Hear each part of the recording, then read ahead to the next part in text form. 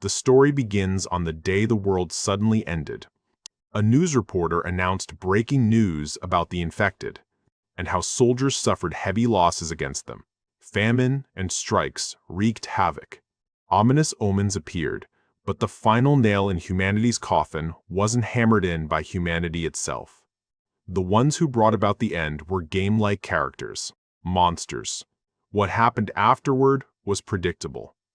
Just like in novels, metahumans with special abilities appeared. However, there was a key difference between fiction and reality. The metahumans weren't powerful enough to end the apocalypse. 3 days later, an apartment building stood tall amidst the destruction. Inside, the protagonist, Kim Jae-hyun, reached for a bag of chips.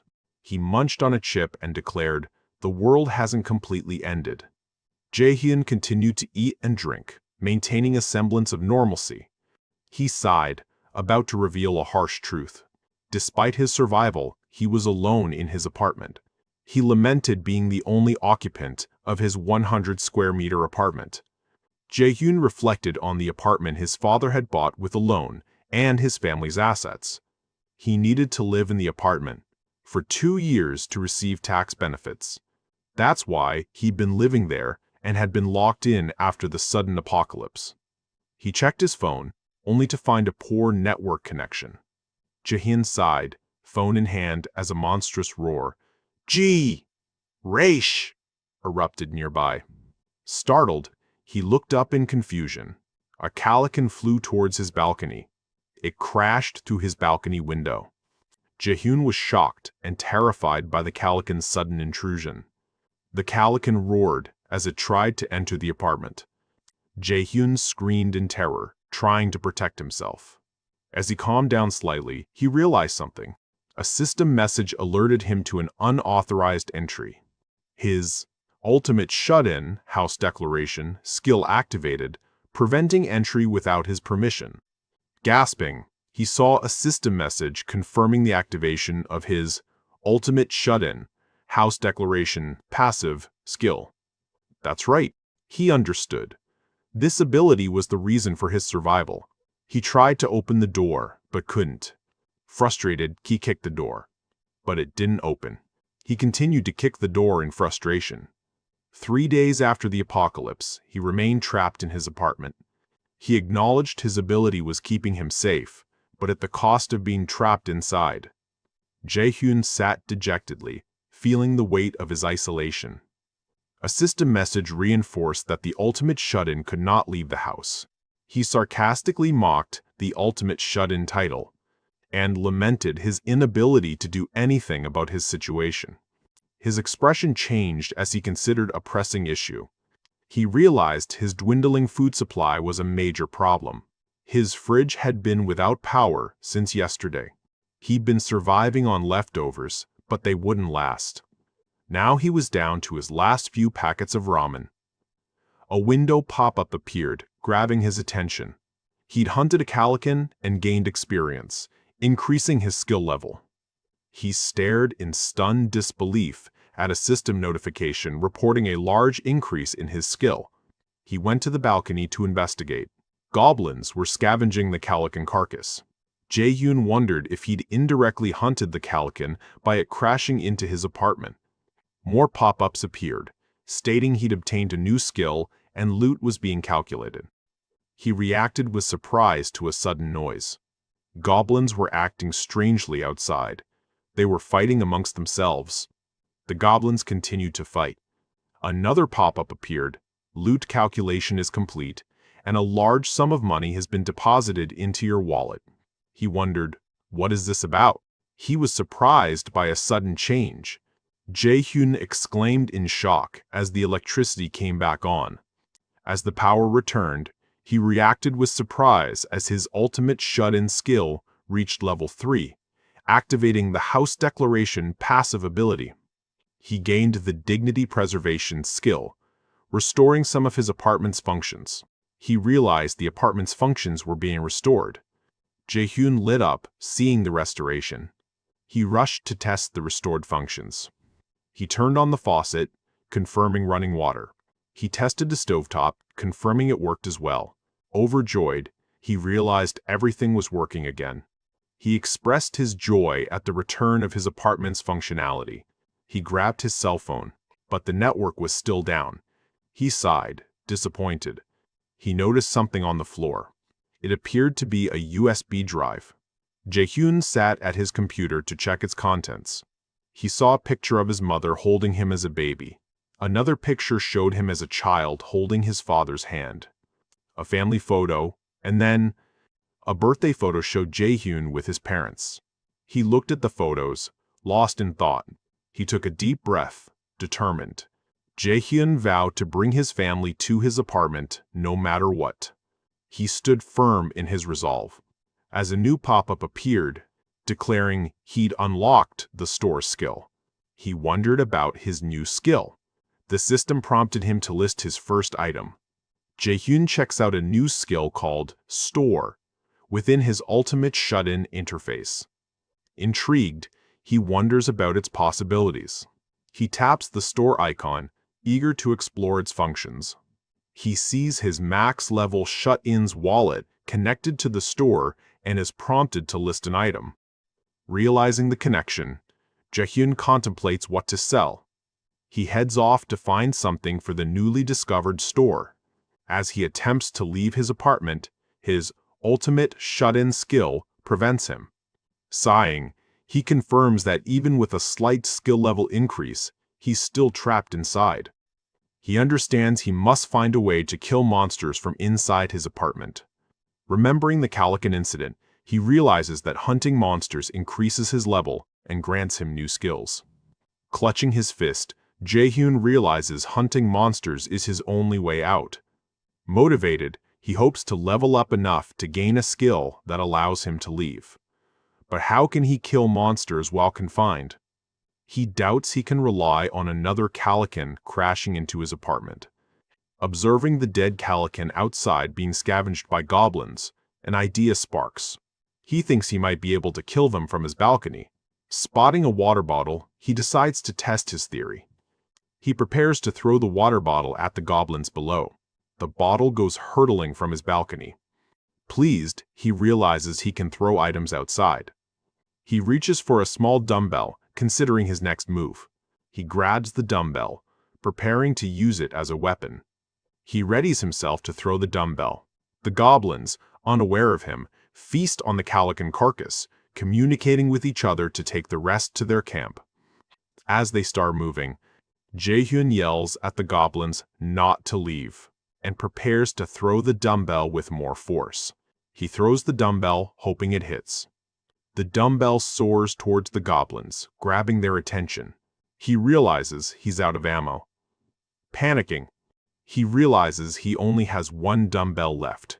He wonders what to do, lacking other suitable projectiles. Heavier items are out of the question. He isn't strong enough. He notices the goblins are making some noise. They roar and snarl, their leader stepping forward with a menacing growl, figuring out where the dumbbell came from. Overwhelmed by their numbers, Jae-hyun looks distressed. More goblins gather below, screaming at him. They advance towards his building. He realizes something. They're close enough to hit. A new idea forms. He decides to open the store.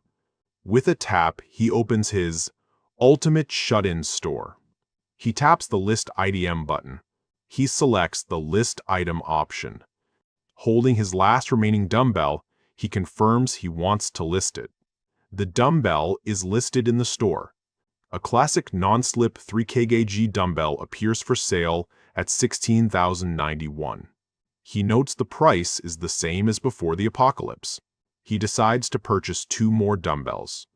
As he confirms his decision, the 2 newly purchased dumbbells begin to materialize inside his apartment. As a shimmering, digitally rendered dumbbell materializes, he gets excited. Thrilled, he celebrates his plan's success. He happily notes the dumbbells have a good weight to them. He prepares to throw one at high speed towards the goblins. It moves like a cannonball. The dumbbell hits a goblin directly in the head. A pop-up window states that Jae-hyun gains experience and money for defeating a level 7 goblin. He celebrates with a yes, The goblins react angrily to the death of their companion. Another dumbbell falls from the sky, hurtling towards a goblin. It crushes into the ground as the goblins scatter in fear. Annoyed by the missed throw, Jae-hyun expresses his frustration. Running low on dumbbells, he purchases 3 more sets. New dumbbells materialize in front of him. He continues his goblin bombardment. Another goblin is struck down. He levels up and gains a new skill. Jae-hyun celebrates his level up and new skill. The new skill is storage. He immediately opens the storage interface. He chooses to place a dumbbell into storage. A confirmation message appears, and he confirms with a yes. The dumbbell disappears, stored in the alternate dimension. The stored dumbbell appears in his storage inventory. He decides to test summoning it. He selects yes to summon. A dumbbell materializes in his hand, pulled from storage. He realizes he can summon items anywhere. With a sinister grin, he prepares to unleash a barrage of dumbbells. Bright light becomes visible from his apartment. With a flick of his wrist, he opens the holographic storage interface. He summons a multitude of dumbbells from his storage. With each shout of "summon dumbbell," more dumbbells materialize, filling the air with the glowing hexagonal weights. They begin to rain down on the unsuspecting goblins.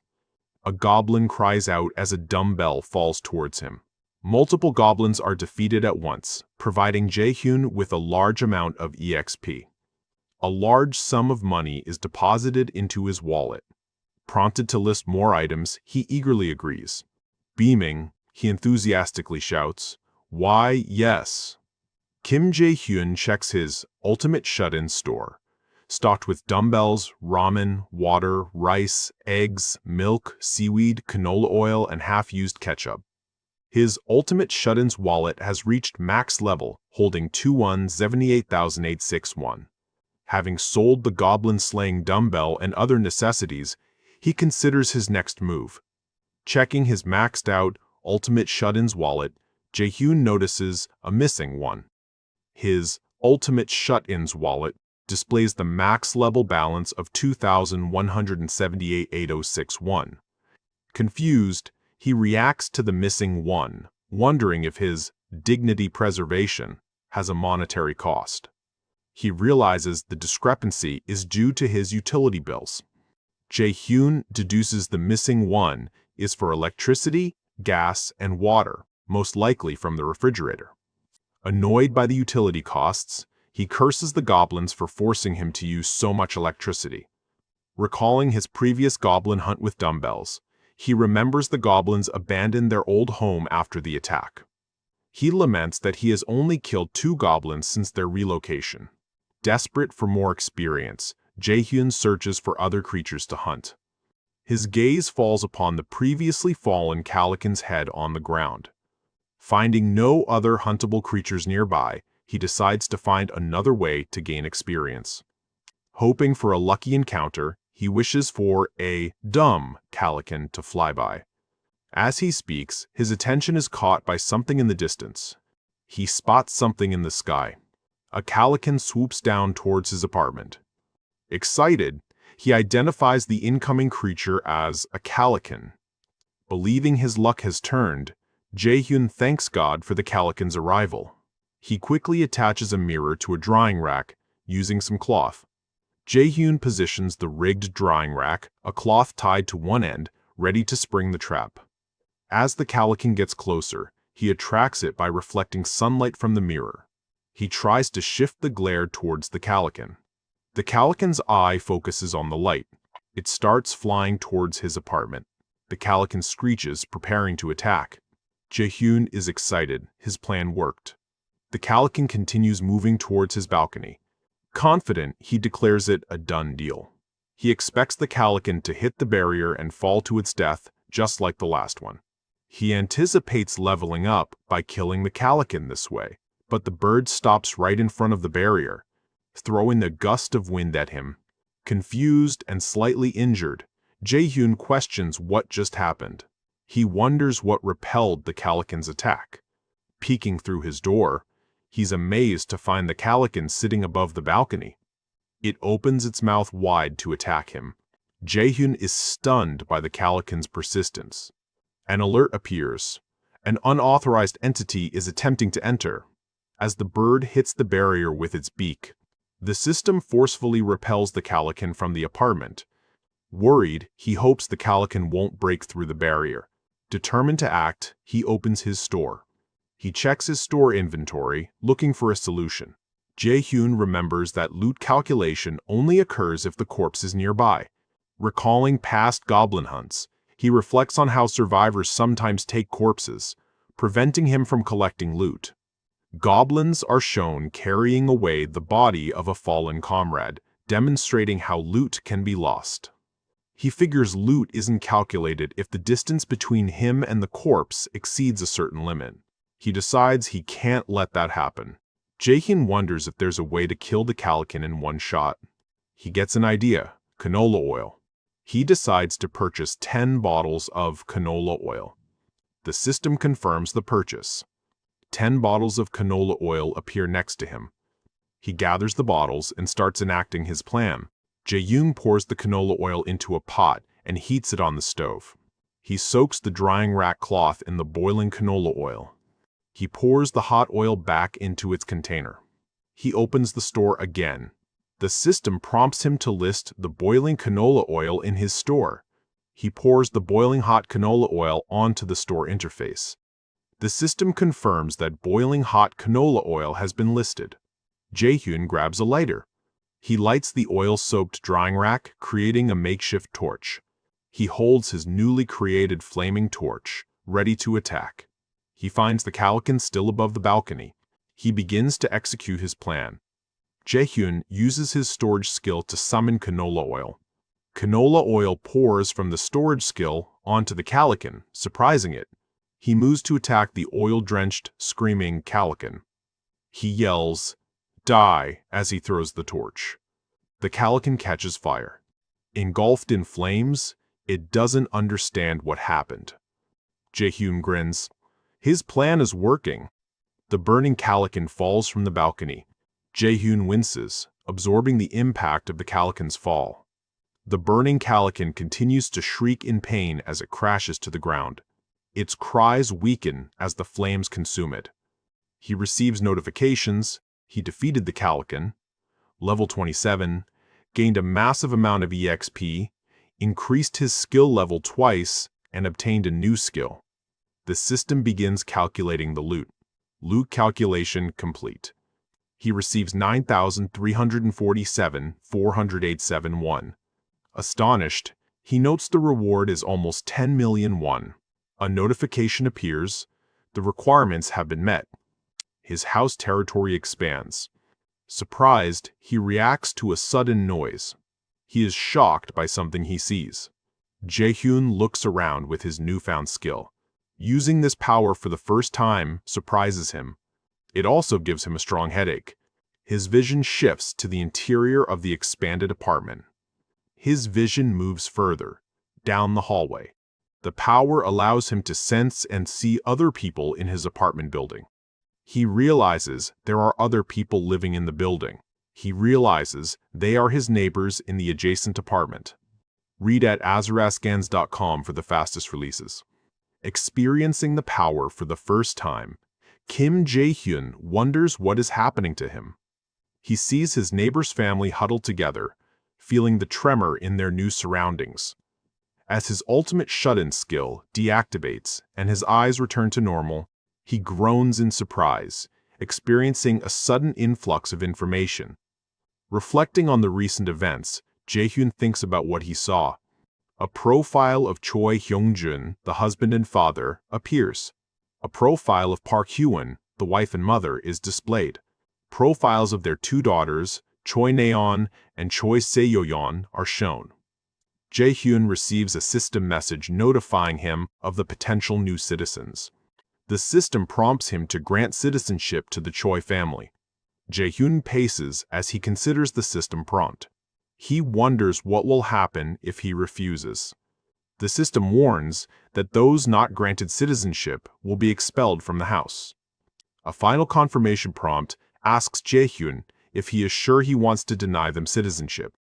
He sweats as he contemplates the dire consequences of expelling the family.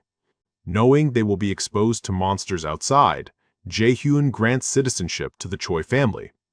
Choi Hyung-jun, Park Hyun, Choi Na-yeon, and Choi Se-yeon are officially granted citizenship. He anticipates new skills related to citizenship and decides to check. Jae-hyun unlocks the ultimate eyes skill, allowing him to see everything within his house. He searches his system for any other abilities related to his new citizens. He finds the citizenship management option within his ruler's declaration skill. Jae-hyun taps his finger on the holographic interface, having found the citizenship management option. He views the status of his citizens, including their levels and trust levels, and notes that he has the capacity for 600 people. Seeing the potential for 600 citizens, Jae-hyun is overwhelmed.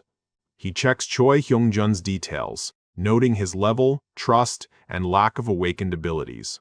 Jae-hyun realizes he can control the EXP and money distribution to his citizens. He contemplates how this control can make him stronger. Noticing the Give Quest option, he considers assigning tasks to Hyung-jun. A quest creation window appears, allowing him to customize the details. He decides to create a quest. Jae-hyun creates a goblin hunting quest with a time limit, a small EXP reward, and no penalty for failure. The system prompts him to confirm giving the quest. Considering the penalty for failure, Jae-hyun edits the quest to include death as a consequence. The updated quest now shows death as the penalty for failing to hunt a goblin. He is asked again to confirm giving this deadly quest. Ultimately, he decides against it and cancels the quest. Jae-hyun reflects on his power to control the lives of his citizens.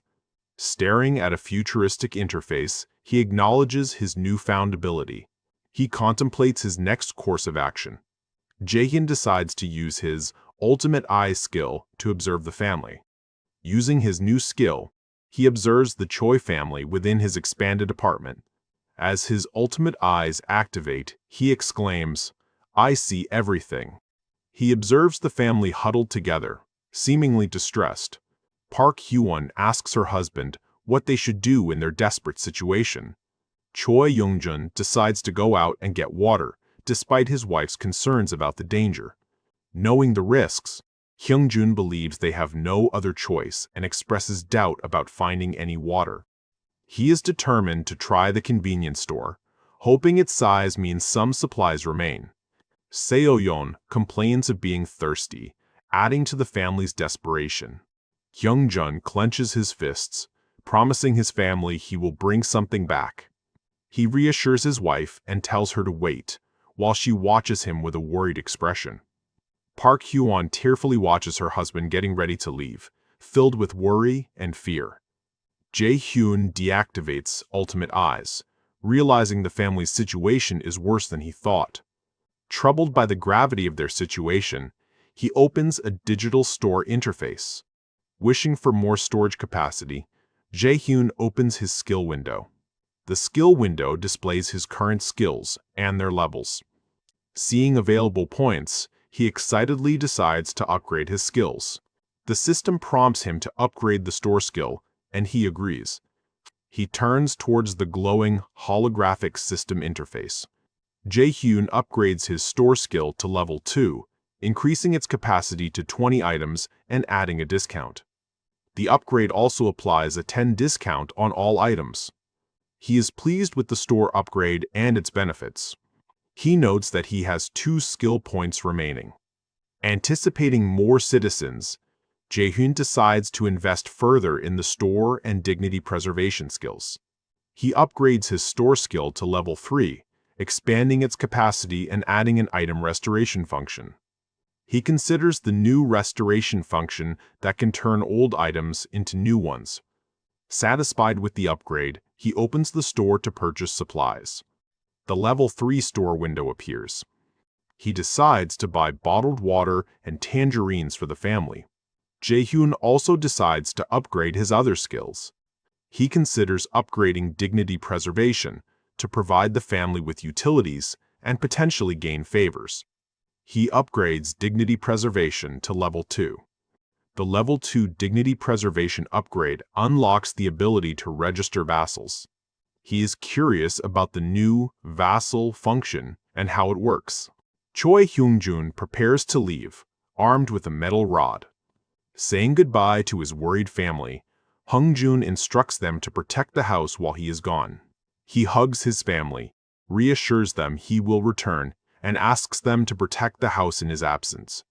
Nayeon and Seoyeon question their father about leaving, clearly frightened.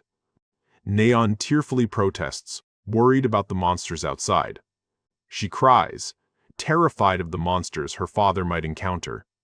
A flashback shows the girls innocently playing in a sandbox, highlighting the contrast to their current situation. Goblins appear, menacing and eager for a fight.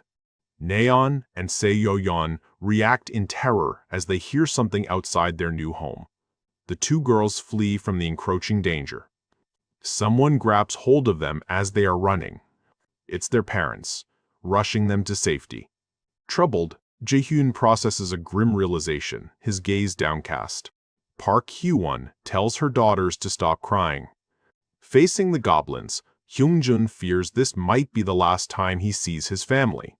But then he steels himself, accepting his fate. As he gets ready to leave, someone knocks at their door. Hyung-jun and his family are surprised by the sudden knock. Fearing the monsters have reached their home, they stand still without making any noise. From outside, someone calls out, "Excuse me, please open the door," while knocking. Hyung-jun cautiously wonders if the sound he heard was another person, gripping the golf club in his hands. Though hopeful, he also considers the possibility of it being a monster. With his family huddled behind him, Hyung-jun waits anxiously. Hyung-jun and his family stay still. Hyung-jun wonders if whoever was at the door has left. He nervously listens for any sign of the person who knocked. Suddenly, the door opens. Frozen in terror, a single sweat drop slides down Hyung-jun's face. He throws himself over his daughters, shielding them as something crashes against the door. Protecting his daughters, Hyung-jun begs the goblins not to hurt his family. But he hears, "Hi, excuse me," and as they slowly open their eyes, Jae-hyun appears, holding supplies for Hyung-jun and his family. Surprised, Hyung-jun asks him who he is. Jae-hyun introduces himself as Kim Jae-hyun, their neighbor. He offers water and tangerines, suggesting they talk after the family refreshes themselves. Hyung-jun is shocked by Kim's offer of much-needed supplies. Park Hee-won and the children watch cautiously. Recognizing their desperate need for supplies, Hyung-jun believes that Kim might be able to help them. Hyung-jun invites Kim into his apartment. Seoyeon clung to her older sister Nayeon. Both girls were wide-eyed with fear, staring at Jae-hyun as if seeing a ghost. It was their first encounter with him since the apocalypse began. Jae-hyun set down the tangerines he'd brought, wondering if his sudden appearance had startled the Choi family. He complimented their blackout curtains, recognizing their wisdom in minimizing the risk of monster attacks. As he peeled a tangerine, Jae-hyun further praised the effectiveness of the blackout curtains against monsters. Hoping to ease the tension, Jae-hyun suggested turning the lights back on. He activated his skill, preparing to restore electricity to the apartment. The lights flickered on, surprising Hyung-jun as Jae-hyun demonstrated his abilities. Jae-hyun offered Hyung-jun bottled water for his children, a gesture of goodwill. Nayeon and Seoyeon gratefully accepted the water bottles. The girls eagerly gulped down the much-needed water. Their mother, Hee-won, checked on Seoyeon after she drank too quickly. Jae-hyun watched the family interact, considering his next move. He offered the girls tangerines, hoping to further build trust. Seoyeon shyly accepted a tangerine from him, thanking him politely. Hee-won offered to peel the tangerine for her daughter. She peeled a segment of the tangerine and fed it to Seoyeon. Seoyeon savored the sweet taste. Her cheeks flushed with delight as she enjoyed the treat. Hee-won asked Seoyeon if she liked the tangerine. Seo-yeon enthusiastically confirmed she loved it, prompting Naeon to ask for one too. Naeon beamed with delight as Jae-hyun playfully booped her nose. His kind gesture increased the trust of the entire Choi family. The system confirmed their rising trust level toward him. Seo-yeon's trust reached a threshold, unlocking loyalty and vassal registration. The system displayed Seo-yeon's stats, highlighting her eligibility to become a vassal. Choi Seo-yeon's status screen displayed her level, trust rating, lack of awakened ability, and the options to give her a quest or expel her. Jae-hyun considered making Seo-yeon his vassal. He acknowledged she met the requirements, but decided against it due to her young age. Jae-hyun explained his limited vassal slots and his preference for capable vassals like Hyungjun. He checked Hyungjun's trust level, finding it currently insufficient. He resolved to increase Hyungjun's trust in him. Hyungjun initiated a conversation with Jae-hyun, interrupting his thoughts. Hyungjun expressed his gratitude for Jae-hyun's help.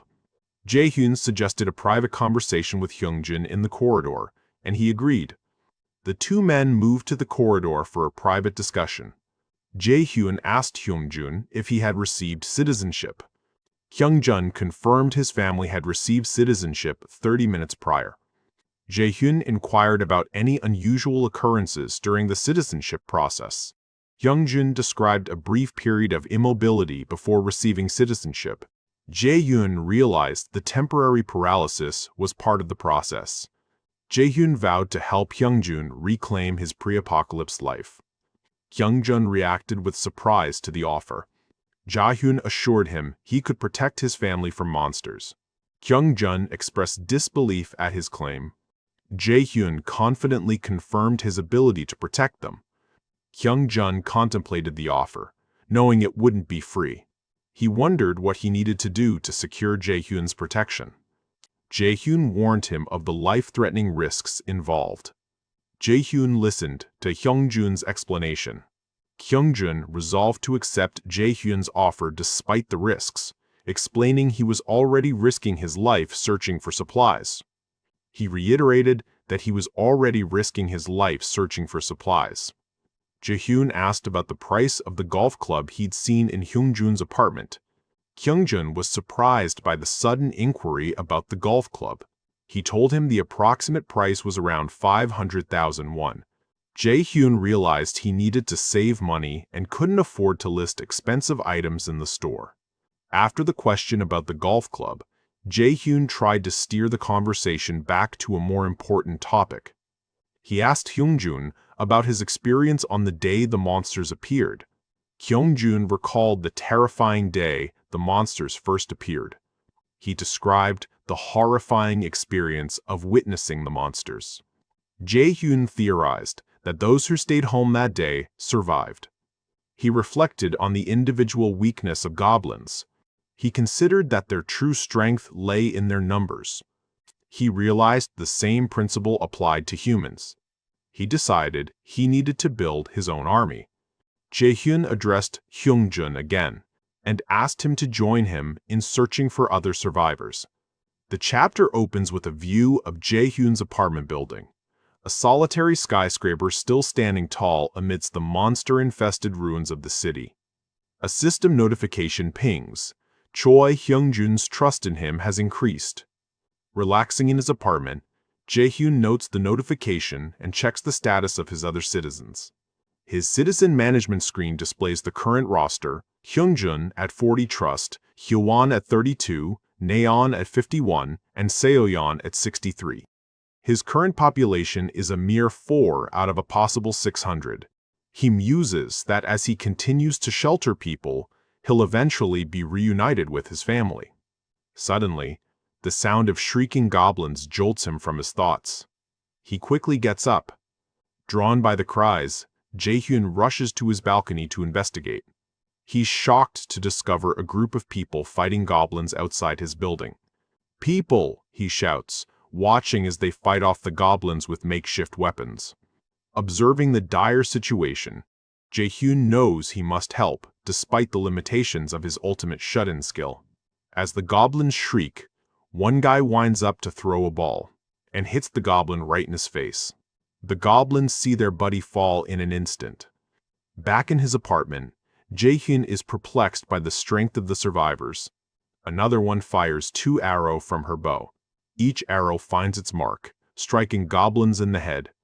One guy gets ready to take down multiple goblins with his baseball bat. He jumps, preparing to strike a larger goblin. His powerful swing connects with a bang, eliminating the goblin. Rest of the goblins flee to escape the massacre. The other survivors take cover behind a large, furry creature. I think this could be the Calican from the previous chapters. After getting rid of the goblins, the survivors pause for a moment. A sudden noise grabs the archer's attention. She readies her bow and arrow. Confused by the sudden appearance of a packet of ramen, she looks up at Jae-hyun's apartment as he waves at them from the top. He calls out to the survivors from his balcony. Surprised, she looks up towards the sound of his voice. Jae-hyun frantically waves and yells from his balcony, trying to attract their attention. His doorbell rings. Someone has arrived. It appears to be Hong-jun arriving at his apartment with a box. Jae-hyun invites him inside. Kyung-jun thanks him. As he steps forward, a strange glow emits from the doorframe, confusing him. He's blocked by a system, flashing the message, "Unqualified to enter the house." Kyung-jun is taken aback by the sudden barrier. Jae-hyun realizes that no one can enter unless they are registered as a vassal. He ponders the limitations of his apartment's entry requirements. Can only his registered vassals enter? Still outside, Hyung-jun explains that he brought everything he could find that might be used as a weapon, and hands over the box, and Jae-hyun thanks him. Jae-hyun examines the contents, a toolbox and a kitchen knife. With the tools laid out before him, Jae-hyun runs his hands through his hair. He opens his store and lists 5 bottles of water and 5 packets of ramyeon. Kyung-jun is surprised by the sudden appearance of the supplies. Jae-hyun asks him to take the water and ramyeon down to the first floor entrance. Kyung-jun questions the safety of going to the first floor. Jae-hyun assures him it's safe, explaining that the goblins are only active during the day. Thinking about what he just saw, Jae-hyun decides he needs to bring the survivors into his apartment as citizens. He plans to use the food as bait, and imagines to get more followers with the help of his food supplies. He reiterates his plan to Hyung-jun, instructing him to leave the supplies on the first floor. He confirms that Hyung-jun should leave the box on the first floor. Hyung-jun agrees, thinking the task will be easy, and bids him farewell. As Hyung-jun leaves, Jae-hyun thanks him again, thinking he owed him a good deed. He reflects on his debt to Hyung-jun. He opens his quest window and creates a quest for Hyung-jun, deliver the supplies, and return. Hyung-jun receives the quest notification and is intrigued by the EXP reward. Jae-hyun explains that the EXP is similar to leveling up in a game and tells him he's currently level 9. He encourages Hyung-jun and tells him he's counting on him. Relieved and slightly out of breath, Hyung-jun accepts the quest. He makes his way down the emergency stairwell. He carefully descends the stairs, carrying the box and his golf club. Hyung-jun continues his descent, passing floor 20. He quickly descends, the floor indicator shifting from the 20th 19th floors to the second first. Reaching the first floor, Hyung-jun is relieved that he's almost finished. He walks towards the entrance, hoping to quickly drop off the supplies. Carrying the box and his golf club, he wearily hopes he can soon set the box down, and notices something amiss. He spots some figures and considers them to be goblins, causing him to panic. He tries to flee, but ends up stumbling and crashing down with the supplies. Shaking and fearing for his life, he pleads for his body to move. Noticing something behind him, he tries to protect himself from the impending danger, but gets a hello from someone and slowly opens up his eyes. Someone asks if he's all right. They appear to be the survivors from before and not the goblins. An alert blares through Jae-hyun's apartment, warning him of an unauthorized entry attempt. Startled, he wonders who could be trying to get in. He suspects it might be the survivors he encountered earlier, and activates his ultimate eyes skill to investigate. The power of his ultimate eyes radiates outward. Through his enhanced vision, he spots the 6 survivors standing outside his apartment. Kim Jae-hyun recognizes the ramyeon packaging was thrown from this apartment building. Jae-hyun realizes they are the same group he saw before. A system notification informs him that beings eligible for citizenship are approaching. The system prompts him to offer them citizenship. He considers the suggestion and recalls how he could forcibly grant citizenship during territory expansion, but realizes these outsiders have a choice. He worries they might refuse. Stressed, he wonders what to do. Suddenly, he hears a noise. He notices a call through intercom. He wonders who it could be, and decides to take a look. He walks towards his intercom system. It's Hyungjun calling through the intercom, and Jae-hyun asks him to wait a moment. The system notifies Jae-hyun about Hyunjun's active quest and gives him the option to edit it. He chooses to edit the quest. He begins editing, and changes Hyunjun's quest to treat 6 guests to a meal. The system confirms the update. Confused, Hyungjun questions the sudden change. Jae-hyun explains it's a new quest and asks him to offer the survivors food. Hyungjun approaches the group and relays Jae-hyun's offer. He returns and tells Jae-hyun the survivors accepted. Jae-hyun proposes citizenship to all 6 of them. The system confirms the proposal. He grants them access to the 30th floor, and the survivors enter his apartment. Reaching 10 citizens grants Jae-hyun bonus EXP and money. He is pleased with the bonus and expresses gratitude for the unexpected benefits regarding good buffs while going out to hunt monsters. He checks the profiles of his new citizens and notes Ha Dongjun's high level and awakened ability. Donggin's status screen displays his level, trust rating, awakened ability, resource distribution rates, management options, and the description of his D-rank baseball throw ability. Jae-hyun recognizes him as a metahuman. He considers the potential of Dongjin's baseball throw as a weapon. Jae-hyun imagines the power of the amplified throw. Deciding to slowly increase Dongjin's trust, he sets the EXP distribution rate for the new citizens to 70. The system confirms the setting is complete. Jae-hyun is satisfied with his passive income strategy. He envisions his citizens hunting monsters while he earns passively. Jae-hyun reminds himself to get to know his citizens better, and believes they could help him reunite with his family. Dongjin's trust in Jae-hyun increases. Jae-hyun is surprised by the sudden increase. Kim Jae-hyun and Yoo Hae-ran's trust also increases. He is bewildered by the multiple trust increases. Hyungjun welcomes the group into his apartment. He asks his wife to prepare food for the survivors, promising to explain later. Hyun questions him about the situation. She considers his request and agrees to prepare the food. Hyun asks the survivors to wait, and they agree with a "yes, thank you." Dongjin wonders about Jae-hyun's character. He asks Hyungjun what kind of person Jae-hyun is, to which he replies, he is not very sure either. Hyungjun admits he doesn't know much about him, other than him being his neighbor.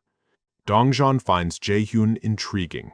He expresses gratitude for Jae-hyun's help and that he is an intriguing person though. Dongjin realizes Jae-hyun must be a metahuman. He believes Jae-hyun has an amazing ability, and resolves to impress him. He speculates about Jae-hyun's powers, considering them miraculous and on another level, and continues to marvel at Jae-hyun's abilities. Hyungjun offers the survivors the use of his showers. Kim Jae-hyun and Yoo Hae-ran get ecstatic at the prospect. Surprised, Dongjin realizes the implications of having electricity. Hyungjun reveals they have warm water as well. Kim Jae-hyun and Yoo Hae-ran are amazed by the warm water, attributing it to Jae-hyun. Hyungjun explains the bathroom locations to them. Kim Jae-hyun asks Dongjin if he believes Jae-hyun is a metahuman, to which he agrees, stating that the main character's powers could be far more powerful than theirs. Kang Deok-soo tells Dongjeon not to be discouraged, and that would give the main character a good beating, to which Dongjeon gets annoyed and tells them to focus on pleasing Jae-hyun instead of beating him, and begs him to just stay quiet. Kang Deok-soo agrees. Dongjeon shifts focus to their goal of gathering more food. He instructs the others not to cause trouble and be mindful. Kim Jae-hyun agrees. Kang Deok-soo also confirms he understands and acknowledges their plans. He notices Moon Byung-ho's quiet demeanor and calls out to a distressed Byung-ho, while Byung-ho admits he didn't hear what was just said. Dongjin apologizes to Moon Byung-ho, blaming himself for their situation, but Byung-ho reassures him he did nothing wrong. Dongjeon continues to apologize for inviting them to his housewarming party. Byung-ho tells him it's all right and that he came willingly. He suggests they get food and go to Byung-ho's grandmother's place together, and Byung-ho agrees. Byung-ho fears it may be too late to save his grandmother. He feels troubled, fearing the goblins might have already found his grandmother, and the possibility of her still being alive is... He hopes she is still alive and believes they can reach her if they work together. He understands and focuses on the current task. The survivors feel a sudden atmosphere change as the apartment door begins to open. Jae-hyun opens the door further. Dongjeon, fearing something dangerous is approaching, grabs his baseball and gets ready to strike. As Jae-hyun appears at the doorway, and everyone feels his strength in that instant. With a serious expression, Jae-hyun declares he will help everyone. Dongjun lowers his hand and thinks that perhaps Jae-hyun might be able to save them. From this pit of despair, Jae-hyun sat with the new survivors, including Moon Byung-ho, ready to discuss their next move. Park Hee-won apologized for the cramped living space as everyone gathered around the table. The survivors reassured her, grateful for the shelter, saying, "It's fine, they were the ones who came there without notice." Choi Hyung-jun announces the arrival of the meal Hee-won had prepared. He serves the meal to the eager group. Hee-won expressed her hope that the food was to everyone's liking. A delicious spread of rice, fried eggs, seaweed, rolled omelet, and seasoned vegetables is presented. Someone picked up a piece of the steaming, savory egg roll with chopsticks. Kim Jae-hyun was pleasantly surprised by the taste. Overwhelmed by the feast, she raved about the amazing meal. Hee-won gave credit to Jae-hyun for providing the ingredients, revealing she would have only had rice and tangerines otherwise. Pop-up window states, Park Hee-won's trust in Jae-hyun reached 50, increasing her level to 5. Jae-hyun was surprised her trust reached 50 before her husband's. He observed the notification about Hee-won's increased trust and level. The survivors expressed their gratitude for the meal. Ha Dong-jin and Kim Jae-hyun enjoyed their meal enthusiastically. Yoo Hyran savored the egg roll, finding it particularly delicious. While one person enjoyed the egg rolls with gusto, another remarked on their similarity to those served in Japanese restaurants. Hee-won confirmed the egg roll style and encouraged everyone to enjoy. Choi Seo-yeon expressed her desire for more. Seo-yeon asks her mother for some egg rolls. Her mother promises to make more for her after the others were finished. Ga-young offered to share hers with Seo-yeon. Seo-yeon rushed to Ga-young's side to accept the offer. Ga-young happily fed and offered Seo-yeon a piece of egg roll. Seo-yeon savored the egg roll's flavor. Main character invites the host family to sit and eat together, assuring them there was plenty of food. Hyung-jun and Hee-won agreed, and suggested they all dine together. Jae-hyun eats the food along with the group, and reflects on how long it had been since he'd shared a meal like this, and remembers a container of food labeled, "For my son," from Jae-hyun's mother. He expresses his hope that his family is safe. Seo-yeon tells her mother she's sleepy. Hee-won agrees to put her to bed. Jae-hyun observes everyone, and calls for the group's attention to resume their conversation. He questioned Byung-ho about his inability to visit his nearby grandmother. Dongjin reveals that goblins were preventing them from reaching her. Jae-hyun asked for clarification about the goblins. Dongjin explains that goblins had infested the underground car park and established a base there. Jae-hyun learned the underground car park was infested with goblins, and their numbers to be at least few thousand. He realizes his apartment's protection extended only to the 30th floor, explaining how goblins could enter the building from underground. The survivors reveal the building entrances were connected to the underground car park, explaining their fear of venturing outside. Dongjin suggested using side roads as an alternative route, recalling their original plan. He recalled encountering a monster more dangerous than goblins while trying to escape that way. The group had encountered a dangerous monster on the side roads, so he asked about the monster more dangerous than goblins. Dongjin described the monster as resembling a wolf or a bear. A flashback showed the survivors escaping from the large creature. He reveals the group's narrow escape from the dangerous monster was only possible because it was fighting goblins. Jae-hyun pondered the wolf, or bear-like monster description. Dongjin admitted uncertainty about the creature's exact form due to the darkness. Jae-hyun acknowledges they couldn't avoid the creatures indefinitely. Dongjin mentioned their limited resources for dealing with monsters. Jae-hyun asked about the limitations the survivors faced. Dongjin explained they were running low on bows and baseballs for fighting, to which Jae-hyun offered to solve their resource problem. Dongjin gives Jae-hyun their bow and baseball. Jae-hyun's system prompts him to list the baseball in his store, and he agrees to list the baseball. Jae-hyun prepares to list the compound bow in his store. The system prompts Jae-hyun to list the compound bow for a fee, and he agrees. He asks if everyone could use bows, and purchases 5 sets of bows and arrows from the store. He gives everyone new bows and arrows, encouraging practice. System W. Window shows several citizens, including Ha Dong-jun, Kim Jae-hyun, and Yoo Hye-rin, experience an increase in their trust towards Jae-hyun.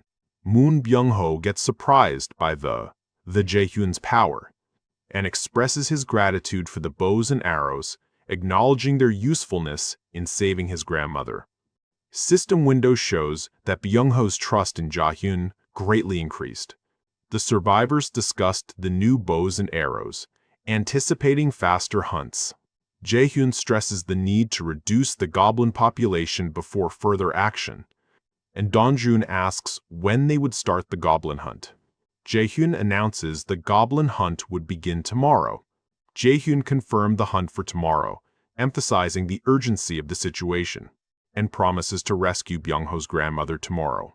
Hearing the main character, Byung-ho gets overjoyed by the news of his grandmother's imminent rescue.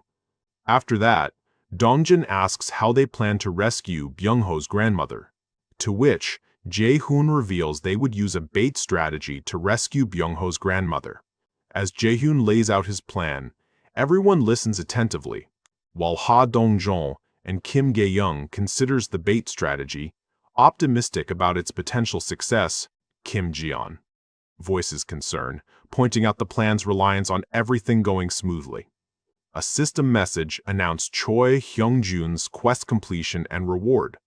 Ya-hyun reacts with surprise to the notification.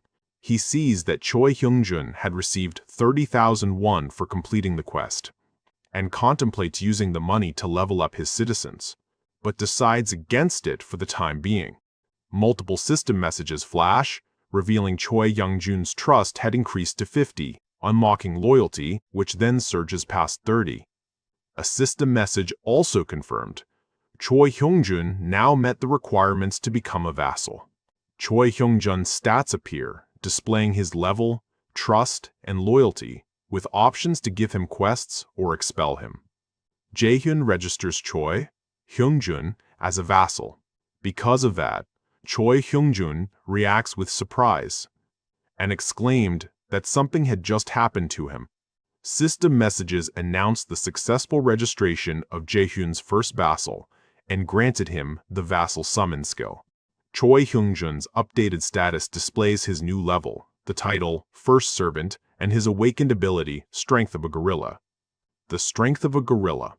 Ability description reveals it granted strength comparable to a gorilla.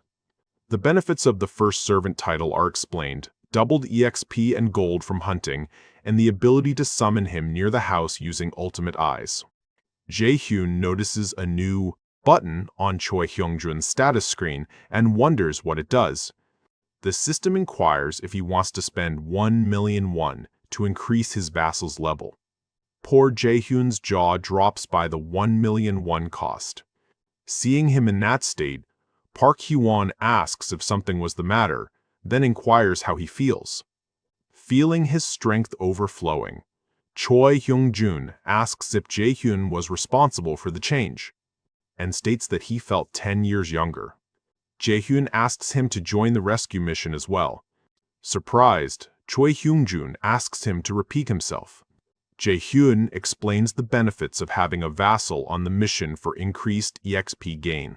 He instructs Choi Hyung-jun to kill as many monsters as possible, to which he replies, "All right, I'll do that."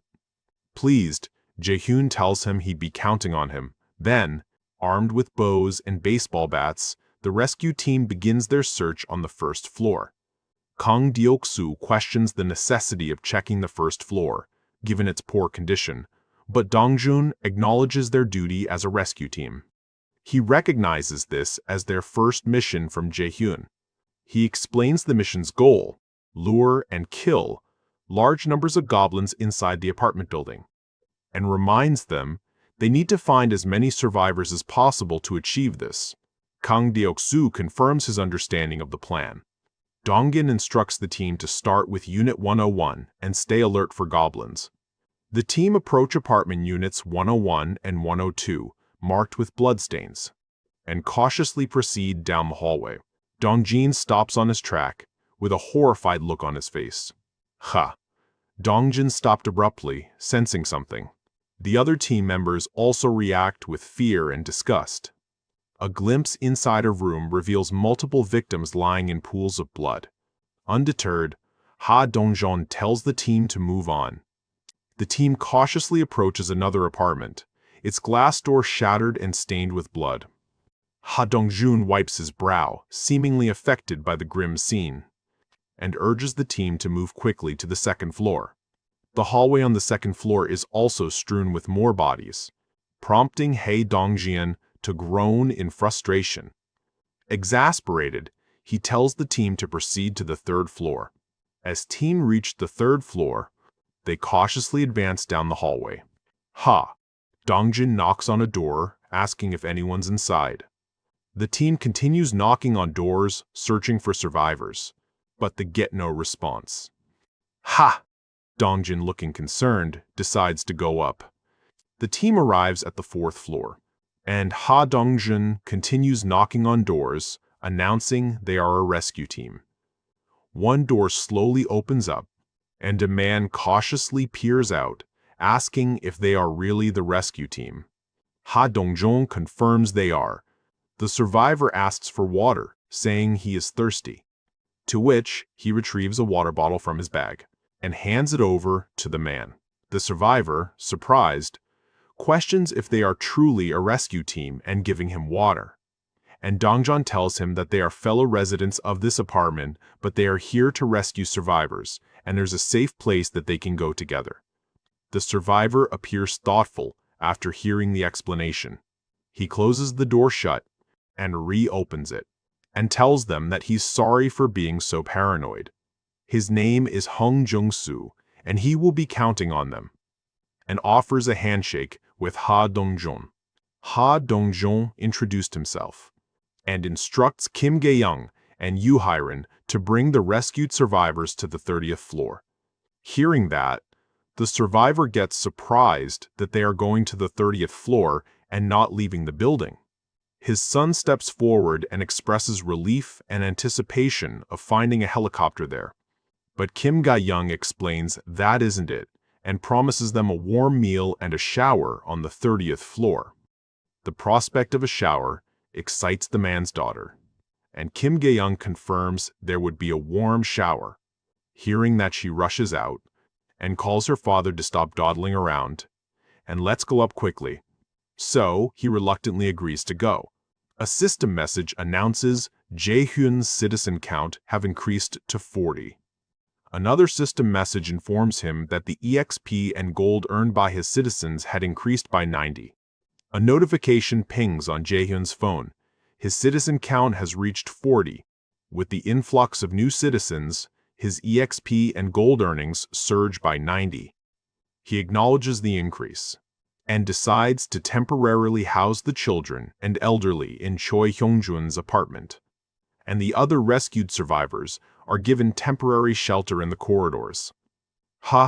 Dong-jin reports to Jae-hyun that they found 40 survivors. Pleased with the results, Jae-hyun praises the rescue team.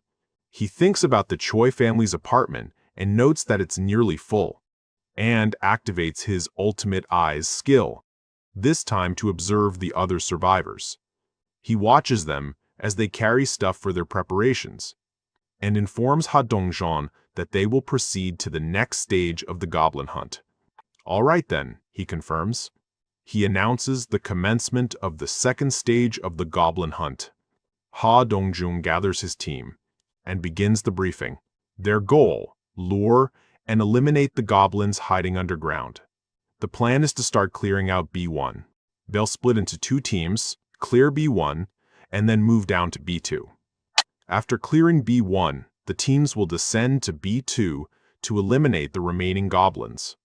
Kim Jae-hyun voices his concern about the possibility of encountering more goblins than expected. He also worries about the potential of getting trapped and what to do with the goblin corpses. Kim Jae-hyun confidently assures the group that her archery skills will be more than sufficient. He is somewhat reassured by her confidence. As they hear a shrieking voice, they get alerted and instantly look in its direction. On B1, the group encounters goblins.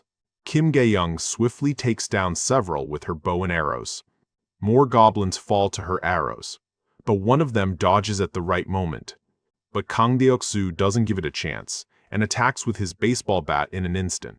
With a wide swing to the goblin's head, he eliminates it with a single hit, sending it flying back to its fallen comrades. He surveys the scene, having taken down several of the creatures. Kim Jae-hyun questions him about bringing a bow if he was just going to use his bat. Kim Jae-hyun points out that the goblin corpses are disappearing. As the corpses vanish before their eyes, Byung-ho wonders if the disappearing corpses are a result of Jae-hyun's ability. Ha Dong-jeon orders the group to proceed down to B2. Byung-ho expresses his confidence that Jae-hyun has a solution. System display shows Ha Dong-jeon, Kim Jae-hyun, and Yoo Hyun's trust in Jae-hyun grows. Jae-hyun opens a bottle of water and receives multiple trust level-up notifications. He considers it good timing. He reflects on inadvertently watching over the survivors. Moon Byung-ho's trust and loyalty reached the threshold for vassal registration. The speed of Moon Byung-ho's loyalty increase surprises him and makes him realize the benefits of having more vassals for faster growth. He checks Moon Byung-ho's stats and notes his high loyalty. Jae-hyun decides that his high loyalty isn't a bad thing, and confirms Moon Byung-ho as his vassal. On B2, the survivors continue their hunt. More goblins are felled by arrows. Kang Deok-soo keeps delivering blows to goblins, vital points with his baseball bat. After becoming a vessel, Byung-ho experiences a surge of power and startles his teammates. The goblins react to his increased power as he unleashes his newfound strength against them. The goblins are overwhelmed by the light, blinding them temporarily.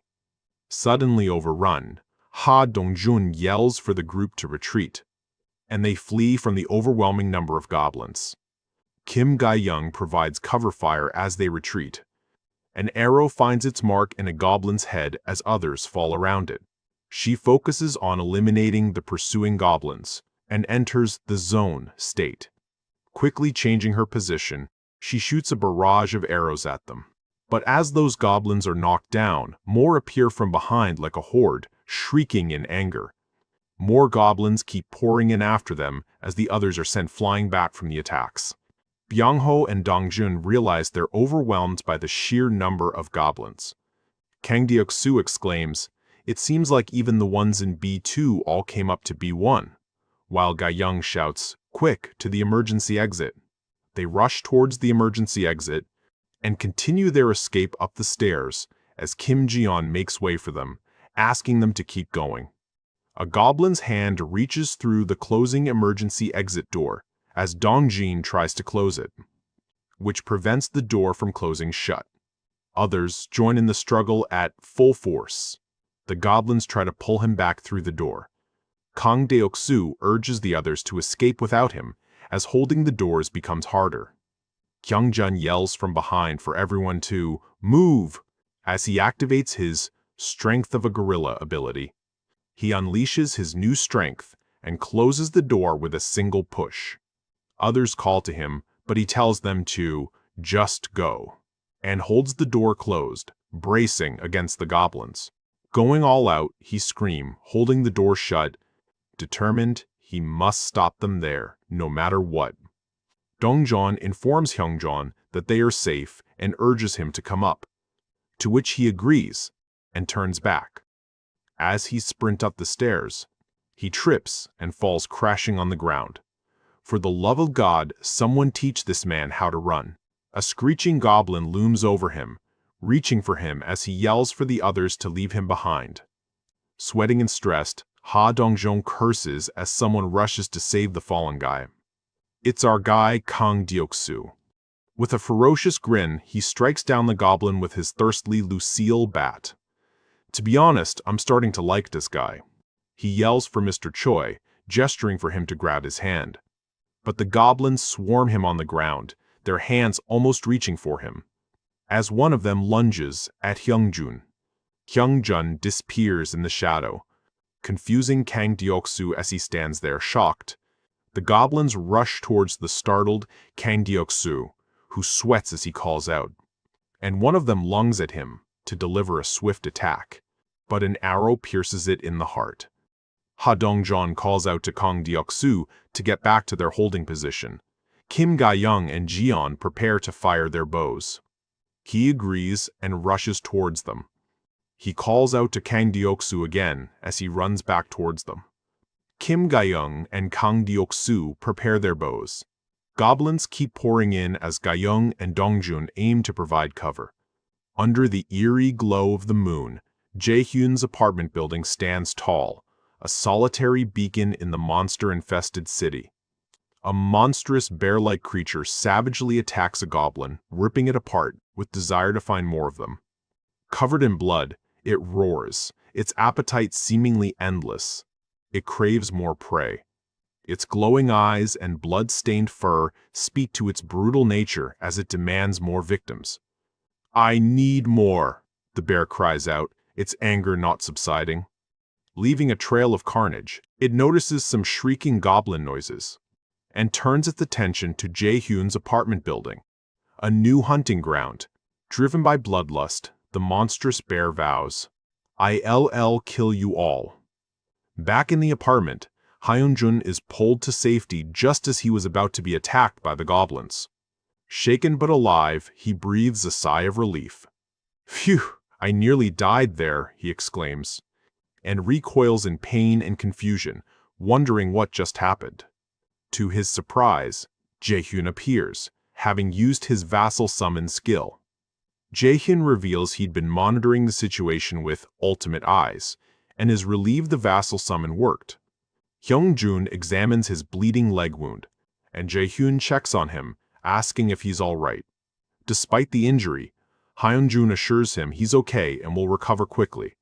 Realizing the need for medical supplies, Jae-hyun decides to add them to his store, and asks him to wait while he retrieves them. He retrieves a first aid kit. Reflecting on the necessity of medical supplies, he remembers a moment from his childhood as his mother cared for him. Looking through his medical supplies, he reminisces about his younger days. Medical supplies, bottles, bandages, tools are scattered across a table. The storage container they were kept in slightly ajar. He realizes he only has 40 slots in his store and can't list all the supplies. However, An idea sparks in his mind. He selects a first aid kit from his medical supplies and lists the first aid kit in his store for 77,331. He presents the first aid kit to Hyungjun, who is surprised by its sudden appearance, and asks to see his wound. Hyungjun insists he's fine, but Jae-hyun prepares to disinfect the wound. "Oh, okay." Hyungjun hesitates as Jae-hyun holds a pair of tweezers and announces he'll disinfect the wound. He begins disinfecting the wound. Hyungjun winces in pain. "Ow!" he cries out as Jae-hyun continues to treat his injury. Jae-hyun's care for him increases his trust and loyalty, and he thanks him for his help. Wondering how the other survivors are doing, Jae-hyun decides to check on them and asks Hyungjun to stay put while he checks on the others. He closes his eyes to focus and activates ultimate eyes to observe them. He senses them running and navigating through the building, changing floors. Kim Jae-hyun fires an arrow and hits an approaching goblin in the head. Others urge Deoksu to flee as they keep firing arrows, and he does so as the chasing goblins are slightly slowed down from the raining arrows. He keeps moving forward as arrows go past him, and finally hops over the blocked path. Two of the goblins also manage to reach him, jumping at him from behind, which catches him slightly off guard. But Byung-ho comes to the rescue.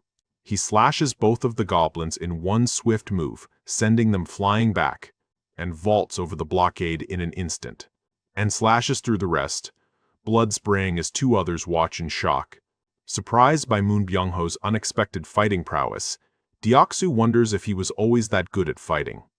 Observing through ultimate eyes, Jae-hyun is satisfied with the survivor's performance, and views Byung-ho's profile, revealing his awakened teleport A ability. He recognizes his smart decision to make him a vassal. Pounding a goblin's head, Dongjeon asks if they have got the extension socket ready. Jiyeon confirms their readiness yes. He also questions about the water tank, to which Gaeyoung confirm their readiness. Getting ready to execute their plan, he calls out Byung-ho to retreat, and Byung-ho rushes back up the stairs. They hide behind the blockade and lift the water tank together above. A torrent of water rushes towards the goblins. As the goblins struggle against the rushing water, Dongjin shouts, "Jiyeon, now!" Getting the command, Jiyeon flips a switch.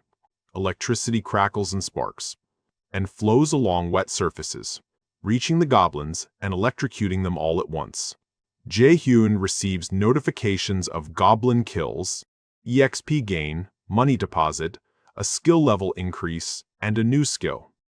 He reacts in surprise as his power starts to increase. Feeling a sudden pain in his head, a purple sphere starts to expand from his position. It keeps expanding to the stair, reaching further into the apartment building. Goblins on the stair are also caught in it. Jae-hyun receives an alert that hostile beings have been detected. A message indicates the commencement of their removal. Their heads start to bloat as they scream in pain and finally explode into bits. Multiple notifications appear, indicating that 6 goblins, 4 level 6 and 2 level 7, have been hunted. Goblins screech as they flee down a hallway. One goblin feels something approaching him. He stops, startled, and looks behind him. Silhouetted against the darkness, a monstrous bear looms behind him. It roars, revealing sharp teeth and glowing red eyes, and savagely attacks him. Other goblins witness the gruesome attack. The bear leaps forward, its glowing eyes fixed on its next target. It slashes its claws at one goblin. Blood sprays as its claws rip through him, and bites half the torso off another one. 3 more goblins rush to attack the bear. The bear sends one flying after ripping it into half, while 2 others grab onto it. More goblins gather around it, seeing the mass scare of their fellows. The monstrous bear swipes at a goblin with its massive paw. They bite into the bear's flesh, blood gushing from the wound. Another one bites into the neck while holding onto it. More and more goblins rush in, attacking the bear. The bear screams as the goblin bites down on its face. The bear's glowing eye is seen up close as it roars in fury, realizing something's happening to the goblins. Their heads explode in an instant, blood splattering everywhere, which leaves the bear confused by what happened. A system message appears, informing that it has been granted citizenship. Standing over a pile of slain goblins, the bear's size starts to reduce. A girl's face is seen close up as the fur disappears, and more of her human form appears. She collapses on the ground, landing amongst the bodies of the defeated. Inside his apartment, Jae-hyun clutches his chest, experiencing a surge of power. He wonders what is happening. He notices her lying unconscious amidst the carnage, and examines her through his ultimate eyes, questioning her identity. His system displays her profile, revealing her level, trust, and awakened ability, Werebear. The system describes her Werebear A ability, which transforms her into a powerful beast with maximized physical and regenerative abilities. He is stunned by her high-level and powerful A-rank ability. On top of that, system messages announce that Dongjeon and Hyeon's trust has reached 50, unlocking their loyalty. Another message announces that Kang Deoksu's loyalty has surpassed 30, meeting the requirements to become a vassal. Jae-hyun exclaims, "Awesome." He registers Deoksu as a vassal. As a result, Kang Deoksu's profile appears, showing his level, title, third servant, trust, loyalty, and awakened ability, Iron Knight. The system describes his Iron Knight B ability, which allows him to summon iron armor and a halberd. He considers the fact that vassal levels seem to be determined by their awakened abilities, and compares Hyungjun's level and C-rank strength of a gorilla ability, Kang Deoksu's level and B-rank Iron Knight ability, and Byungho's level and A-rank teleport ability. A system message explains that vassal levels are decided based on the rank of their awakened ability. A random box appears, and he wonders if the ranks of the abilities are chosen at random. He ponders the inconsistencies in the ability ranks compared to loyalty, using Byungho and Hyungjun as examples. He continues his analysis, using Deoksu as another example, and thinks it would be helpful to know the factors that contribute to the appearance of higher-ranking abilities. He views the profiles of several citizens, unsure of whom to make his next vassal, and acknowledges the risk of registering a metahuman as a vassal without knowing the consequences. A system message informs him that metahumans can now freely move within the apartment building. He walks down the hall in his slippers, and approaches the elevator on the 30th floor. He activates his ultimate eyes skill, and reassures that Oh Yeonju remains unconscious on the 82nd floor, surrounded by goblin corpses. He calls for Hyungjun, and he responds to him with, "Yes." The elevator doors open on the 30th floor. He requests Hyungjun to bring the woman from the 82nd floor. Others are securing wires in the basement. Ha Dongjeon speaks to Moon Byungho. They discuss the sudden swarm of goblins, suspecting someone caused it. Dongjeon is certain that Jae-hyun is responsible for those head explosions, considering the power he displayed earlier. He confirms his suspicion. He sweats nervously, reflecting on Jae-hyun's abilities. He remembers when they first arrived. They already had warm water available. Also, the main character was responsible for providing the food. He realizes that it must have been Jae-hyun's ability, and also thinks about Byungho, that he had an introverted personality, but he suddenly changed after meeting Jae-hyun. He continues, stating Jae-hyun's abilities are to be feared, as he rolls up the wires. No matter what abilities he may have, it all leads to the same conclusion. The elevator arrives on the 82nd floor. Hyungjun steps out, determined to be chosen by Jae-hyun in this damned world. He runs over to the fallen Yeonju. Jae-hyun observes the scene with his ultimate eyes, and everyone realizes that they must be chosen by him to survive in this new world. In a flashback, a child is seen playing with his toy car. Completely absorbed in his play, he looks back, calling Yeonju his mom, as she stands there smiling. Waving at his mother, he does not realize the danger approaching. Her warm smile turns to shock and fear. Terror grips her, and she cries out. Still clutching his toy car, her child is suddenly surrounded by menacing goblins. Yeonju screams in horror as the danger closes in. Poor child realizes the danger a little too late as the goblins attack him.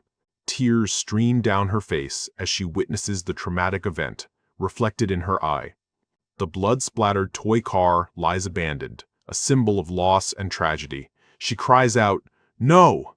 She jolts awake from the nightmare, gasping for air. Jae-hyun checks on her, asking if she's all right. He looks down at her, concerned about her well-being. Overwhelmed by grief, she breaks down in tears.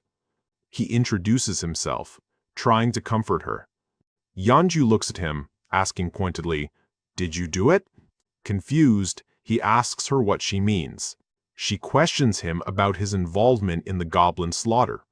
He hesitates before answering. He confirms her suspicions. She stares at him, processing his confession, and reflects on his power, realizing its full extent. She contemplates his potential, wondering if he holds the key to her son's revival. She hopes he is the answer to her prayers. Clutching her hands tightly, her hope builds. A single tear falls, reflecting her desperation and the glimmer of a miracle. She starts talking and tearfully begs him to save her son. Jae-hyun stands silently by the bed as Yeonju continues to sob, her face buried in her hands, saying, "One day, even if it's just one day with him, please help." A system message indicates her trust in him has significantly increased. She wipes away her tears, her grief still evident, saying she misses her son. He deduces she lost her son to the goblins. She continues to cry uncontrollably. Watching her, he wonders if there's anything he can do, and contemplates giving her a quest to kill 1,000 goblins. The quest details reveal no time limit and no penalty. The reward, her son's revival. He ponders the possibility of revival and its implications. He sweats as he grapples with the implications of this newfound possibility. A system message states the quest cannot be granted. He realizes the quest is currently impossible, and acknowledges the impossibility of the quest to revive someone. A system message explains he lacks the funds to provide the revival reward. Reacting in surprise to the system message, he realizes he can revive people as long as he has the money. Making a fist, his eyes widen in manic excitement on this realization. As she quietly sobs, still grieving, he figures he doesn't know the cost of resurrection yet, but prepares to tell her something important. Responding to his call, she asks him, "Yes?" He offers to help her, and tells her that bringing her son back might be possible. She asks if he can really revive her son. He confirms it's possible, but not at the moment. He reassures her it's definitely possible in the future. Desperate, she asks what she needs to do. He considers Deoksu and Byung-ho, his 2 awakened citizens, for a mission. He thinks about the situation, if she could join them as well. He tells her he wants to introduce her to some people. Dongjin greets her. She introduces herself to Himand and the other. She asks him whether he was the one who hunted goblins by a baseball, and also knows about the archer. Gae-young asks her if she knows who they are, to which she reminds them that they've met before. The group reacts in confusion, not being able to recognize her. She begins to transform, a smile spreading across her face, and transforms into her werebear form. Her transformation continues as her werebear features become more prominent. Gae-young reacts in surprise and points, recognizing the beast from the side path. She points at Yeonju's werebear form, identifying her as the beast from the side path. Now a giant bear, Yeonju clarifies that she is a bear. She reminds them of the time she helped them. Unbeknownst to the Dongjin realizes their meeting wasn't a coincidence. She explains that goblins are her enemies, and therefore she is friends with the survivors. Jae-hyun is glad that everyone knows each other, and announces he has something to say. He informs the group they will execute the plan to save Byung-ho's grandmother tomorrow morning. He explains that Hyungjun won't participate due to his injuries and that Yeonju will take his place, much to the chagrin of the bed's current occupant. Yeonju, in bear form, says she is counting on them. The group agrees to his plan. Jae-hyun calls out to Byung-ho and Deok-soo. He asks them to come with him. He asks them if they know why he called only them. They look at him, confused. Byung-ho wonders if it has anything to do with their newly awakened abilities. With a sly smile, Jae-hyun confirms his suspicion and reveals that both of them has indeed awakened new abilities. Byung-ho learns he now possessed the teleport ability.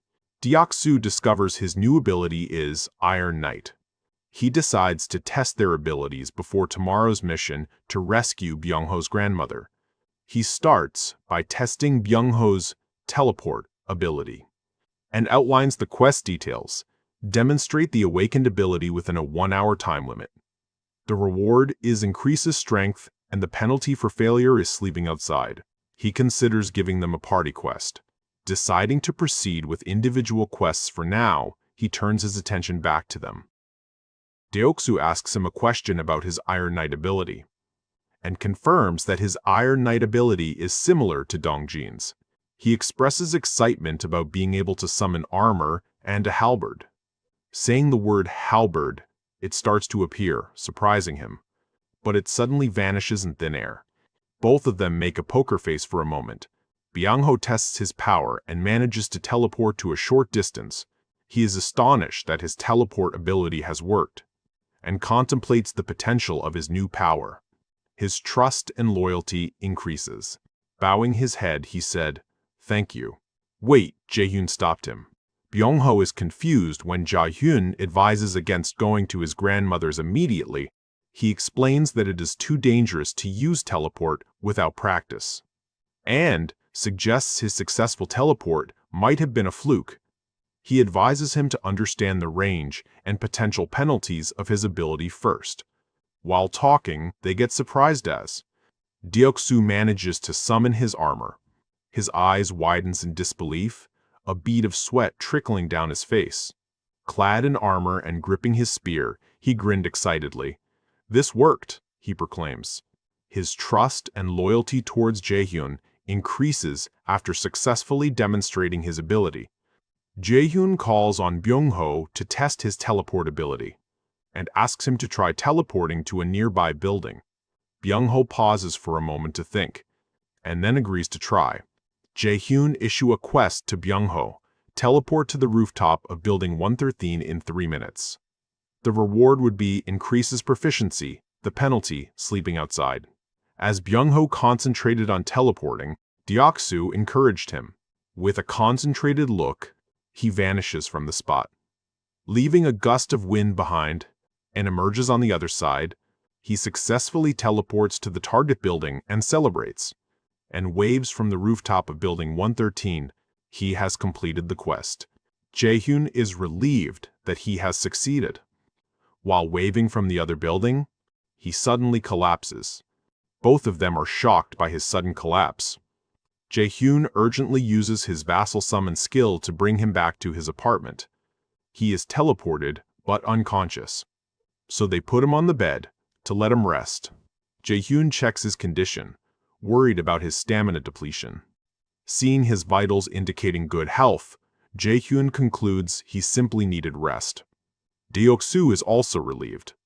Jae-hyun then shifts his focus to him and asks if he exercises, which confuses him a little. Jae-hyun gives him a quest, exercise in his armor, 100 push-ups and 100 squats in 10 minutes. The reward is increases strength, the penalty, sleeping outside. He starts the exercise quest, struggling to do push-ups in the heavy armor. He continues struggling with the exercises. He moves to squats and pushes himself further. Exhausted but triumphant, he finishes the quest. System shows the quest completion. Jae-hyun considers his stamina and potential affinity for sports, and checks his profile. System begins evaluating something, and a prompt confuses him. Deok-soo asks if his quest is over, to which he congratulates him and tells him to rest. The system finishes its evaluation. Deoksu thanks him and leaves. Jae-hyun's strength increases slightly. He is surprised by the increase. Staring at his hands as a dark aura swirled around them, he whispered, "This." He feels his increases strength and realizes it has actually grown. Jae-hyun realizes the implications of his strength increasing from his citizens' quests and declares this a game changer. Next day, Dongjin warns the group to run from a horde of goblins. They run towards their designated position, and the goblins follow them. Clad in his Iron Knight armor, Deoksu fights the goblins, insulting them as he battled. He attacks the goblin straight ahead, then goes for a double slash to attack the other goblins. More goblins join the fight. Deoksu continues to insult them as he fights, but Byung-ho eliminates those with his arrows. He readies his bow and reminds Deoksu not to worry about the goblins that got past him. Deoksu gets ready to take down the ones in front of him. While Goblins reacts to his attack with caution, he taunted them. But the goblins receive another problem, shocking them. The monstrous bear appears behind them. A terrified goblin cried out, as if saying, "How is this fair?" As Deoksu fights one goblin, Byung-ho attacks another with his bow and arrow. They slash through the goblins one by one. Dongjin yells for Byung-ho and urges him to teleport to his grandmother. Determined to reach his grandmother, he thanks others and teleports away. Oh Yeonju completes her quest. The system evaluated her completes quest. The system continues its evaluation. Eating ramen while monitoring the system, he notices an unusual money reward deposited in his wallet. He reacts to an unexpected reward notification. Recalling the strength he gained when Deoksu completed his quest, he questions the randomness of the rewards. He wonders if the reward amount increases because the quest difficulty is higher. Byung-ho completes the quest and exhausted all his quest attempts for the day. The system evaluated his quest. The evaluation is complete. Jae-hyun prepares to check the rewards from Byung-ho's quest. System message states, "Jackpot was struck. Congratulations." Stunned the news, he keeps staring at the system pop-up, with food stuck in his mouth. A jackpot notification pings, catching Jae-hyun by surprise. He's startled mid-sip of his cup ramen by the unexpected windfall. The jackpot includes a skill point, sweetening the deal. Not bad, he thinks, pleased. Using his teleportation, Byung-ho reaches his grandma's home. Sweating, he looks towards it and moves forward. He opens the front door and rushes inside. He cries out for his grandmother, his voice thick with desperation. Suddenly, his eyes widen. He finds his grandmother lying in bed. He rushes to her side, gently shaking her.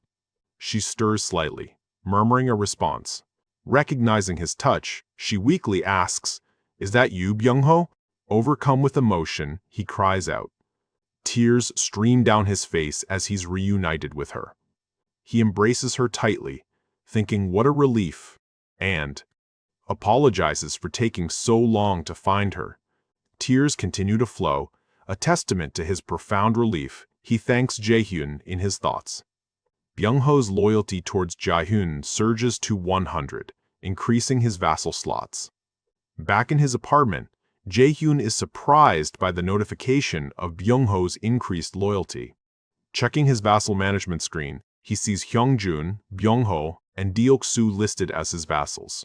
I can level them up this way, Jae-hyun realizes. He checks the cost to level up Byung-ho.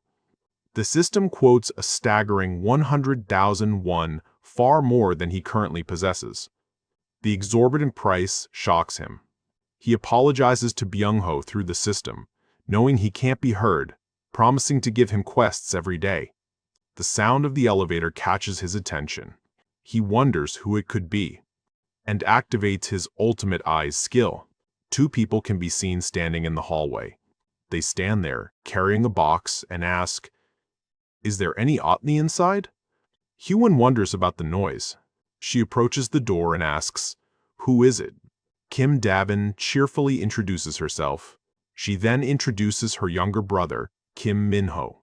After they state they live in Unit 1721, Hyun asks what brings them here. Dabin explains she needs help. What kind of help? Hyun inquires. It's a bit shameless, Dabin admits, and asks, can she take a shower? Hyun is taken aback by the simple request. Just a shower? She confirms. She welcomes Dabin and Min-ho in. Min-ho asks where he should put the box. Dabin explains it contains canned food and other items. They open the box, revealing an assortment of canned goods. She expresses her gratitude for the generous gift. Dabin shrugs off the thanks. It's the least I can do after intruding with such a strange request. Her eyes fall on the bows and baseball bats in the apartment. She continues to examine the weapons and asks Hyun if they belong to the apartment owner. Hyun explains the situation is a bit complicated and the equipment doesn't belong to a resident. The three of them discuss the situation as Jae-hyun monitors them. He figures, for now, they don't seem to be bad folks, and decides to visit the siblings later. He plans to ask for their help rescuing survivors in the other buildings. A system notification informs him he's hunted a red tiger. He gains EXP, money, and increases his skill level. He obtains a new skill. What just happened? He wonders. Frustrated, he curses. Dongjin, injured and breathing heavily, reacts to the sudden change. They appear bloodied and exhausted. They look down at the defeated red tiger and their teammate in bear form. Looking at the situation, he wonders, what's happening? And tries to focus. He yells in agony as he experiences the backlash of his new skill. A system message informs him he's discovered more potential citizens. Offer them citizenship, the system prompts. Surprised there are more, he chooses to offer them citizenship. The system confirms citizenship has been granted to 10 new individuals. Jae-hyun now has 50 citizens, increasing the EXP and money they earn to 100. With the increased number of citizens, the power of trust, skill unlocks for everyone. Frustrated, he wonders if anyone is severely injured. He checks on Byung-ho as he carries his grandmother. Checking on the others, he notices it does not look good, and realizes it's Yeonju who is severely injured.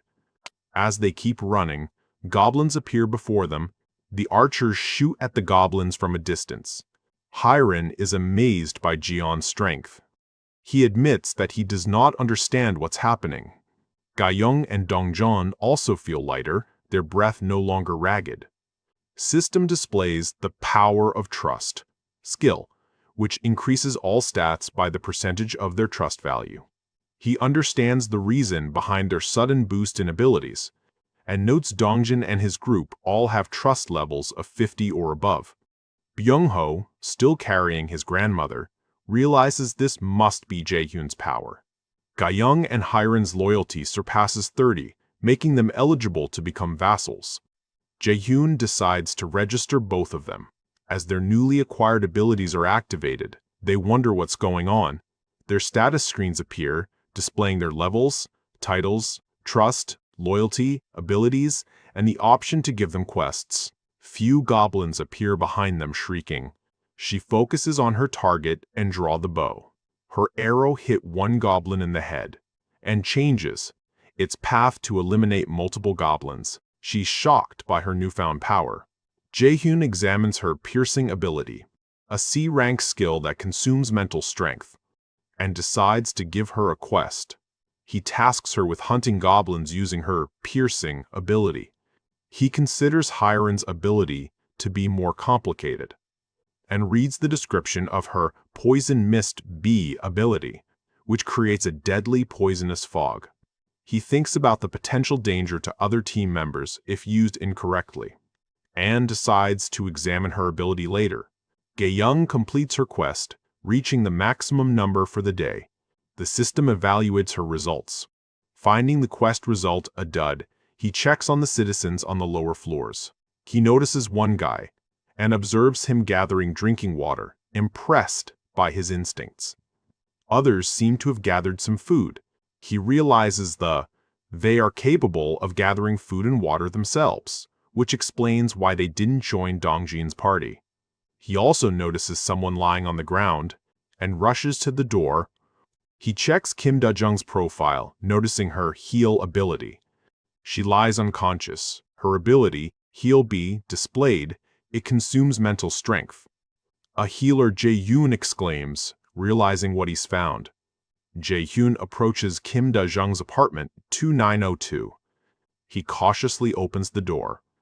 Concerned about Jae-hyun's condition since she hasn't come out of her unit, he peeks inside. He's shocked by what he sees. Remembering his new skill, Jae-hyun decides to use it. The ultimate shut-in's invisible hand.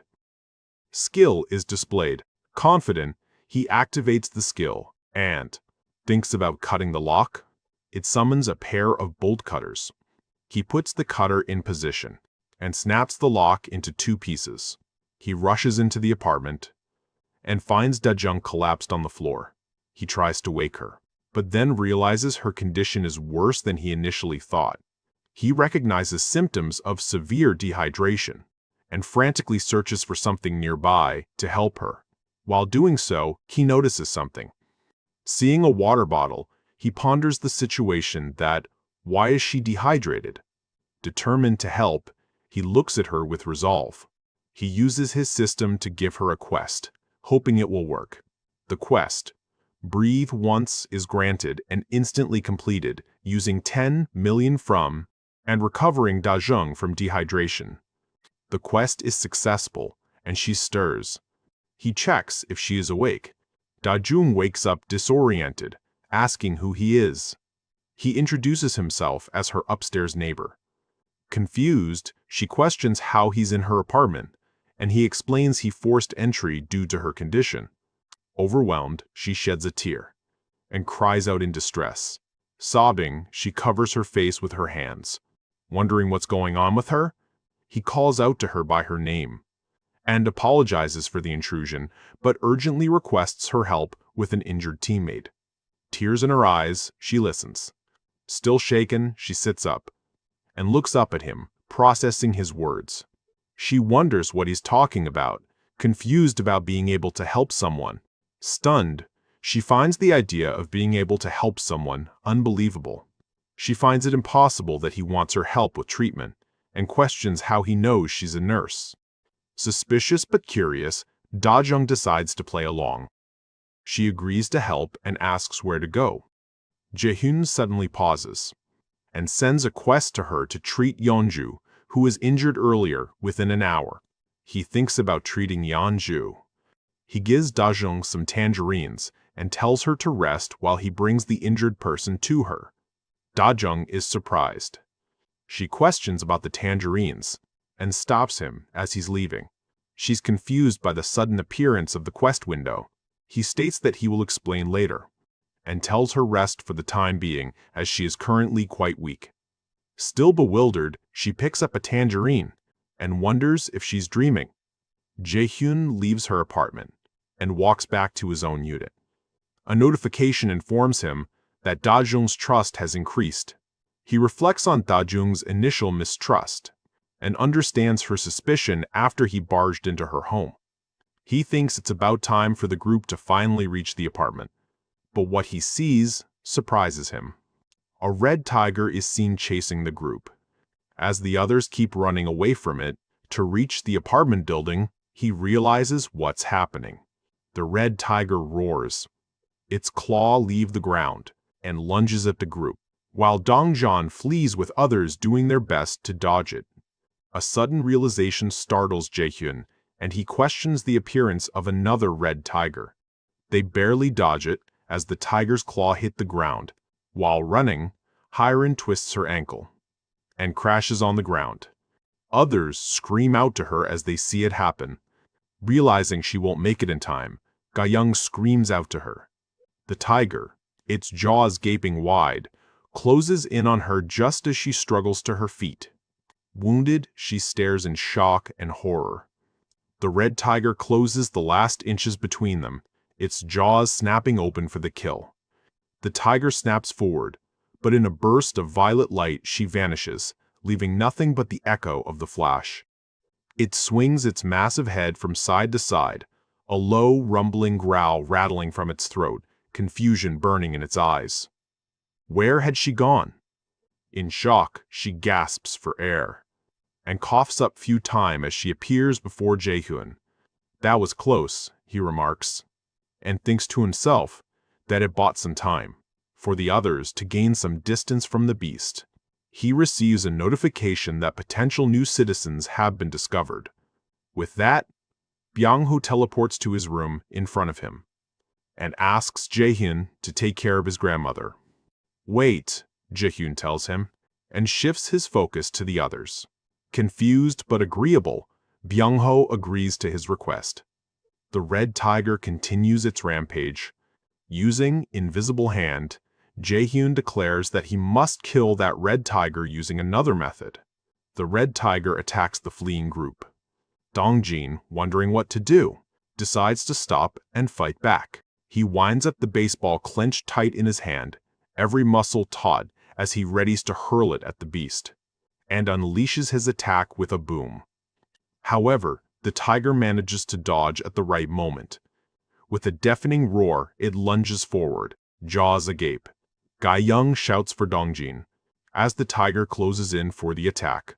Realizing that it's too late for him, he dodges the attack and yells at the others to run away, while he tries to distract the tiger by running in another direction. The tiger chases after him, as he keeps on running with all his might. The tiger prowls closer, its jaws yawning wide, fangs glinting as it closes in for the kill. As Dongjin looks back, he grits his teeth and strains, realizing his impending doom. But the tiger stops reacting to something. Jae-hyun's invisible hand lifts it up as it growls in confusion, and smashes it down into the ground with bone-rattling force. Its paws start to shake after the beating. Invisible Hand yanks back the tiger's head as it lifts it up again in the air. His jaw drops, eyes widening in stunned disbelief. The others appear, their eyes wide with surprise at the scene before them. Ga-young receives a quest and pauses, her eyes scanning the words carefully. As she understands the quest, she moves forward.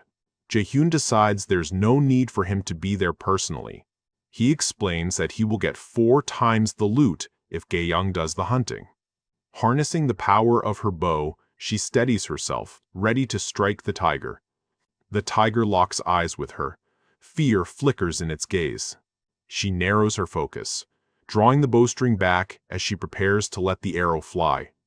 And with a sharp exhale, she unleashes a powerful arrow that cuts through the air toward the beast. Jae-hyun receives notification he has hunted the red tiger, obtaining EXP and won. Byung-ho, Ga-young, and Hiren's trust and loyalty increased. Donggon's loyalty has increased, and he can now be registered as a vassal. Jae-hyun expresses his excitement, and Dongjin is registered as his vassal. Dongjin is registered as his vassal. Back in the apartment building, Da-jung begins healing Yeonju. She continues to heal her. Her scars begin to fade, vanishing slowly as she lets out a faint groan of pain. Jae-hyun comments on their luck in finding her, and asks Dongjin about the red tiger. Dongjin explains that the house Byung-ho's grandmother was in the red tiger's territory. The had killed one before, but there was apparently another. Jae-hyun realizes why things felt off. He remembers there were no goblins in that area. If goblins needed a nest, then Byung-ho's grandmother wouldn't have been safe, and considers it fortunate she was in red tiger territory. He thinks of it as incredible luck, and hears a system notification sound. Ga-young's quest results are being evaluated. 70,312. 1 was used for the quest. Da-jung announces she's finished healing. He thanks her for her work. She asks if she can go home now. Kyung-jun nervously interrupts her. He jokes about them always gathering at his house. Observing the survivors, Jae-hyun tells them, there's no need to worry, he only has to tell them what comes next. He announces that Unit 2901 is empty and will have all necessities provided. and addresses Dabin to Shish. She replies with a yes. He tells her about available units 21011 and 21012 with utilities, offering them so other survivors can use the shower and toilet, and suggests that they can share a unit if they want, while the rest will share other unit, which surprises them. He adds that he has a favor to ask, and she agrees without hesitation, and asks Dabin to be a messenger between him and the other survivors. She considers his request for a moment. He explains, the team who kills 100 goblins the fastest will be given an empty house, unlimited water, gas, electricity, and food. Jae-hyun adds, and if the team accepts 10 additional survivors, those survivors will also enjoy the same benefits. He reminds Dabin, tell the others that providing the perks may take longer depending on their floor.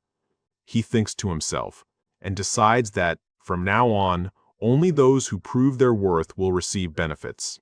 With that, he grants a goblin hunting quest. Indicating whether they will accept the quest or not, will decide if they will get any supplies. Someone appears exhausted and panting. He's running from goblins in the parking garage, desperately trying to reach the somewhere before they catch him. A screeching horde of goblins gives chase, closing in fast. Gripped by fear, he yells in frustration as the goblins gain on him. Just steps away, he urges himself to keep running. Goblins almost grab his jacket, nearly pulling him back into the horde. Kicking the goblin away, he dives through the closing doors, and yells for his teammates to activate their plan. His teammates congratulate him, but little annoyed by the sheer number of goblins he lured. They start spearing goblins through the half-closed doors. They keep striking them down as more goblins jump in. One goblin gets hit so hard on his face, he is thrown back into the horde. He witnesses his teammates getting stabbed by the group. Bewildered as his companions are slaughtered, he tries to escape, but the team spots him running away. Sun Yup grins, satisfied with their successful goblin hunt, and tells his teammates he has something fun to show them. Gripping his spear, he prepares to demonstrate his fun idea, and throws his spear with incredible force towards the escaping goblin, leaving a trail of blue energy. The spear goes straight for the running goblin in the center, and pierces him in through his back as he coughs up blood. He boasts about his spear throw, asking his teammates if they saw it, and asks how many goblins they killed, and each teammate reports their count. The team calculates their total kill count, realizing they've slain over 100 goblins. The guy who lured the goblins confronts his teammates about the unexpectedly high number of goblins. Furious, he asks Sun-yeob if he really thought there were only 10, as initially claimed. Sun-yeob questions what he is unhappy about, highlighting their success. Still furious, Sung-min repeats his question, did he really think there were only 10 goblins? Sun-yeob tries to appease him, pointing out the positive outcome of getting a new apartment, but he is still enraged about nearly dying. Sun-yeob tries to calm him by calling him Lil Bro, and asking who planned the hunting method. Sun-yeob takes responsibility for the plan and reminds Sung-min of his earlier confidence. He explains the spear plan was developed with the twins. He suggests removing Sung-min instead, claiming his presence makes no difference. Their other teammate tries to de-escalate the situation, praising both of their performance. One of the twins laughs nervously and scolds him and tells him to apologize. Sung-min apologizes to Sun-yeob, who still finds the situation annoying but amusing. Sun-yeob accepts the apology, and the team heads to the 21st floor to claim their reward. Sun-yeob anticipates receiving their new apartment, but Dabin informs the team that another team has already claimed the reward. They react in shock to the news. Dabin confirms that a team killed 100 goblins before them. He demands Dabin stop joking and give them their promised apartment, to which she tells him that she is not joking. She directs them to someone, and points out the family, explaining they were the first to kill 100 goblins. Sun-yeob is taken aback upon seeing them. They appear to be an older couple standing beside her brother. He explains to Dabin the deal he made with Jae-hyun, exchanging his cooperation for his family's safety and provisions. Dabin questions if Jiho's daughters are underage and therefore exempt from quests. They explains that the daughters are adults, despite looking young, but expresses relief that their daughters are safe and well provided for. Her brother informs her that Jae-hyun provided them with bows and arrows. She questions if the bows and arrows are for continued goblin hunting, which he confirms. He accuses Dabin of giving special privileges to that family, and confronts Dabin about the perceived special treatment, to which her brother curtly responds, "Ah, right." He admits it may seem unfair and reveals Jae-hyun asked her to send the second and third teams to the 30th floor for their rewards. She instructs them to go to the 30th floor where Jae-hyun is waiting. Soon-yap, now contemplative, heads towards the elevator. Inside the elevator, one teammate remarks to another that Jae-hyun seems younger than them. He mocks Dabin's respectful tone towards Jae-hyun.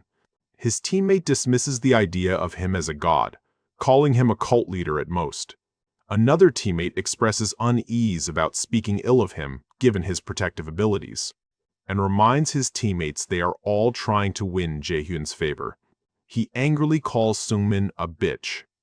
The elevator arrives on the 30th floor, and tells him that they will talk later after their meeting with Jae-hyun. They find Jae-hyun walking towards them, and says hello with a sinister smirk. As he approaches, their confidence crumbles, tumbling away like stones down a steep hill. Sung-yap introduces himself. Jae-hyun shakes his hand and compliments his hunting strategy, surprising him. Stunned, he asks how he knew about their tactics. Jae-hyun tells him he'll provide utilities to apartments 131 and 52.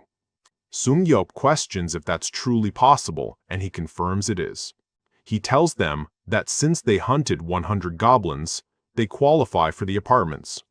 Jae-hyun clarifies he has no intention of becoming a god or a cult leader, which surprises them.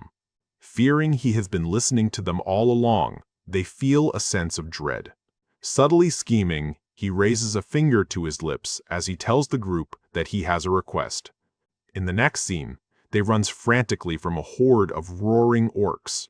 Our GigaChad main character uses their same strategy to lure out a group of orcs. They veer sharply, changing direction in an instant. Soon-yap continues his escape from the pursuing orc horde alongside his group. He shouts out to Dongjian, urging him to throw a spear. Dongjian receives the urgent plea and prepares to throw his spear at the oncoming orcs. He steadies himself, muscles tightening as he prepares to hurl the spear with all his strength. His stats appear, noting his throw and stab abilities. He analyzes Dongjian's throw and stab abilities, considering their effectiveness against the orcs. He also notes Dongjian's Knight title and its benefits, contemplating his growth potential. The spear slams into the orc's chest, the sheer force lifting him off his feet and hurling him into the warriors behind. Another orc charges forward, oblivious to the impending attack, and reaches Dongjin, threatening to attack him. But from behind him, another arrow whistles through the air, flying to shield him from harm. It finds its mark, piercing the orc's skull in a single, deadly strike. The arrow had been loosed by Gayoung, standing firmly behind him. He grips another spear, raising it into position as he readies to throw, and shoots it towards the last standing orc. Catching his breath, he stands over the slain orc. Jae-hyun receives a notification confirming the completion of the orc hunting quest. When the battle ends, they discover a handful of survivors. He steps toward them with a calm smile, easing their fear. As the survivors make it safely to the building, system notifications appear. Jae-hyun notices the arrival of the 3 potential citizens, and decides to offer them citizenship. With the addition of Dongwoo, Syed-biol, and Hyunsung, the total citizen count reaches 200, unlocking the tax collection skill. Jae-hyun learns about his new skill. The tax collection skill returns a portion of the money they earned back to him. However, he realizes a drawback of the tax collection skill, and contemplates the 10-month time frame, realizing it's too long to save his parents. To speed up his plans, Jae-hyun sets the EXP distribution rate to 30%. His house declaration skill levels up to level 10. He reacts to the strain of the skill leveling up. His apartment territory expands to encompass the entire building. He receives a notification about declaring the entire building as his own and unlocks the construction function, and considers the new function. He reviews the available facilities for construction with the cost of each facility, including solar system, a store, and a gym. He questions the yearly production of the solar energy generator and thinks about the time it would take to break even on the investment would be about 5 years if he manages to maintain it. He is prompted to confirm construction of the generator. Rejecting the idea, he thinks of better ways to use his money, specifically investing in Dongjin's growth. But has a sudden realization. He notices the substantial construction funds he received, and discovers the funds can only be used for facilities. He realizes the distinction between his construction funds and his wallet money, and decides to build the facilities. He confirms the construction of the solar energy generator. Construction begins with a 24-hour countdown. He wonders if he can build another one, and is informed that only one can be built per apartment building. He selects the store option in the construction menu, and is pleased with the store facility, understanding that it is better than he thought. He learns that it's a facility linked to the ultimate shut-in store skill. The items he has registered can be sold there. What's unique is that no personnel is required for this store to operate. It's a system that produces an object in real time when money is paid. That's pretty good. With the store around, the residents can just buy what they need. He contemplates using the store to increase money distribution rates. Realizing he can control pricing and thus money distribution, he decides to build the store immediately, and is prompted to choose a location for the store. He chooses Unit 101 for the location of the store. Store construction begins with a 48-hour countdown, and he considers the gym as his next project. He reads the details of the gym facility, which increased the citizens' efficiency from 200 to 300% based on their level. Jae-hyun is impressed by the training benefits, and thinks of granting quest rewards with something this good. He is prompted to choose a location for the gym, and decides to convert the second floor into a gym, initiating a 72-hour construction countdown. He reviews the ongoing construction projects. His store skill levels up, adding the commodification function. He learns about the new function.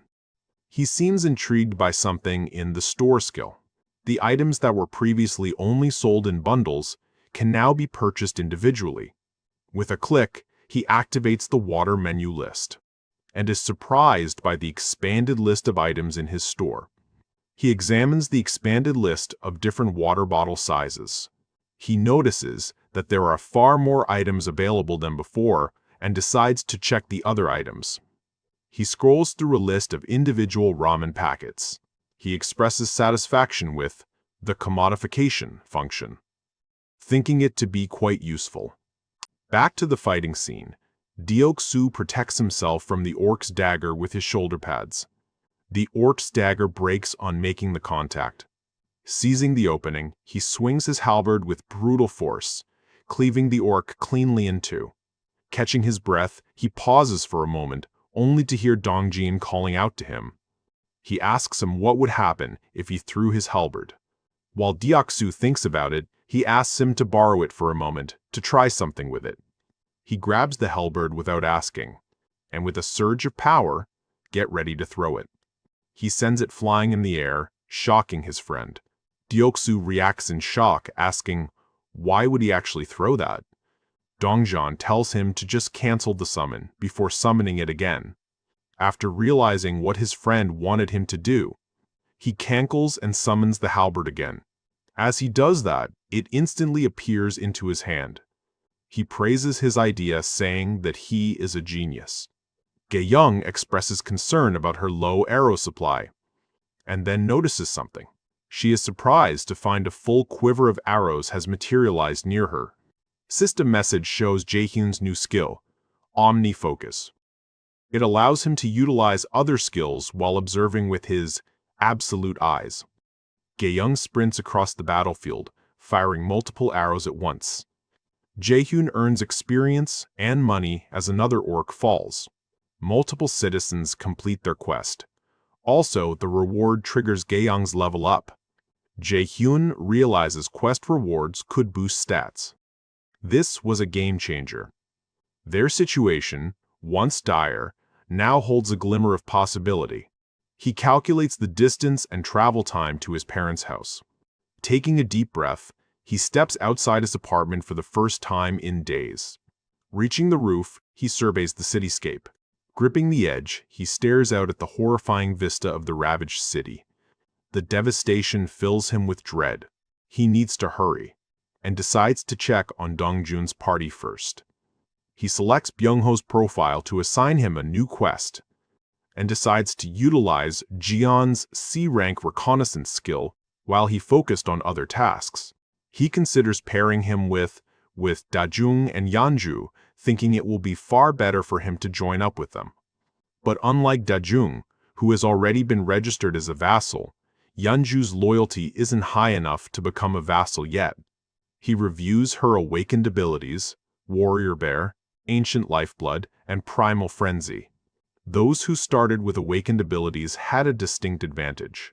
Was reviving someone with an awakened ability his only option? He sets the quest reward, the revival of her son.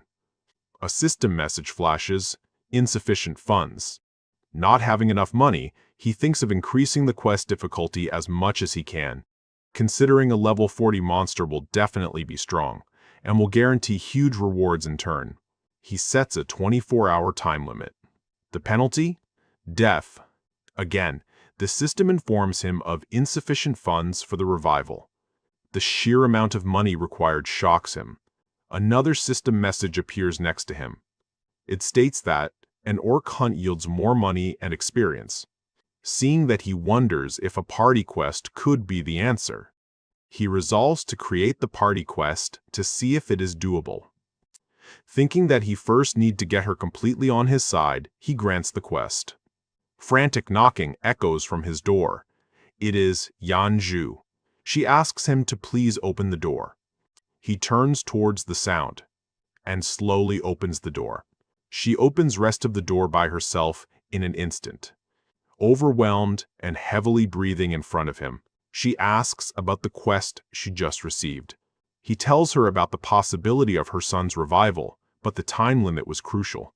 Hearing that she collapses on her legs, tears streams down her face. "Thank you so much," she cries. She expresses her joy and longing to see her son even just for one day. Yeonju's loyalty surges, making her eligible to become a vassal. He considers his next move. He looks up, and the lights turn on. Next, he turns to the water tap, and it starts flowing. With satisfaction, he states that he has gotten used to the dignity preservation skill to a certain extent, feeling like he has become a mage. He thinks he can properly control electricity, water, and gas. A pop-up window shows the store's revenue being calculated, and 320,981 won has been deposited into the wallet. He adds that 320,000 WON at a 20% profit means today's sales surpassed 1.5 million won.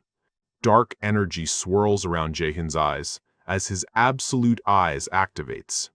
He observes the residents moving around and shopping in the store. As one guy wonders about their savings, another states the price of the bow to be 150,000 won, and they got 10,000 won today, so it will take them 15 days to purchase it. He replies that they also need to get ramen and water for the next 15 days, to which the other one states that he should calculate everything himself then. Jae-hyun notes the positive shift in atmosphere since sharing the money from the rewards. His gaze falls upon the first-floor store. After the mysterious place, no, as the store appeared on the apartment building's first floor. The little money that comes out of hunting goblins now started to stimulate everyone's desires to hunt. The survivors now had to venture outside the complex to hunt goblins, and the community was steadily growing. His population count and bonuses increased. System display shows the numbers continued to climb, further increasing his bonuses. He thinks that things will kick up exponentially from now on. Another orc falls, adding to his growing resources. Yeonju makes short work of the goblins, slashing through them with ruthless precision. She suddenly emerges before a goblin, cutting off its escape, and sinks her sharp teeth into the goblin, tearing into its flesh. After getting rid of the goblins, she slowly turns back into her human form. Seeing her like that, Da-jung expresses concern. "Are you all right? Are you hurt anywhere?" Da-jung asks her. She reassures them that she's fine. Even if she get hurt a bit, it won't matter to her. On being told not to push herself too much, she apologizes that she wasn't trying to hog the kills, to which they tell her that is not the reason they are worried about. She nods as if thinking of something else, most likely her son. While monitoring them, he thinks that pairing Yeonju and Da-jung had been a good idea.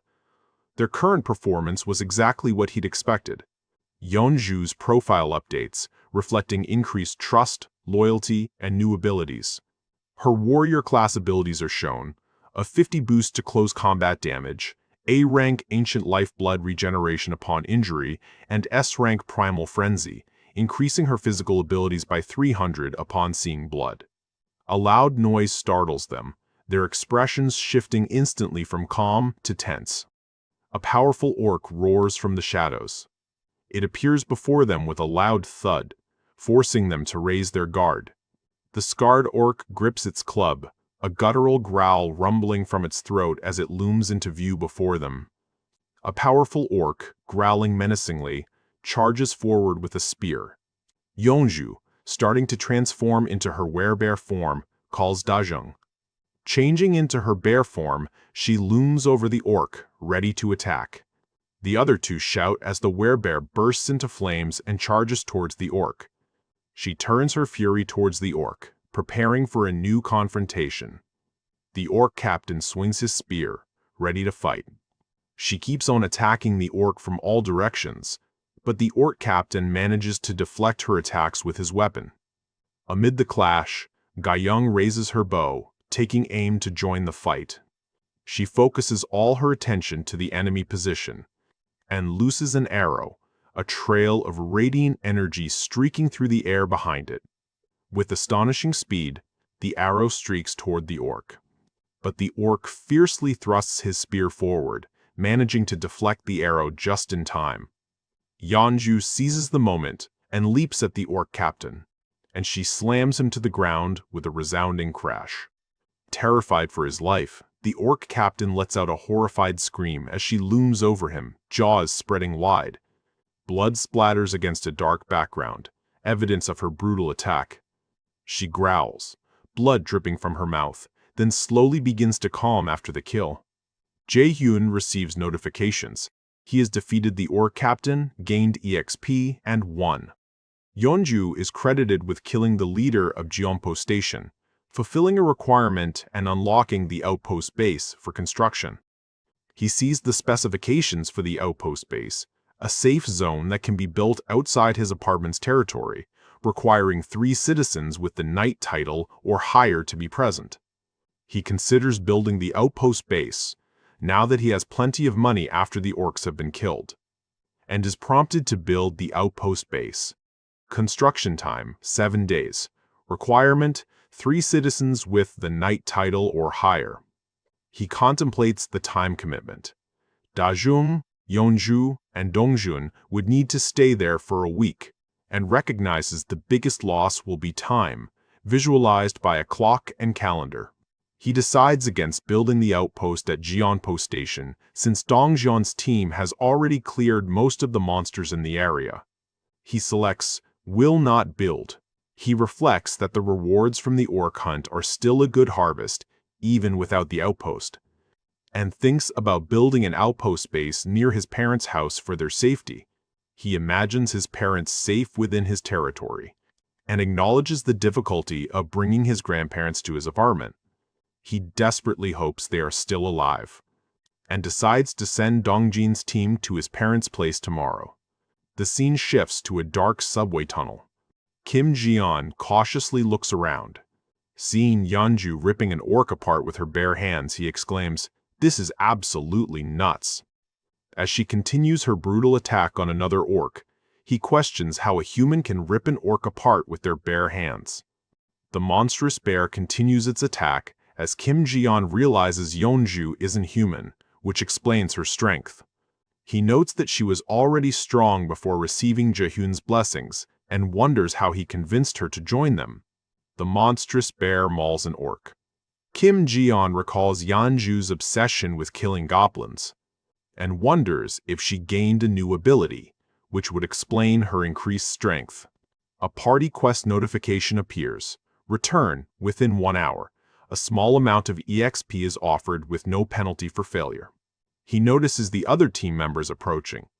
Dongjin tells him that they're going back, and he agrees. He calls for his crow to return, and it lands on his arm. He affectionately calls Blackie a good boy. Dongjin asks Jiyeon to scout ahead, and Jiyeon acknowledges the request. He pets the crow and tells him to be careful. A close-up of his crow's eye reveals a focused gaze. The crow soars through the air at incredible speed, getting out of the tunnel, into the clear sky above the city. Jiyeon observes the city, and reports to Dongjin that there are no immediate problems, and they can proceed. The group starts moving through the subway tunnel. Jiyeon notices something, seemingly surprised. He realizes that it was just a rat. He tries to confirm his suspicion, but finds nothing. The rat jumps out of the hole he had been hiding in. It lands on its feet and leaps forwards. It reaches some stairs leading out of the subway. The scene shifts to Jae-hyun's apartment, where he bows his head and asks for the help. Everyone thinks for a moment, looking at each other. He acknowledges that the chances are low. Dongjin asks if his family is in the same apartment complex, to which he replies that he is not sure. Byung-ho shouts, declaring that we will help you. Dongjin expresses his deep gratitude to Jae-hyun for their survival and his willingness to help, and asks Jae-hyun what do they need to do. Jae-hyun thanks the group, and tells them to follow the subway line to Seomyeon Station as the orcs at Jeonpo have been cleared out. He continues that Jigalchi Station is the closest to his parents' house, and they just need to get out from exit number 2 when they get there. And once they are out, he will guide them to where his parents should be. He adds that he does not want everyone to go immediately because he knows that this is just something that he wants, and asks them to focus on taking over the Seomyeon Station for now, to which they agree. He thanks them again and tells them to rest before they put their plan into action. Yeonju stops them for a moment. Gathering her thoughts, she states that she has a question. She asks him if he is unable to bring his family members here with his ability. Thinking to himself, he states that he tried. He thought of having a target teleported as a quest reward, and he could bring all of his family members with Byung-ho's teleport ability. But that could not be done as a quest reward. He previously realized that the system's denial was because his influence didn't reach Byung-ho's grandmother's location when he tested it as a reward of his teleportation. As his own family is out of his range, he won't be able to bring them here as well. He states that his power has limits, but he will keep the promise he made to her. A system message appears, showing her trust in him has increased. With a subtle smile, she thanks him for being honest. "Thank you all. Get some rest," Jae-hyun says, dismissing the group. As the group leaves, Dongjin tells him to have a good rest as well. With that, he turns his attention to a new notification. The notification states, "Unauthorized individual attempting entry. Approaching potential citizens." And he quickly initiates a citizenship proposal, and it quickly gets accepted. Her profile reveals her level, low trust, and awakened ability, Queen of Rats. He gets surprised as she is an awakened. With his ultimate eyes, he sees the new citizen, apparently a rat, which surprises him. 1 hour ago, the rat looked around, bewildered. Who are these people, she wondered. She'd witnessed their prowess against the orcs. Their strength astonished her. Are they all awakened, she questioned. Surely not. and decided to follow them. She needed to understand their abilities and how they manage such a large group. My ability alone should be enough, but I'll observe for now, she thought. She scurried into the shadows, her eyes fixed on the survivors, and darted along the streets, keeping pace with the group. At a playground, a different scene unfolded. She heard a child calling for her mom, and saw others playing around without any care in the world. She got shocked by the children in the playground, and wondered, why are there so many people inside? Looking at the apartment building, she wondered, what on earth is this place? Intrigued, she decided to investigate further. With a powerful leap, she moved towards the building, but got hit by an invisible barrier. A sharp pain pierced her head as she cried out. "Entry is prohibited," a system message declared, confusing her. Another message followed. "Would you like to obtain citizenship?" Without hesitation, she accepted. Looking at the system window, she questioned if it is impossible to become a citizen as a rat. But another window suddenly appeared stating, "You have obtained citizenship." The small rat pumped its tiny fists. Squeak! It worked!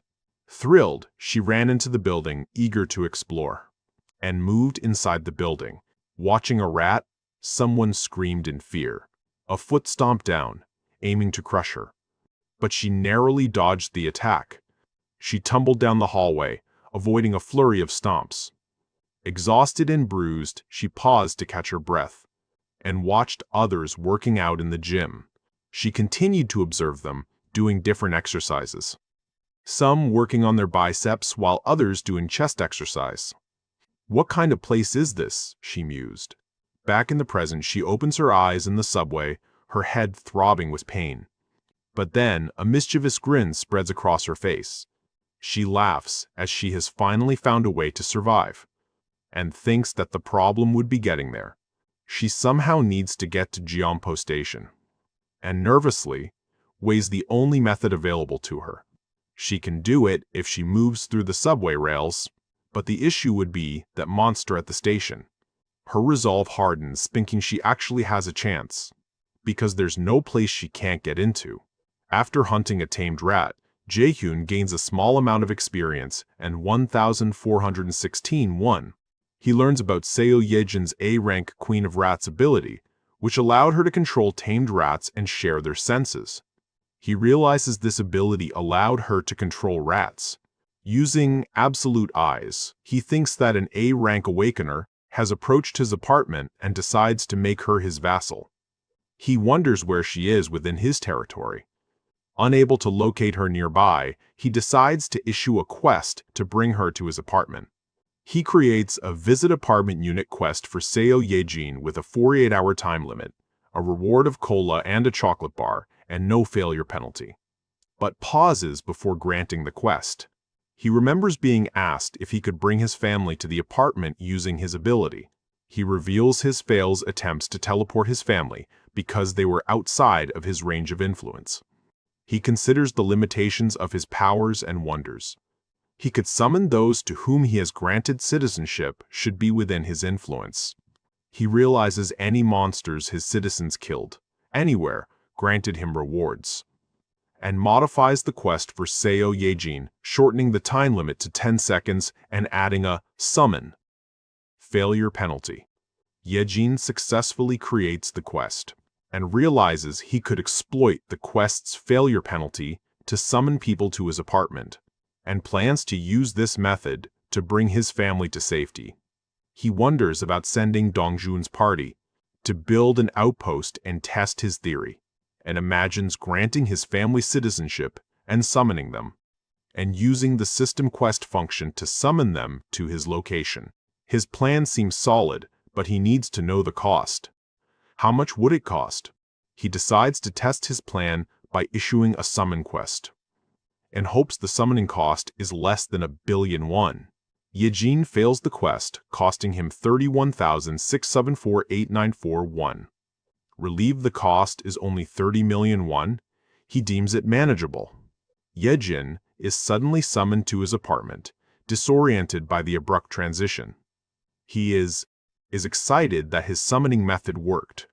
As he stands in front of her, She is shocked and is confused by her sudden change of her location. He greets her with a hello.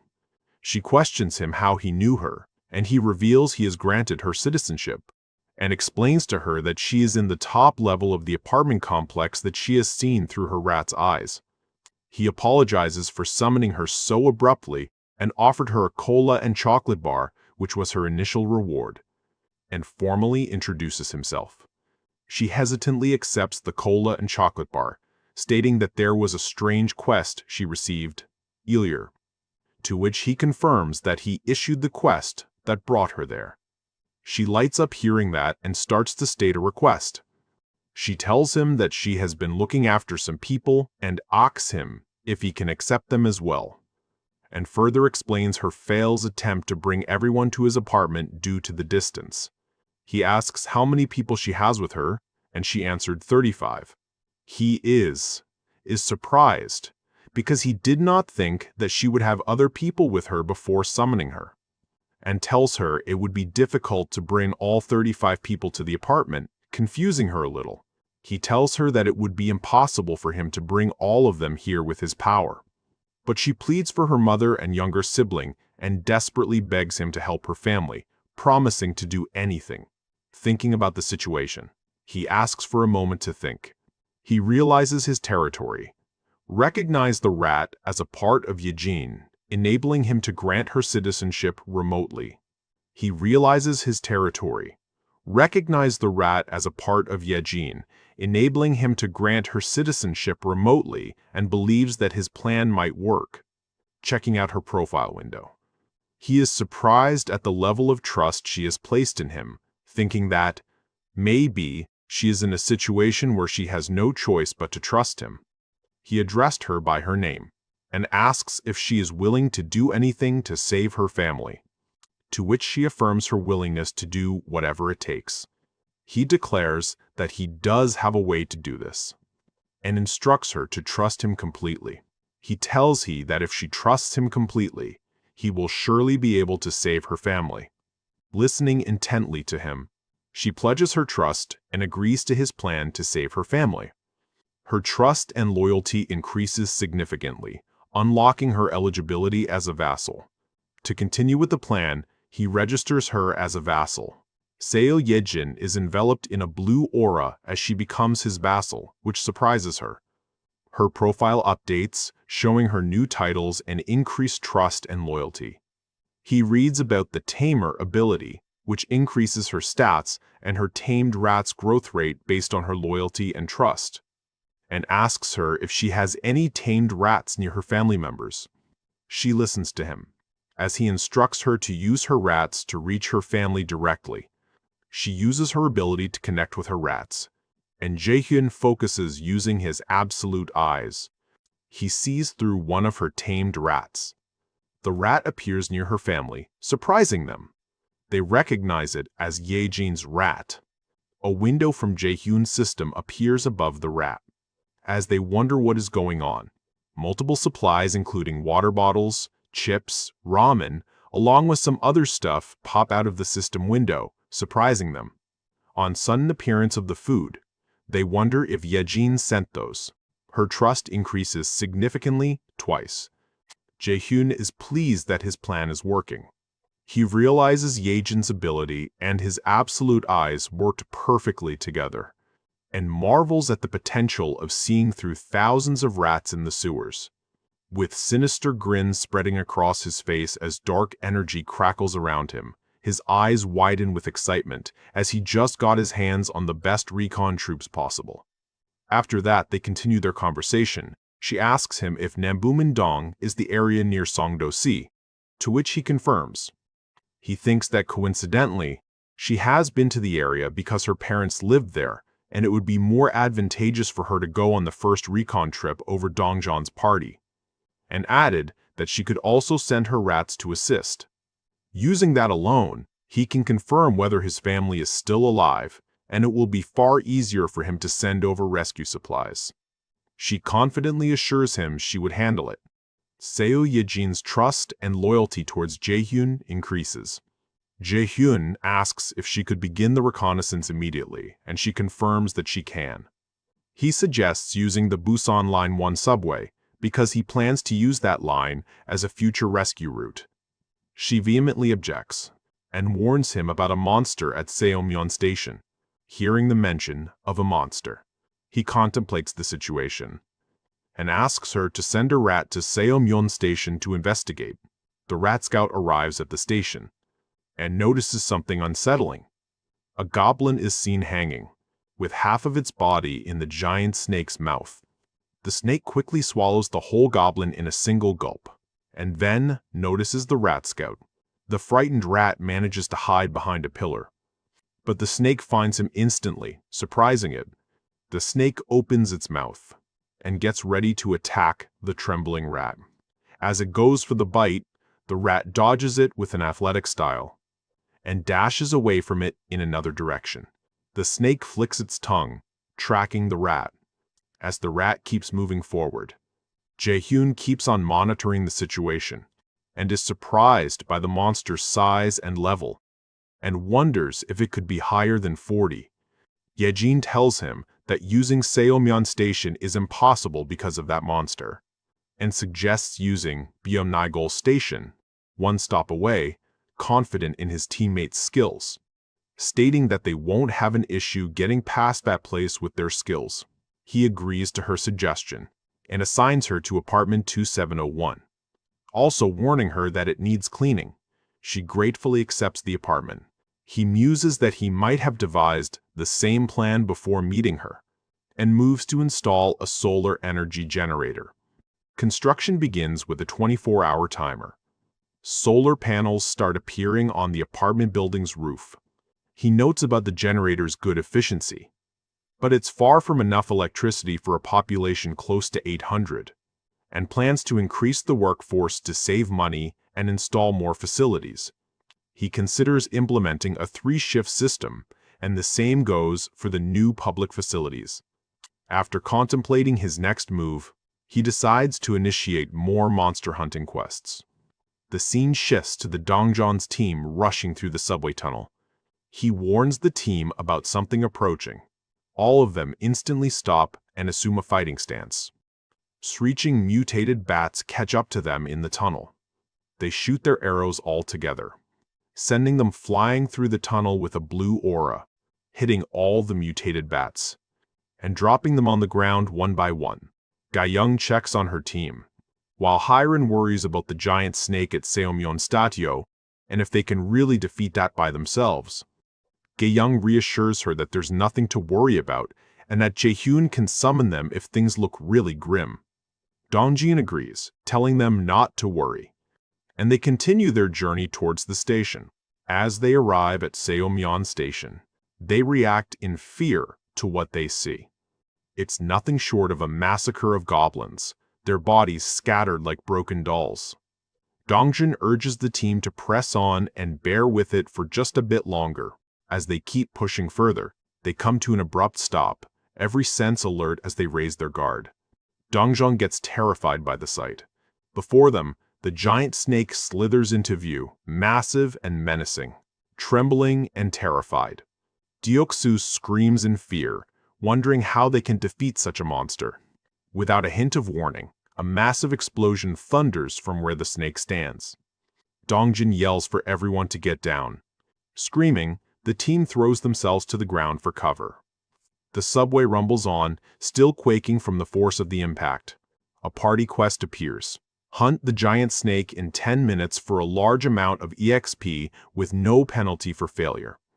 As the team finally manages to get up, still disoriented, wondering if it was an earthquake, a system notification pings on Dongjin's interface. Jae-hyun assigns a party quest to Dongjin and Yeonju hunt the giant snake. A giant snake? Dongjin exclaims in disbelief. His surprise quickly turns to apprehension. The monstrous snake comes into view. Both Dongjin and Ga-young gasp. "What's it doing?" Dongjin asks, puzzled by the snake's strange behavior. A section of the giant snake's massive body has been blown apart, smoke still rising from the blast. Dongjin and Yeonju stare, a bead of sweat trickling down his face. While trying to make sense of the situation, He draws a weapon, preparing to engage the monstrous serpent, and throws it at an incredible speed at the giant snake. The snake recoils from the impact of Deoksu's attack direct in its head. Going back a few minutes, Jae-hyun thinks that a giant snake would be able to each swallow its prey whole. But for a single rat, it wouldn't worry at all, even if it tried to swallow it whole alive. So the rat jumps, and with an elegant display of spinning in the air, no one could have anticipated the chain of events that the rat's entry would trigger. After that, Jae-hyun opens his storage interface. He considers using his storage and store skills in conjunction, activating storage skill inside the giant snake's body. He summons a cloud of flammable gas, aiming to create an explosion within the snake, along with some burning tissues, triggering a fiery blast inside the snake. A roar of pain echoes through the tunnel as the snake writhes in agony, and explosion erupts from within it, engulfing it in flames. Startled by the deafening roar and the ensuing blast, Yejin gets a sharp headache. Jae-hyun checks on her, making sure she is fine, to which she replies that she was just a little surprised and brushes it off. He praises her quick thinking, and pauses for a moment, considering his next move. He thinks that it absolutely cannot be killed by him, and it has to be the knight vassals who kill it, so that he can get the 6 times experience and gold split. So he creates a quest for them, making them the ones to attack the snake. The attack rips through the snake's flesh, sending a sizzling shockwave through its body. Yeonju, transformed into her werebear form, joins the attack. She gets under the screaming snake, readies herself for the finisher attack. With a single, brutal strike, she pierces its head, blood erupting in a violent spray. Striking the final blow, she crashes back to the ground, her monstrous form fading as she becomes human again. She stands tall, anger burning in her eyes as she looks back, certain the fight is finished.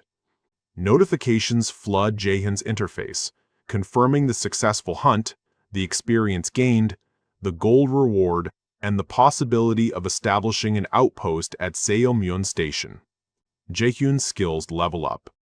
His house declaration reaches level 15, granting him valuable skill points. He groans, feeling the strain of his increasing power. His apartment territory expands to encompass the entire building. He discovers a large group of potential citizens. 200, he exclaims, surprised by the number of survivors, and then grants them citizenship. As he grants citizenship to all 200 survivors, his citizen count reaches 1,000, unlocking baseline skills for everyone, which makes him wonder about the meaning of this new baseline skill. He examines Kim Min-ho's status, noting his level, trust, loyalty, and lack of an awakened ability. He realizes the significance of the baseline skill. Even with a 0 EXP distribution, he can still get 100% of the EXP and gold separately. After that, Yejin approaches him, asking if he could bring the people she was with to this apartment building. He thinks for a moment, and tells her, of course, that is the least he can do for her. Her voice soft, she thanks him, eyes shimmering with heartfelt gratitude. He asks her if she could control the rat again, to which she confirms that she can. He decides to use her rat to guide the team to her people. The giant snake's lifeless body lies sprawled across the subway tunnel. Yejin's rat squeaks, leading the way. The team follows the rat through the debris-strewn tunnel. As Rat navigates the treacherous path, Dongjin notices something. Yeonju stands there with multiple goblin bodies behind her. She tells them it wasn't her who did this. They wonder if this was an orc territory. Guided by the rat, the group passes the bodies of slain orcs. Stay alert, Dongjin cautions. Even though we defeated the boss, there could still be stragglers. The rat squeaks, signaling something ahead. Byung-ho wonders if that rat part of Jae-hyun's abilities. The group continues to follow the rat, and Jae-hyun monitors them as they move forward. He surveys the scene and deems it safe, then focuses his attention, honing in on a specific detail. A system notification displays skill points, 3 points. Thinking of investing those points, He considers his options and decides the first investment should be the Ultimate Eyes skill because it synergizes well with Yejin's ability. So he invests his skill points in Ultimate Eyes. He winces, feeling the power surge through him, and a groan escapes his lips as the upgrade completes. A wave of energy floods him. His Ultimate Eyes, now upgraded, lock onto the team, and for the first time, the goblins' levels appear above their heads. Deoksu sends one of the goblin flying. Information about the goblins appears on Jae-hyun's interface. He remarks that it is perfect, and he was just in the need of an ability like this, and explains that first he needs to find monsters of appropriate levels. He then can assign quests to others and save the costs required for resurrection this way. Thinking of his next action, he decides to focus on his dignity preservation skill. Trust and loyalty are paramount, as he will be meeting many people from now on. Therefore, he levels up dignity preservation. A sudden gunshot rings out, startling Jae-hyun. His eyes widen in shock as he processes the sharp crack of the gunshot. A gunshot rings out, triggering Jae-hyun's attention. He wonders where the disturbance originated. Goblins armed with guns raid the subway station, shocking the team there. Jae-hyun is surprised to see goblins wielding firearms. The goblins continue firing, catching the survivors off guard. As everyone notices them, realizing the danger, someone from the team urges the others to flee. They hide from the gun-toting goblins on the side platforms. Ga-young and Dongjun narrowly avoid the gunfire as they flee. They realize they can't confront the armed goblins head-on. Despite the danger, Dongjun has an escape plan. He reminds the group they have Byung-ho, whose teleportation ability can help them fight back. He teleports and eliminates a gun-wielding goblin, creating an opening for the survivors. After that, multiple goblins lunge towards him to attack, but in a single swift motion he chops their heads off.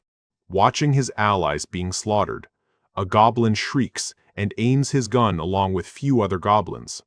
But an arrow pierces his hand the next second, leaving a trail of blood. Deoksu, in his Iron Knight armor, and Yeonju, who is in her werebear form, take the opportunity to attack, as Ga-young fires arrows at the goblins. Together they jump into the group of goblins ready to pummel them. They slash and rip them apart one by one, surprising the other members of the team with their power. With an amazing display of their abilities, they combine their strength wipe out all of the goblins.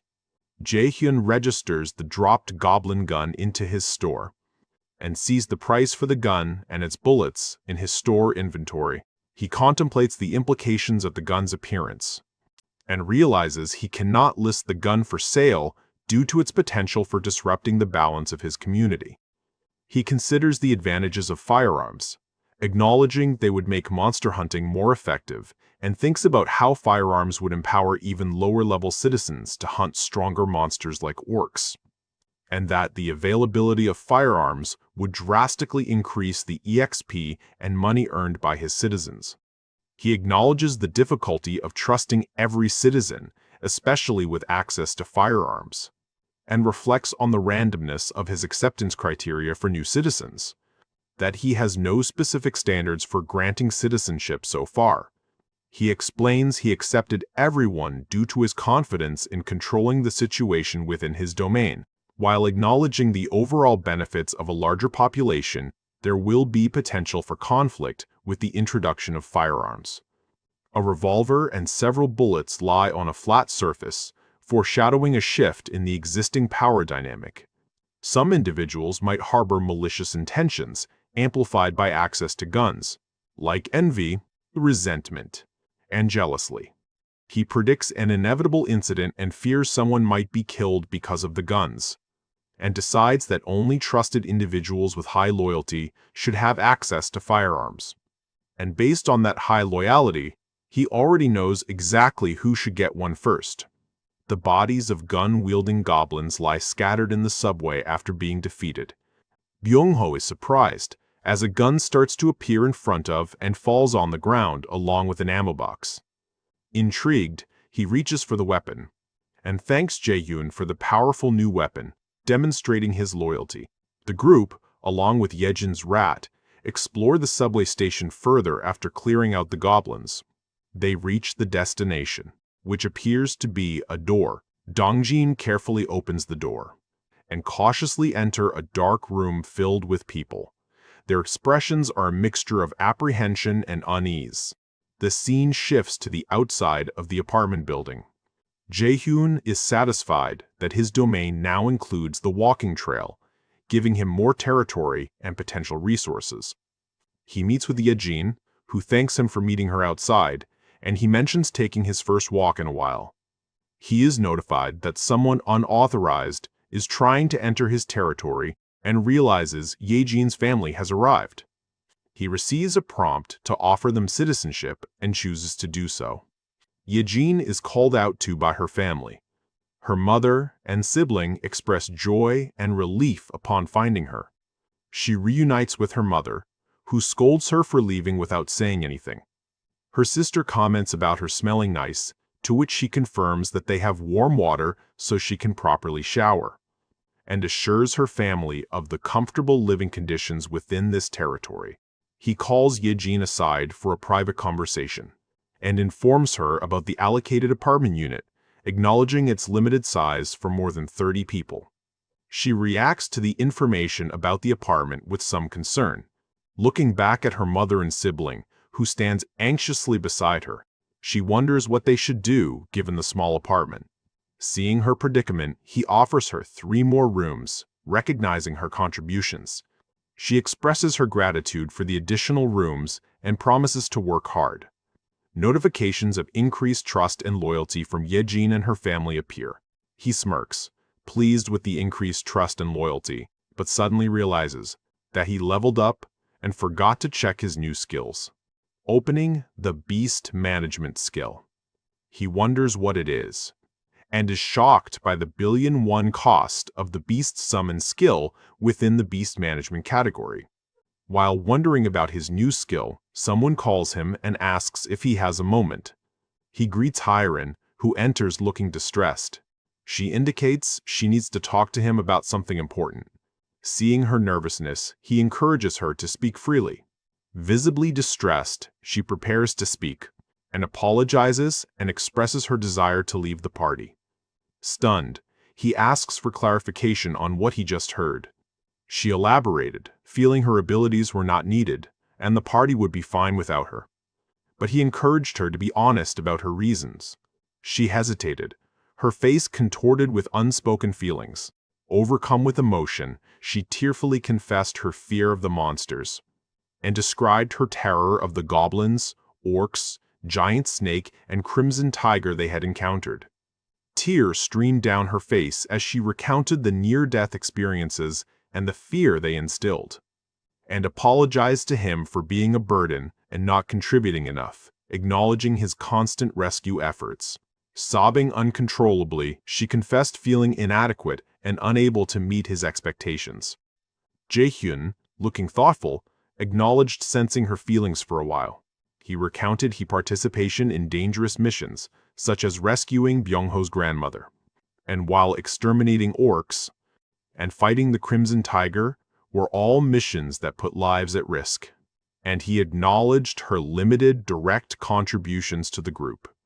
However, he didn't blame her for her lack of direct combat abilities, and pointed out the dangerous nature of her poison mist ability and the difficulty in using it without harming allies.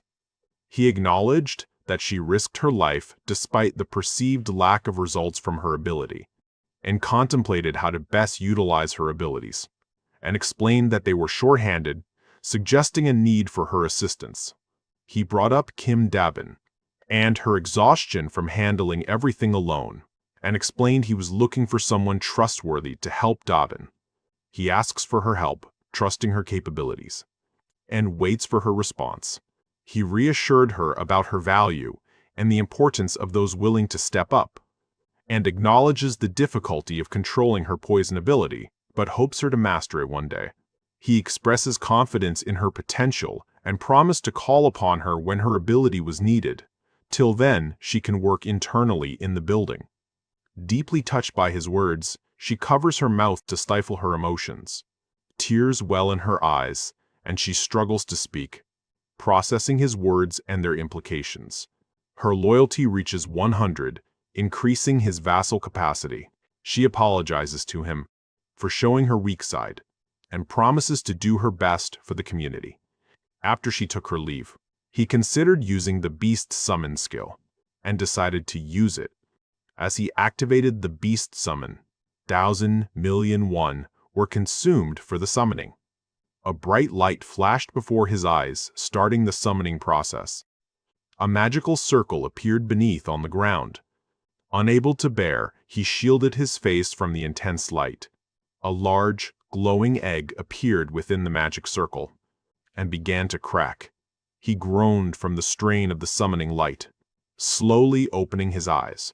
He noticed something. A close-up of a black bird's eye, and then its tail. A small, black, three-legged crow appeared, standing at the center of the circle, activating his ultimate eyes skill.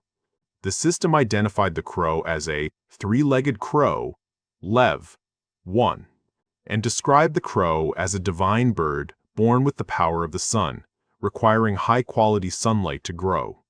He greeted the crow as a bead of sweat moved down his cheek. It chirped in response. He wondered what to name the crow, and had an idea for a name. He suggested the name Blackie due to its pitch-black feathers. The crow chirped happily, seemingly liking the name. It chirped again, confirming its approval. After that, he asked if it was hungry, and opened a bag of chips for Blackie. And Blackie eagerly ate the whole packet of chips.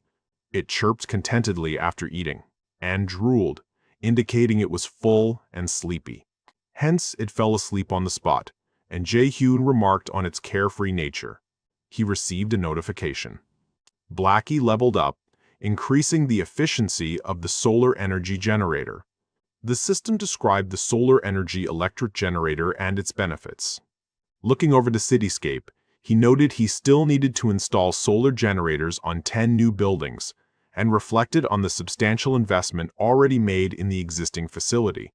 He recognized the game-changing potential of the solar generators due to Blackie, because as it levels up, it further increases the solar generator's efficiency, and calculated the tripled annual return from the solar generators.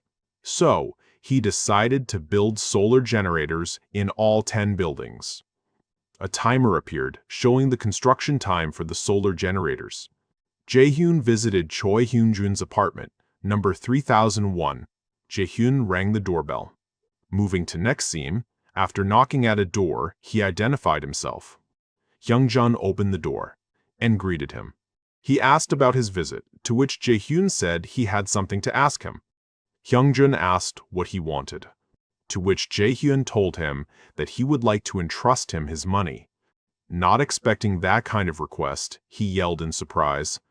Previously, after contemplating his newly acquired tax collection skill, he decided to entrust some money to a trustworthy citizen to generate profit, and calculated that despite a 10 initial fee, the investment would yield a 10 monthly profit margin. He pondered which of his citizens was the most trustworthy to handle his funds, and reviewed Hyung-jun's stats, level 25 title, the first servant, 89 trust, 98 loyalty, and the strength of a gorilla ability. Hyung-jun was the obvious choice due to his high trust and loyalty scores. So he gave him 1 billion won for a money-making quest, explaining the 10 fee and base cost. His trust and loyalty increased to 100, expanding Jae-hyun's vassal limit. Shocked and grateful, he asked if he really intended for him to keep such a vast sum. Slightly surprised by him reaching maximum loyalty, he also allowed him to use a portion of the funds if needed. Overjoyed, he profusely thanked him. Jae-hyun simply stated he would be counting on him. On to the next matter. Dabin asked Jae-hyun if she could freely choose her team members. He confirmed she could choose anyone, including Hyren, and offered to double her weekly pay since she would be the team leader for 2023. He offered to double Dabin's weekly pay since she would be the team leader for 2023. Dabin, ecstatic at the prospect of double pay, had dollar signs in her eyes. Her loyalty increased due to the pay raise. She enthusiastically thanked him and promised to do her best, and took off taking Hyun with her. Jae-hyun walked down the hallway of his apartment building, contemplating his next actions, and decided it was time to handle more sensitive matters. He arrived at apartment 209 and greeted everyone, inquiring about their well-being. Dongjin replied that they were fine, but questioned the reason for his visit.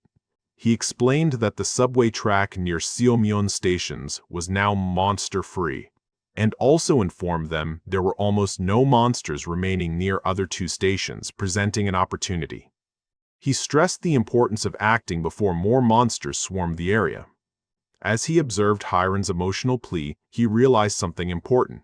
He acknowledged the risks his citizens took to fulfill his requests, and that he is also thankful to Yejin for her warning about the monster at Seomyeon Station, which had averted a disaster.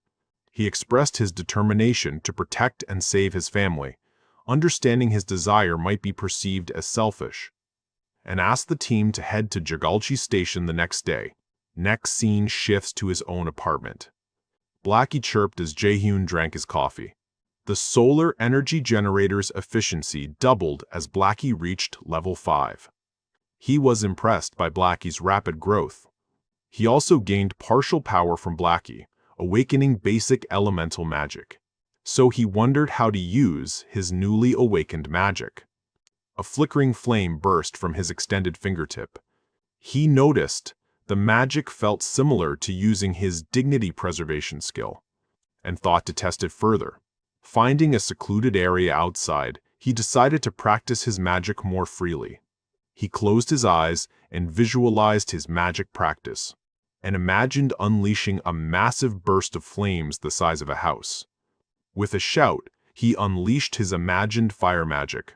The fire appeared to be fusing at a center point, creating a fireball. But as he opened his eyes, the scene wasn't what he imagined. He stared at the small flame hovering over his outstretched hand, muttering about its size, and admitted the magic wasn't that impressive yet, but he thought of an improvement despite the initially underwhelming result. A huge blast occurred as he combined the gas created from the dignity preservation skill. He concluded the combination had great potential despite its current low level, anticipating Blackie's continued growth. Satisfied with his magical experimentation, he decided to end his practice and eat something. The construction of the solar energy generators was complete. Blackie's rapid growth had increased the generator's efficiency 8-fold, creating a surplus of energy. He realized the excess energy might be converted directly into money for his wallet, and sensed Yejin's arrival at his apartment. She thanked him for the time to rest and recuperate. He told her the compensation was simply for her valuable ability, which had greatly expanded their capabilities, and asked her to do her best again that day. He informed her about Dongjin's party's current location at Seomyeon Station and asked her to escort them, and she tells me that she had already sent some rats along the subway route. After being told that they can get as far as Choryang Station, he questioned her about potential issues beyond Choryang Station on the subway route. She identified Busan Station as the problem area, and suggested he witness the situation at Busan Station for himself and used her Queen of Rats ability. At the station, the path seemed blocked by the fallen debris, and the rest of it was flooded. His face tightened with concern as he declared they won't be able to get through. She confirmed the flooded tracks and explained she had tried sending rats above ground instead, and appeared troubled as she revealed another problem with her above-ground reconnaissance attempt, and showed him a devastated cityscape above ground with no path to traverse. He was shocked by the complete destruction he witnessed. He observed that not a single building remained intact above ground, and was stunned by the collapsed buildings and wondered what had happened. A rat scout squeaked as it discovered something unusual on the ground. Seeing something peculiar, he noticed large footprints amidst the destruction, and finally understood why no buildings were left standing. He realized the devastation was due to a powerful force, evidenced by the destroyed Mr. Office building. Observing the completely destroyed roads, he was shocked and horrified by the true extent of the destruction, finally realizing what caused it. In that same instance, a massive earthquake shook the whole building. She cried out, clutching her head, and he tried to keep his balance. He yelled in anguish and frustration, fearing that, at this rate, the building may end up collapsing. In the next scene, the building finally stabilized after shaking violently for some time. Jae-hyun checks on Ye-jin, asking if she's all right. She tells him she is fine, but wonders what caused the tremors. A sense of foreboding washes over him as he contemplates the tremors. Someone frantically calls for him, urging him to see something important. With a look of urgency, he tells her that they need to leave and see what's happening. Hyung-jun apologizes to him and says they need to go to his apartment first. As they head towards his apartment, Jae-hyun notes the ominous nature of the situation and being able to clearly see the Seomyeon station area. He recalls the loud explosion from earlier and how Hyung-jun is urgently pulling him along. Entering a room, he is shocked by what he sees. Hyung-jun urgently directs him, pointing and yelling, "This way!" His wife looks on with concern, and he curses under his breath. He laments his constant misfortune. Confirming his bad premonition, a colossal monster, let's call him Cyclopes, stands destroyed everything and stomping on buildings. The Cyclopes continues its destructive descent, its massive body causing further devastation. Its menacing presence is clear as it shakes the ground and causes more destruction. Watching the devastation, Jae-hyun activates his vassal summon skill, and his baseball team appears, confused about their sudden summoning. Byung-ho asks why they are there, suggesting the recent earthquake as the reason.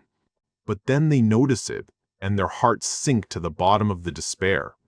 The Cyclops, with its glowing red eye, stares directly at them. They see the massive Cyclops standing over the ruined city and question what it is. And then it begins to move, causing more tremors and destruction. It continues its rampage, destroying more buildings as it moves. Hyung-jun panics, shouting that the Cyclops is coming towards them. Jae-hyun realizes they need to stop the Cyclops, but wonders how they can possibly do it. He questions if his ability can withstand the monster's attack, while gritting his teeth in frustration. Someone snaps him out of his thoughts. Yeonju pleads with him to let her fight the Cyclops. Surprised by her request, he looks at her in amazement. She stands firm, her fighting spirit burning against the giant Cyclops. Impressed by her determination, he subtly smiles and asks her if she thinks she can defeat the Cyclops. She fiercely declares that she will make defeating the Cyclops possible. So he grants her a 24-hour quest to hunt the Cyclops. The reward, the resurrection of her son. The penalty for failure, extreme pain, Yeonju accepts. He gives a mission briefing, outlining the quest to hunt the Cyclops, asking everyone to listen carefully. After laying out the plan, he asks his team if they have understood the briefing. They reply with a yes as he stands in front of them. He divides his citizens into 3 teams. Team 1 with Donggun, Deoksu, and Daejung. Team 2 with Gaeyoung, Byung-ho, and Jiyeon. And lastly, Team 3 will consist of himself and Ye-jin. He states he will handle things in his apartment, instructing everyone else to move to their assigned positions.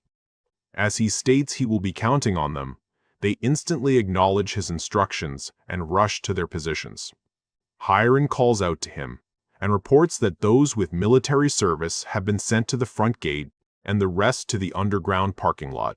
He thanks her and instructs her to also head to the underground parking lot, but she expresses her desire to help. Despite her fear, she insists on helping, even if just a little. Noticing her shaking hands, he asks her if she will be okay, to which she admits that she is scared, but declares she will try to be brave.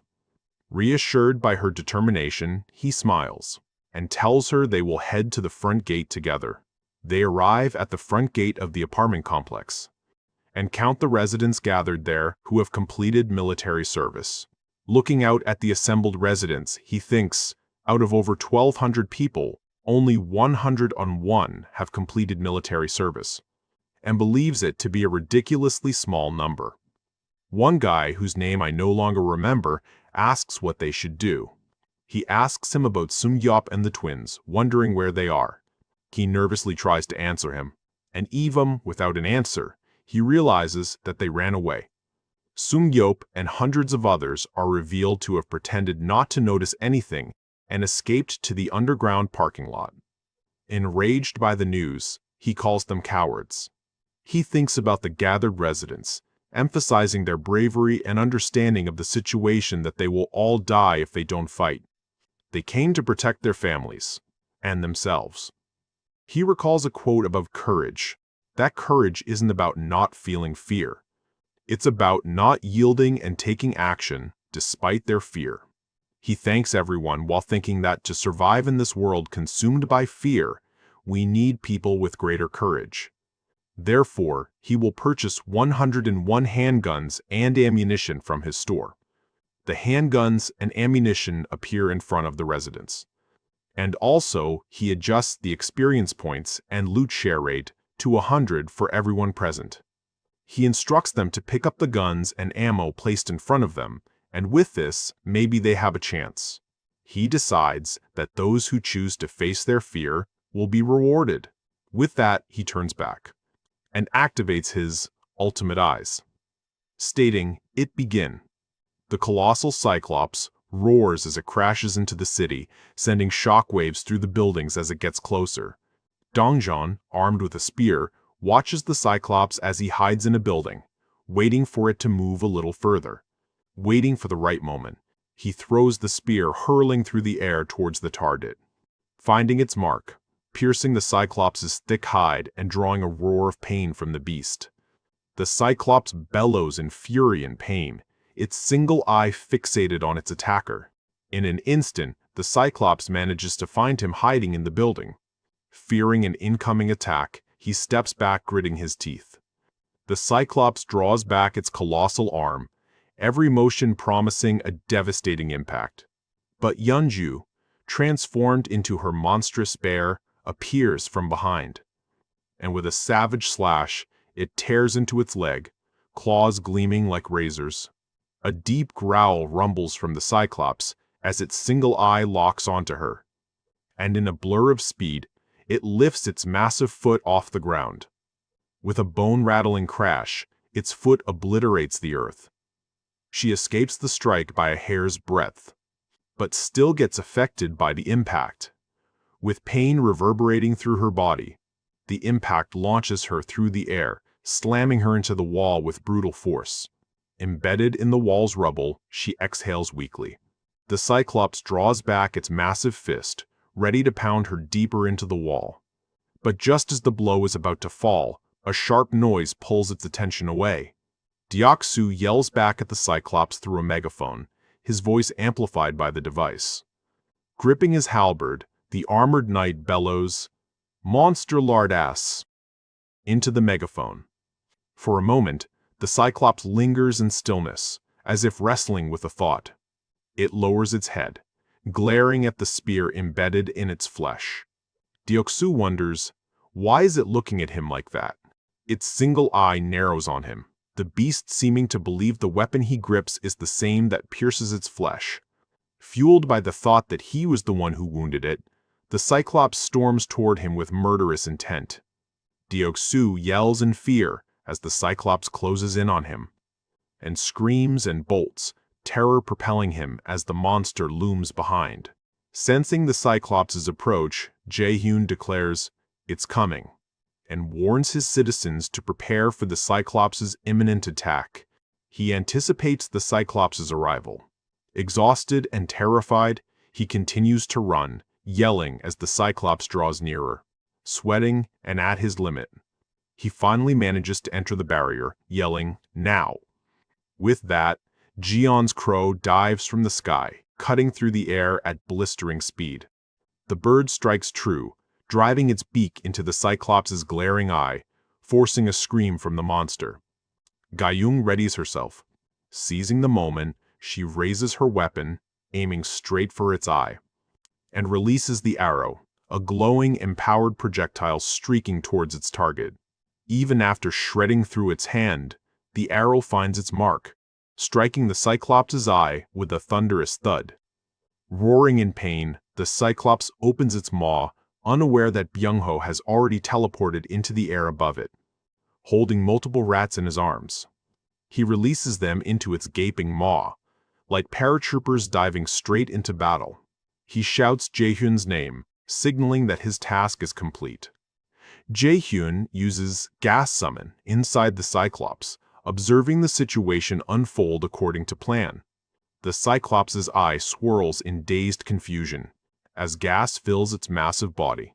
Jae-hyun prepares to deliver the final blow.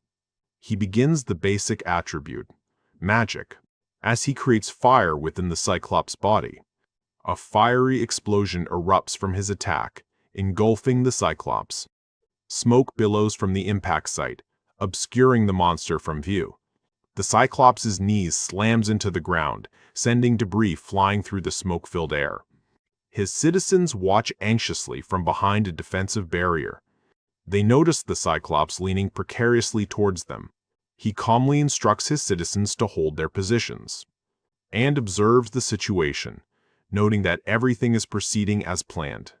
Thinking that now the citizens will concentrate their firepower towards the fallen creature's head over the defensive wall.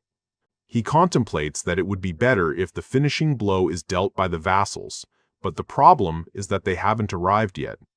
With a quiver in his tone, Hyung-jun cries out, urging him to look behind. He dismisses Hyung-jun's warning, predicting the Cyclops will fall over the defensive wall. But when he looks back, his reaction betrays sheer astonishment at the sudden, unexpected turn. Through the shimmering wall, the Cyclops glares at him with burning intensity. He expresses his astonishment that the Cyclops withstood the combined assault. And against all odds, the Cyclops begins to rise, its massive form shaking off the effects of the attacks. With a defiant roar, the Cyclops raises its fist high and slams into the barrier, unleashing a powerful shockwave of energy that ripples outward. As a colossal Cyclops attempts to smash its way into Jae-hyun's territory, a system notification alerts him that an unpermitted subject is trying to enter. They watch in tense silence as the blue hexagonal barrier holds strong against the monster's initial assault. Staring at the monstrous face pressed against the barrier, Jae-hyun realizes with a jolt of fear that his defenses are being seriously tested. To his immense relief, the system's protective barrier successfully blocks the Cyclops' powerful punch. Inside the safe zone, Hyung-jun rallies the armed citizens, shouting for them to open fire on the gargantuan threat. Following his order, the citizens raise their handguns and unleash a coordinated volley of bullets at the Cyclops. Despite the barrage, the bullets merely spark against the creature's stone-like hide, proving largely ineffective. Enraged by the puny attacks, the Cyclops lets out a deafening roar of frustration, its power undiminished. Watching the ongoing firefight, Jae-hyun grimly notes that while they've stopped the beast for now, the barrier might not withstand another hit of that caliber. He grits his teeth, knowing that if the barrier is breached even once, the consequences for his community will be catastrophic. Deciding to take matters into his own hands, he prepares to activate a powerful skill he's been saving for an emergency. He unleashes his invisible hand, gigantification ability, a feature unlocked by investing skill points, preparing to counter the Cyclops' next move. Anticipating the monster's next punch, he plans to use his newly activated skill to defend his territory. The Cyclops swings its massive arm back, ready to deliver another devastating blow to the shimmering barrier. The citizens cry out in panic, fearing the barrier will finally shatter. The system repeatedly alerts him of the unpermitted entry attempt as the Cyclops relentlessly pounds against the barrier. Some of the citizens express their awe and disbelief, amazed that their defenses are holding up against such a powerful monster. The armed residents continue their desperate assault, shouting encouragement as they fire at the giant, hoping to find a weak spot. Though their bullets only cause superficial damage, the Cyclops still roars in anger from the relentless attacks. Jae-hyun observes that while the attacks aren't decisive, they are managing to chip away at its health. He calculates that the combined damage from the mouse bombs and pistol fire is steadily racking up against the Cyclops.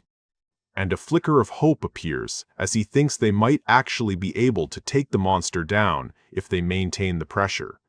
However, he knows they still need a decisive, powerful blow to finally finish the fight, as a spear comes flying through the air, causing the Cyclops to roar in pain as it pierces its thick hide. Sensing an opportunity, he gives a determined smirk, knowing his heavy hitters are about to enter the fray.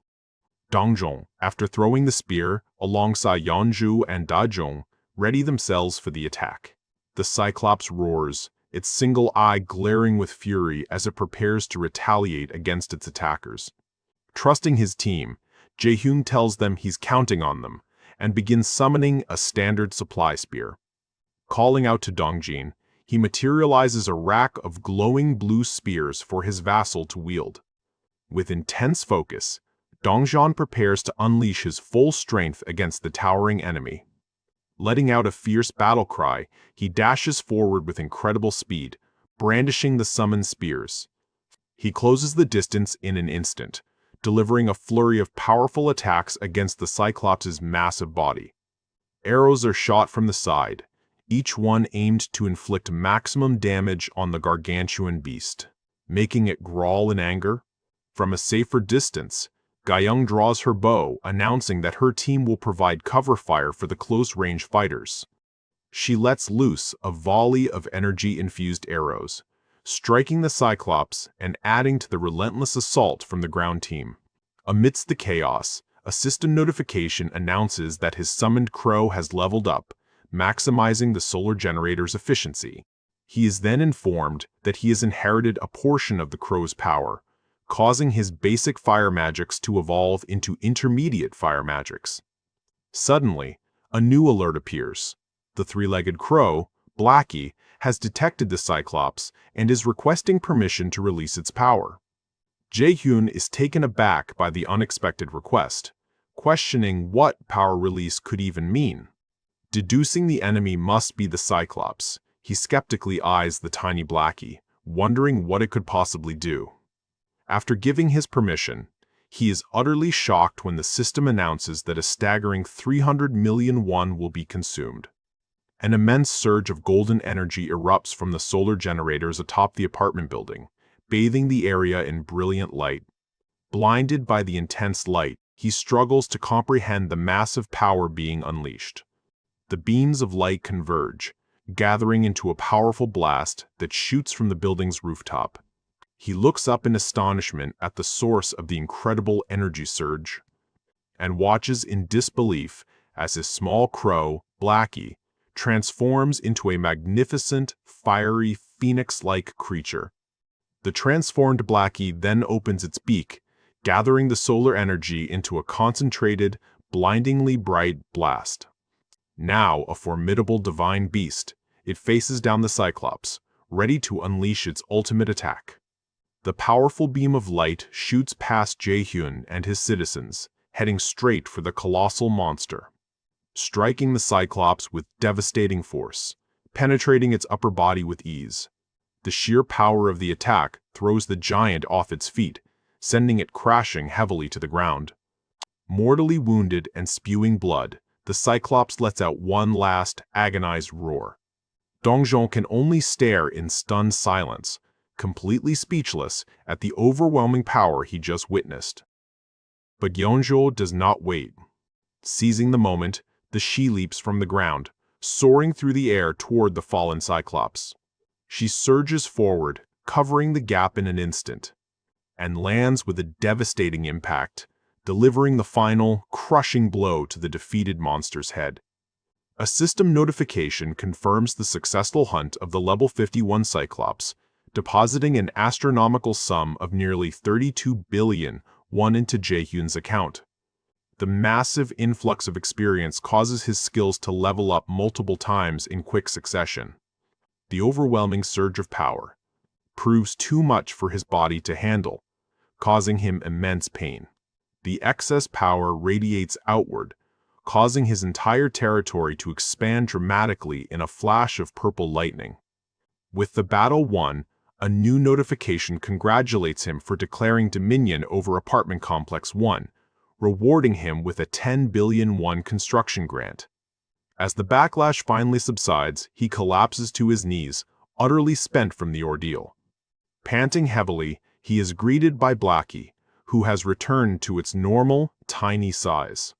Blackie lets out a soft caw and strikes a proud pose, while Jae-hyun looks on in exhausted disbelief. He lightly scolds his familiar, reminding it that it just spent 300 million won without his explicit permission. But despite the cost, he smiles, acknowledging that Blackie's incredible attack was the decisive factor in their victory, and gently pets the small crow, praising it for a job well done, much to Blackie's delight. He reflects on the incredible cost-effectiveness of the attack, turning 300 million into 30 billion, though he notes summoned beasts seem to be confined to his territory. Convinced by the amazing performance, he decides there's no need to hesitate and moves to summon all 10 of his available beasts. However, when he checks the beast summon option, he discovers that it's now inactive. But his eyes widen in shock as he sees the price for the next summon has skyrocketed to an unbelievable 10 billion won. He then shifts his attention to something else. His moment of financial shock is interrupted by a new notification on his status window. Looking at his displays, he sees a message concerning Yeonju's quest. He sees Yeonju standing atop the defeated Cyclops as a system notification rings out. The system announces that she has completed her quest and that over 324 million won has been consumed as the reward. Overwhelmed with emotion, she cries tears of joy, her deepest wish, the resurrection of her son finally fulfilled. In a desolate shelter, a man calls for the next person in line. With a gesture, he materializes pure water, filling a grateful survivor's bottle. The woman thanks him for the precious resource, a small moment of relief in their grim reality. The man, Lee Jun-hyuk, turns to the group and informs them that their food supplies have finally run out. He explains that while he can create water, but the food they'd scavenged from monsters has all but disappeared, and admits that his water creation ability has also reached its absolute limit. As he considers their grim options, a violent tremor suddenly throws everyone off balance. The survivors cry out in alarm, mistaking the sudden shaking for an earthquake, and his friend screams his name in terror. He desperately urges him to get up. Panicked, the man scrambles back to him, stammering that a terrible monster has appeared. Without another word, he flees the rooftop, racing up the stairs. As they rush to the edge of the roof to witness the source of the chaos, Jun-hyuk stares out at the city in disbelief. He watches as the colossal Cyclops, the monster from a previous battle, rampages through the ruins. His shaken companion asks what they should do, suggesting they hide underground and wait it out. Overwhelmed with despair, he grabs his head, shouting that there's nothing they can do against such a creature. But as he vents his frustration, a brilliant golden light pierces the sky. He tells his friend that all they can do is pray. The monster doesn't come their way, just as a massive explosion engulfs it. Stunned into silence, both men watch as the source of the golden light becomes clear. Jun-hyuk looks on in awe as a sudden realization dawns on him. He understands instantly that the light came from an awakened being, one on a completely different level from himself. With newfound certainty, he turns to his friend and declares his plan to gather their people. His terrified friend points towards the battle and asks if he's seriously thinking of going over there, to which he confirms his intentions with grim determination, stating that he has to stick with that powerful person. Led by him, the desperate group of survivors walks through the ruined streets, having run out of food and options. He pauses, catching his breath as they finally approach their destination. Believing he's found the right place, he leads his group towards the LH Complex 2 apartment building. His companion marvels at how clean the building is compared to the surrounding ruins, before being repelled by an invisible barrier. To their confusion, the group is stopped by a barrier displaying the words, "Access restricted." Suddenly, a system window appears before them, asking if they wish to obtain citizenship. Deciding to take the chance, they accept and are immediately granted citizenship. A party quest materializes, instructing the new arrivals to locate the 30th floor of Building 114 within 1 hour. Upon reaching the 30th floor, they are greeted by Jae-hyun, who extends a hand and welcomes them. He formally introduces himself to the weary group of survivors. Jun-hyuk stares, completely starstruck, realizing he's face-to-face with the one who defeated the Cyclops. A shadowy aura seems to emanate from Jae-hyun as he comprehends the immense power of the man standing before him. His instincts scream at him, telling him this is an opportunity he absolutely cannot miss. He firmly grasps Jae-hyun's hand, introducing himself as Lee Jun-hyuk, determined to seize this chance. He bows deeply, exclaiming how pleased he is to meet him, to which Jae-hyun can only respond with a simple, "Okay." Jun-hyuk knows with absolute certainty that no matter what, he must not let this opportunity go. Meanwhile, Yeonju sits peacefully in Jae-hyun's apartment. She watches over a lavish breakfast of fried eggs, ham, and rolled omelets. Smiling warmly, she calls out to her resurrected son, Siwoo, and asks if the food is tasty, and he enthusiastically confirms that it's yummy. The young boy curiously asks if it's someone's birthday, as he spots seaweed soup on the table. She looks at the traditional birthday soup, a symbol of life and celebration. With tears in her eyes, she tells her son it's simply because he likes it, and he cheers with joy. Jae-hyun enters the room, and Siwoo excitedly greets him as the wizard uncle. She asks him how the new arrivals are faring, and he confirms he's helped them settle in with some food. He then awkwardly apologizes, and she asks what for. He feels bad that she can't leave his apartment, and he honestly didn't expect it either. Gently stroking her son's hair, she says that just being together is more than enough for her, and embraces Siwoo, telling Jae-hyun that right now, she's perfectly content. A system notification alerts him that her loyalty has reached 100, increasing his vassal capacity. However, he reflects that even without the system's confirmation, he already knew how she felt.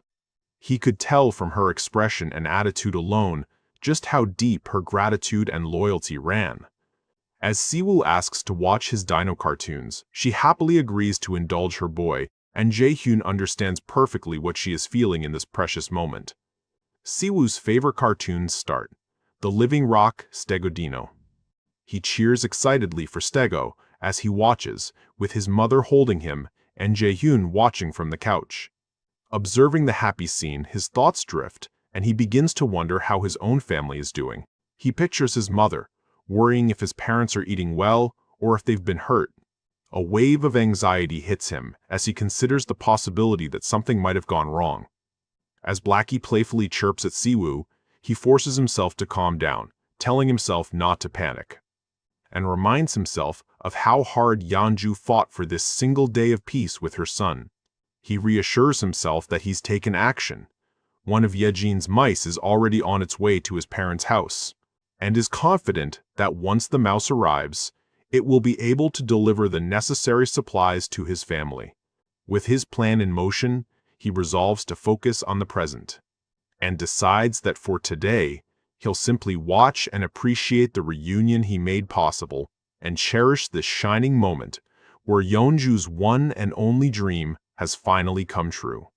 He sits back, quietly observing the pure, simple joy of a mother and child reunited.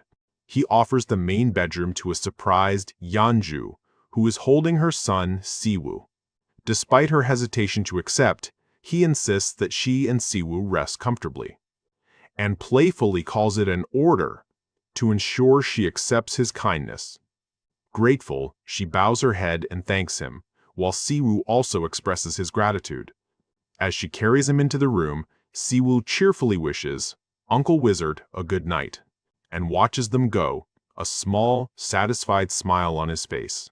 After some time pass, from the bedroom, her gentle voice can be heard singing a lullaby to her son.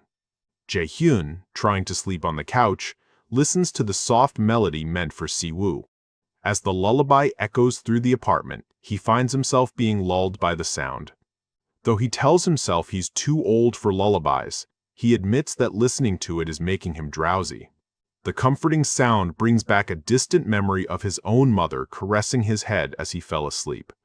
The next day dawns peacefully, marking the start of the precious, limited time they have together. He enjoys a meal prepared by Yeonju, with Siwoo playfully feeding both him and Blackie, and they spend the time watching Siwoo's favorite comics together.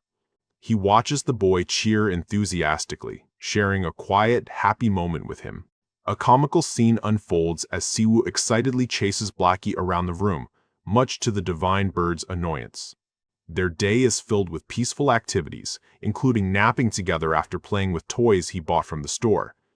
A heartwarming drawing by Siwoo depicts his family, his mom, himself, Uncle Wizard, and Blackie. As the sun begins to set, he reflects on how quickly and precious the time is passing.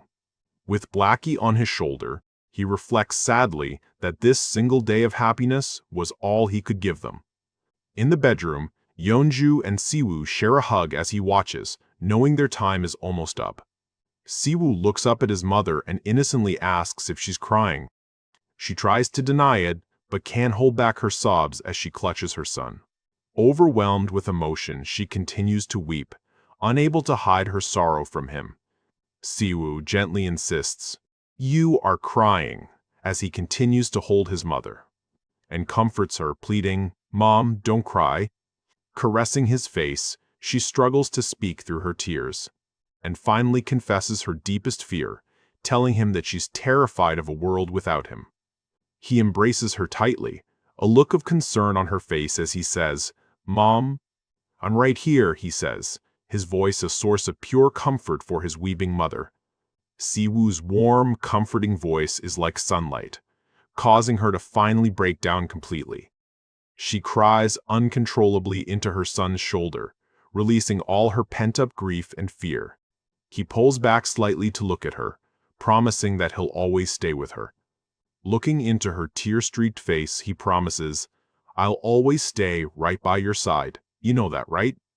Overcome with emotion, she can only cry out her son's name. As he begins to fade away, she protests that there's still so much she wanted to do for him, and promises to make him all his favorite foods. But his image becomes more transparent against the sunrise. Siwoo struggles to get his last words out as his form dissipates into light. With a tearful, bright smile, his last words are, "I love you, Mom." She collapses to the floor, realizing with horror that another inevitable farewell has come. She screams his name in anguish as his form completely vanishes into motes of light. With a heartbreaking smile through her tears, she tells her disappearing son that she loves him too. Siwoo's final, tearful farewell is a simple, "Bye-bye," as he dissolves completely. As white petals of light float through the room, Siwoo is gone, leaving his mom and Jae-hyun in the quiet apartment. She remains on the floor, clutching the space where her son just was, and stays there, grieving, until the very last trace of his warmth has faded away. Jae-hyun reflects on the nature of hope, musing that it is a flower that only blooms in the depths of despair, and concludes his grim thought, those who can grasp hope must therefore always be surrounded by despair. A single petal of light remains on the floor as he internalizes how cruel this cycle of hope and despair is. He reaches out his hand to the grieving Yeonju, telling her not to be too discouraged, and offers her a sliver of hope once more, promising that this won't be the last time she sees her son. Looking up at him with tears still streaming down her face, she asks if what he's saying is true. His face hardens with determination as he considers her question. Taking her hand, he makes a solemn vow. "If given the chance, I'll always make it happen." His promise is a devilish temptation, to which Oh Yeonju willingly listens. A system notification announces that Oh Yeonju's trust has reached 100, and Jae-hyun has acquired the skill, Ancient Vitality. Elsewhere in the complex, Sun-yup lets out a roar of frustration. He furiously lists off his stolen belongings, his supply spear, his orc spear, to his two equally distressed companions. Kicking the ground in anger, he yells that everything he had was stolen from him. One of his companions confirms his own supplies were also missing when he woke up. The other survivor reveals he's looked into it, and there are others whose things were stolen, all with something in common. He explains that they all ignored the call to defend the front gate, noting that the veterans who did go seemed to be fine. One of them mutters that he should have just gone to the front gate when called. Sung-yup grabs him by the collar, angrily asking if he's trying to shift the blame onto him. He shouts that they all agreed, reminding his friend that he was the one who called those who followed orders. Puppets. The terrified companion quickly apologizes to the enraged Sun-yup, and he lets go with a shove, still fuming over their situation. The reality of their insubordination sinks in as he worries that they could be kicked out of the safe zone. He recalls that expulsion isn't just a threat, it's happened before, and remembers a rumor about a man who was expelled for misbehavior and was later found dead in the street. Realizing that with more survivors gathering, his defiance will not be tolerated, he fears he'll be the next one kicked out, and grits his teeth in frustration, cursing his predicament. His anger focuses on Sungmin, who answered the call and was rewarded with a gun for his efforts. Grabbing his head in despair, Sun-yup wonders how his situation spiraled so out of control. Unseen, Jae-hyun declares that what Sun-yup has gone through is only the beginning of his punishment. With a sinister glow in his eyes, he wonders what kind of treatment Sun-yup will now receive from the other survivors. A quest window suddenly appears before Sun-yup's group, ordering them to hunt 20 goblins within 24 hours. Sung-ya-yu stares in disbelief at the quest, as Jae-hyun explains that he will learn about responsibility. The quest details a failure penalty of 1 minute of intense pain, leaving the delinquents to wonder what that entails. His final thought makes it clear, this is the price they must pay to remain within his safe zone. As a reward for Yeonju's trust reaching 100, he acquired her A-rank skill, Ancient Vitality. This powerful ability drastically increases regeneration based on the severity of an injury. He is surprised to receive an actual skill from a citizen as a reward for maxing out their trust. However, he initially deems the skill useless for himself, reasoning that as a non-frontline combatant, he is unlikely to get hurt. Since he hardly ever leaves the house, he figures he won't get injured enough to need such a powerful regeneration skill.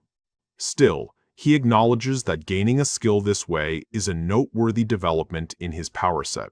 His attention then shifts to Moon Byung-ho, whose trust is also approaching 100, and he begins scheming to acquire his awakening ability next. Jae-hyun eagerly anticipates obtaining Byung-ho's teleport skill, an ability that would allow him to move to any location he can see. A new strategy forms in his mind. What if he activates an outpost base first? Then, from that remote location, he could use his Ultimate Eyes skill to expand his vision. He theorizes that with enough mental strength, this combination would grant him unprecedented mobility.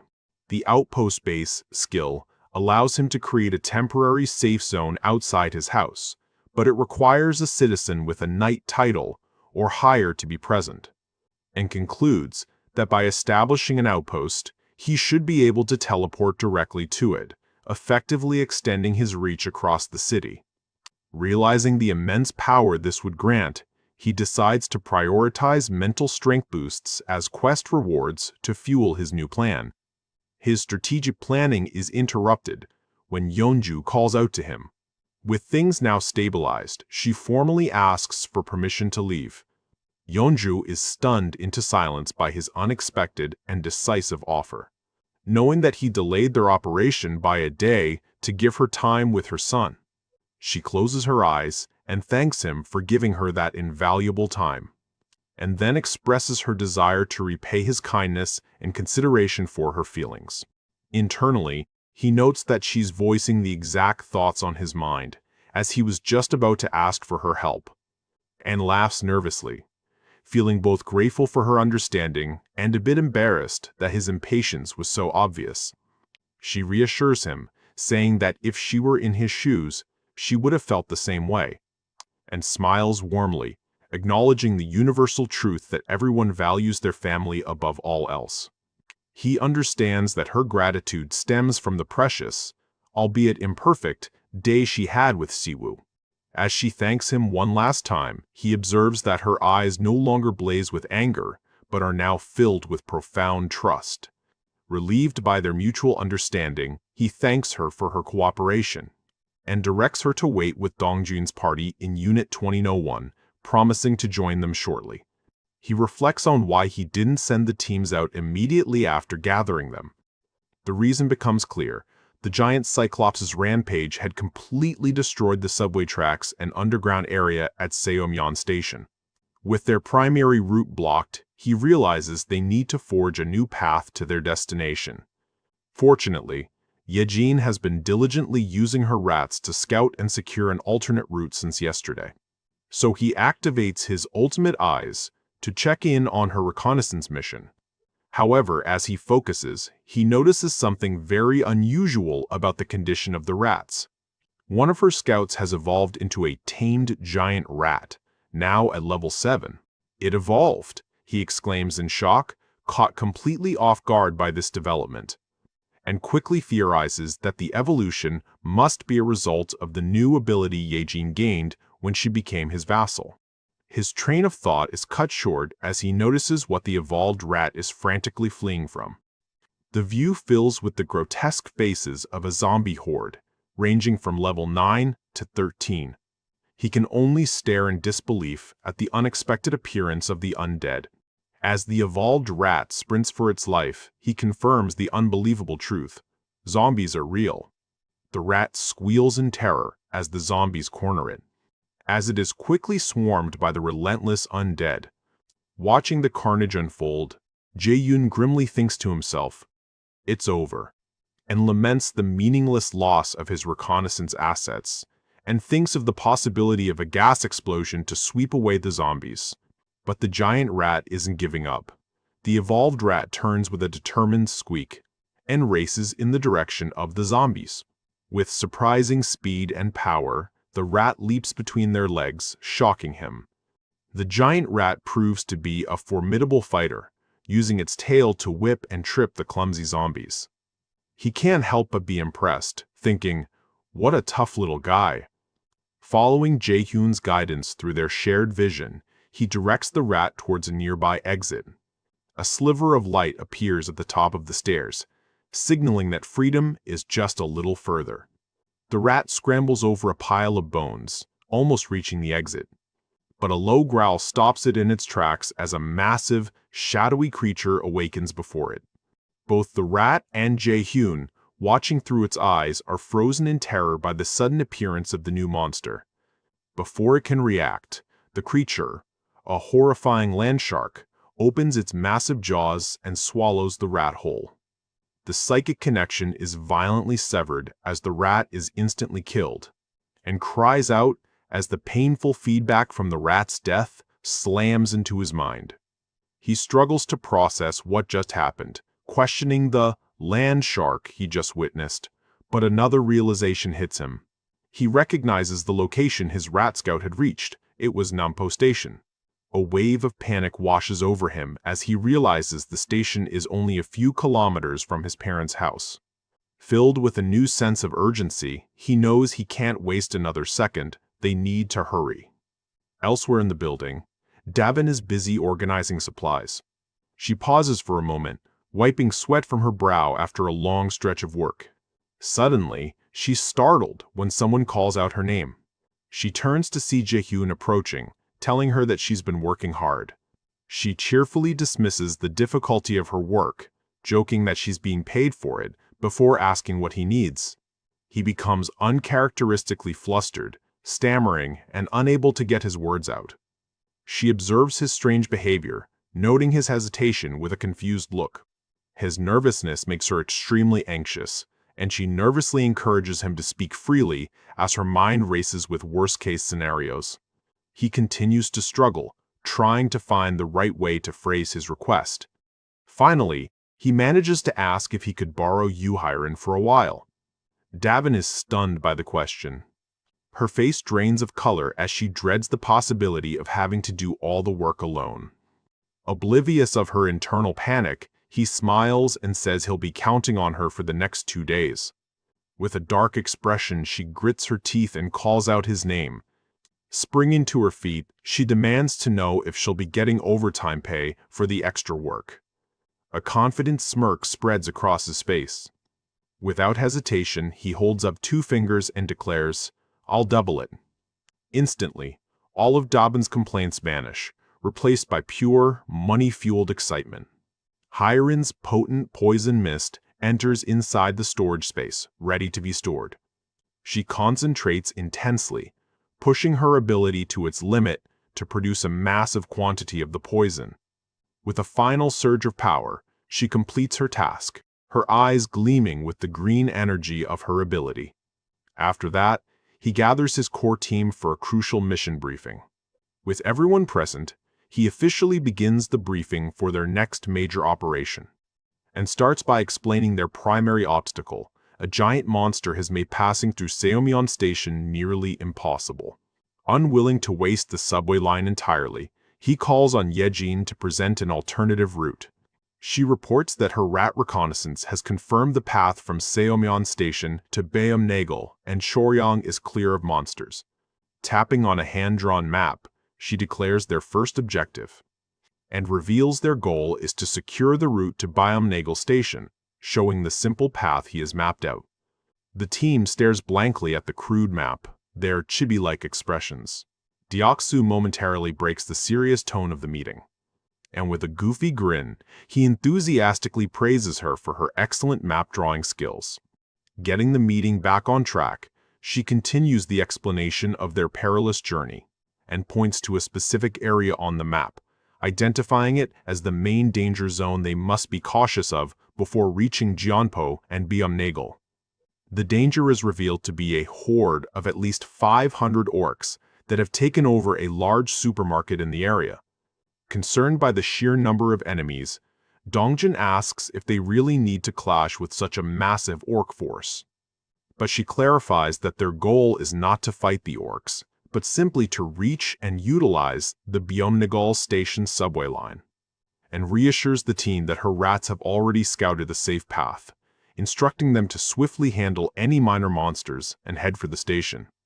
Jae-hyun mentally recalls his preparations, having poured a significant amount of money into leveling up Dongjun's party. Thanks to his investment, nearly everyone in the party has reached level 30, with only Hyungjun and Hirin lagging slightly behind. Confident in their new strength, he believes that mere goblins will no longer pose any threat to Dongjon's team. She explains that once they're in the subway, reaching Shoryang Station should be easy, but the real issue lies at the next stop, Busan Station. A nervous Deoksu asks if another giant is waiting for them there, but she confirms that isn't the problem, much to his relief. With a grim expression, Yejin reveals the true horror isn't a single monster, but the state of the subway tracks themselves. She drops a bombshell on the group. The tunnel between Shoryang and Busan stations is packed with a massive horde of zombies.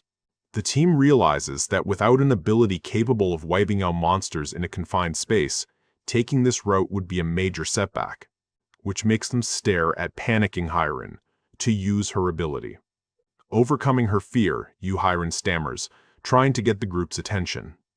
Barely able to speak, she nervously calls out to Yejin as she gathers her courage, and, with newfound determination, declares that she thinks her poison mist ability might be the key to their success. A system window confirms Hyun successfully stored 100 kilograms of poison mist, but has exceeded its weight limit. Wiping off her sweat, she finishes the job. Jae-hyun approaches the exhausted her, commending her for a job well done. Concerned, he checks on her, asking if she's feeling all right after the immense strain. She reassures him that while it was exhausting at first, a sudden surge of strength has left her feeling completely fine. Jae-hyun internally reveals that he secretly accessed the vassal management window mid-process and used his funds to level her up. He smirks to himself, reflecting that while it cost a fair bit, his billions in earnings made it a worthwhile and ultimately correct decision. She voices her concern about not physically joining the mission, but he reassures her that her contribution was essential. With all the necessary preparations finally in place, he readies himself to commence the operation. Dark energy swirls around him as his eyes glow ominously, signaling the start of their zombie extermination plan. Deep within the dark subway tunnels, a horde of zombies stirs, alerted to a new presence. One of the zombies growls questioningly, sensing something approaching in the darkness. The entire zombie horde turns its attention to a small figure rapidly approaching from down the tracks. A lone, level 3, tamed rat, sent by Yejin, fearlessly sprints toward the undead horde. The lead zombie lets out a monstrous roar as it charges forward to intercept the tiny intruder. From the safety of his apartment, Jae-hyun remotely activates his storage skill to unleash their secret weapon. As the zombies close in on the rat, a massive cloud of green poison mist erupts, engulfing the undead. The rat zips through the billowing toxic cloud, leaving the zombie horde to choke on Hyren's poison. Jae-hyun explains that Hyren's poison mist has a paralysis effect on living creatures. The inhaled poison slows movement and hampers bodily control, as seen when one of the zombies stumbles. Ultimately, the poison paralyzes the diaphragm and intercostal muscles, leading to suffocation. However, he notes a critical flaw in this plan. Since zombies are already dead, not breathing isn't exactly a problem for them. With the poison's primary effect nullified, he coolly initiates Plan B, calling on Yejin to proceed. On her command, countless glowing red eyes emerge from the shadows of the subway tunnel and descend upon the paralyzed zombies. The ravenous rats begin tearing into the immobilized zombies, devouring them piece by piece. One rat burrows its way into a zombie's eye, biting it off. The zombie horde is quickly overwhelmed and consumed by the relentless swarm, leaving nothing but splatters of gore. System floods with notifications as he gains EXP and money from each zombie hunted by the rats. Suddenly, Yejin cries out in pain, alerting a shocked Jae-hyun that something has gone wrong. With her rats, as they begin to squeal and writhe in agony, the rats that feasted on the zombies begin to mutate, transforming into tamed giant zombie rats. A newly zombified giant rat lets out a horrifying mutated shriek, its eyes glowing with red malevolence. Watching the terrifying transformation, shaken he admits that the outcome was far too close for comfort, and realizes the critical danger. Coming into contact with zombie blood leads to zombification. He shudders, realizing that if Yeonju had been bitten or clawed during her earlier fights, she could have become a zombie werebear, a truly worst-case scenario, and checks in with a strained Yejin, asking if the mutated zombie rats are still following her orders. She confirms that while they have become much more aggressive, her mutated rats are still under her command, pleased that despite the unexpected mutation, everything is still going smoothly. With the path clearing, he allows himself a moment of hope, believing he might finally reunite with his family at Jagalchi Station. His brief moment of peace is shattered by a system alert warning him of an unauthorized entry attempt. The system presents him with an unexpected offer: grant citizenship to a massive group of 107 people who have appeared near his base. Without hesitation, he accepts the offer, deciding to expand his community even further. And with the influx of new survivors, his citizen population reaches 3,000, unlocking a new skill: Economic Activity Subsidy. He looks at the notification for his new skill, which promises to bolster his community's economic power. He can barely contain his glee as he realizes the potential of his newly acquired skill, and concludes that this unexpected turn of events could be very, very good for his future plans. Jae-hyun's newly unlocked economic activity subsidy skill allowed him to assign official titles and pay his citizens a daily wage, separate from his own funds. As he examined the new system, he realized it was a game-changer for managing his growing community, and immediately thought of assigning titles to Dabin and her public facility management team. He noted with satisfaction that the 100,000 won daily wage for staff perfectly matched the 700,000 won weekly salary he promised, and now there was no longer a transfer fee. Since the money was essentially free through the subsidy, he decided to greatly expand the number of personnel managing public facilities, and calculated that if all 300 staff positions were filled, it would inject 30 million won into his community's economy every single day. Realizing the massive potential, he tallied up the wages for all available roles. The total daily payout came to a staggering 50 million won. He grinned maniacally, knowing this influx of cash would boost his own revenue through his tax collection skill and purchases at the community kiosks. Concluding that assigning titles was highly beneficial, he began considering what other roles to create. He brainstormed positions like infrastructure maintenance, cleaning, and security, though he couldn't think of any others for the moment. Deciding to start with security, he planned to assign the roles to the citizens who would help defend the main gate. His first official act was to appoint the highly capable Dabin as a general manager. As he made the appointment, Jae-hyun suddenly recalled that Dabin's team members included Hyunjun and Hyerin. As expected, the significant promotion maxed out Dabin's loyalty, automatically registering her as a new vassal and increasing his capacity. This confirmed his theory. When a citizen's loyalty hits 100, they become a vassal and awaken a special ability. Eagerly, he prepared to check what powerful new ability his newest vassal had acquired, and brought up her status to view the details of her profile. However, his attention was immediately drawn away by the sight of Hyerin, fast asleep and drooling on the couch. He was startled to see her sleeping so soundly in his living room. Yejin, who was also present, chuckled softly and asked if she should wake the exhausted girl. "No," he replied, explaining that Hyerin had already more than fulfilled her duties. He reflected that she'd only pretended to be fine, clearly overworking herself, and deserved a reward for her efforts. Deciding to let her rest, he activated his invisible hand skill to gently move her.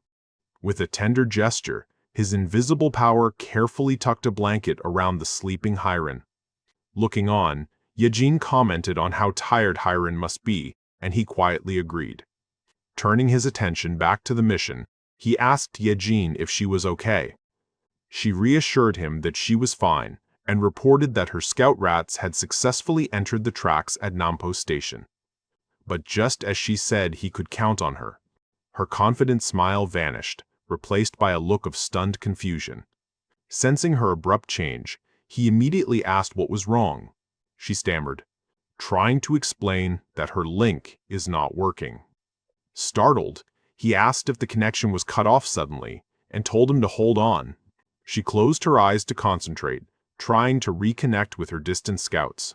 After a moment, she explained that the psychic link had become too weak because the distance was now too great. He questioned how that was possible, since it had been working just moments ago. She clarified that while a link could only be initiated near Central Station, an active one could be pushed beyond that range. Frustration boiled over for him, who clenched his jaw in anger at this critical setback, and internally cursed his luck, as his entire plan was to use the rats to check on his parents' safety past Jigalchi Station. Clenching his fist, he asked her to try re-establishing the link from Central Station. Without hesitation, she agreed to try again. A blue aura surrounded her as she focused all her mental energy on the task. Far away, in the dark subway tunnels, her zombie rats responded to her call. Jae-hyun steeled his resolve, determined to exhaust every possible method to ensure his family's rescue. Clasping his hands, he sent a desperate plea into the universe, praying for his loved ones to remain safe and sound. The new plan was illustrated on a subway map. Dongjun's party would travel overland to Shoryang, providing a closer relay point for Seo Yejin's rats to advance toward Jigalchi. As planned, the team soon arrived at the desolate and ruined Choryang station. They ascended the stairs to the surface. Emerging into the twilight, Jian was taken aback by the scene, with his crow, Blackie, perched calmly on his shoulder. The entire team was left awestruck and horrified by the apocalyptic wasteland that was once their city. "This is incredible," Jian muttered, before turning to Blackie and ordering it to begin scouting. Blackie screeched an affirmation and took flight, soaring into the ruined cityscape. It flew high above, scanning the area for any immediate threats. After a moment, Jian reported back to the team that there didn't appear to be any monsters nearby. Deoksu added that not a single goblin was seen, concluding the chaos from the giant's attack would make their passage easier. Jian agreed, reasoning that no sane person would dare venture into such a devastated area now. Dajung nervously asked if they would be okay traveling as night approached, suggesting they find a safe place to wait until morning. Gaeyoung confidently reassured her, explaining that, since they knew goblin behavior, it was actually safer to travel at night when the creatures tended to hide. Taking charge, Dongjan confirmed they were moving out immediately. He reminded the group not to worry, as Jae-hyun would summon them back to safety if they encountered any real danger. A sudden squeaking sound announced the arrival of a guide. The group looked down to see one of Yejin's rats had arrived to lead the way and decided to follow it. Without a word, the team fell into formation and followed their small, furry guide through the ruins. Their guide led them to the edge of a massive, flooded crater where Busan Station used to be. Jian wondered aloud if the giant was responsible for turning the entire station into a lake. Gaeyoung agreed, theorizing that the surrounding buildings must have crashed into the ground, creating the gaps that filled with water. Suddenly, a figure with long, dark hair emerged silently from the murky depths. Jian stopped abruptly, sensing that something was amiss. "I just heard a sound," he said, his eyes scanning the water's surface. He spotted the figure in the distance and urgently pointed, shouting that someone was over there. The team saw what looked like a woman with long, dark hair rising from the water. But as the figure lifted its head, revealing a monstrous glowing eye, they realized their horrifying mistake. An ear-splitting shriek erupted from the creature, blasting the team members off their feet with concussive force. Dajung screamed for everyone to cover their ears as the sonic blast washed over them. The creature revealed its true form, a monstrous being with a gaping maw and terrifying eyes, a siren. The siren's powerful psychic attack overwhelms Dongjin's team, trapping them in horrifying illusions of their past traumas. They scream in pain, wondering what is happening. They find their bodies moving against their will, a helpless puppet under the siren's terrifyingly long-range influence. He and Yenju are helplessly flung through the air by an unseen force. They crash into the flooded ruins of Busan Station as others screams their names. Plunged into the murky depths, the two are immediately disoriented and separated in the chaotic water. As Yanju struggles for air, her thoughts instinctively turn to Deoksu's fate.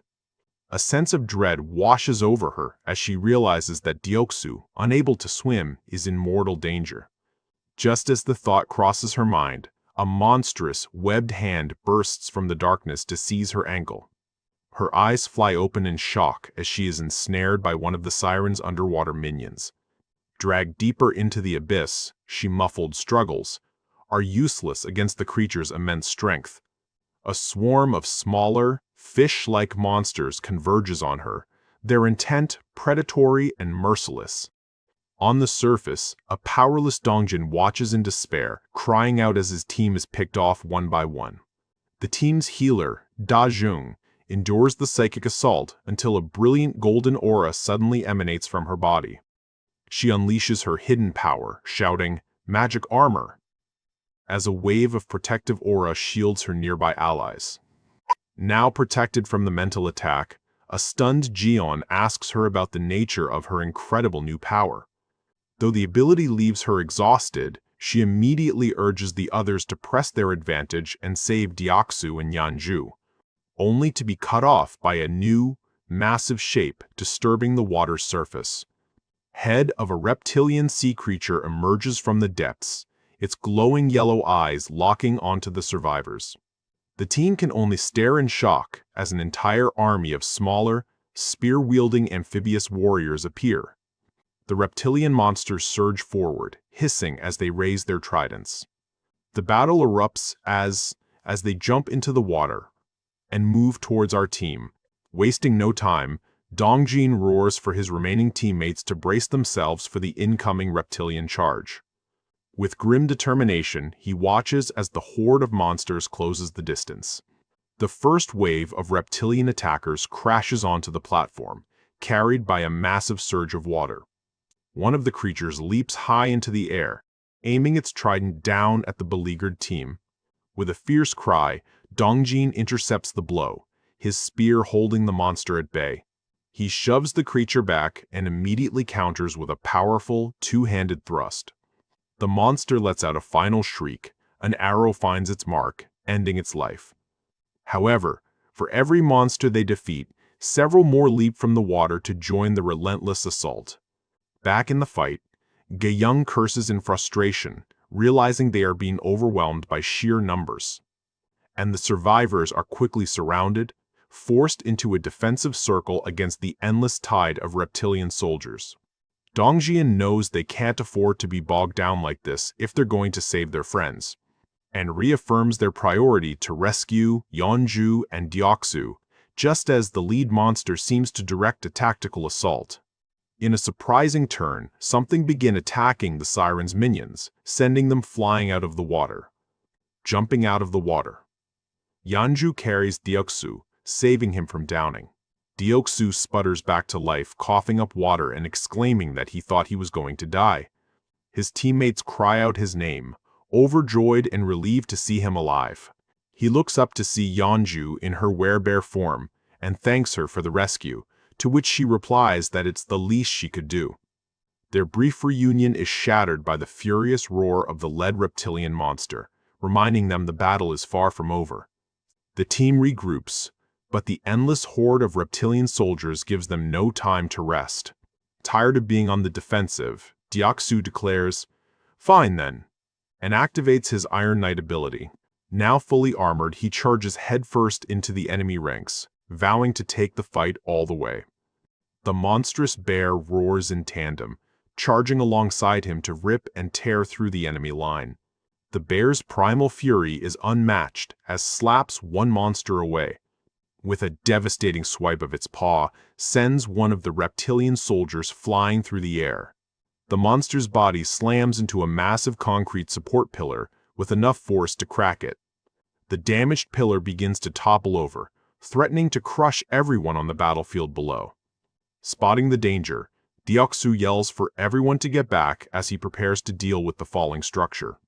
Their pillar falls on the ground, getting destroyed on the impact. Byung-ho rushes to check on a bewildered Dongjin, who is stunned by the bizarre scene revealed in the aftermath. Even Deoksu and Da-jung are speechless, staring in disbelief at what lies in the center of the clearing.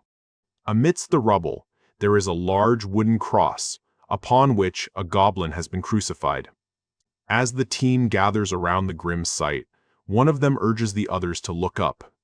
Confused, the survivors raise their heads, their faces slowly filling with a dawning horror.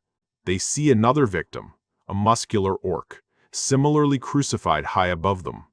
Looking further, they see a forest of crosses stretching into the darkness, each bearing a victim.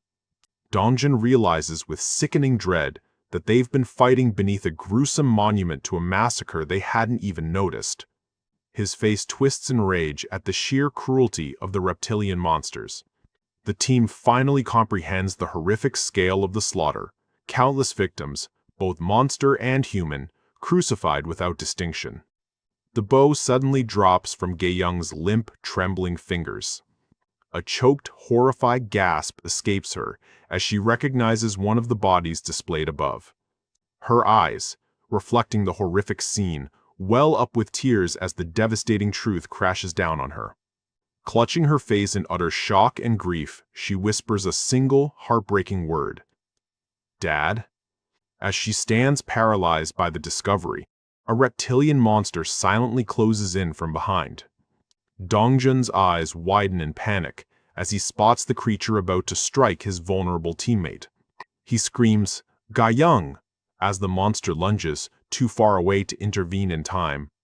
As a reptilian monster lunges for the catatonic Ga-young, Dongjun screams her name in terror.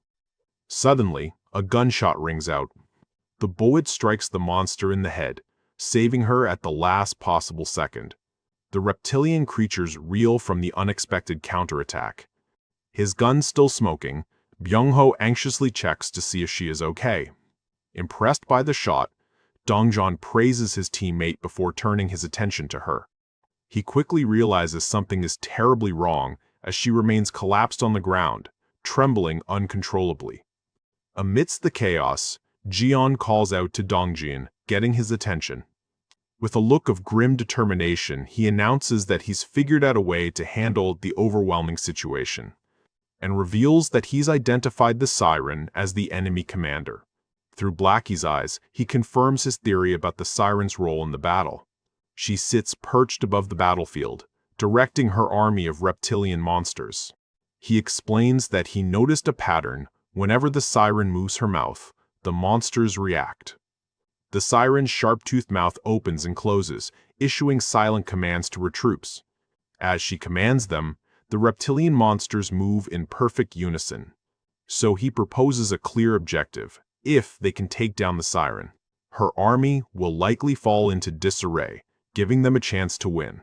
Dongjun agrees that targeting the commander is their best bet, though he knows it won't be easy. He notes that the reptilian monsters will surely protect their leader, roaring as they form a defensive line. Deoksu confidently asks if taking out the siren is all they need to do to win. Despite his own uncertainty, Dongjun steels himself and agrees to the plan. "I've got a plan," Deoksu declares, vowing to take the siren down himself.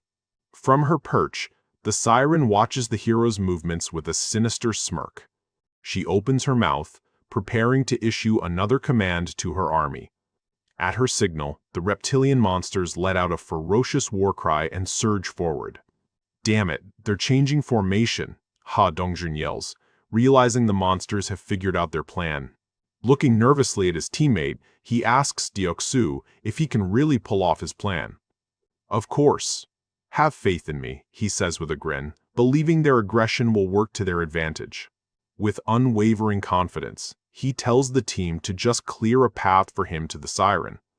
Dajung rushes to the traumatized Gaeyoung, promising to protect her while the others fight. At his command, the team charges headfirst into the horde of reptilian monsters. Dongjun leads the charge, smashing through the enemy lines with his polearm.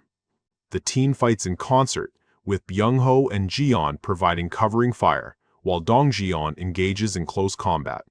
Clearing the monsters, he shouts out to him. Unfazed by the surrounding enemies, Deoksu focuses intently on his target. With a powerful heave, he hurls his massive, glowing battle axe toward the siren. The axe soars through the air like a missile, cutting a swath through the monster ranks. The siren narrows her eyes, bracing for the incoming projectile. The glowing axe reflects in her eye as it closes in, but at the last moment she dodges, saving herself. The team watches in horror as Deoksu's axe sails past its target, moving further away. His teammates are left speechless and terrified, believing their one chance has failed. Deoksu, however, remains perfectly calm, a knowing look in his eyes. The siren smirks, believing she has effortlessly avoided the attack. As the team yells at Deoksu for his apparent failure, her smirk turns into a cackle of mocking laughter. The reptilian minions join their master, jeering at the hero's failed attempt. "Have you forgotten?" Deoksu asks with a sly grin, hinting that all is not as it seems. "What are you talking about?" Dongjin yells back in frustration, worried Deoksu has doomed them all. But a flash of understanding hits him as he remembers Deoksu's unique ability, Deok-soo reveals his true plan, recalling his axe from the water behind the siren and asking, "Do you know the best way to deal with fish?" "Get a hook through them," he declares, as the recalled axe rips through the siren's back from underwater. She lets out a final, agonizing shriek as the unexpected attack impales her. A system notification confirms the kill, rewarding the ultimate shut-in with a massive bounty of experience and over 350 billion won. With their commander gone, the reptilian monsters freeze in fear and confusion. Their morale shattered. The entire monster army breaks formation and retreats back into the water. As the team breathes a sigh of relief, Deok-soo smugly boasts about his genius plan to a congratulatory Kim Jae-hyun. Now that the battle is over, Dong-jin immediately rushes to check on Ga-young. Holding the still-shaking young woman, Da-jung desperately asks him for help. Confused by his teammate's behavior, he asks what's wrong. In a trembling voice, Ga-young reveals the source of her trauma. "My dad is hanging up there."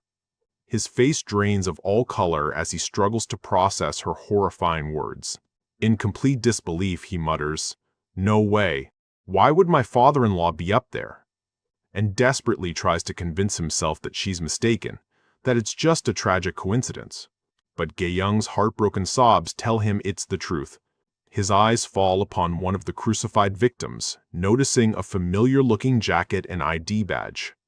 The name on the ID card, Kim Jae-hyun, confirms his worst fears. It truly is Ga-young's father. The devastating realization hits him with physical force, causing his legs to buckle beneath him. The victorious team is now silent, brought to their knees by the grim and personal discovery. Staring at the pitiful sight of Kim Jae-hyun's crucified body, the group is overwhelmed by the cruelty of their new world. Faced with Ga-young's profound grief, Jae-hyun creates a new quest offering the chance to resurrect her father, but with the grim warning that it's impossible for those who die outside his territory. Overwhelmed by the weight of his decisions, Jae-hyun begins the quest process. He grits his teeth and forces himself to act, fighting through the emotional turmoil caused by the psychic link to his team's suffering. Sensing his distress over the sudden and intense quest change, Yejin calls out his name with concern. Inside his apartment, he is lost in his own mind, struggling with his guilt while a worried Yejin watches from the floor. He tries to justify his inaction, telling himself that he trusted Dong-jin's team to handle the situation, and rationalizes that if it had been a truly life-threatening situation, he would have summoned them back without a second thought. Clenching his fist in frustration, he admits that summoning them without an outpost would have been too risky, leaving him with what he desperately calls no choice. However, his conscience immediately strikes back, forcing him to question if he truly had no other option. He can't deny the truth. Being dragged underwater and surrounded by weapon-wielding monsters was undeniably a life-threatening crisis. The image of Dong-jin comforting the grieving Ga-young flashes in his mind, a stark reminder that his desire to protect his family isn't unique. He acknowledges the painful reality that everyone else has families to worry about just as he does, and finally confronts his own selfishness, admitting he pretended to be focused only on his own family's rescue. He recognizes that his entire team willingly deferred to his priorities, a fact he's always known but is only now truly facing. Steeling his resolve, he officially accepts a new quest for the grieving party. A party quest notification appears for the team, Make a Grave, a somber task with a small EXP reward and, mercifully, no failure penalty. Ga-young stares at the notification, her face a mask of tears and disbelief. Overcome with sorrow, she collapses into Dong-jin's arms on the rainy, desolate street. Back in his apartment, he feels the sharp sting of their shared grief. He clutches his head in agony, cursing his powerlessness to prevent their pain. The team fulfills the quest, constructing a makeshift grave of rocks and a wooden cross for Kim Jae-hyun. With the grave complete, the party stands in somber silence, paying their respects to their fallen comrade's father. Dong-jin gently asks a grief-stricken Ga-young if she's certain about their chosen burial site. Looking at the grave, she quietly affirms her decision, stating that her dad would have liked being buried near the railroad tracks, and explains that her father was a proud workaholic, deeply connected to his life on the rails. She tells the solemn group how he used to sing about wanting to be buried along the railroad, a wish they are now fulfilling. She gently places her father's nameplate on the rocky grave. She recalls thinking his wish was absurd when she was little. With tears in her eyes but a faint smile, she acknowledges that his strange wish has now come true. As Jae-hyun watches, he narrates that every word from Ga-young was like a dagger to his heart. A chilling fear grips him as he realizes her tragic story could easily become his own if he fails to protect his loved ones. Witnessing their grief firsthand, he makes a solemn vow to himself and to them. He will never let them grieve like this again. To fulfill that promise, he knows he must cultivate even stronger allies. His mind immediately focuses on the individual he believes holds the most untapped potential. The scene shifts to Junhyuk, who is skillfully manipulating water to fight off monsters.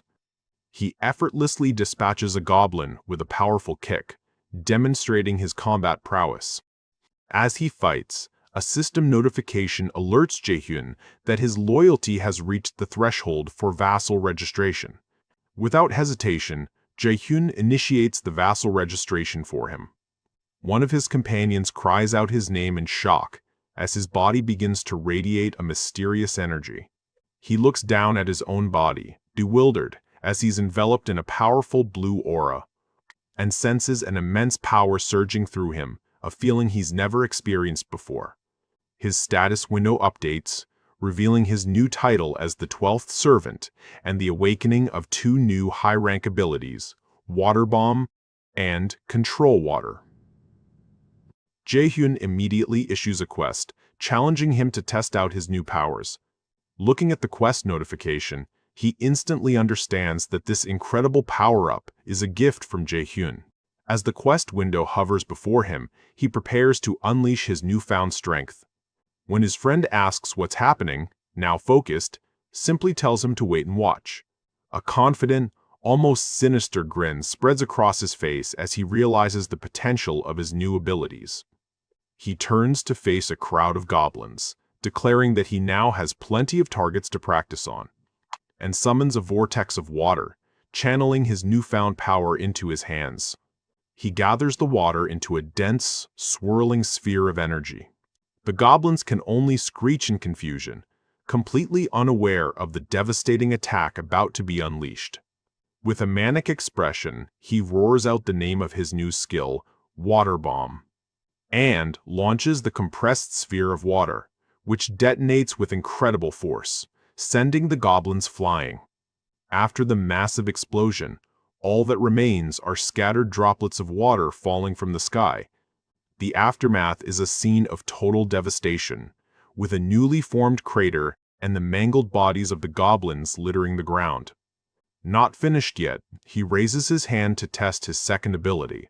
He focuses his will, activating his rank S skill, Control Water, and effortlessly manipulates the ambient water droplets, causing them to float suspended in the air around him.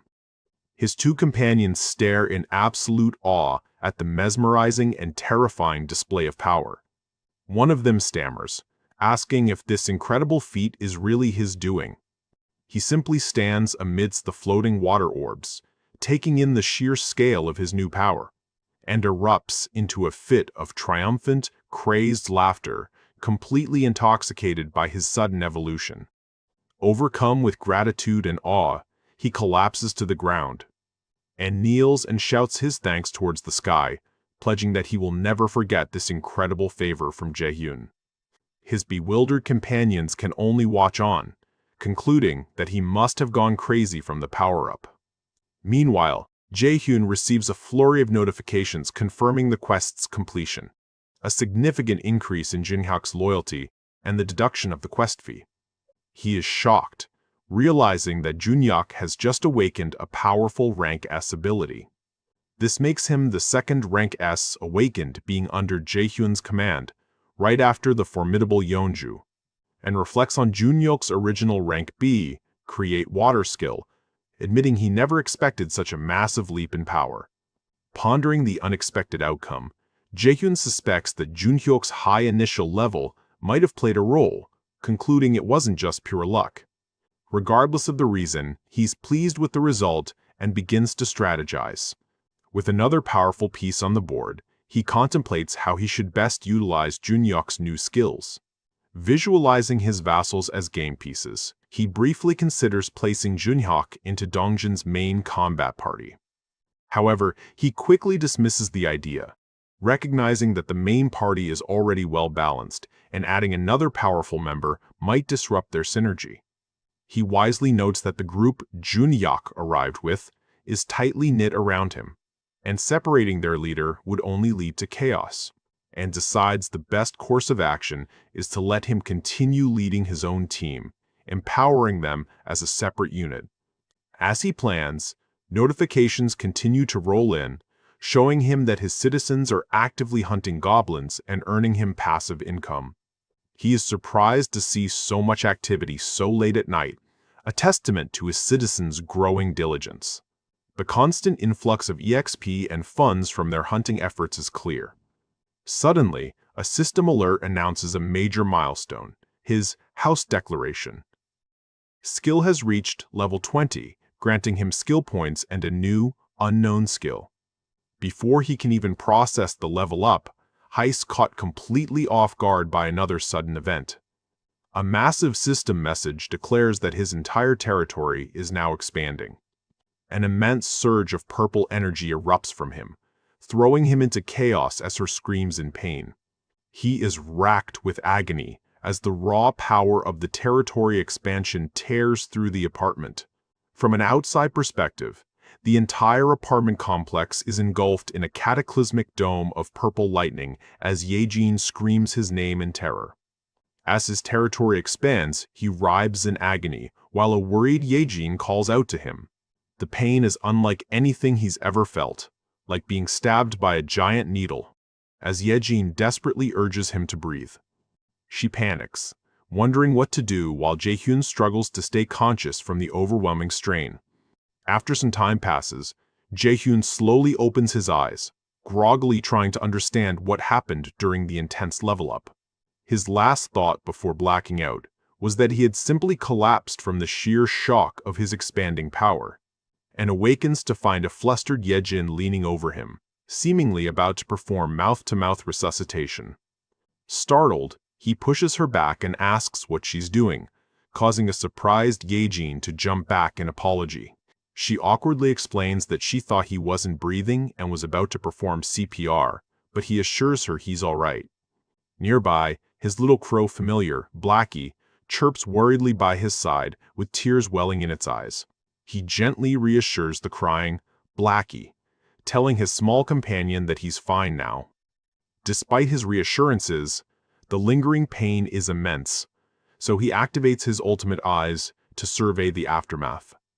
Using the skill, he realizes the scale of his newly expanded territory is far more enormous than he had imagined.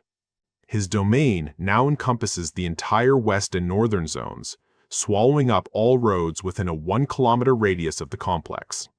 He finally understands why the expansion hurt so much. His territory has grown to its largest scale ever. Exhausted but knowing he can't rest yet, Jae-hyun accesses his system menu to use his newly acquired skill points. He notes the 3 skill points he received upon reaching level 20 and prepares to allocate them. With a clear goal in mind, he decides to level up the most crucial skill for his current operation. Jae-hyun invests a point to level up his ultimate eye skill, feeling a surge of new power course through him. The system confirms that his ultimate eyes has reached level 4, unlocking a new function.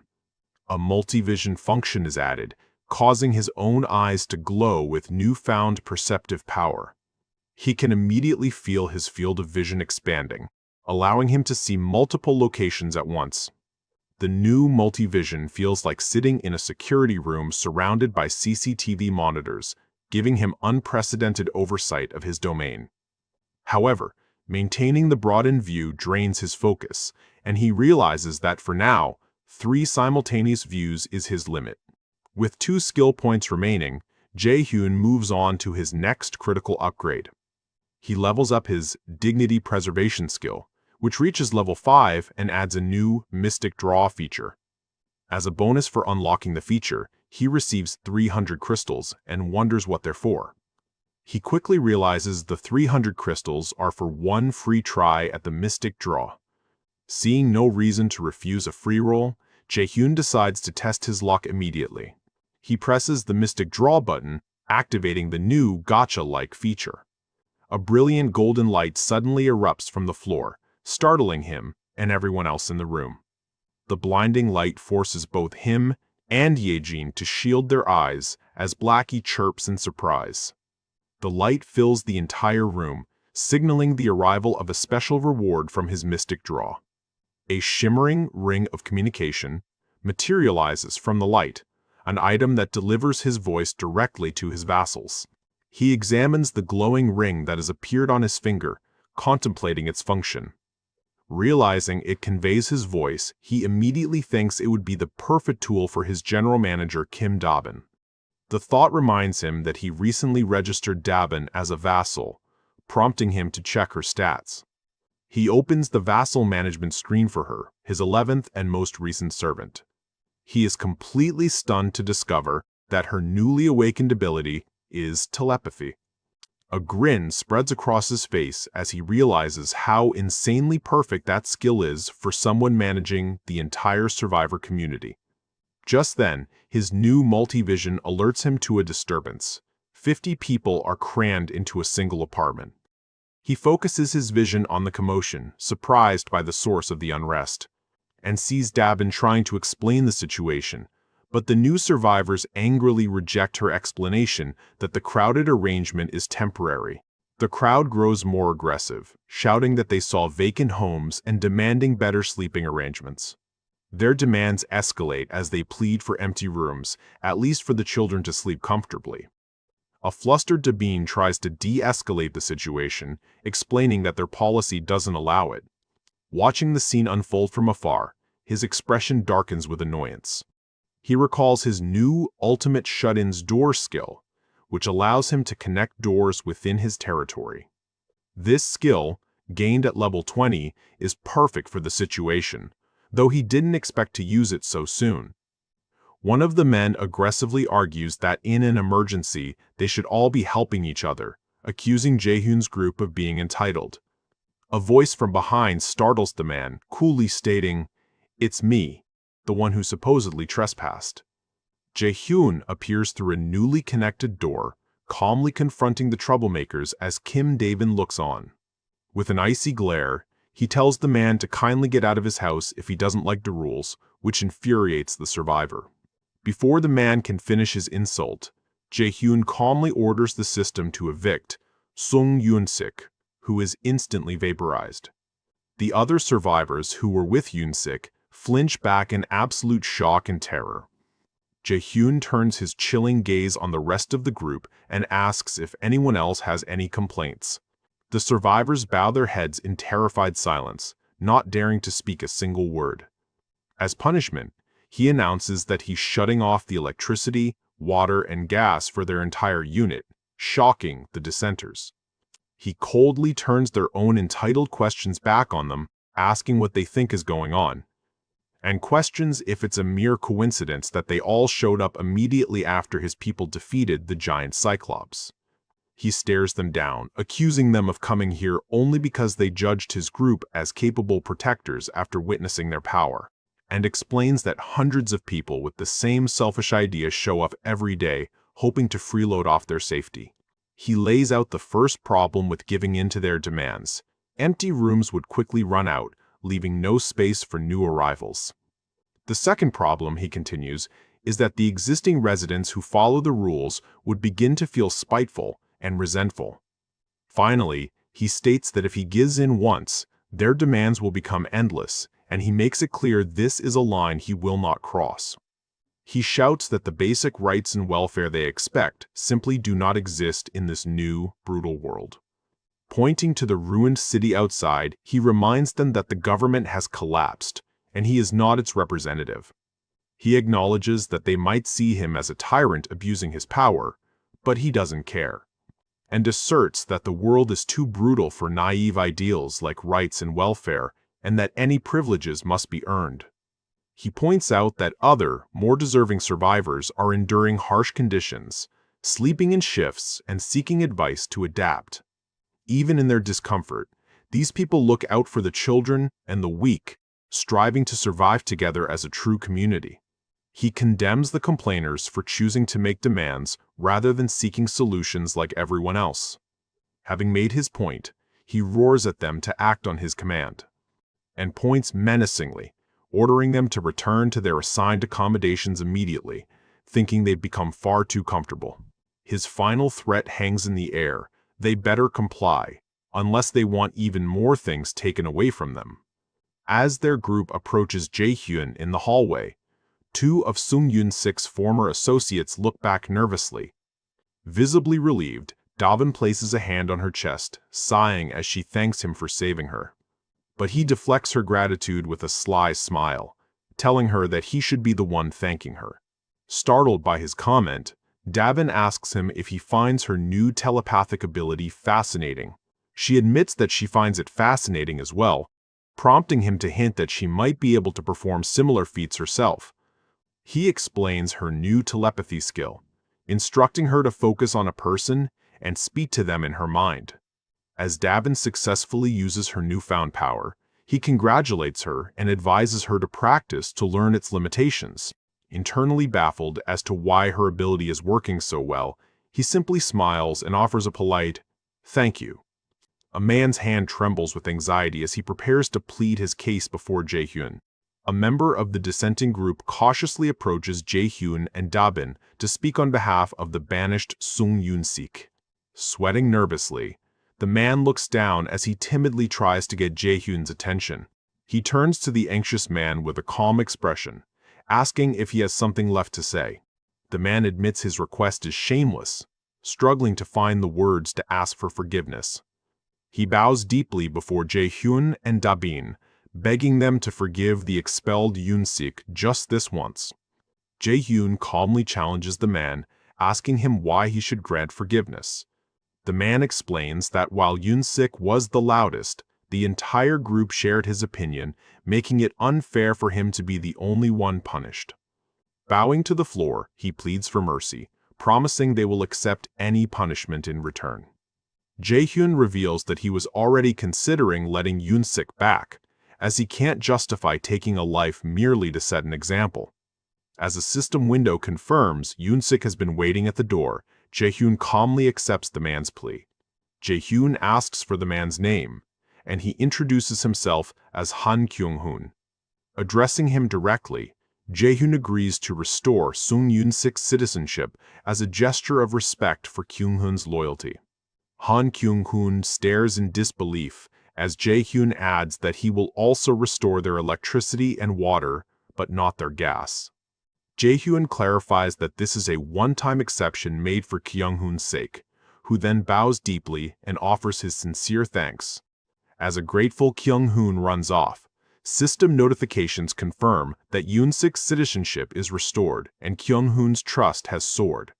Jae-hyun internally justifies his decision to withhold the gas supply, reasoning that it wouldn't be a proper punishment otherwise.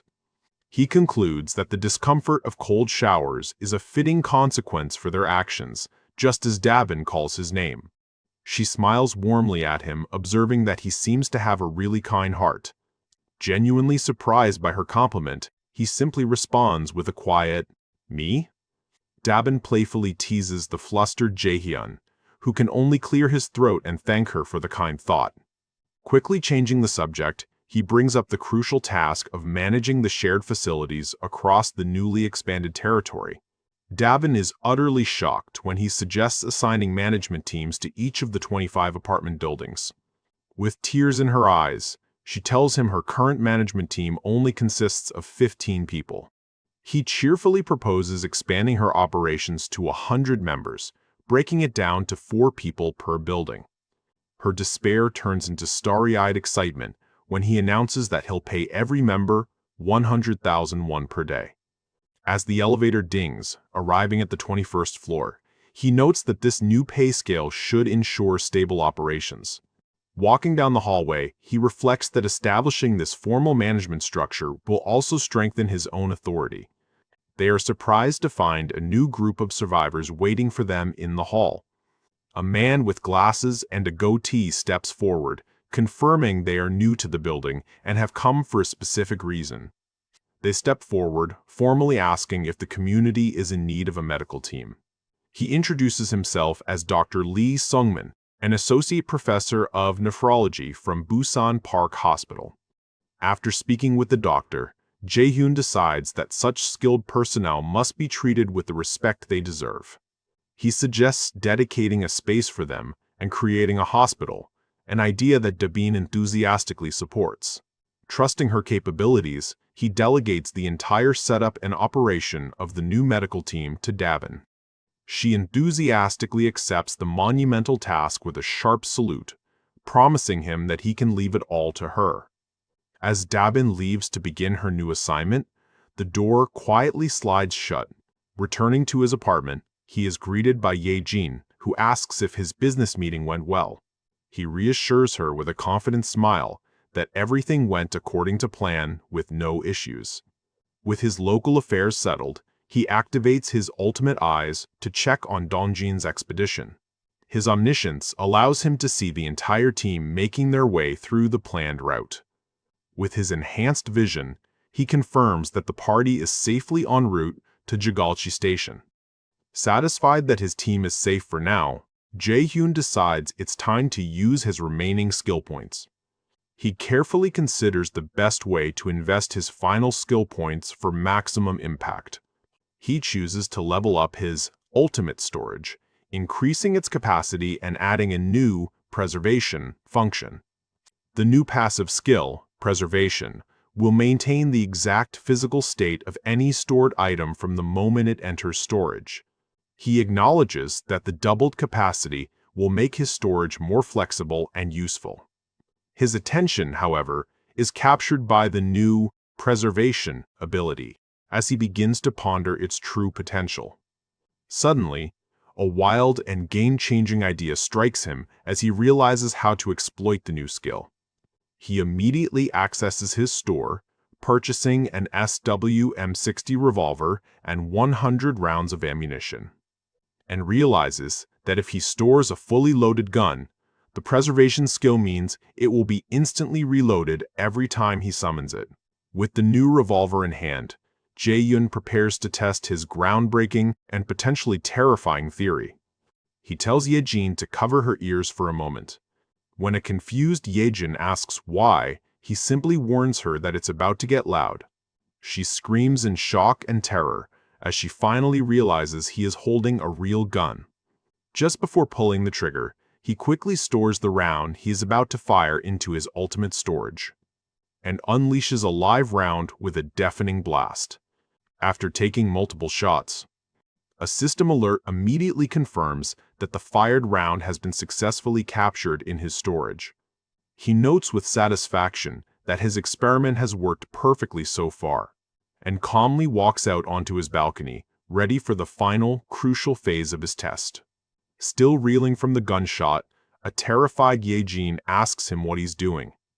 Ignoring her, he extends his hand out over the city below. With his face shadowed in grim determination, he issues the command, "Summon." The live round he just stored materializes from a system window and rains down from his balcony. A maniacal grin spreads across Jae-hyun's face as he realizes he has discovered the perfect method to provide long-range fire support for his team.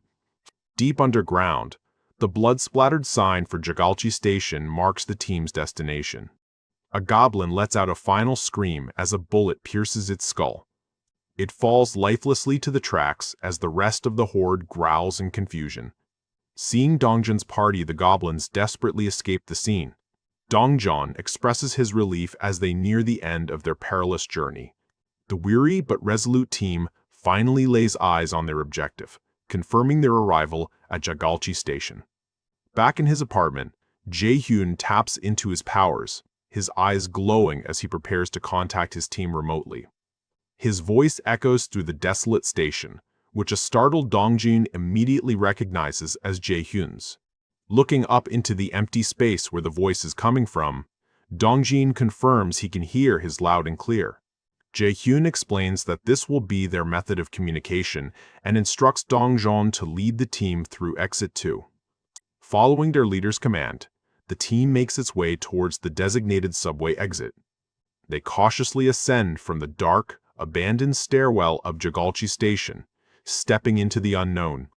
Upon emerging, they are immediately struck by the sheer devastation of the city above ground.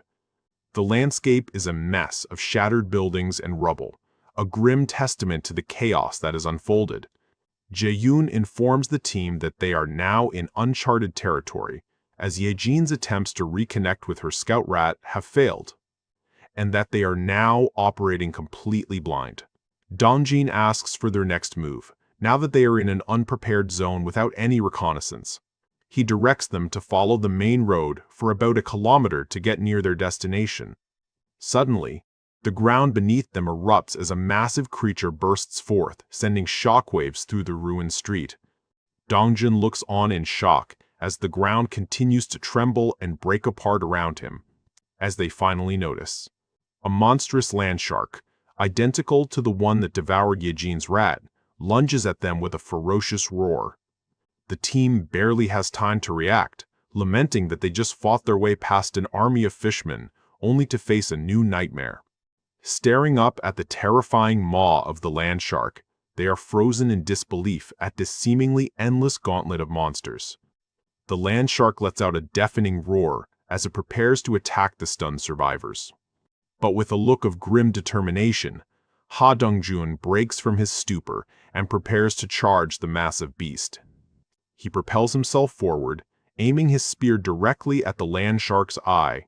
Seeing the attack isn't enough, Jian shouts Dongjin's name and opens fire with his handgun.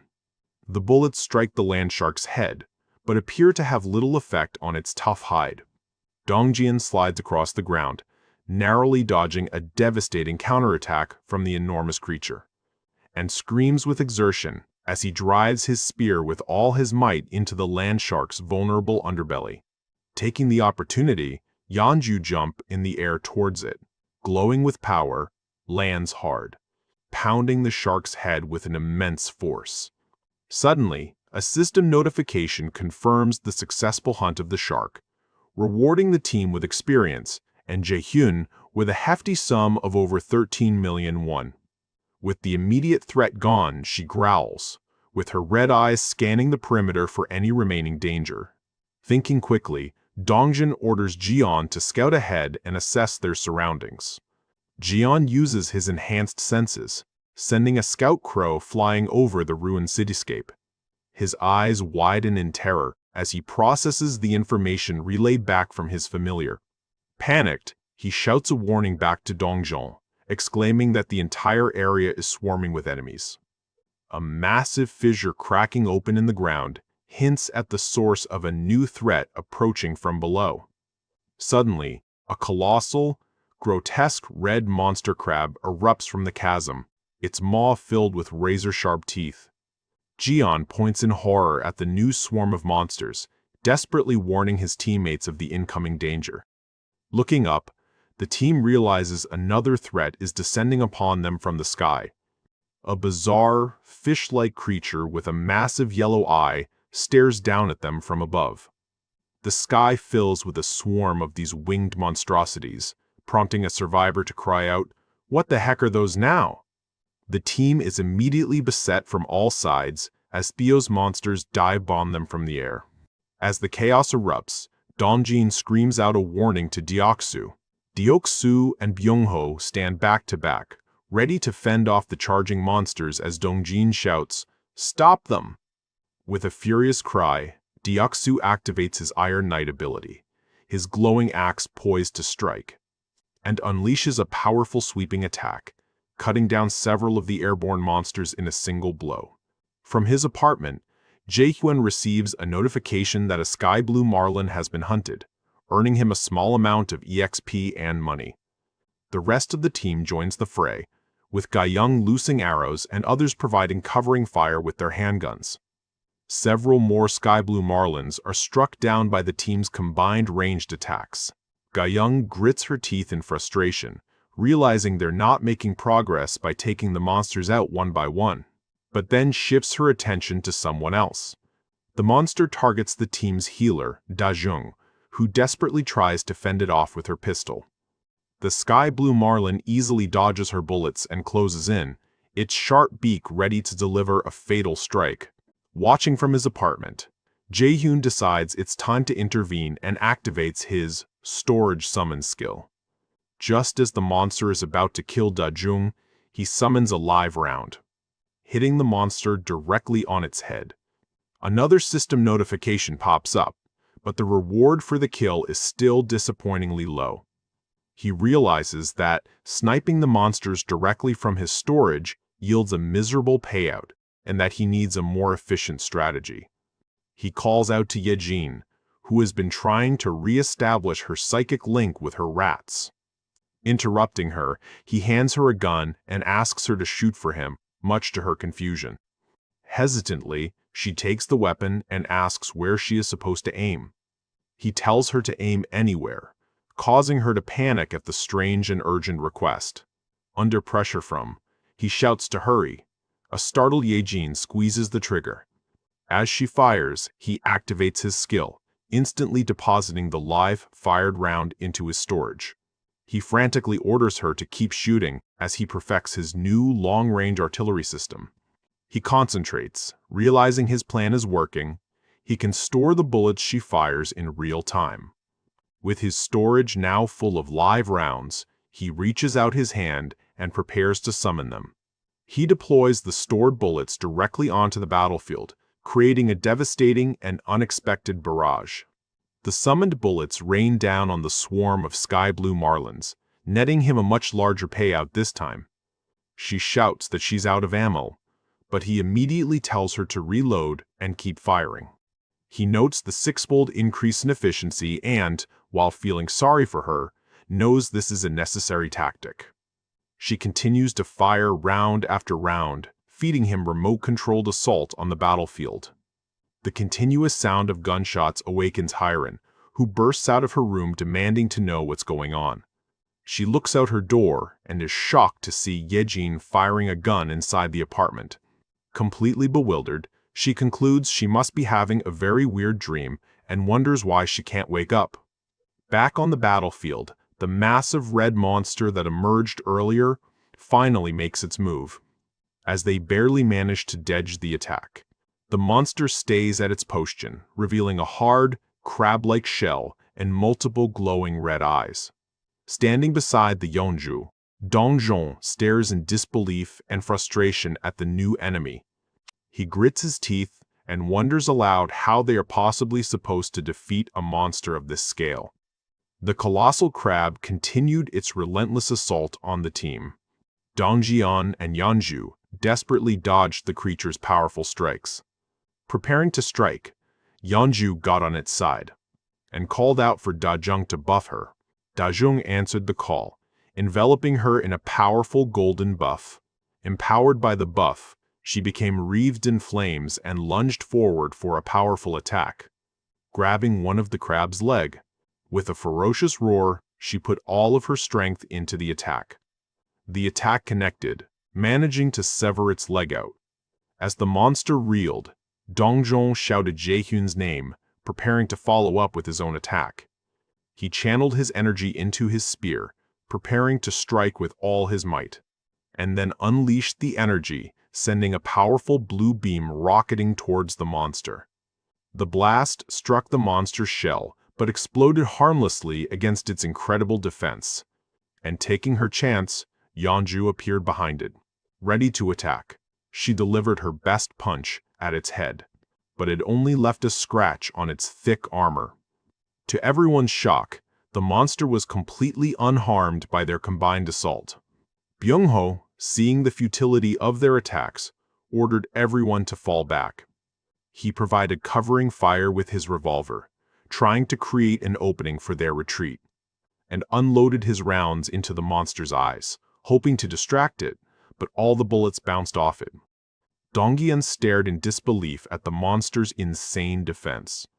Frustrated and out of options, he wondered what they should do. The team looked up at the massive, seemingly invincible monster, feeling utterly hopeless. From his apartment, Jae-hyun analyzed the situation, concluding that the monster's shell needed a blunt, hammer-like impact to break. A sudden realization struck him as he formulated a new plan. With a new idea sparked, he exclaimed, "If that's the case," and frantically searched his apartment with his ultimate eyes for a specific item. He also scanned the gym area, certain he had seen the perfect object there before. Finally, he spotted his target. He immediately accessed his storage skill to retrieve the item. Using his ring of communication, he instructed Yeonju to jump onto the crab's carapace on his signal. She acknowledged the order, ready to execute the plan. He explained that he had seen something that could break the shell before, and prepared to summon the item he needed. He summoned a heavy barbell, teleporting it directly from the gym, and mentally apologized to Kim Jae-hyun, who was in the middle of a workout, promising to replace the borrowed equipment. He used his ability to maximize the barbell's kinetic energy, letting it fall to build up momentum. Just before impact with the ground, he stored the supercharged barbell, locking in its immense kinetic energy. With his new weapon prepared, he got ready to deploy it onto the battlefield, and activated his skill, preparing to summon the weaponized barbell. He summoned it directly over the colossal monster's head and yelled for Yeonju to move now. The kinetically charged barbell smashed down with devastating force, shattering the monster's nigh impenetrable shell. With the monster's defense broken, Yeonju leaped onto its back, ready to deliver the finishing blow. Going for the weakest spot on its head, she let out a monstrous roar, with her blood-red eyes fixed on the target. With a flash of light and fury, she blasted straight through the crab's armored bulk, cleaving it from top to bottom. Jae-hyun received a notification confirming the hunt was successful, earning him experience and over 931 million won. After the giant crab's defeat, the path forward was littered with countless aquatic monsters, like a grotesque seafood market. The team had to fight their way through hordes of fish-like humanoids to continue their journey. Their path was blocked by all manner of crustaceans and other sea monsters, forcing them into constant battle. Jae-hyun acknowledged that without his constant long-range support, his team would have surely perished. He gritted his teeth, realizing the harsh truth of their situation, and admitted to himself that even for a party of powerful awakened ones, this part of the city was overwhelmingly dangerous. He was filled with despair, knowing that after traveling only 1 kilometer, his elite team was already completely exhausted. Steeling himself, he forced himself to admit the grim reality he had been avoiding, and finally accepted that the probability of his family having survived in this hellscape was close to 0. His legs trembled with fear, a feeling that grew heavier the closer he got to his parents' home. But despite the overwhelming odds, he refused to let go of the 1% chance, the thread of hope, that his family might still be alive. As the party reached a familiar-looking ruined street, he recognized that his parents' house was just beyond the next alley. His eyes widened as he spotted something completely out of place in the ruined cityscape.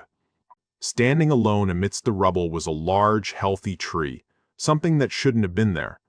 He immediately ordered his team to halt their advance, and angrily asserted that he knew this city inside and out, and something was terribly wrong.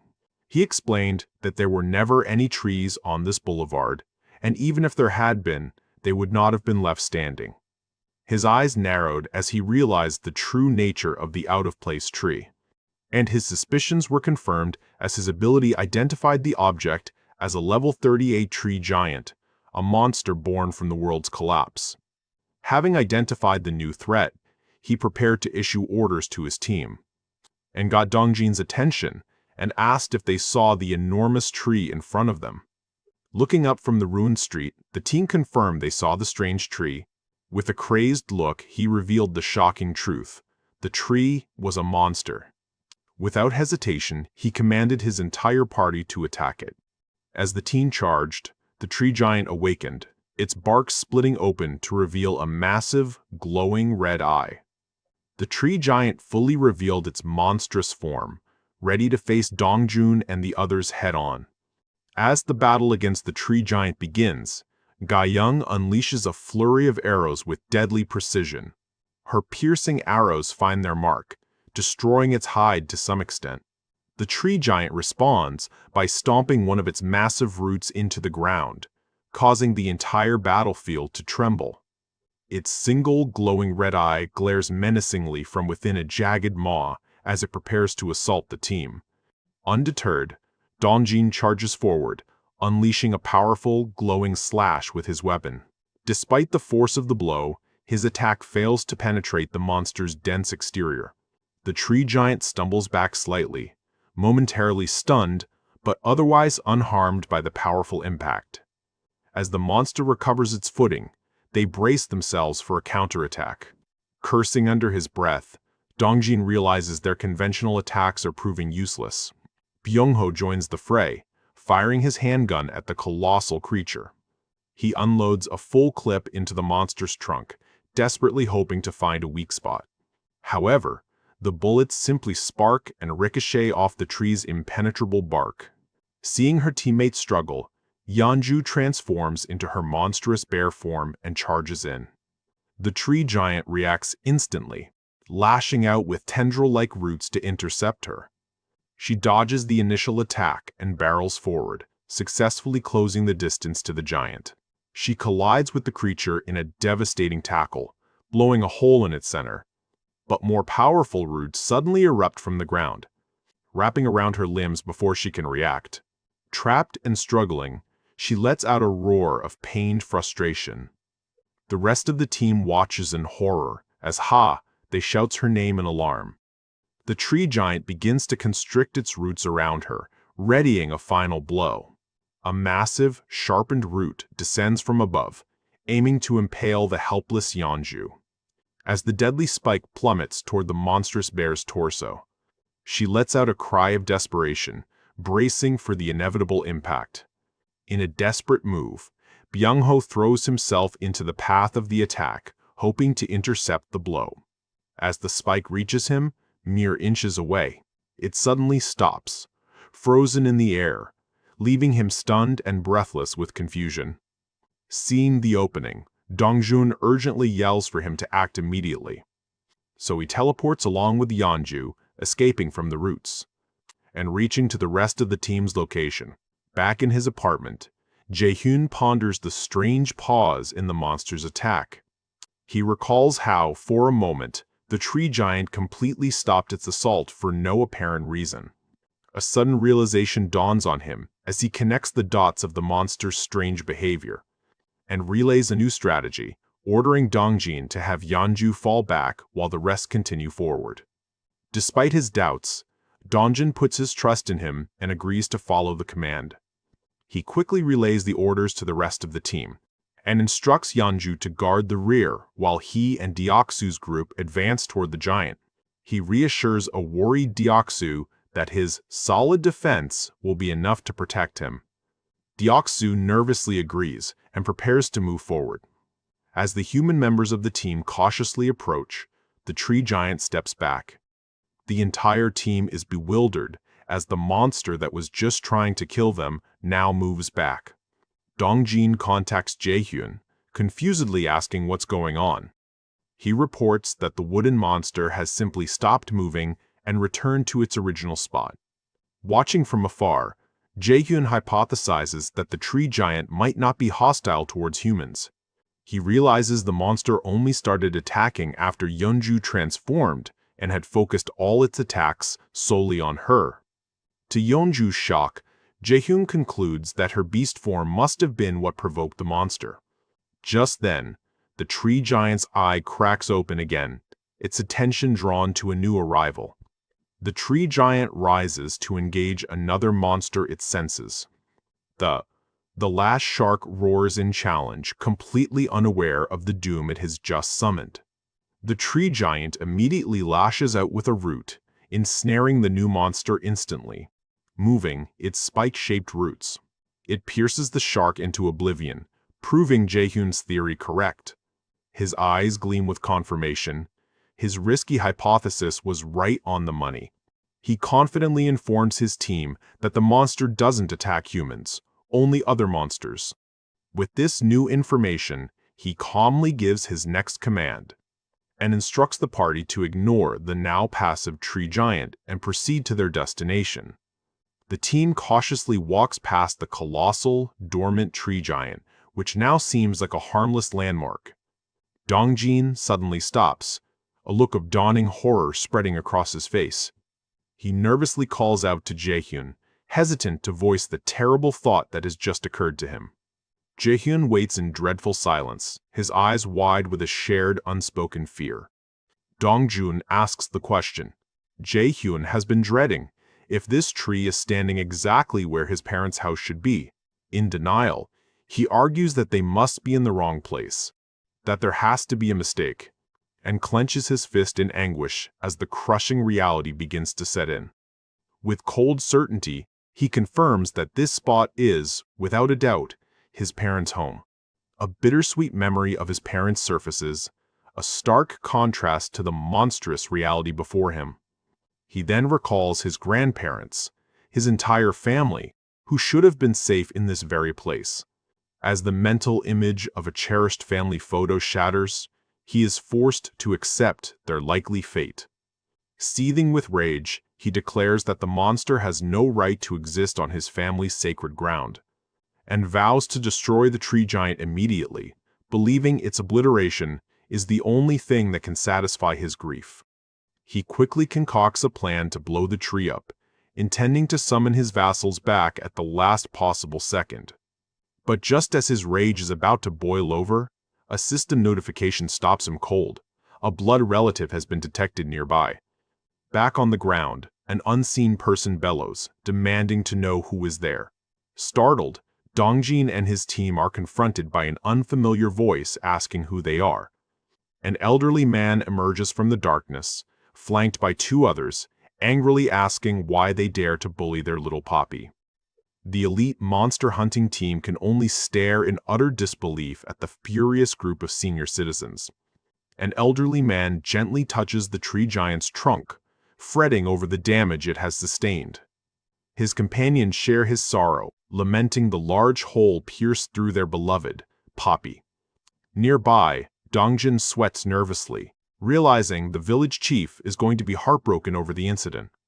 They angrily confronts the team and demand to know if they were responsible for the attack. As his companions join in the scolding, he questions why they would harm Poppy, who has never hurt anyone, forcing an apology from the team. Spotting movement in the distance, he looks past the team and calls out to his approaching villagers. A villager arrives with a smile, announcing that their guardian, Papa, has once again done them a great favor by providing food. The team looks on as the villagers skillfully butcher a massive monster corpse, a task that is clearly routine for them. As he watches, a senior complains that the stress is raising his blood pressure and that the monster meat doesn't even taste that great. One guy states that it does not taste that great. Another one replies that does he think this is the time to complain about taste.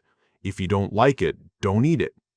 From the safety of his apartment, his eyes narrow as he begins to piece together the truth of the situation. As the full picture forms in his mind, his gaze intensifies. Suddenly, everything becomes clear. He connects the existence of a tree monster that only attacks other monsters with the memory of an enormous, unique tree that grew only at his family's house. He flashes back to his childhood, remembering how his house was always filled with plants lovingly tended to by his grandfather, and recalls the yard, which was always vibrant with flowers that changed with every season. He also remembers the rooftop, home to many kinds of fruit-bearing trees. After retiring, his grandfather had proudly cultivated a small farm on that very rooftop. Jae-hyun smiles at the memory of his younger self, eagerly awaiting the fresh vegetables that would appear on their dining table. The pieces click into place.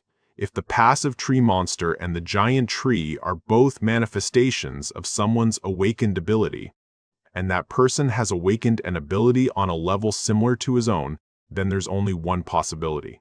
He focuses his thoughts on the one person it could be, his grandfather.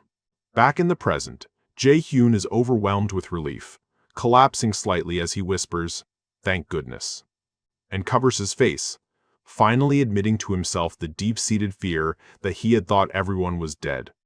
He recalls the brutal reality of this new world, where high-level monsters freely roam the land and sky, and gives a dark laugh, remembering how he had completely lost hope, wondering how any human could survive out there. A concerned Yejin snaps him out of his reverie, asking what's wrong. Putting on a brave face, he simply smiles and tells her he's just relieved that everyone is safe. His eyes glint with renewed purpose as he decides to get confirmation. Dongjin offers the villagers to help with their work, which they gratefully accept. He confirms if this will be enough, and they approve. Using his remote connection, Jae-hyun gives him his next instruction. He tasks him with a simple but crucial question: find out the name of the village chief. So he approaches one of the villagers to carry out his request. The villager is surprised by the question, asking if he somehow already knows their chief, and reveals the chief's name is Lee Bong-yeol, and Jae-hyun's world comes to a standstill as his greatest hope is confirmed that it really is his grandfather. The villagers leads the team into their settlement, and suggests they pause for a moment before meeting the village chief. He stops beside the massive carcass of a land shark, which is being expertly butchered by the community. The entire village seems to be involved, with people carrying large chunks of meat through the streets. Others are seen relaxing and enjoying a meal, a scene of shocking normalcy in a ruined world. The camera pans over fresh fish sizzling in a pan, a sight the team hasn't seen in ages. Dongjin can only stare in open-mouthed awe at the bustling, thriving community before him. Watching through his skill, Jae-hyun is equally stunned, estimating there must be more than 100 survivors, and notes that it feels as if the entire, lively Jagalchi market has been miraculously relocated to this small pocket of civilization. A skilled man with a goatee expertly slices a massive piece of monster meat. This man, called Old Man Park, looks up as he's hailed, explaining that Popeye did them another favor and that these young men helped clean up. As a reward, he orders Old Man Park to treat the team to a plate of fresh sashimi. In moments, a beautifully arranged platter of glistening sashimi is ready. He heartily encourages the dumbfounded team to eat their fill. However, when Ga-young politely asks for chopsticks, she's gruffly told there are none and to just use her hands. Just as she resigns herself to eating with her hands, a pair of glowing blue chopsticks materializes in front of her, courtesy of Jae-hyun. She thanks him aloud, completely baffling the cook who has no idea what just transpired. With her new chopsticks, she prepares to take her first bite, and as she do, her eyes widen in shock as she exclaims that the monster sashimi is unbelievably delicious. The entire team quickly follows suit, digging into the unexpected delicacy with gusto. As they eat, one member voices what they're all thinking: it's been ages since they last had sashimi. Back in his apartment, a smiling Jae-hyun extends his hand, preparing another surprise for them. Bottles of soda suddenly materialize from thin air, hovering in front of a shocked Dongjin. The villagers erupt in disbelief, recognizing the long-lost luxuries of cola and cider. A member of team generously offers the rare drinks to the villagers, who can hardly believe their luck. But Jae-hyun isn't done yet, as packages of instant noodles and other supplies begin to appear as well. Old Man Park throws his hands up in utter shock, demanding to know what is happening. A massive pile of gifts materializes, including essentials like toilet paper and canned Spam, leaving the villagers speechless. Dongjin smiles and explains that these are all gifts prepared for them by Jae-hyun. The villagers are completely overwhelmed, and whether they should even accept such generosity. A stern voice cuts through the noise, demanding to know what all the commotion is about. The crowd falls silent as they see their village chief, Jae-hyun's grandfather, standing majestically atop one of the world tree's massive roots. Jae-hyun's eye widens in pure shock, his composure finally breaking. Seeing his grandfather's face clearly, he can only think his name in utter disbelief and joy. A system notification pops up, revealing the truth of his grandfather's power. He is the World Tree's guardian, a mythical grade awakened being.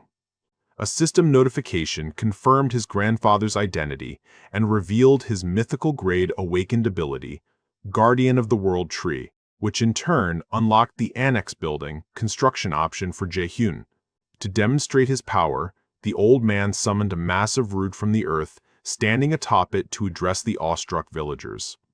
Jumping from it in an instant, he slides down it with a Giga Chad style. And with an agility that defied his age, Jae-hyun's grandfather then leaped down from the root, landing firmly among his people. Jae-hyun was stunned. His once frail grandfather now looked incredibly healthy and far stronger than he remembered. He confirmed to himself that this wasn't just his imagination. His grandfather's transformation was real and profound. And recalled how his grandfather's legs had grown weak with age, a stark contrast to the vigorous man he saw now. He quickly connected the dots, realizing his grandfather's dramatic rejuvenation must have been the result of his awakening. Using his communication ring, he decided it was time to formally introduce himself and his intentions to the village. Speaking through his vassals, he asked the surprise team to greet his grandfather on his behalf. Following his command, Dongjin stepped forward and respectfully greeted him, addressing him as the village chief.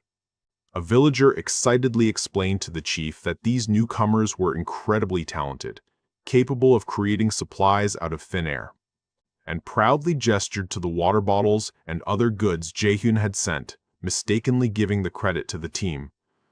The grandfather explained that water had been a dire issue for the village, expressing his immense gratitude for the timely supplies.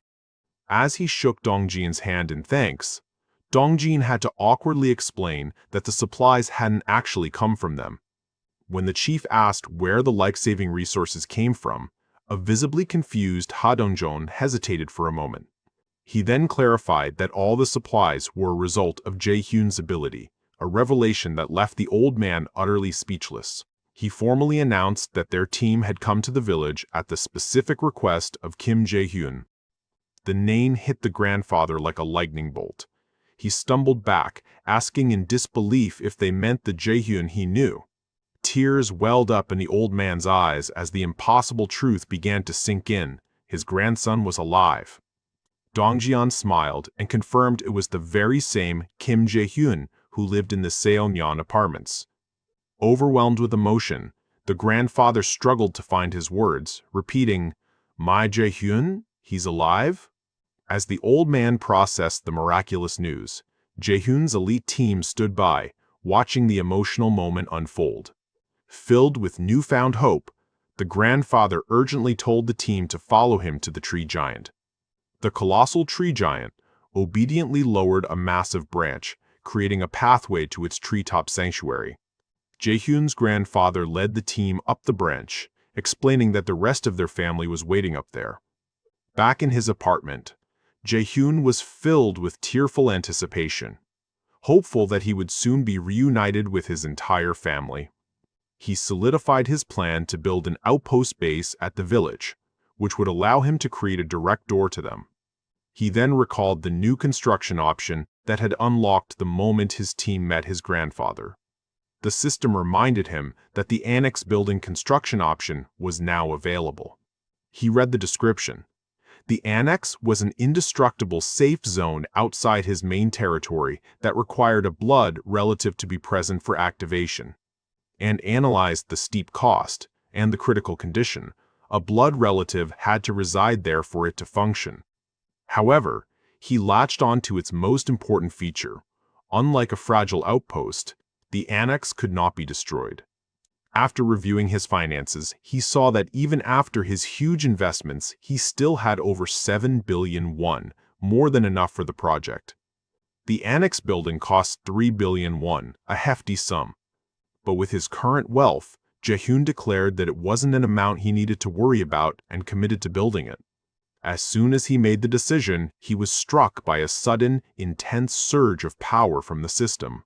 A massive wave of blue energy erupted from his location, giving him a premonition of the annex's immense scale. He stood in awe as the system showed him a preview of the massive safe zone he was about to create, and realized the annex would mirror his own territory and grow in size as he grew stronger, making it a perfect long-term solution. Grinning, he decided there was no need to hesitate. The annex was far more valuable than a fragile outpost base. He confirmed the build, accepting the condition that a blood relative must remain on site for the 7-day construction period. A 7-day countdown timer for the annex's completion immediately appeared on his system interface. Jae-hyun's next step was simple. He just needed to ask his grandfather to stay within the construction zone until it was finished. Just as he finalized his plan, he was caught completely off guard by another, unexpected system notification. The system alerted him that his vassals had encountered another one of his kin, unlocking more of the bloodline's power. The new relative was identified as his grandmother, Kim In-shim, who, unlike his grandfather, possessed no awakened ability. Through his shared vision, Jae-hyun was shocked to see his grandmother lying unconscious in a bed. The team had been led into a hollow within the tree giant, where his grandfather stood vigil over his comatose wife. Jae-hyun watched as his grandfather nervously clasped his hands, clearly distressed about her condition. The old man gently took his wife's hand, trying to rouse her by telling her about their important guests. He leaned over and whispered that Jae-hyun had sent people to find them, a piece of news that seemed to elicit a subtle reaction. Though she remained unconscious, a glimmer of light seemed to pass over the grandmother's face as she heard her grandson was alive. Back in his apartment, Jae-hyun broke into a cold sweat, sensing that something was terribly wrong with his grandmother. Speaking through his vassals again, he addressed his team with a worried tone. He urgently requested that they ask his grandfather to explain what had happened to her. Yeonju respectfully relayed the question, informing the grandfather that Jae-hyun wished to know what was going on. Surprised that Jae-hyun was aware of the situation, the grandfather was told that his grandson was sharing their sight. The old man gasped, finally understanding the true extent of Jae-hyun's abilities, and spoke directly to his grandson through the vassals, trying to reassure him that his grandmother was with him and everything was fine. He claimed she was only emotionally overwhelmed, but his pained expression betrayed a much deeper problem. The grandfather's facade cracked when asked how long his wife had been unable to wake up. With a heavy heart, he finally admitted that she has been in this state ever since that day. A grim flashback revealed the horrors of the first day of the apocalypse, with hordes of monsters overrunning the world. The grandfather confirmed the tragic truth. Jae-hyun's grandmother had been in a coma since the day the monsters first appeared. Watching his grandfather's heartbroken expression, he felt his own heart ache with sorrow. The weight of the situation was immense, and he covered his face, overwhelmed by grief and powerlessness. Tears streamed down Jae-hyun's face, a mix of sorrow for her condition and immense relief that she was, at the very least, still alive. He noted that despite being in a coma for a month, she looked peaceful, as if she were simply sleeping, and correctly deduced that it was his grandfather's powerful, awakened ability that was preserving her life and keeping her safe. Frustration boiled within him as he cursed the system's restriction that forbade him from assigning healing quests to his own kin.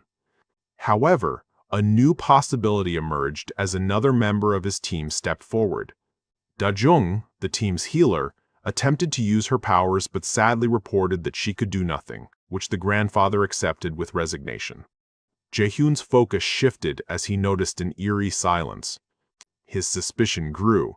It was highly unusual that the arrival of 7 strangers hadn't drawn any curiosity from the other survivors. A dreadful thought entered his mind, and he immediately asked Yeonju to inquire about the whereabouts of his parents. Realizing Jae-hyun was still watching, the grandfather decided to address him directly about his parents. They listened intently, bracing themselves for what was sure to be more difficult news. The grandfather somberly explained that on the day the world ended, both of Jae-hyun's parents had gone out to work.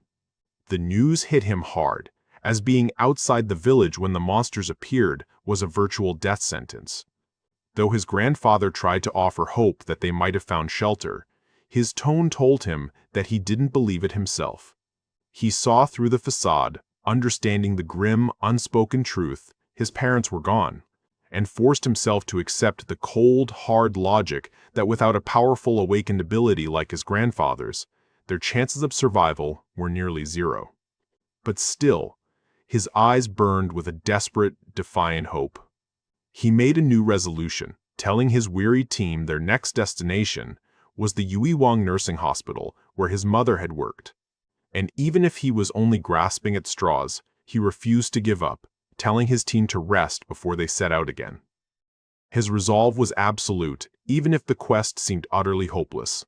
Just as he was about to send his team to rest, a system notification dinged, stunning him into silence. A blood relative had been detected nearby. He froze, his order to depart dying on his lips. His mind raced as he tried to comprehend the impossible alert. Breaking out of his stupor, he frantically ordered Yejin to deploy her rat network, and yelled for her to search the area immediately and find any nearby survivors. His eyes widened as he realized the system's alert wasn't pointing to the village, but right to his location, and it was heading straight for him. Without even needing his skills to confirm, he saw two familiar figures approaching in the distance.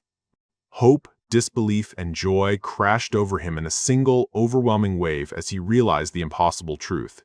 It's Mom and Dad. In the village protected by the tree giant, survivors go about their daily lives, butchering monster carcasses for food. As two villagers finish their work, one celebrates the abundance of food their labor provides. His celebration is cut short as he suddenly looks up, a bead of sweat tracing a path down his face, sensing something is terribly wrong. The villagers look to the sky in horror as ominous shadows pass over them. A terrifying swarm of flying and land-based monsters descends upon the village, stunning the inhabitants. The emergency alarm bell begins to ring frantically, signaling the impending attack. From a watchtower, a guard screams a desperate warning that monsters are swarming in. A village quickly orders everyone to secure their supplies and storage and lower the protective shutters. And a messenger runs in a panic to alert the village chief of the dire situation. He bursts in on grandfather and the team, urging the chief to come outside immediately, and frantically explains that the village is under attack by monsters.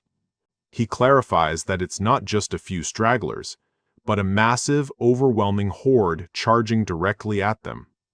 As the team watches, grandfather, the village chief, stands alone and unfazed before the monstrous tide. Dongjin and the others stare in disbelief at the sheer number of creatures approaching. But the grandfather calmly raises a hand, addressing both his people and the oncoming threat. At his command, the massive roots of the tree giant erupt violently from the earth.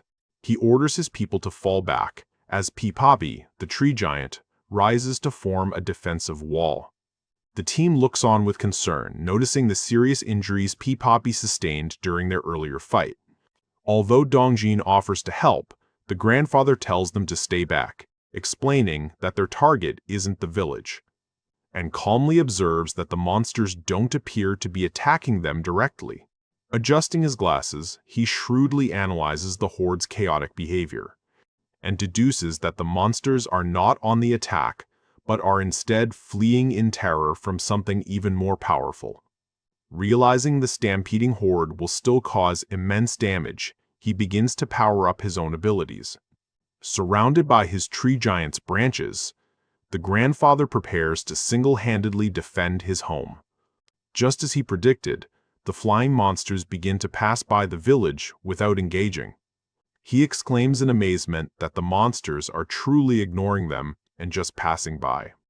However, the land-based monsters remain on a direct collision course with the grandfather, who stands as the village's only shield.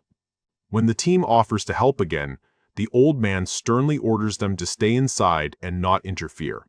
Brushing off their concerns, he leaps into the fray alone. And with a single, devastating stomp, the grandfather unleashes his power, obliterating the front line of the monster horde. Dongjong and the rest of the team are left utterly speechless by this incredible display of raw strength. The branches of the tree giant spring to life, ensnaring and crushing the monsters that rush forward. The grandfather's awakened ability makes quick work of the horde, creating a dome-like shape, which holds against all the monsters' attacks, crushing them with the sheer weight of the ones behind them. Channeling energy into his fist, he unleashes a powerful punch that decimates another wave of enemies. Soon, the battlefield is littered with monsters impaled on the tree giant's sharp roots. And miles away in his apartment, Jae-hyun is bombarded with notifications as he gains massive amounts of EXP from his grandfather's fight. A new system message appears, announcing the unlock of the bloodline trait, which multiplies the EXP gained by family members tenfold. He is completely shocked as his own power begins to surge thanks to his grandfather's rampage. Meanwhile, the grandfather sees the system message about rewards and curiously wonders about the money and EXP it mentions. From his remote vantage point, Jae-hyun is in awe, realizing his grandfather wiped out hundreds of monsters with a single stomp, and reflects that his team should stay out of the way, acknowledging that in this world, he is a monster in his own right. Jae-hyun's EXP continues to skyrocket as his grandfather's kills are tallied by the system. The flood of experience points triggers a system notification. His core skill level has increased. He is caught completely off guard by the unexpected and rapid level up. He screams in agony as an immense, painful surge of power courses through his unprepared body. The raw energy erupts from his building, engulfing the entire complex in a storm of purple lightning. He collapses in exhaustion, describing the sensation as if his entire body were bursting apart in slow motion. Clutching his chest, he laments that he can never get used to the agonizing pain of leveling up. Just as he recovers, a new system prompt asks if he wants to grant citizenship to newly discovered survivors. He grits his teeth, his first thought being whether his parents are among the new candidates, and frantically scrolls through the impossibly long list of names, desperately searching for his parents. Realizing there are far too many new citizens to check one by one, he begins to think logically, and deduces that if his parents were within his territory, he would have received a bloodline notification, not one for citizenship. With a heavy heart, he concludes that his parents must still be somewhere outside his newly expanded range, and trusts that Ye-jin is still tracking them and will alert him the moment she finds their location. Pushing through his pain and exhaustion, he decides there's no time to rest and shifts his focus back to his grandfather. Meanwhile, the old man adjusts his glasses, remarking that something about the aftermath of the battle is strange. He playfully asks Dongjin's team why their treatment of him has suddenly changed, making them nervous, and explains that previously, the monsters he killed would always leave behind carcasses or remains. But now, after the battle, the bodies are vanishing into thin air, leaving not even bones behind. Dongjin explains that this phenomenon is due to Jae-hyun's ability, prompting the grandfather to ask if the strange system text is also his doing. After Dongjin confirms this, the grandfather remarks on what a peculiar and powerful ability his grandson possesses. Now that the battle is over, he announces he's going to the warehouse to retrieve some people, and explains that to preserve the fresh monster meat, they need people to kill the creatures before the bodies disappear. Watching this unfold, he realizes the inconvenience, having never considered the logistics of eating monsters before. But suddenly, an idea strikes him. Observing the villagers preparing a monster fish, he decides to test his new theory, and activates his item registration skill, targeting the monster carcass from afar.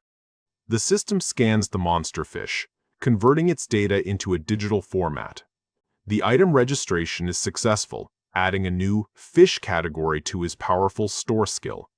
A wicked grin spreads across Jae-hyun's face as he realizes his plan to commodify monster meat worked perfectly, noting that its steep price could still feed 100 people. With a serious look, she informs him that she found them. Jae-hyun is stunned by a system alert confirming that Ye-jin has encountered his bloodline, unlocking its power and revealing she's found his family.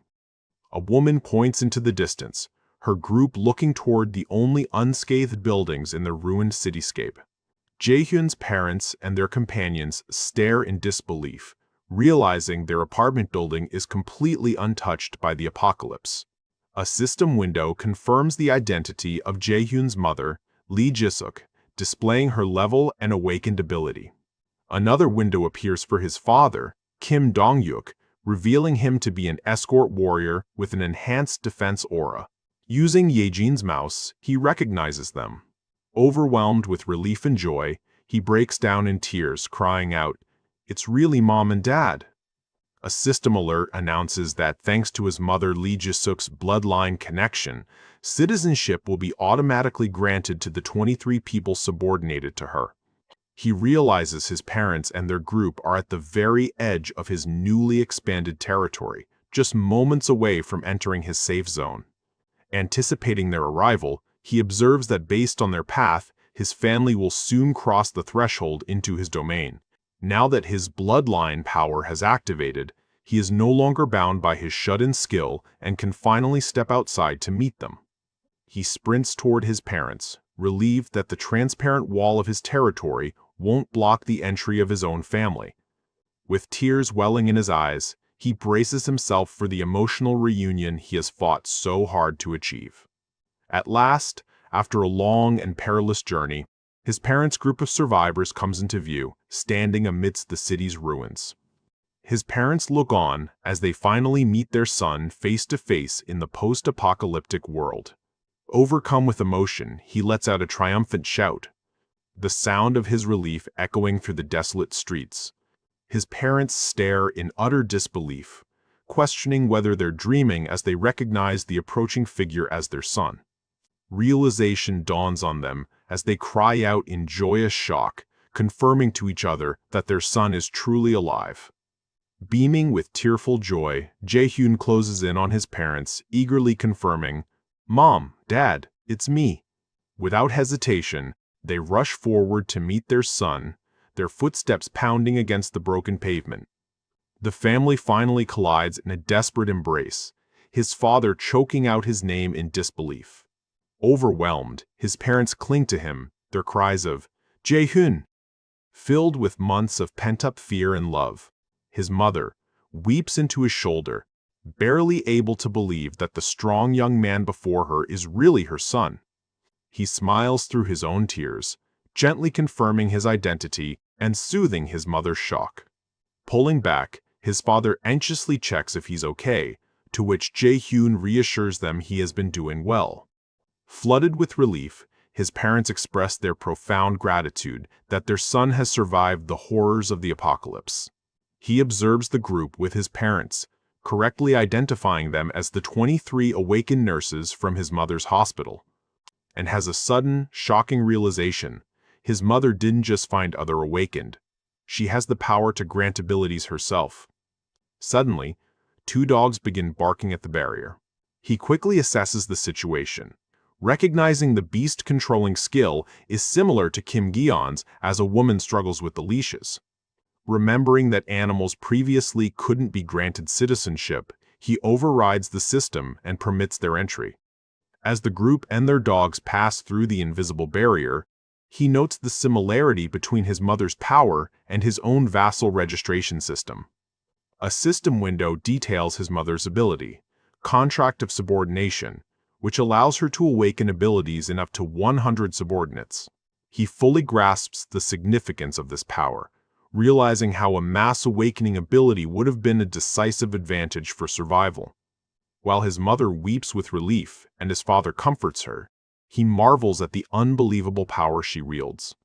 Looking at his father, He correctly deduces that he, too, was granted his awakened ability through his mother's contract. The system confirms his theory, revealing his father's S-rank skill, Enhanced Defense Aura, which consumes mental strength to triple physical abilities. As his father consoles his mother, Jae-hyun analyzes the skill's immense power, recognizing that a threefold multiplier is far more potent than an additive bonus. The sheer, game-breaking potential of a multiplicative stat boost leaves him visibly stunned and a little overwhelmed.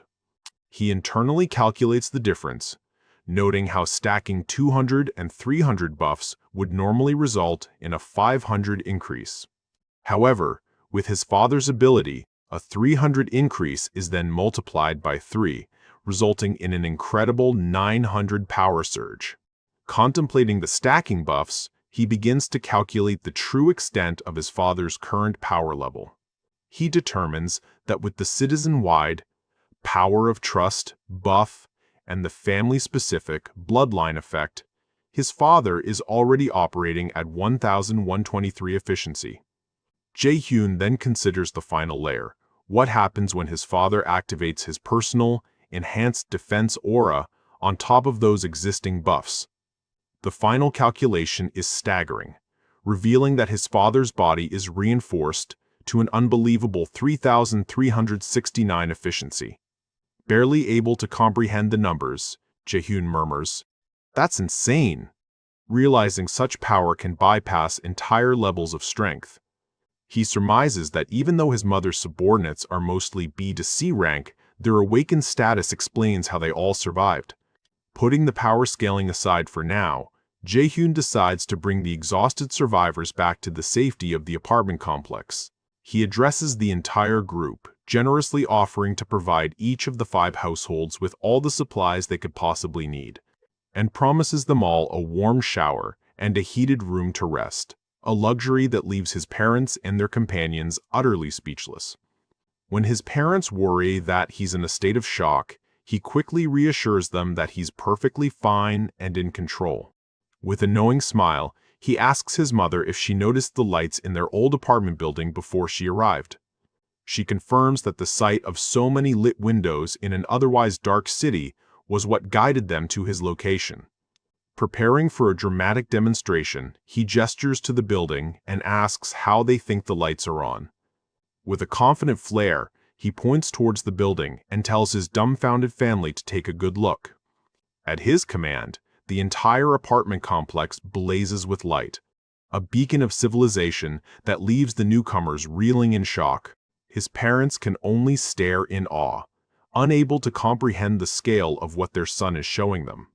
To further demonstrate his abilities, he casually summons a large bottle of ice-cold Coke out of thin air, and playfully offers the rare treat to the survivors, whose shock turns to excitement at the sight of a pre-apocalypse luxury. When one of the nurses timidly asks if they can really drink something so precious, he warmly insists that they can. And after a round of grateful thanks, he smiles and instructs everyone to have a quick drink before following him inside. Using his gate ability, he transports the entire group into the building and begins showing his mother's subordinates to their new homes, and ensures each apartment is fully stocked with essentials like ramen, rice, eggs, and milk, providing everything they asked for. After settling the others, he leads his parents down the hallway toward his own apartment. His mother, still processing everything, calls out to him with a worried expression, and cautiously asks if it's truly all right for them to be using homes that belong to other people. He cheekily reassures her that since none of the original owners have returned, it's fine for now. Dismissing her concerns, he tells his parents not to worry as he unlocks the door to his apartment. As he opens the door to welcome his parents inside, they are met with an unexpected sight. Hyren and Yejin are waiting just inside, bowing deeply as they offer a formal greeting to his mother and father. His parents are startled and completely confused by the 2 young women waiting in their son's apartment. His mother awkwardly asks if they are his girlfriends, an assumption he immediately and vehemently rejects. Blushing, Hyren earnestly declares that they will serve his parents with dedication. Yejin adds that they will serve with utmost sincerity, prompting a mortified Jae-hyun to question their bizarre offer. Completely flustered by the misunderstanding, he quickly dismisses the two women while his parents gossip behind him. After sending the overly enthusiastic girls away, he is finally able to have some private time with his family. Once his parents have cleaned up, the three of them sit down at the table for him to hear their story of survival. In a flashback, he learns that his father, a taxi driver, was picking his mother up from work, as he always did. Jae-hyun is told that because they were together when the monsters first appeared, they were able to protect each other and survive. As he suspected, he confirms that his mother was the one who awakened with an incredible power that kept them safe. After his parents finish their story, it's his turn to explain everything that has happened to him since the world ended. He calmly recounts the strange abilities he gained and the many trials he faced to survive alone in his apartment, and also shares the difficult news about his grandmother's coma and his grandfather's vigil at her side. As they continue to share their experiences and catch up on lost time, the day gives way to night. Despite the lingering dangers of the world, his parents find peace in simply being together with their son again. Looking at his family reunited at the dinner table, Jae-hyun reflects that for the first time in a very long time, his house feels warm. The story cuts to Nagasaki, Japan, where a torrential downpour signals an ominous event. As two onlookers stare out at the turbulent sea, they wonder aloud what terrifying presence is approaching. A colossal dragon emerges from the depths, its glowing blue form illuminating the storm. The mythic creature, a silhouette of immense power, rises high above the waves. It then dives back into the water, its massive body churning the sea into a frenzy as it swims away. One survivor gasps in relief, believing the terrifying monster has passed them by. His companion, however, remains shaken, contemplating the creature's unknown destination and the fate of those in its path. As the dragon vanishes into the storm, he grimly predicts its journey will leave a trail of destruction. His final thought is a dark premonition of the cruel destruction and ruin that awaits. The following morning, a moment of peace arrives at Jae-hyun's apartment. He excitedly records a video message, eager to be the first to tell his grandfather that his parents are safe. With his parents beside him, he captures the video to send to his worried grandfather. Over the phone, his grandfather expresses his overjoyed relief that they are all safe. Later, deep within the tree giant's sanctuary, he tenderly plays the video message for his comatose wife. Back in the apartment, Jae-hyun's parents eagerly ask for a video of his grandparents in return. He agrees, messaging Dongjin to record one at the village. Soon after, his parents watch the video, showing their father standing vigilantly by their sleeping mother. Jae-hyun's mother is moved to tears at the sight of her own parents. The reunited family embraces, overcome with emotion from the bittersweet virtual reunion. He comforts his crying mother, reassuring her that they will all see each other in person very soon. His determination is renewed. Once the annex building is complete, he can use his ultimate eyes to travel directly to his grandfather's village. In the meantime, he has assigned Dongjin's party to hunt the monsters swarming near his grandfather's village, protecting them during construction. A system notification reveals that with 3 knight title vassals on site, construction efficiency increases by 50. He notes that with Dongjun, Yeonju, and Dajung assisting, the annex will be finished in just 5 days instead of a week, and reflects that the recent monster wave, while dangerous, ironically provides an efficient hunting ground for his team. This is part of a new reality for his expanded territory. Hunting is now more effective, a full kilometer from his apartment. He also realizes that since the expansion, citizen hunts have dropped sharply, as their old hunting grounds are now safe zones. And the nearby goblins were wiped out during his last level up, leaving the immediate vicinity barren of easy prey. With a plan to manage his growing community, he uses his communication ring to contact Kim Jae-hyun. She responds telepathically, ready for his important announcement to the people. He instructs her to first explain to everyone that the safe territory has officially expanded. Dabin understands. Confirming this means hunters must now venture beyond Seomyeon Station to find monsters, and then gives his second directive: establish a formal relief team to rescue the thousands of new survivors. He specifically tells her to include the new medical team, recognizing their skills will be crucial for the effort. He reflects on the dire condition of these people, now part of his territory, and knows that even within his proclaimed safe zone, many have already died, primarily from a lack of clean drinking water. Trapped by monsters and without supplies, he realizes his initial relief efforts were not enough. His resolve hardens. He is determined to save as many people as possible and rescue them all if he must. As he contemplates using his powers to reach them, his mother calls his name. Noticing his burdened expression, his parents ask what's wrong. Sensing the weight of his responsibility, his mother gently offers to help with the rescue. He is shocked by her offer, but she calmly confirms she knows a way. He recalls that some survivors his parents brought had healing abilities, perfect for treating dehydration. His mother then reveals her incredible theory. By having the relief team form a contract of subordination with her, she believed they would awaken similar powers. Her gamble paid off spectacularly, as over 80 of the team awakened healing-related abilities after the contract. Though most were low rank, the newly empowered relief team moved out and quickly began to stabilize the crisis. After 3 grueling days and nights, the relief team successfully went house to house, saving countless lives within the expanded territory. Jae-hyun finally allows himself a moment of rest, sighing in relief after the successful, large-scale rescue, and collapses onto his couch, utterly exhausted from being so busy that he could hardly breathe. Just then, a familiar system notification alerts him to more potential citizens approaching. Without even sitting up, he tiredly accepts the request, granting them citizenship. He muses that thanks to the constant stream of new arrivals, his territory's population has now swelled to nearly 10,000. As if on cue, a sudden downpour begins, reflecting the turbulent state of the world. Drawn by the sound, he gets up from the couch and walks toward his balcony. Staying inside, he wonders about the sudden and intense change in weather.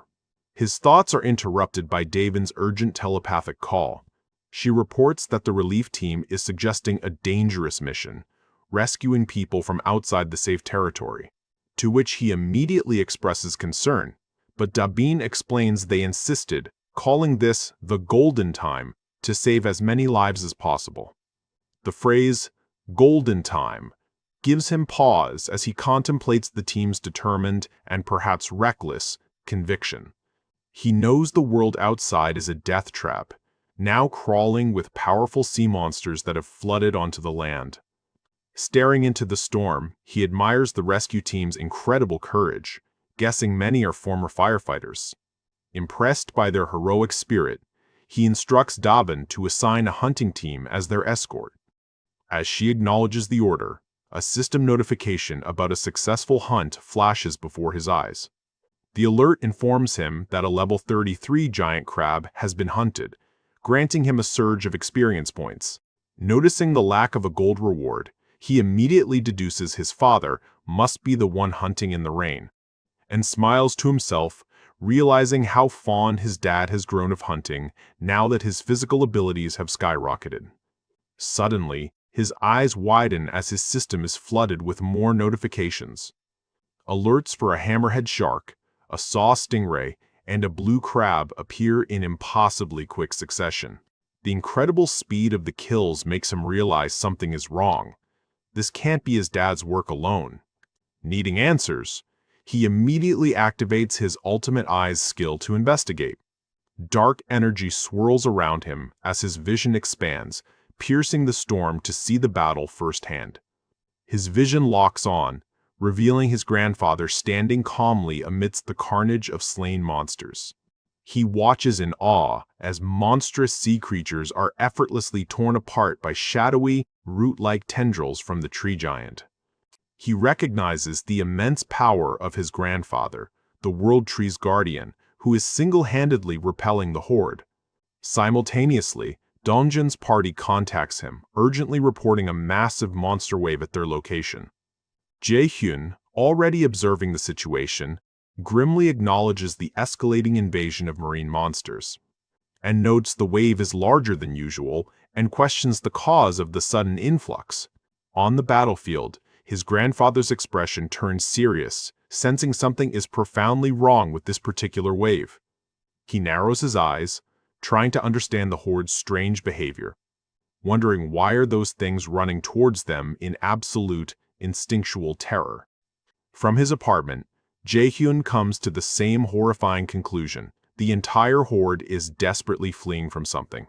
As both grandson and grandfather wonder what could possibly scare a wave of monsters, an immense, electrifying presence appears behind the horde.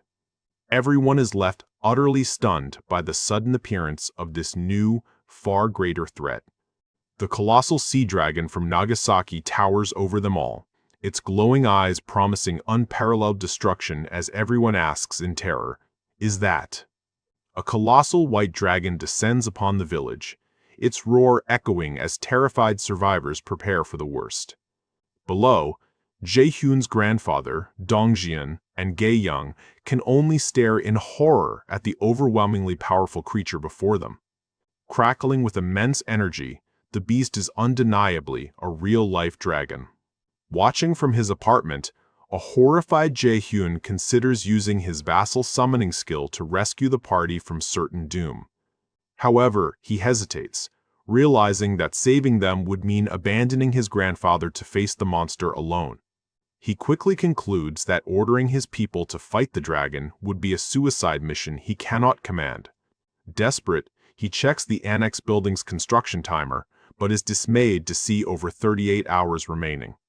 Clenching his fist in frustration, he calculates that his team would have to survive for more than a full day. An impossible task. Overcome with dread, he grits his teeth, convinced there is no way for them to survive this encounter. As the dragon looms, he desperately racks his brain for any alternative to a direct confrontation.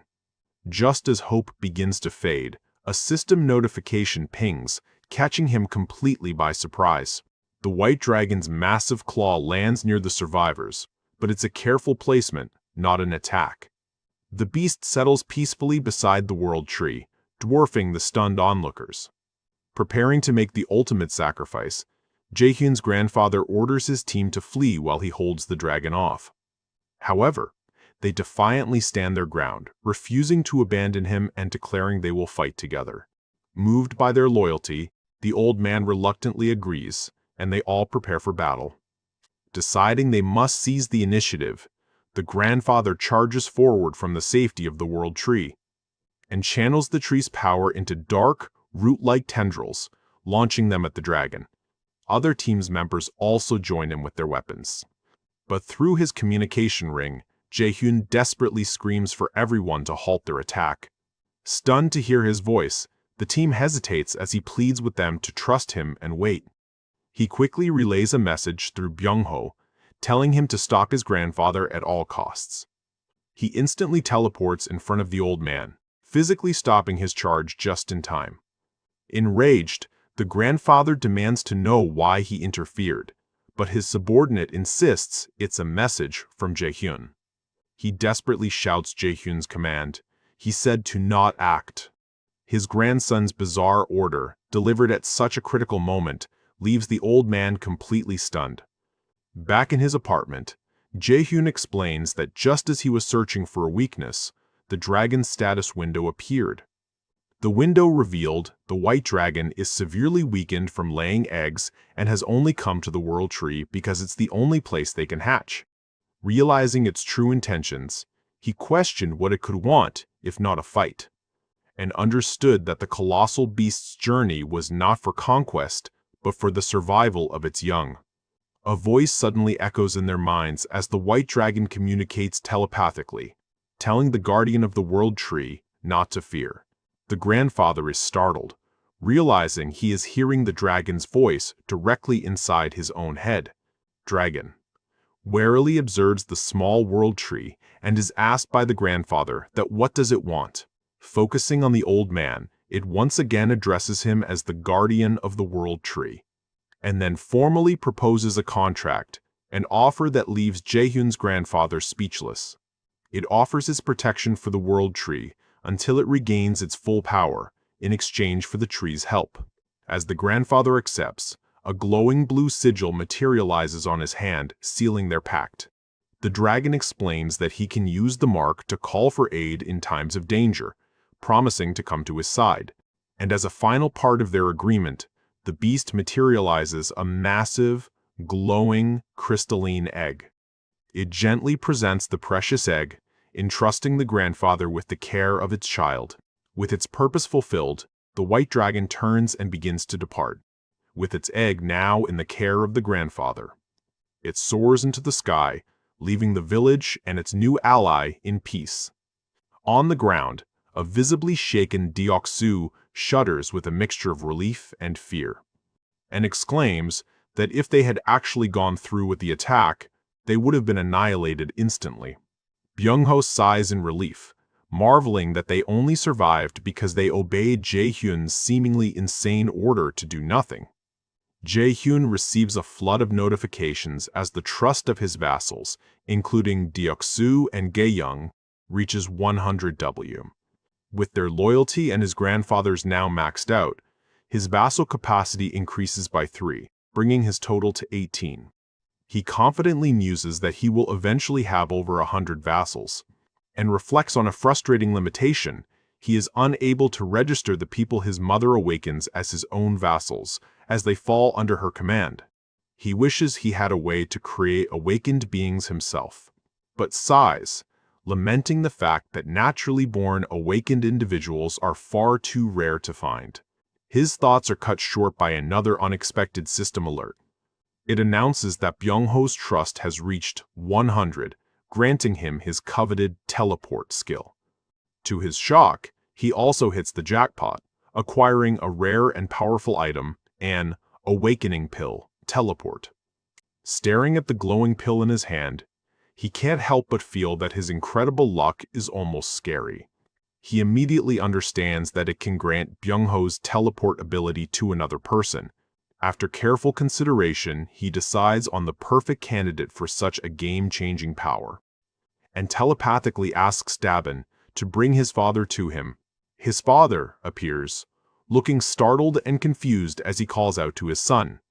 Jae-hyun holds out the glowing blue pill to his baffled father, simply calling it a gift, and places the pill in his father's palm, urging him to swallow it without question. Assuming it's just a health supplement, he thanks his thoughtful son and obediently takes the pill. The moment he swallows it, his eye flares with a brilliant blue light as the awakening process begins. A powerful blue aura erupts around him, who stumbles back in shock, asking his son what's happening. Jae-hyun just smiles and calmly tells his panicked father to try imagining teleporting across the room. Still enveloped in the blue aura, his father makes sure what he heard, and closes his eyes and concentrates, sweating from the effort of using this new power for the first time. In a brilliant flash of light, he vanishes, and instantly reappears on the other side of the room, surprising even Jae-hyun. He stares at his hands in utter disbelief, exclaiming in amazement at his newfound ability. Jae-hyun smirks, realizing the incredible potential of giving a powerful fighter from his own bloodline the ability to teleport. Feeling the immense power, his father flexes and cheers, understanding that this incredible ability came from the pill. The successful power-up causes his father's trust to reach 100, which is confirmed by a system notification. Jae-hyun is then taken aback by another alert. He has acquired his father's enhanced protection energy skill. A shocking revelation dawns on him. He can acquire the unique abilities of his blood relatives once their trust maxes out. This thrilling possibility means he can also obtain his mother's incredibly powerful awakening ability. He checks his mother's status and sees her trust is already at 97, just 3 points from his goal. A devious grin spreads across his face as he muses that there's no need to rush the process. After all, he confidently reveals, he still has a secret method to raise trust quickly, as a holographic image of the annex building watchtower materializes. The next morning, Jae-hyun learns that the construction of the annex building in his grandfather's village is complete. As soon as the building is finished, a massive purple energy field erupts from the world tree, expanding to engulf the new territory. This protective barrier, an extension of his ultimate shut-in skill, courses through the newly acquired area. The system automatically detects and eliminates any hostile monsters caught within the expanding safe zone. A flood of notifications confirms the instant death of countless high-level monsters, from landsharks to sawtooth crabs. The sudden, massive influx of experience points triggers another agonizing level up for Jae-hyun. He collapses onto his couch, groaning about the unpleasant experience of leveling up first thing in the morning. Because all the kills in the new area counted as his, the total experience was tremendous, even though each monster only gave a small amount. Breathing a sigh of relief, he takes a moment to process the overwhelming power surge he just endured. Just then, a system prompt appears, informing him that new beings meeting the requirements for citizenship have been found. He immediately grants their request. His citizen count skyrockets to 10,000, unlocking the ability for them to acquire professions and adding a profession research lab to his construction options. Jae-hyun recognizes the importance of these new system features for his growing community. However, he decides to put community management aside for now, admitting to himself that something far more urgent is at hand.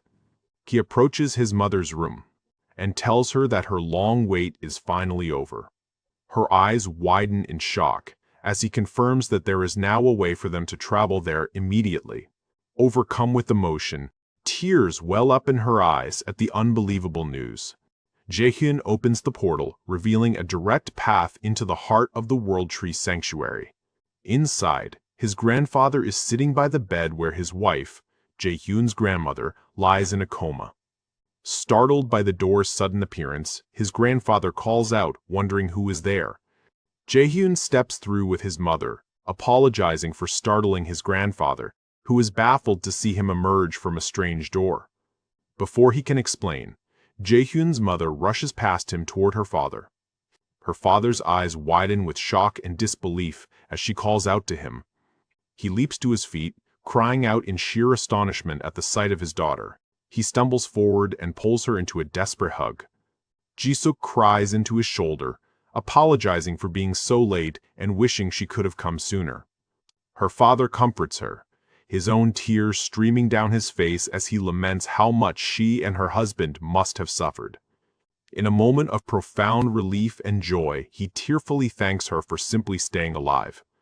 This emotional reunion instantly maxes out his mother's trust level to 100, granting Jae-hyun a new skill, contract of subordination. Jae-hyun explains that his father is still busy with the relief team, so he brought his mom first.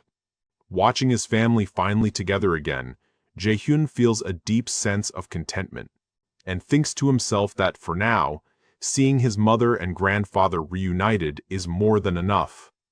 Later, on the village rooftop, Jae-hyun asks in amazement if the world tree really grew to envelop the entire house. When he asks about utilities, his grandfather explains that they are running on backup generators and water tanks. However, he notes that supplies are running low and the gas ran out long ago. Our guy interrupts, confidently stating that he might be able to fix their resource problem, much to his grandfather's surprise. He offers to show his grandfather exactly how he can help. His grandfather looks into the water tank and shouts in disbelief as it magically begins to fill with fresh water, and confirms the tank was nearly empty just moments ago.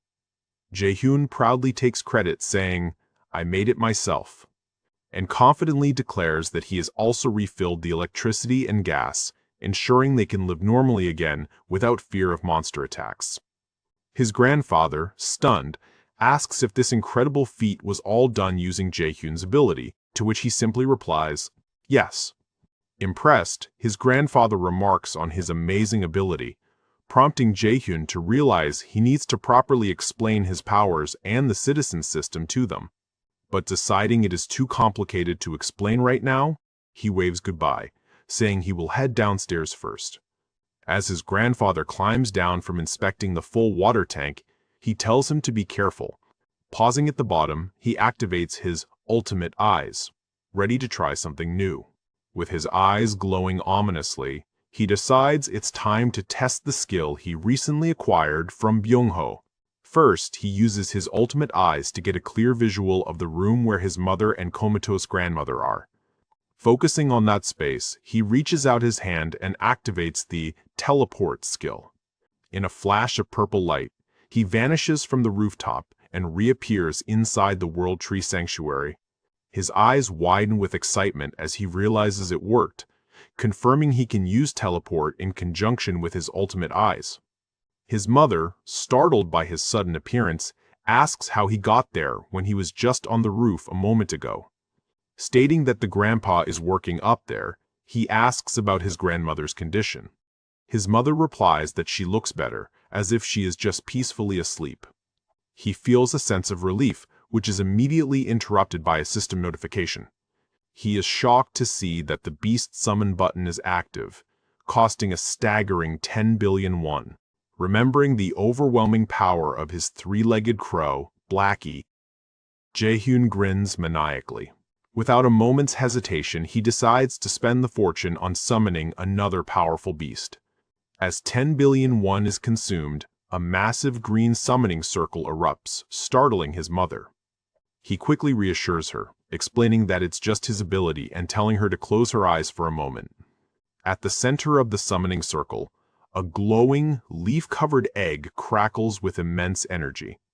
The egg levitates, absorbing the powerful magic flowing from the circle. The leaves peel back to reveal not a fearsome monster, but a tiny, sleeping, level 1 fairy. The newly summoned fairy slowly opens her eyes. She awakens with a stretch and a happy cry, much to the confusion of his mother.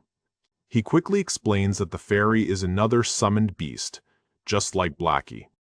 Just then, the grandpa returns from his work on the rooftop and confirms that Jae-hyun took care of all the resource problems.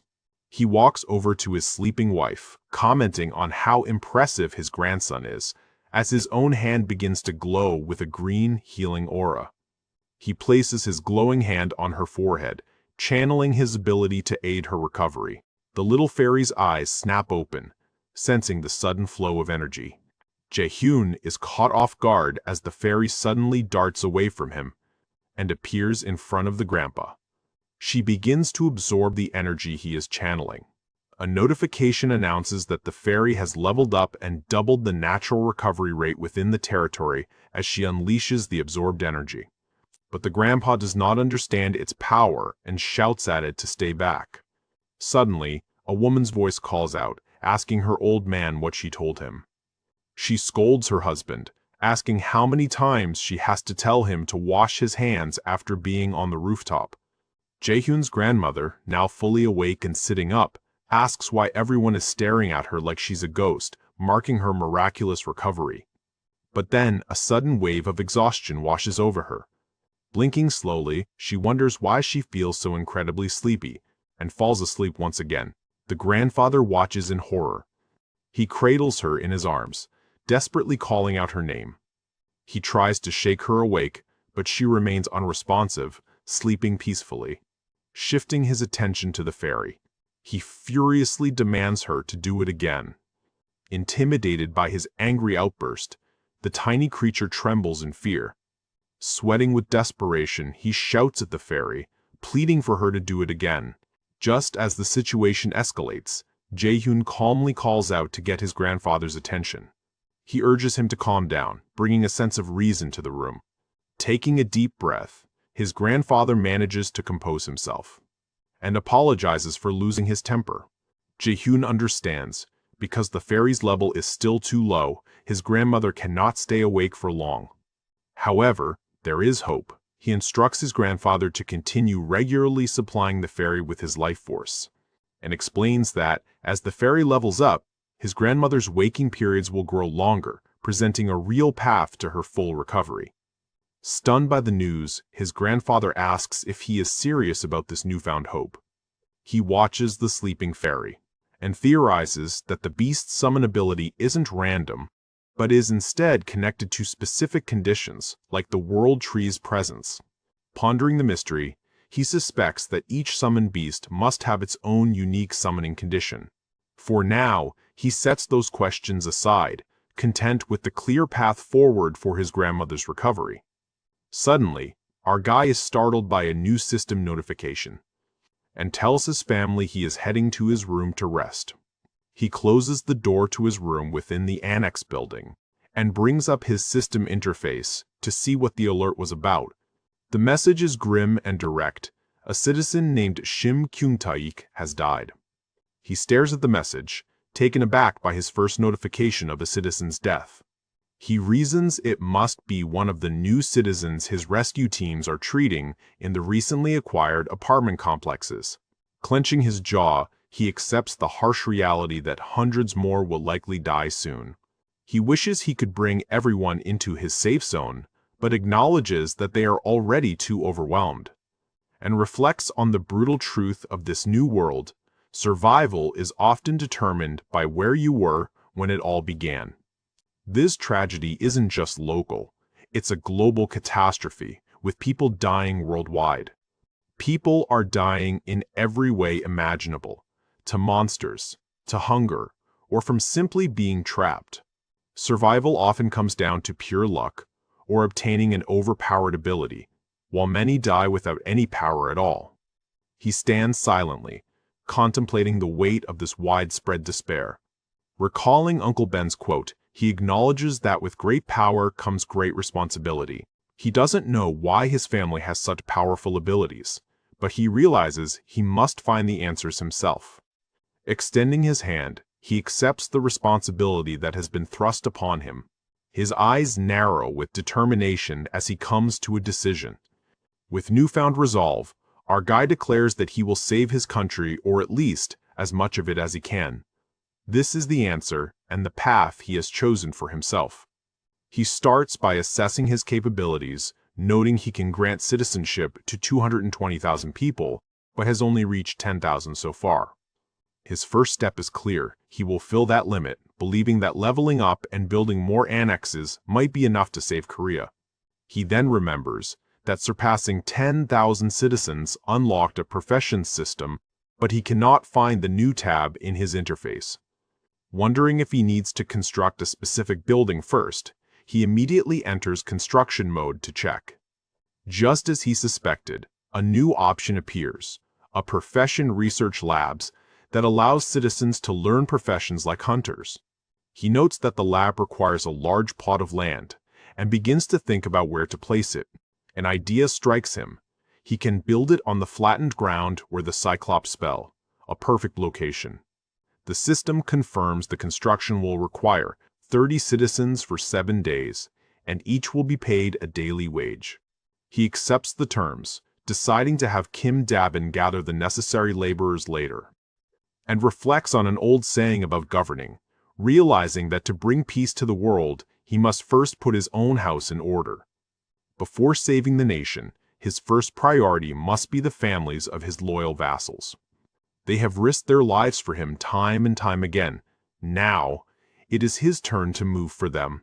With his new mission clear, he activates his ultimate eyes to locate his team. His vision expands, sweeping over the ravaged landscape to find his allies. He finds Dongjun's party, who have advanced near Jagalchi Station. They are on a mission to find Kim Jae-hyun's mother in Dashin-dong, but their progress has been slow. While the annex was being built, they had steadily pushed forward into the city.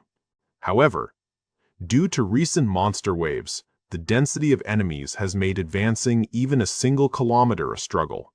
Jae-hyun stands at the very edge of his safe zone, unable to physically go any further for now. Deciding it is time to act, he prepares to use his ring for communication, and calls for his team to fall back for a moment. A stunned Byung-ho asks how he managed to get there, and Jae-hyun greets his vassal warmly.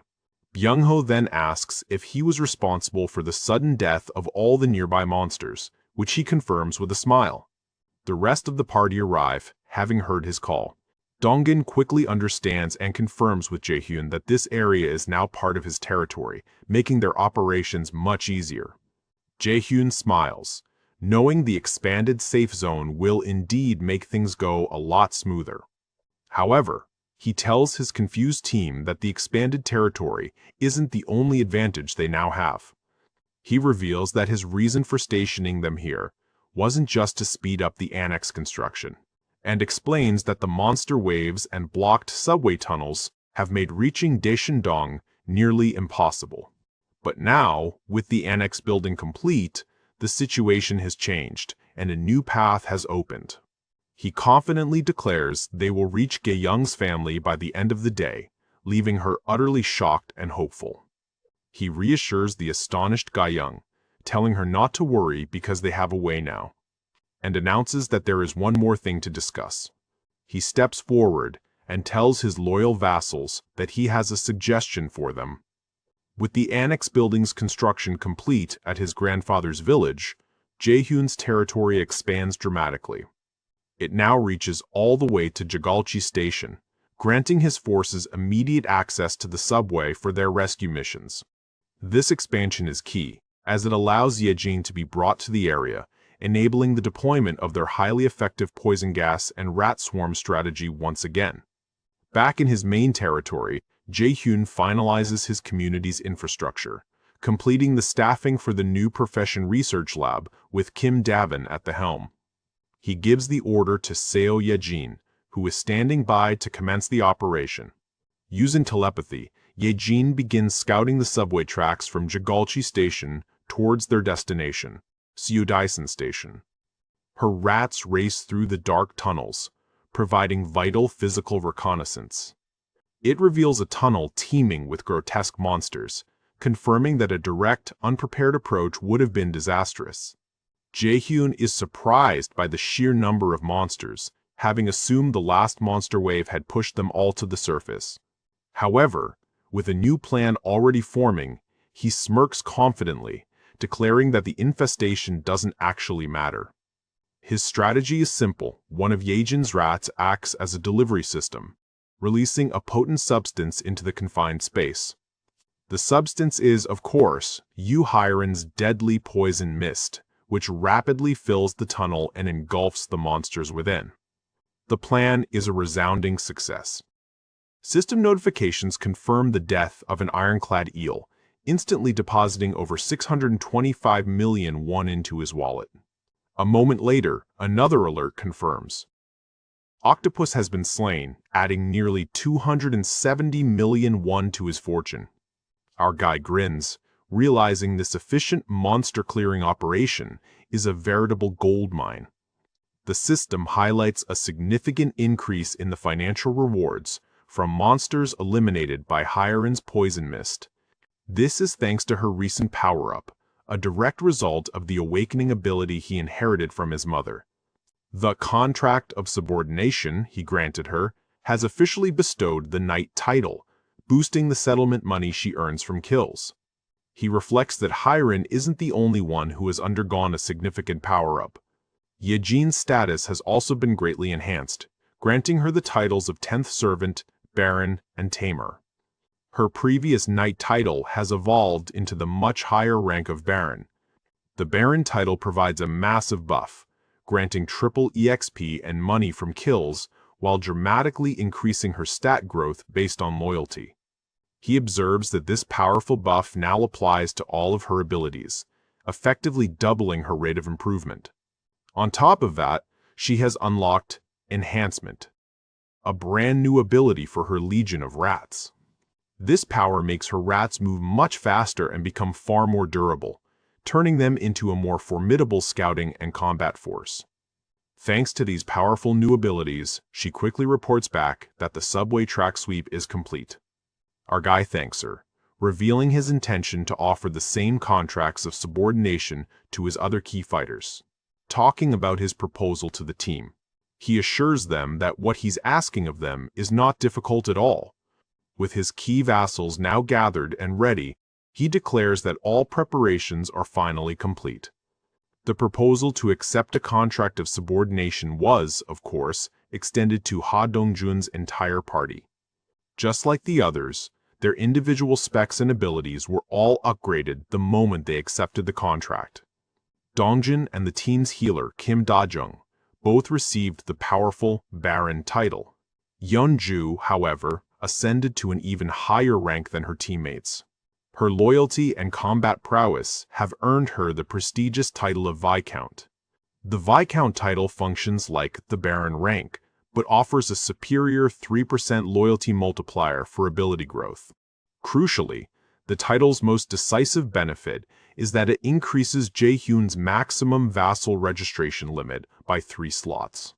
This raises his total capacity to 21 vassals, prompting a fully armored Kang Deok-soo to eagerly ask if it's time to move out.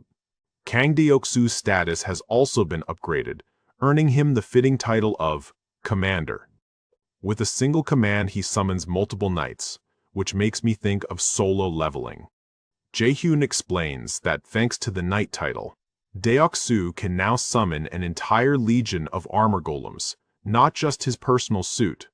Without a moment's hesitation, Commander Deok-soo leads his newly summoned golems in a powerful charge against the monsters ahead.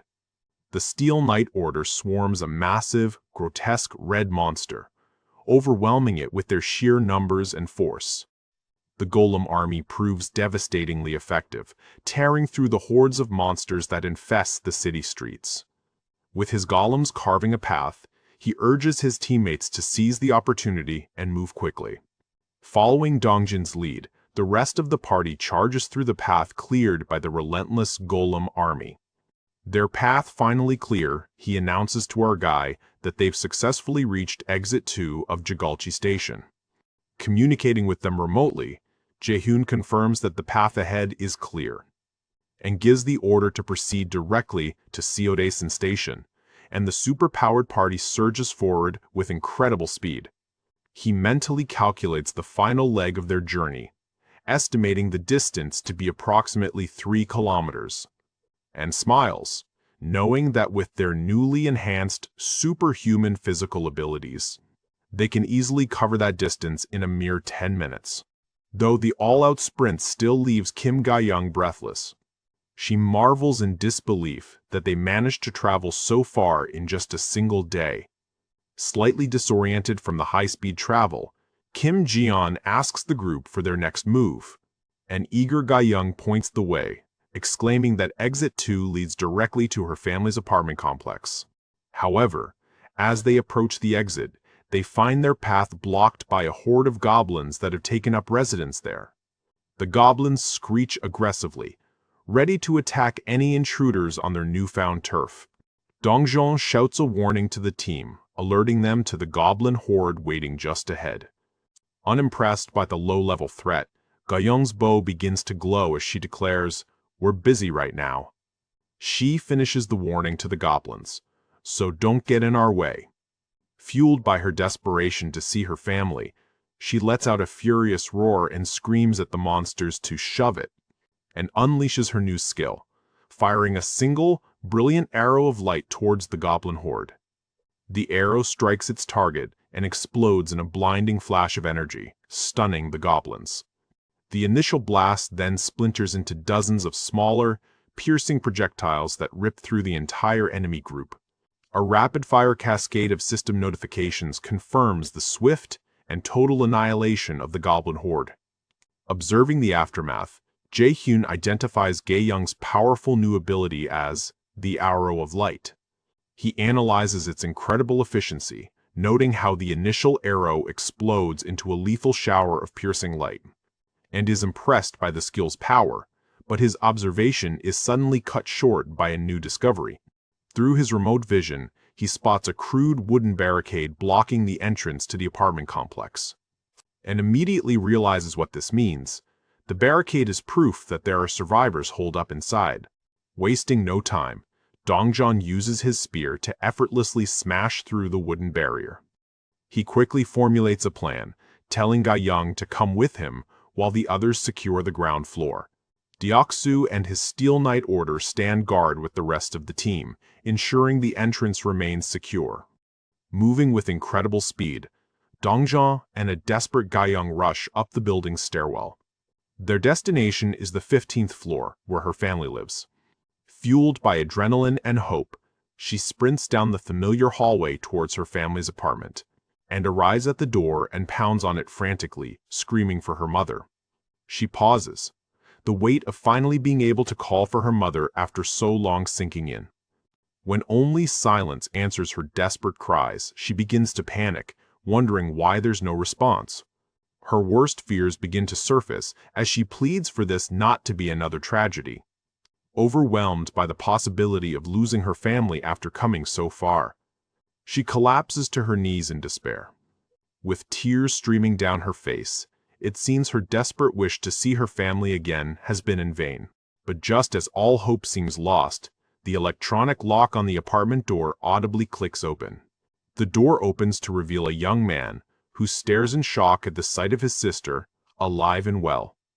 Overcome with tears of relief and joy, she cries out her brother's name, Myung. Her brother, Myungwon, stands in the doorway. As Myungwon confirms their mother is inside, Gayoung desperately asks to see her. She is greeted by the tearful cries of her mother, who have been waiting anxiously. Overwhelmed with emotion, they express their profound relief that she has returned safely. While her mother anxiously checks her for injuries, an emotional Gayoung can only utter a single word: Mom. She finally breaks down in tears. As her mother tries to console her, Gayoung tries to tell them about her dad. Her mother is visibly stunned and confused by the sudden mention of her husband. Overcome with grief, Gayoung finds herself unable to speak the terrible truth about her father's fate. The unspoken truth is too much to bear, and she lets out a choked sob. Her silent despair is enough for her family to understand the grim reality of what has happened. Shattered by the loss of their father, the reunited family clings to each other and weeps bitterly. From a distance, Jae-hyun solemnly watches the family's sorrowful reunion. Witnessing their pain hardens his resolve, and he sets his next objectives, rescuing the families of Dongjeon, Deoksu, and Jeon.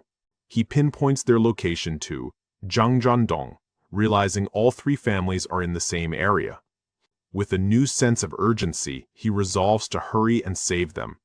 He makes a silent, grim vow that never again will anyone under his protection suffer such a loss. After moving Gayoung's family to safety, Jae-hyun's team immediately heads toward their next destination, Jangjeon-dong. During the mission, Jae-hyun receives a sudden telepathic update from his manager, Kim Jae-hyun. She informs him that their communal facilities have reached maximum capacity, which poses a new logistical challenge. Jae-hyun immediately asks Jae-hyun if it is possible to expand their communal spaces. She hesitantly suggests a temporary solution, sending residents who live within the safe zone back to their own homes, and reassures her, explaining that this aligns with his larger plan to create shared facilities and shops throughout the territory, making decentralized living feasible. He admits that he had anticipated they would eventually reach maximum capacity. Fortunately, the recent 1-kilometer territory expansion means many of the newest arrivals already have homes within the safe zone. With many empty houses now available, he confirms that sending people home is the best way to create much-needed space. He then tasks Jae-hyun with setting up perimeter bases in stores, telling her to start recruiting people to staff them. As Jae-hyun confidently accepts the assignment, Jae-hyun's focus returns to the mission at hand. He enters construction mode, allowing him to establish stores and provide basic utilities at selected points. Without hesitation, he approves the new construction projects. With the housing situation managed, he turns his full attention back to the rescue operation and checks on the progress of Dongjeon's party. He sees they have quickly reached Gyoda Station, which should allow for a smooth advance from that point on. However, he notes that Hiren's poison mist is only effective in the subway tunnels up to Gyoda Station. This is because the subway line emerges above ground between Gyodai and Dongnae stations, which will force a change in tactics. But Jae-hyun isn't worried. His newly empowered team has a major advantage. To clear the path, he unleashes his powerful familiar, commanding Blackie, tear them apart. The massive divine crow dives into the fray, effortlessly tearing through the monsters in their path. Hordes of orcs and goblins are no match for Blackie's overwhelming power. Jae-hyun also bestows new skills upon his vassals, like Kim Jae-hyun's rapid growth. Moon Byung-ho receives the invisibility skill, adding stealth to his teleportation abilities. Standing side by side, Byung-ho and Ji-yeon display their newly acquired powers. With the party now stronger than ever, Kang Deok-soo summons his formidable Steel Knight unit to lead the charge. Dong-jun rallies the team, ordering them to fall in behind Deok-soo's knights and break through the enemy lines with minimal fighting. With a unified battle cry, the elite party charges forward into the ruined cityscape. With Blackie providing air support, the team advances swiftly along the elevated tracks. After a fierce but swift battle, the sky clears, revealing an open path ahead.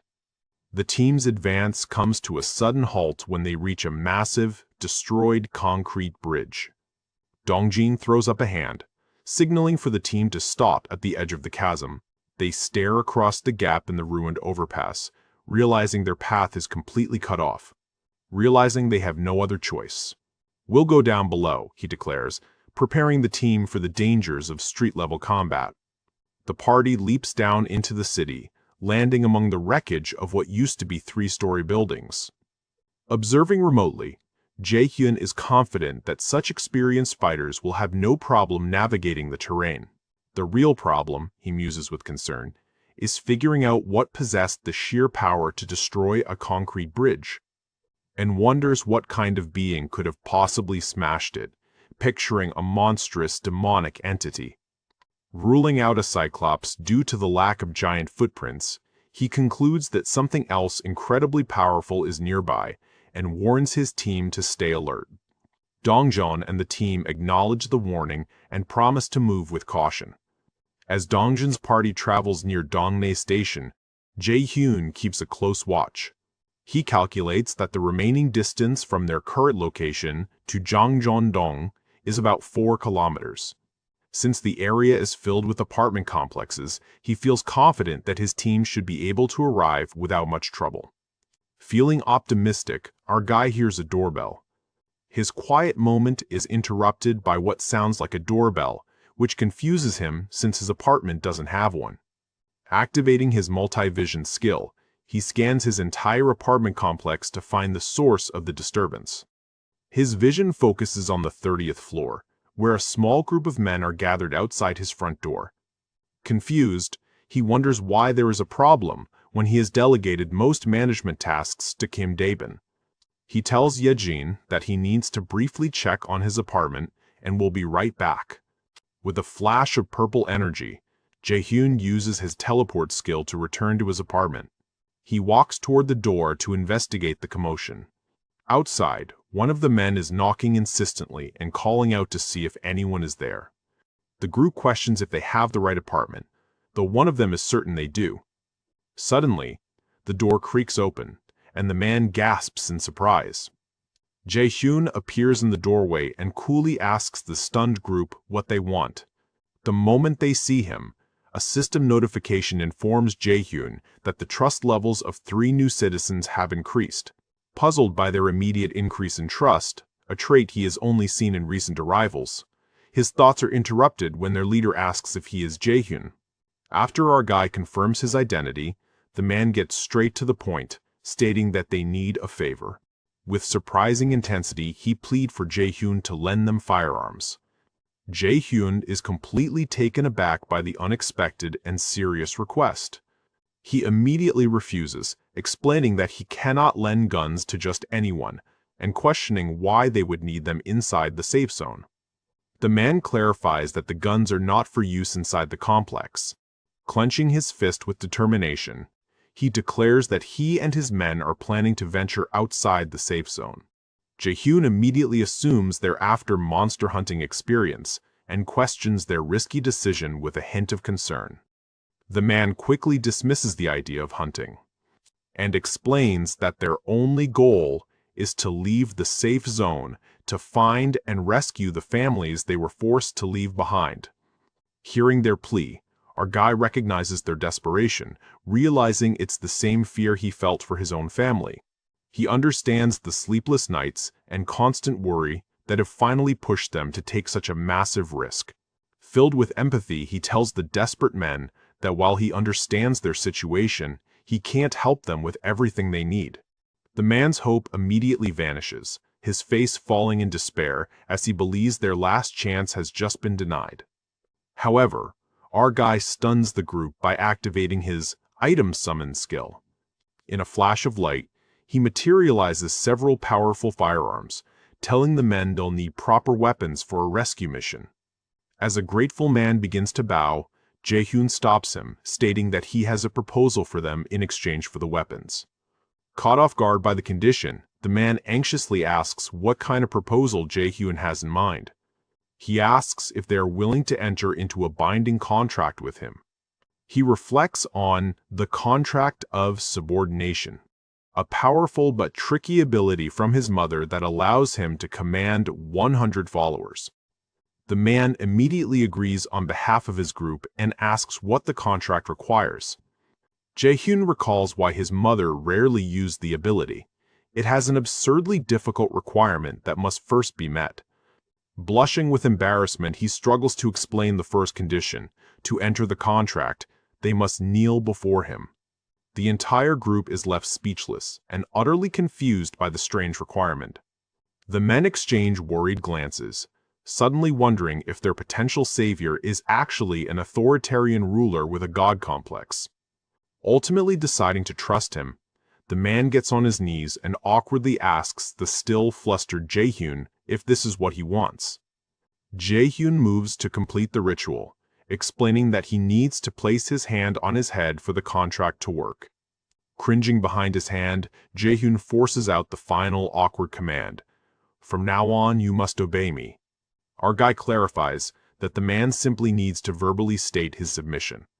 After the man declares that he submits, a system window appears, revealing not only Songjun's stats, but also his incredible, previously hidden A-rank ability, telekinesis. As the contract finalizes, he is enveloped in a golden aura, shocked as he feels a surge of new power coursing through his body. Jae-hyun is absolutely floored, realizing he's hit the jackpot by acquiring a follower with an A-rank skill. While his worried companions check on him, a stunned Songjun confirms he feels different as Jae-hyun internally celebrates his massive, unexpected win. To test out this newfound power, Jae-hyun opens his store and purchases a single, shimmering tangerine, and immediately issues a quest to Seongjun, use his telekinesis to lift the tangerine with a mental power enhancement as the reward. Seongjun is completely baffled by the quest, having been unaware that he even possessed the ability of telekinesis until this moment. With a confident grin, our guy presents the tangerine and challenges him to lift it without touching it.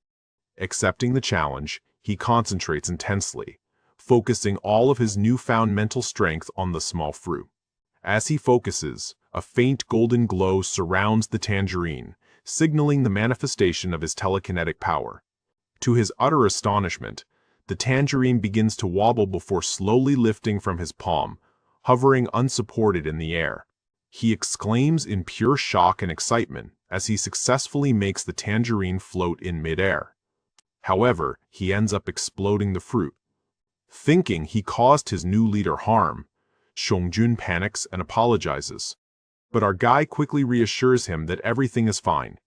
Wiping away the juice, he explains that the power surge was a normal part of the contract and smiles, ready for the next person. A system notification confirms the successful test has raised Songjun's trust and loyalty, making him eligible for vassal registration.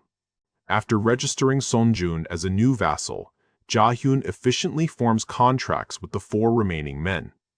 While the others only awakened with average C and D rank abilities, our guy isn't concerned in the slightest. He watches the group prepare to leave, satisfied that securing the A-rank telekinetic was more than enough of a victory. Now that he is officially his vassal, our guy confirms the location of their family's apartment complex so he can provide remote support, and wishes the newly empowered team luck as they head out into the dangerous city on their rescue mission. With his business concluded at the apartment, he turns his attention back to his own team in the field. Gathering his focus, he activates his teleport skill and reappears at the world tree. He asks if he missed anything, only for a panicked Yejin to shout that the situation has become dire. The frightened rat relays its reconnaissance, warning the party about a new and formidable enemy that has just appeared. The team learns that a monstrous, giant, two-headed monster is now barring the path of Dongjin's party. On the battlefield, Dongjin and his team stand frozen in shock as they face the colossal, level 45 twin-head ogre. Jae-hyun immediately recognizes the creature's overwhelming presence from the destruction he'd seen earlier, and confirms with chilling certainty that this is the very same monster that completely destroyed the bridge they failed to cross. With a deafening roar, the twin-head ogre charges forward, smashing through cars and debris as it barrels towards them. Screeching a challenge, Blackie dives from the sky to meet the ogre head-on, and fearlessly clashes with the ogre, tearing at its face with razor-sharp talons in a bold aerial assault. The ogre roars in fury, but its tough hide is barely scratched by the giant crow's attack. Meanwhile, the newly empowered Byung-ho uses his teleport skill to flank the massive beast. Activating his invisibility, he slips past the ogre's defenses and positions himself for a critical strike. Appearing in the ogre's blind spot, Minho takes aim with his revolver for a point-blank shot at its head. The bullet hit it in the face, causing it to scream in agony from the surprise attack. Seeing an opening, Deoksu commands his Steel Knight order to charge the wounded and distracted monster. The summoned knights swarm the ogre's feet and legs, relentlessly hacking away with their blades. Enraged by the swarm, the twin-head ogre thrashes violently, sending the golems flying in all directions. The ogre glares down at the battlefield, its immense power making it a seemingly insurmountable obstacle. A frustrated Dongjin realizes their attacks are having almost no effect, desperately wondering how they can possibly defeat it. Watching from afar, Jae-hyun decides to step in, preparing a summon to create the opening his team desperately needs. He summons a massive barbell directly above the ogre, which plummets from the sky and crushes the monster under its immense weight. Stunned but overjoyed, Dongjeon and Deoksu look up, realizing help has arrived. Jae-hyun speaks to his team, promising them that his support is just beginning. As his vassals shout his name with renewed hope, he channels his dark energy, ready to fully support their battle. After Jae-hyun's massive barbell attack, the twin-head ogre lies motionless in a cloud of dust and debris. Deoksu prematurely celebrates, asking if they've defeated the monster, but Ha Dongjun scolds him for his naivete. From his apartment, Jae-hyun realizes he hasn't received a monster elimination message despite the direct hit, confirming his fears. His eyes widen in alarm as he realizes the battle is far from over. And as the dust settles, he warns his team to be careful, sensing the immediate danger. The twin-head ogre's massive form begins to stir, proving it isn't defeated. With a terrifying roar, the ogre rises again, its glowing eyes promising more destruction. Jae-hyun calls out to Yeonju, who readily responds in her powerful werebear form. He asks if she can immobilize the colossal ogre to create an opening for the team. With steadfast determination, she agrees to try and slow it down. Dashing from her position, she shouts for Dajung to cast an enhancement spell her. Not wasting any time, Dajung unleashes her power. Bathing Yeonju in a golden aura of enhancement, Jae-hyun also activates his item summon skill to press the attack, and uses his live round, unleashing a barrage of bullets at it.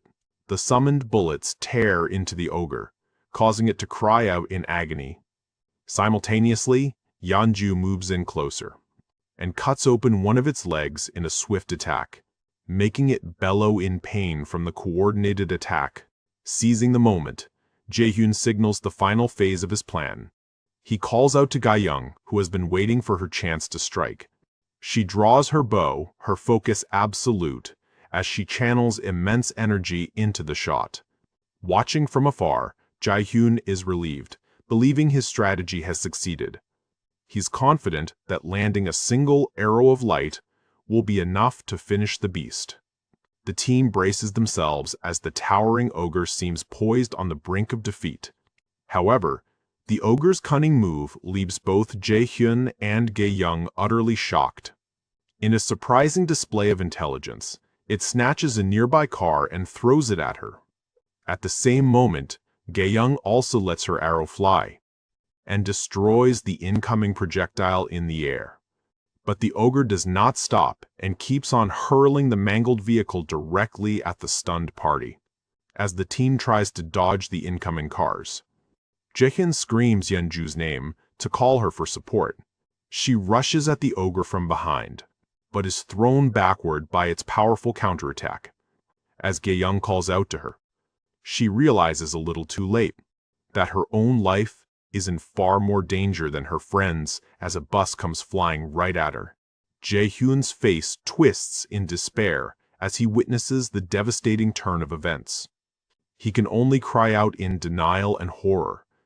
Enraged and terrified of losing another ally, he screams in desperation. Frantically, he racks his brain, determined to find any possible way to save his friends.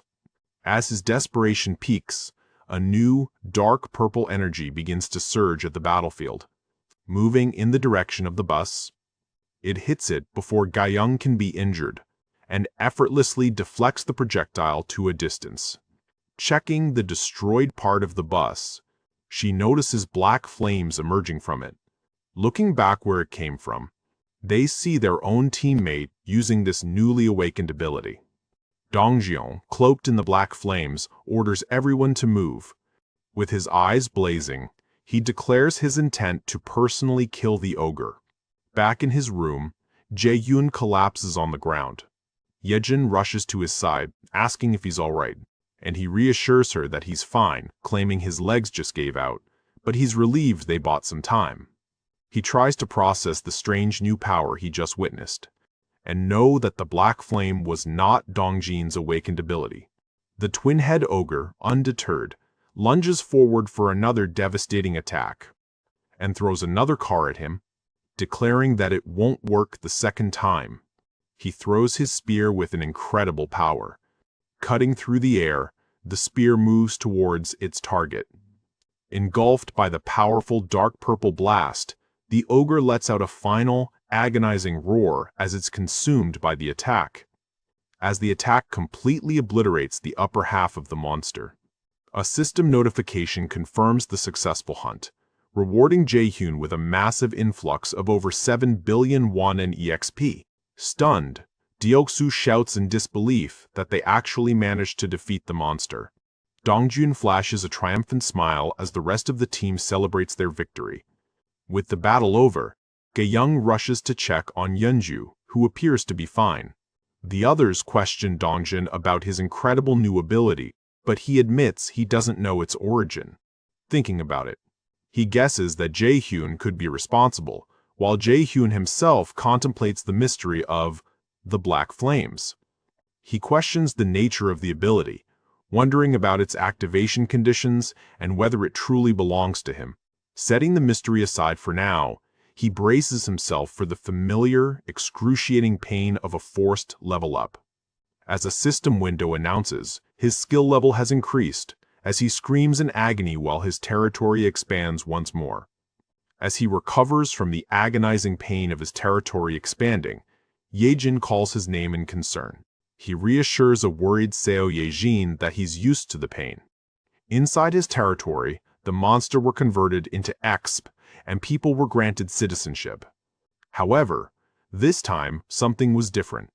A system notification alerts him that a dungeon has been discovered within his expanded territory, and that he's the first to discover this dungeon, earning a reward of 100 crystals. Realizing the reward is a new currency called crystals, he deduces that the dungeon must be related to them.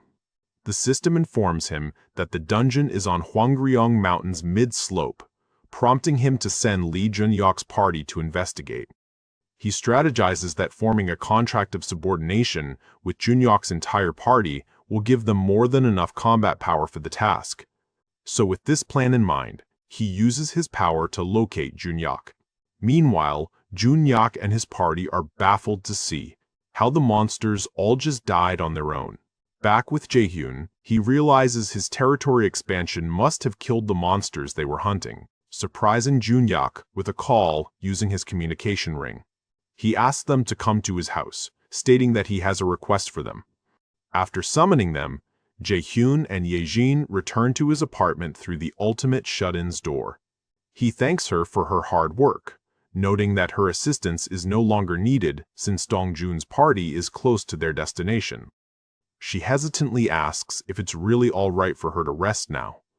He reassures her, smiling as he says she's already done everything she could to help, and tells her to rest well with her family for the day, promising to call if anything else comes up. Smiling, she agrees and happily heads off to see her family. He waves goodbye, telling her to get home safely. With one task complete, he turns his attention back to the ongoing rescue mission.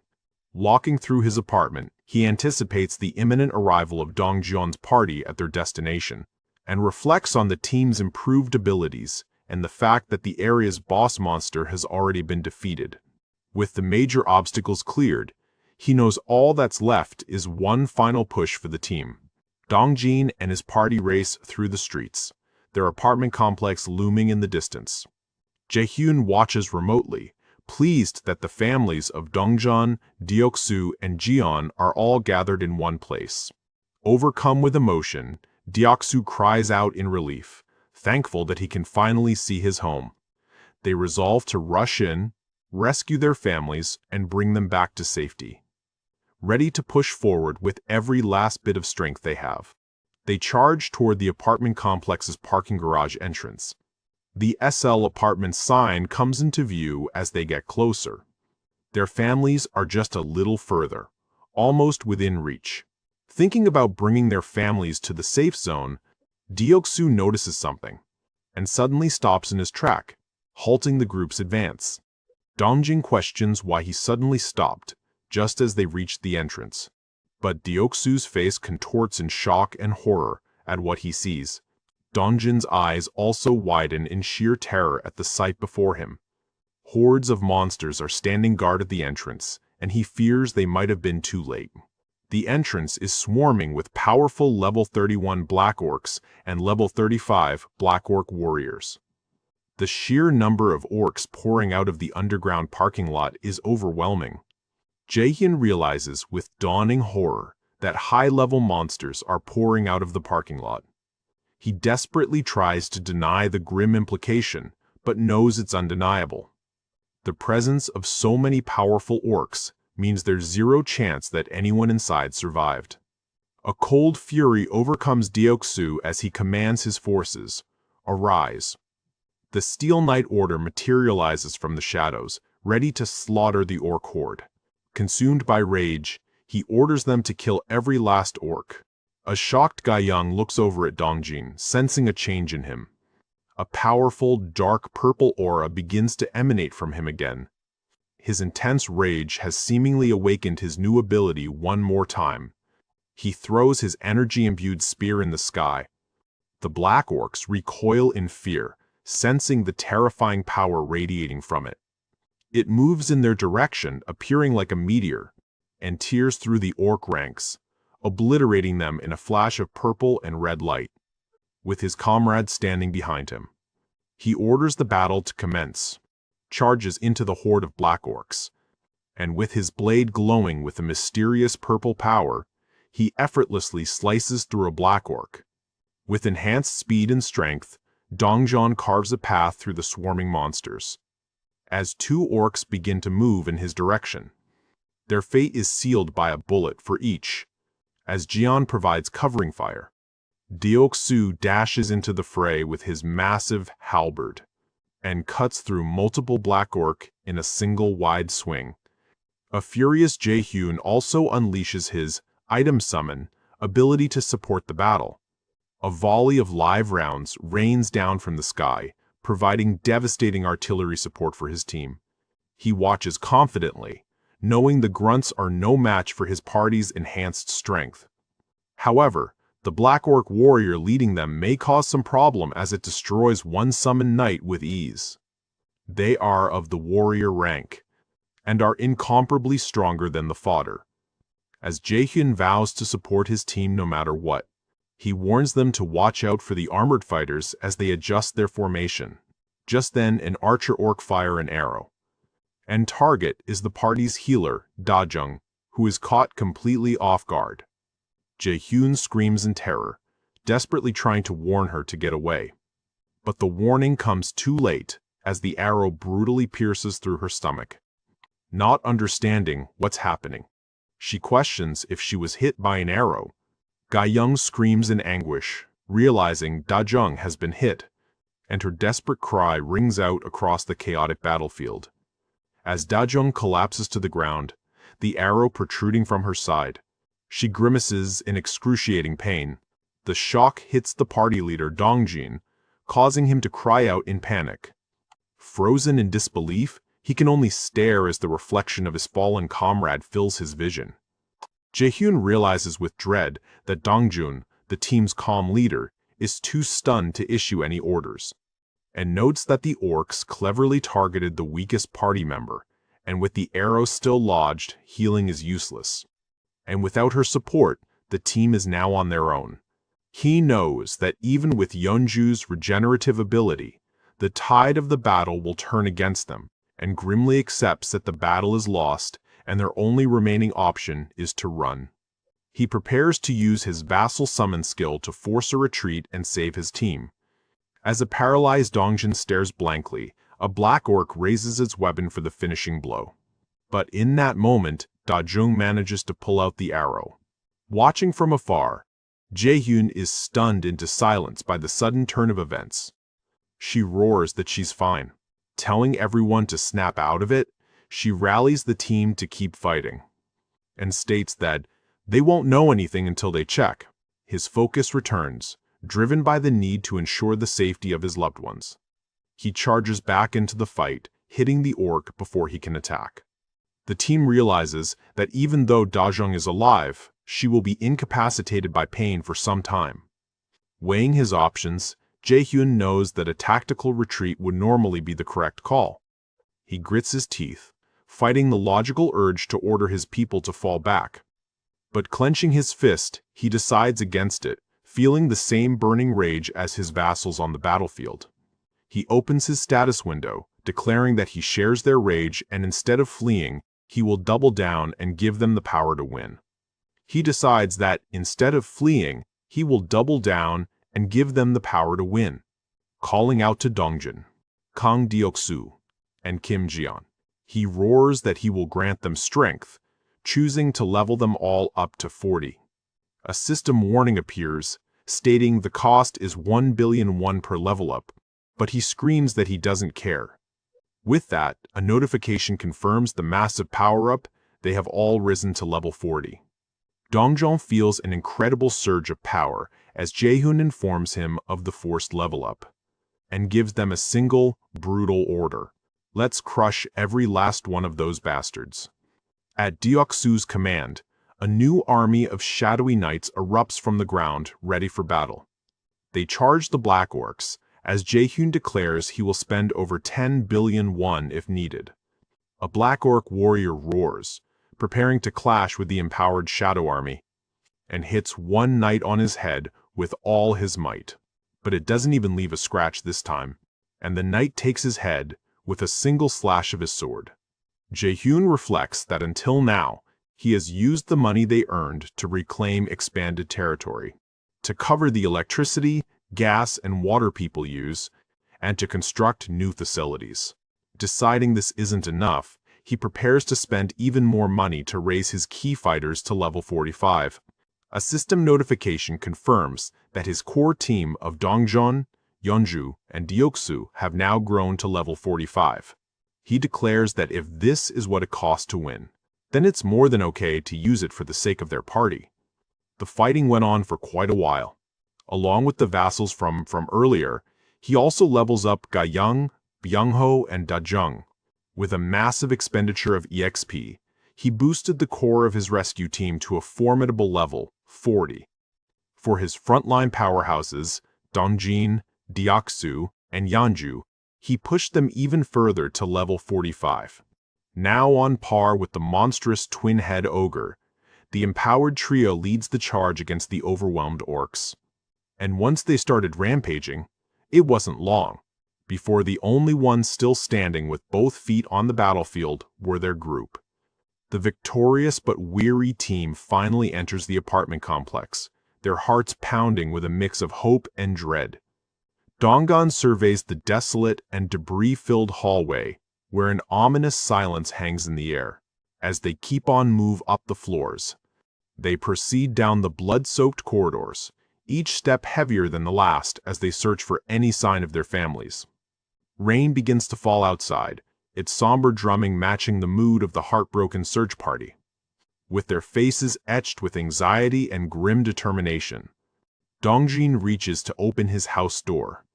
Ga-young places a comforting hand on his arm, offering silent support. She speaks his name softly, her voice filled with apprehension as they stand before the apartment door. Dongjin's expression is grim and unreadable as he prepares himself for the truth, no matter how terrible. A look of profound sorrow crosses Ga-young's face as the horrifying reality of the situation begins to set in. Dongjin cautiously steps inside, his every sense on high alert, seeing multiple footprints on the ground. He keeps on checking every room. And while the team waits in the hall, he ventures deeper into the apartment, the silence deafening. A single, bloodied kitchen knife lies discarded on the floor, a testament to a desperate, failed defense. His face cast in shadow, he absorbs the full weight of the tragedy before him. The rest of the team watches from the doorway, their hopes for a happy reunion completely shattered. Ga-young and the others can only stare in shock and horror at the scene inside, closing all the doors. He starts to walk back to the group, with his teammates watching his retreat with deep sorrow and empathy. He could only utter the words, "Let's go." And despite the horror he has just witnessed, he quietly replies, "I'm okay." Overcome with grief and empathy, Ga-young rushes to embrace him. She tells him, "Then cry, you idiot," giving him permission to release her sorrow. But he confesses that he had already braced himself for this devastating outcome, and repeats that he is okay few more times. The door swings shut, closing off the grim scene of their failed rescue. Having confirmed his own family is also gone, Jiyeon collapses in despair. Deoksu can only ask, "Did you confirm it?" To which he replies, "Yes." He struggles to accept the horrific outcome, muttering, "So, this is reality." Watching through his ultimate eyes, Jae-hyun somberly declares, "We have failed," and reflects that while Ga-young still had her mother and brother, the others are now utterly alone with their grief. And despite their immense effort, they have been left with nothing. Overwhelmed with guilt, he questions his own ambition of saving the country, unable to save the people right in front of him. His hands cover his face as the weight of his perceived failure becomes too much to bear. Dongjin gives them a small hope, saying he didn't find bloodstains in their homes, and that their families might still be alive. And even if that is not the case, they still have to keep living, and because the one who said that was none other than Dongjin, no one could answer. He tells the others not to give up, because just having hope puts them in a better position than he is. Looking up at the sky, he calls out to Jae-hyun, asking if he's there. From his apartment, Jae-hyun confirms he is, and Dongjun wearily asks to be summoned back to rest. Without hesitation, he activates his vassal summon ability to bring his grieving team home. The party is enveloped in a swirl of purple energy and instantly transported back into his apartment. As they appear, Jae-hyun is tormented by guilt, believing his greed in saving his own family first cost them everything. While Dong-jon quietly says he's going to rest, Jae-hyun's mind races, wondering if he could have saved them all. The question haunts him, his face contorted in anguish as he grapples with his failure. He reasons that his family's powerful abilities meant they likely would have survived even without his intervention, and worries that his vassals, though silent, secretly resent him for causing this tragic outcome. In his guilt-ridden mind, he believes he is no different from the person who actually killed their families. Unable to bear the burden any longer, he approaches his vassals and bows deeply, offering a sincere apology, and takes full responsibility, whispering, "It's my fault," and that his greed in prioritizing his own family led to this disaster. Tears of regret stream down his face as he admits his selfishness threw away their only chance to save the families that were so precious to them. Offering a final deep bow, he says, "I'm truly sorry," as Dong-jin looks on. Dong-jin's expression remains unreadable as he looks down at the guilt-stricken Jae-hyun. After a moment of silence, he takes a deliberate step forward and stands right before our guy. As Jae-hyun trembles, unable to lift his head, Dong-jun firmly tells him, "It's not your fault." But despite his words, Jae-hyun is overcome by grief, crying out in anguish. Dong-jon gently places a hand on his back, urging him to lift his head. Leaning in, he reminds the distraught Jae-hyun that everyone present, including himself, owes their lives to him, and with the rest of the grieving team watching, he declares that they were all saved by his ability, affirming that their ability to live without fear of starvation or monsters is entirely thanks to him, and that saving Ga-young's family and Byung-ho's grandmother would have been impossible without him. Looking up in disbelief at their unwavering support, Jae-hyun hears him call him their savior. And without his help, they would have never known their family's fates, let alone been able to seek revenge. Jae-hyun is visibly moved as he hears Dong-jon's voice waver, revealing the immense pain he is also suppressing. Dong-jun explains that they were all just ordinary people who never stood a chance against the monsters alone, telling him that, while the world is full of sorrow, but this misery strikes at random, like spilled water. It doesn't target anyone specifically. Looking Jae-hyun in the eye, he absolves him of guilt, stating, "This is the world's fault, not yours," and implores him not to shoulder the weight of the world by himself. In a profound moment of support, he tells him that it's enough for him to simply be there for them, like a huge, sheltering tree. Stunned by the unexpected maturity and depth of Dong-jon's words, Jae-hyun is left speechless. With his speech concluded, Dong-jon gives him a reassuring smile and turns to leave, giving him space. Jae-hyun is struck by the realization that in Dong-gun's moment of weakness, he was the one being comforted.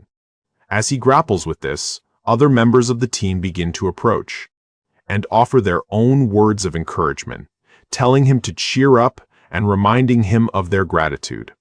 Byung-ho and Ga-young also offer their support, reinforcing how crucial he has been to their survival.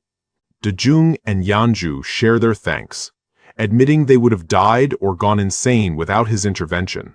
Faced with the unanimous and heartfelt gratitude of his most trusted allies, Jae-hyun stands in silent contemplation.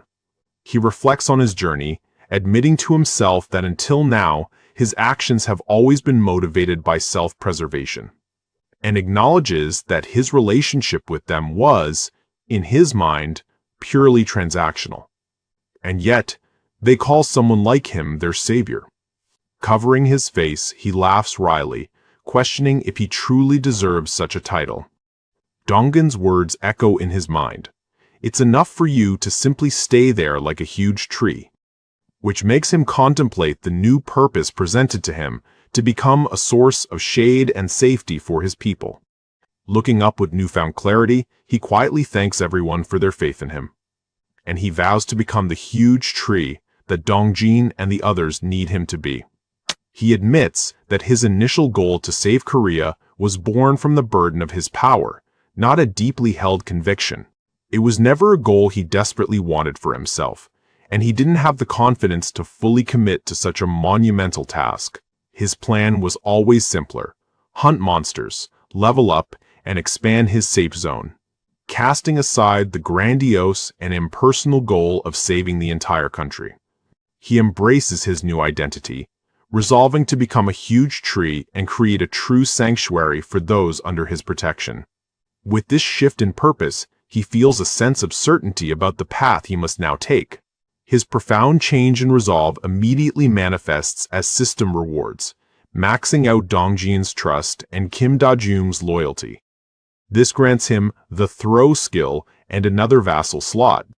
Not long after his team left, Jae-hyun's intercom chimes, signaling new arrivals. Lee Jun-hyuk appears on the monitor, announcing that he and his group have arrived as requested, getting out of his house. He greets them, thanking them for making the journey. Eager to get started, Jun-hyuk cuts to the chase, asking what mission he has for them. Jae-hyun decides to first demonstrate his power, explaining that only his vassals are typically allowed inside his home. Placing his hand on his door, he uses his portal ability and asks them to enter. Jun-hyuk and his companions gasp in shock as they step through the door and notice that they have been teleported to their own house. One of the companions voices her astonishment, questioning how this is even possible. The display of power works as intended. System notifications confirm that the trust and loyalty of Lee Hyan-chan and Shin Ah-hong have increased. Jae-hyun smirks, his theory confirmed. The most direct way to gain trust is an overwhelming display of ability. Facing Jun-hyuk, Jae-hyun prepares to outline his proposal. He gestures to the entire group, indicating that his first order of business involves all of them, and states his first condition: he wants every one of them to sign a contract with him. And without further explanation, he initiates the contract of subordination, binding the group to him with a wave of golden energy.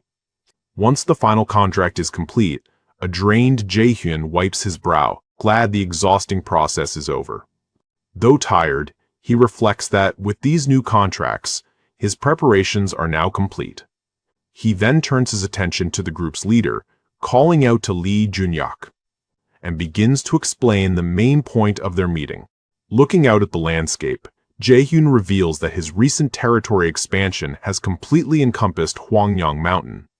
Describing that a dungeon has appeared there, he formally requests that Jun-hyuk and his entire team be the ones to explore it. He looks directly at Jun-hyuk, asking if they are up to the task. A confident smirk spreads across Jun-hyuk's face as he readily accepts the mission, thanking Jae-hyun for the trust placed in them. Just as he is about to finalize the details, he is abruptly interrupted by a voice inside his own mind. The message is from his general manager, Kim Jae-hyun, informing him that the item he requested is ready and that he can come now. Inside an elevator, Jae-hyun prepares for his next task as the doors close on the 24th floor. He lets out a weary sigh, feeling the weight of his ever-growing responsibilities. With Lee Jun-hyuk now handling the dungeon raid, he finds a moment of respite to focus on other matters and reflects on the unusual outcome of Jun-hyuk's contract, noting that, unlike his other vassals, his core skills remained unchanged. Although his abilities didn't change, his title was elevated to Viscount, just like Yeonju, and among his core party members, Lee Hye-han, Shin Ah-hong, and Kim Jae-hyun all received high B-rank abilities, while others received much lower ranks. As he gathers more data from his contracts, Jae-hyun begins to understand the underlying mechanics of how abilities are granted, and theorizes that high-rank abilities are not random, but are granted based on an individual's innate potential or talent. With a strict limit of 100 subordinates, he resolves to only contract with the most talented individuals to maximize his community's strength. Dabin greets him with a cheerful exclamation as he arrives for their meeting, and he acknowledges his general manager, commending her for her hard work. Dabin jokes that the work isn't difficult as long as the pay is good, prompting Jae-hyun to promise her a bonus. She presents the 10 capable individuals she has assembled who are good at getting things done. As Jae-hyun formally introduces himself to the group, the candidates respectfully greet him in return. And one of the candidates nervously asks what kind of work he has planned for them. Jae-hyun reveals his plan to grant them all the same manager-level position that Dabin currently holds. The candidates are stunned by the generous offer, questioning if he is truly serious. Jae-hyun contemplates the need for more managers, as the population has grown significantly while leadership remains thin. He notes the few existing managers, including medical team leader Lee Sung-min and relief team leader Baek Sung-min. And with 12 manager positions still available, he listens as a candidate eagerly volunteers to work hard if chosen. However, he clarifies that the positions won't be given away freely, as there are conditions to be met. The candidates murmur in confusion as he explains his simple criteria for selecting them. He declares that manager positions will only be awarded to those who can proactively identify and propose solutions to the community's growing problems, and extends his hand, formally beginning the selection process for his new management team.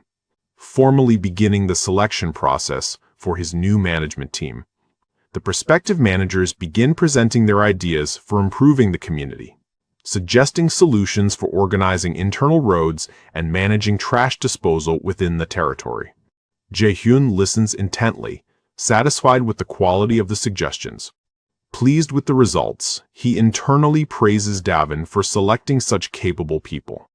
After that, a man with a bandaged nose raises his hand to speak, and Jae-hyun gives him the floor. He then proposes creating an internal organization dedicated to maintaining public order, and warns that while things are currently stable, an incident is inevitable without a formal peacekeeping presence. Jae-hyun confirms that the man is suggesting a department similar to a police force. Another man interrupts, stating that the mention of police has reminded him of something important. So our guy encourages him to share his thoughts.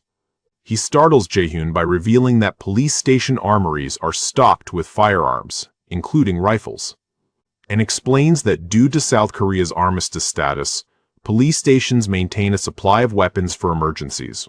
However, only larger police stations would have such armories.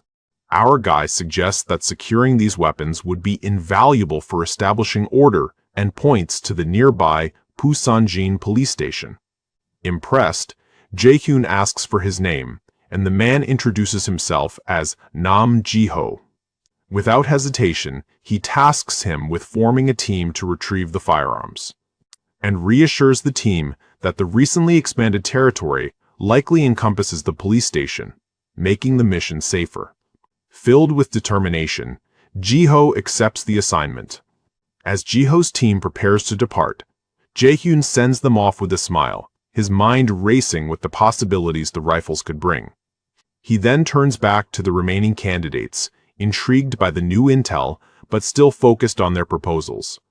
The day after the manager's selection ended successfully, Ji-ho's party returns victorious, proudly displaying the rifles they secured from the police station. And after confirming with the ultimate eyes, registering them in the store went fine. The initial haul is meager, just 2 rifles and 3 bullets. But now that they're registered, he can purchase an unlimited supply. But the real problem was that the armory was mostly empty, as someone had already looted most of the firearms, calculating that several hundred weapons are now in the hands of an unknown party. He realizes this means a large, heavily armed group of survivors is operating somewhere nearby. Annoyed by this new headache, he tries to assess the potential threat of such a large group, and reasons that a group so large and well-equipped would likely have been noticed by now, which means they are not near their territory yet, and decides to shelve the problem for later. With his eyes glowing with dark energy, he decides his first course of action will be to distribute the rifles to the teams that need them most. Meanwhile, in a ruined cityscape, a horde of orcs prowls the streets, creating a dangerous obstacle for any survivor. Song-jun and his team find themselves trapped, their path blocked by the formidable monsters. Pinned down by the overwhelming number of orcs, They grows desperate, and the situation becomes dire as one of his men reports they are almost out of ammunition. With his team looking to him for a decision, Seongjun feels the pressure mounting. He despairs, knowing his team is exhausted, out of weapons, and his own abilities are not enough to defeat the horde, and desperately searches for any solution to their hopeless situation. Suddenly, a familiar voice cuts through the chaos, calling out Seongjun's name. To the team's shock, a portal materializes before them, dropping a crate filled with brand new assault rifles. With a smile on his face, Jae-hyun announces that he made it just in time, and declares that weapon support has arrived. As he urges them to use the guns, Seongjun breaks into a laugh of pure, unadulterated relief. Overjoyed by the last-minute rescue, he shouts his profound gratitude to Jae-hyun.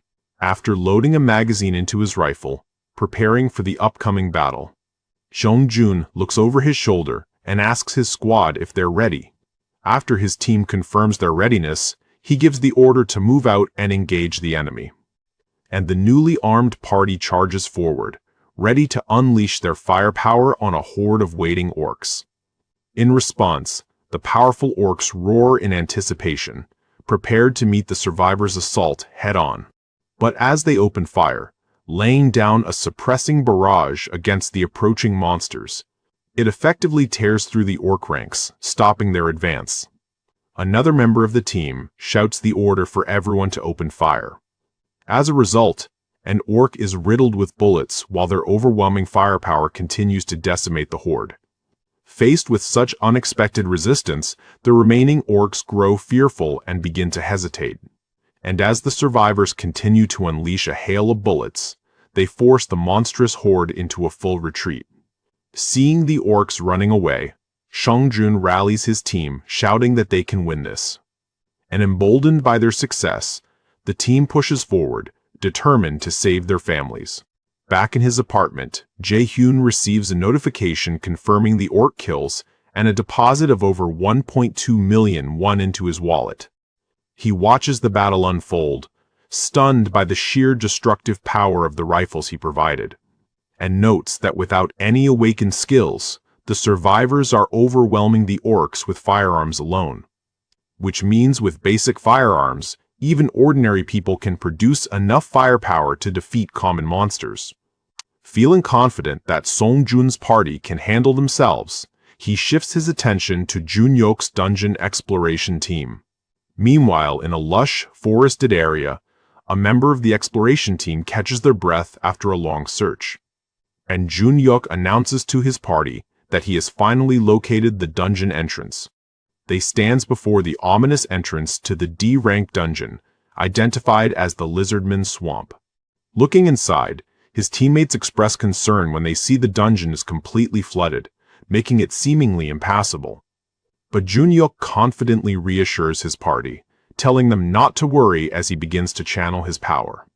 And using his Control Waters ability, he masterfully parts the water, creating a dry path down the dungeon steps. As they are awed by this incredible display of power, with a confident smirk, he declares that they are going in. A system notification then confirms his party is the first to enter and will receive double EXP and settlement money. As they descend, Jae-hyun understands that a dungeon is unknown territory, where danger could be lurking anywhere. Therefore, he immediately supplied Junhyok's party with rifles to ensure they had sufficient firepower, and confidently assesses that Junhyok's party should have little trouble clearing the dungeon. He then ponders the meaning of the 010's counter on the dungeon info screen, suspecting it's not a simple capacity limit. Inside the dungeon, they look around in awe, comparing the water-walled corridor to being inside an aquarium, and also remarking that the surreal environment feels like an underwater tunnel. Suddenly, Hyeon-chan breaks out in a cold sweat as his enhanced senses detect an unseen threat. He quickly spots 3 enemies approaching from their 11 o'clock position. Junhyok calmly takes in the warning, while Hyun-chan yells that the enemies are closing in. The party braces for an attack as Junhyok deduces the enemies must be coming from inside the water. And just as he predicted, reptilian monsters burst through the watery walls, launching a surprise attack. A teammate urgently warns Junhyuk that one of the monsters is right behind him, and as a fierce level 21 lizardman lunges at him, its fangs bared for the kill. He easily dodges the attack and prepares a powerful counter using his water manipulation abilities, and slices the lizardman into half, demonstrating his complete control over the dungeon's environment. With 2 monsters left, Junchen orders the team to focus their fire and take them down. So the rest of the party unleashes a coordinated barrage from their rifles into the churning water. However, being able to move pretty fast underwater, the lizardmen easily manage to dodge the slowed-down bullets. To which Hyun-chan expresses his frustration, complaining that they are hard to hit. And just as he wishes that they could get the monsters out of the water, a massive void begins to appear. The lizardmen are caught off guard as the water around them is pushed away. As the team is surprised by what just happened, Junhyuk smirks, confidently declaring that the water is his personal domain. With a commanding gesture, he orders all units to prepare for a final volley, and rips the lizardmen from their aquatic element, allowing his team to unleash a devastating volley of fire. A series of system notifications confirms that the party has successfully hunted all 3 lizardmen. Watching the battle, Jae-hyun notes that his team was lucky to have such a favorable matchup, and muses that in this aquatic environment, the lizardmen would normally have a massive terrain advantage, because just moving through the dark, water-filled dungeon would have been a death trap. In the murky depths, he concludes, the freely moving lizardmen would have been like Grim Reapers to any other group. However, the powerful combination of Hyun-chan's minimap and Junhyuk's control water completely neutralized the threat. Satisfied with their performance, he decides his direct support is no longer needed for this mission, and calculates that the core members of Junhyuk's party, equipped with rifles, are more than enough to clear the rest of the dungeon. The party continues on, easily dispatching the few remaining lizardmen that stand in their way, and after clearing the path, they proceed toward a massive, ominous door at the end of the corridor. Upon entering the next chamber, Lee Junhyuk cautiously asks if they've finally arrived, and gazes up at a massive, barred gate, wondering aloud if this is the dungeon's boss room. Then, the ancient heavy doors creak open on their own, revealing the chamber beyond, and the teen cautiously files into a vast, circular room supported by towering stone pillars. However, they are surprised to find the massive chamber completely dry, questioning where all the water has gone. While Ha-young wonders if simply reaching the room is the clear condition, Ha-yeon-chan warns her not to jinx them. Suddenly, his eyes widen in terror as he senses an immense danger approaching. He urgently shouts to his team that something is rushing towards them at an incredible speed. The party whirls around to face a darkened archway, bracing for the unseen threat. And from the archway, a colossal torrent of water erupts, flooding the entire chamber in an instant. As the party is slammed by the wave, Junhyuk desperately yells for everyone to get behind him for protection. Yet even with his abilities, he strains to control the sudden and overwhelming deluge. His eyes widen in shock as he realizes a powerful entity has emerged from the flood. A menacing, spear-wielding figure rises from the churning water, revealing itself to the party. And Junhyuk grits his teeth as he announces the arrival of the dungeon's formidable boss monster. At their leader's command, the entire party unloads their firearms on the massive creature. But the lizardman boss simply roars, and with a powerful swing of its spear, creates a barrier, effortlessly deflecting their attack. As they are surprised that the creature blocked them with water and realizes their current strategy is useless. Amused by the boss's water manipulation, Junhyuk smirks, ready to show it what a true water user can do. He steps forward, confidently telling his team to stay put. Promising to finish the fight quickly, he charges ahead as his teammates call out his name in alarm. But they can only watch in awe as he unleashes a massive torrent of water and uses it to close the distance between him and the lizardman boss. As he closes in, his face becomes a shadowy mask, fully tapping into his awakened abilities. And he then launches a series of sharp, blade-like projectiles made of water at the dungeon boss. The lizardman boss manages to block the initial wave of water blades with its spear, but then something surprises him. Hanging upside down in the air, Junyak taunts him, noting that since it blocked his attack physically, it shows its inability to move the water under his control. Then, in a show of absolute dominance, he traps the boss's head inside a sphere of water, and with a final, chilling goodbye, he watches as the boss gurgles in anger. But it's too late for him, and our guy finishes the fight with a powerful water bomb, exploding its head into pieces. Hyuncheon and Ah-hyung look on in utter shock at their leader's overwhelming display of power. Landing gracefully as the water settles, Junhyok calmly announces that the dungeon is cleared. And with a confident grin, he proudly declares to his team that they have succeeded. System notifications also confirm the kill, rewarding the party with EXP, money, and 110 crystals for their first ever dungeon clear. And as their party exits the dungeon, a system notification reveals that the dungeon's description has changed, and it now shows a clear count of 1 out of 10. Realizing there's a limit on how many times it can be cleared, he calculates that he has 9 more runs available, and focuses on the potential reward, knowing that clearing the remaining runs will give him enough crystals for a mystic draw. In other words, it meant he could draw another divine item, like the Ring of Communication. Just then he contacts Junhyuk, who has just emerged from the dungeon. He reports that he's fine, just a bit tired after the battle. After that, Jae-hyun informs him that he has a request, and he eagerly agrees to follow any order. He is surprised to learn that Jae-hyun simply wants his team to clear the dungeon once a day. So with a confident smile, he assures him that it will be piece of cake. 10 days later, he successfully clears the dungeon for the 10th and final time. Having never missed a single run, our guy confirms that this was the last clear. A system notification then appears, confirming all dungeon clears have been used and that he now has enough crystals for a mystic draw, which makes him commend their party for their hard work and tells them to rest, now that he has everything he needs. He decides that all that's left is to perform the mystic draw. So with a shout, he initiates the draw, pouring his energy into the ritual. And a brilliant, golden magic circle erupts in his living room, forcing him to shield his eyes from the intense light.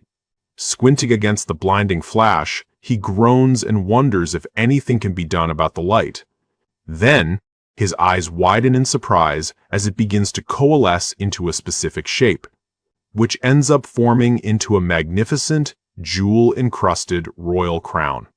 He stares in awe at the ultimate shut-in's crown, learning that it amplifies the effects granted to his citizens by a factor of 2, which makes him think about the 6 effects currently active, including EXP boosts and tax collection, realizing they will all be doubled. And holding the hefty crown, he also confirms that wearing it will double every single buff he provides.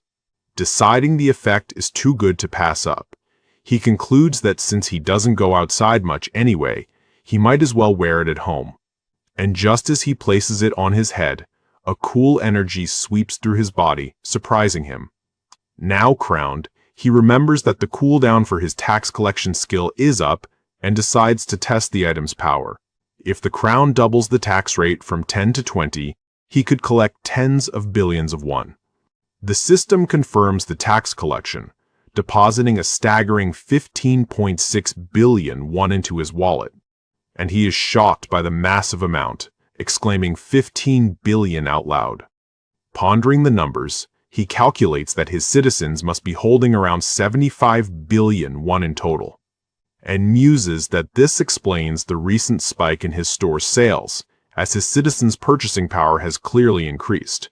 Taking it as a positive sign of his community's growing wealth, he plans to use the new funds to level up and expand his store's inventory. However, His planning is interrupted by the intercom buzzing, announcing the return of Song-jun's party.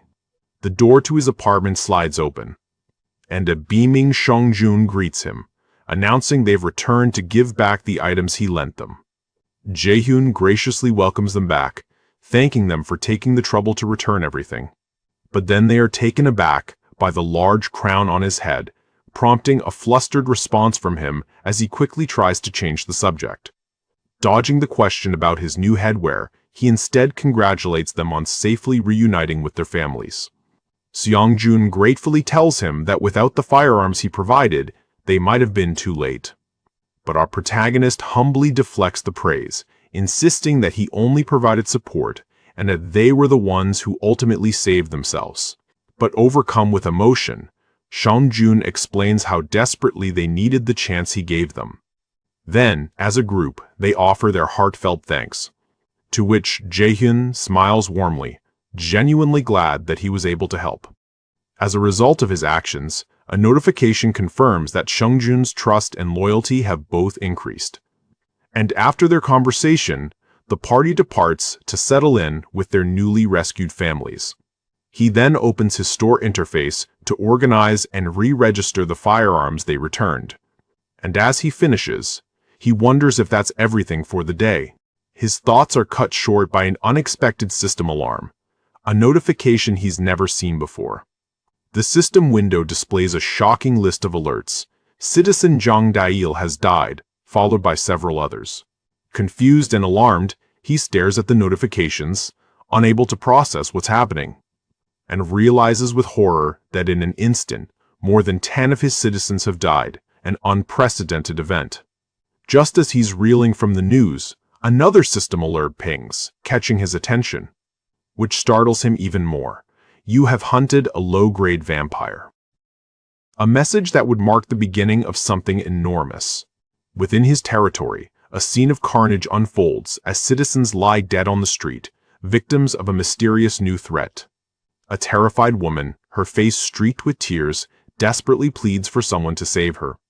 But her cries for help are cut short as a man with menacing red eyes grabs her from behind, surrounded by a horde of ghoulish, red-eyed creatures. She screams in agony as the vampire's fangs sink into her flesh, her life draining away in the brutal attack. And as the life fades from her eyes, her expression contorts in pain and terror, marking her as another victim of the vampire swarm.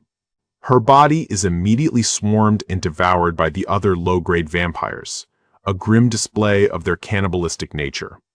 The red-haired leader gestures to his minions, nonchalantly telling them to eat up.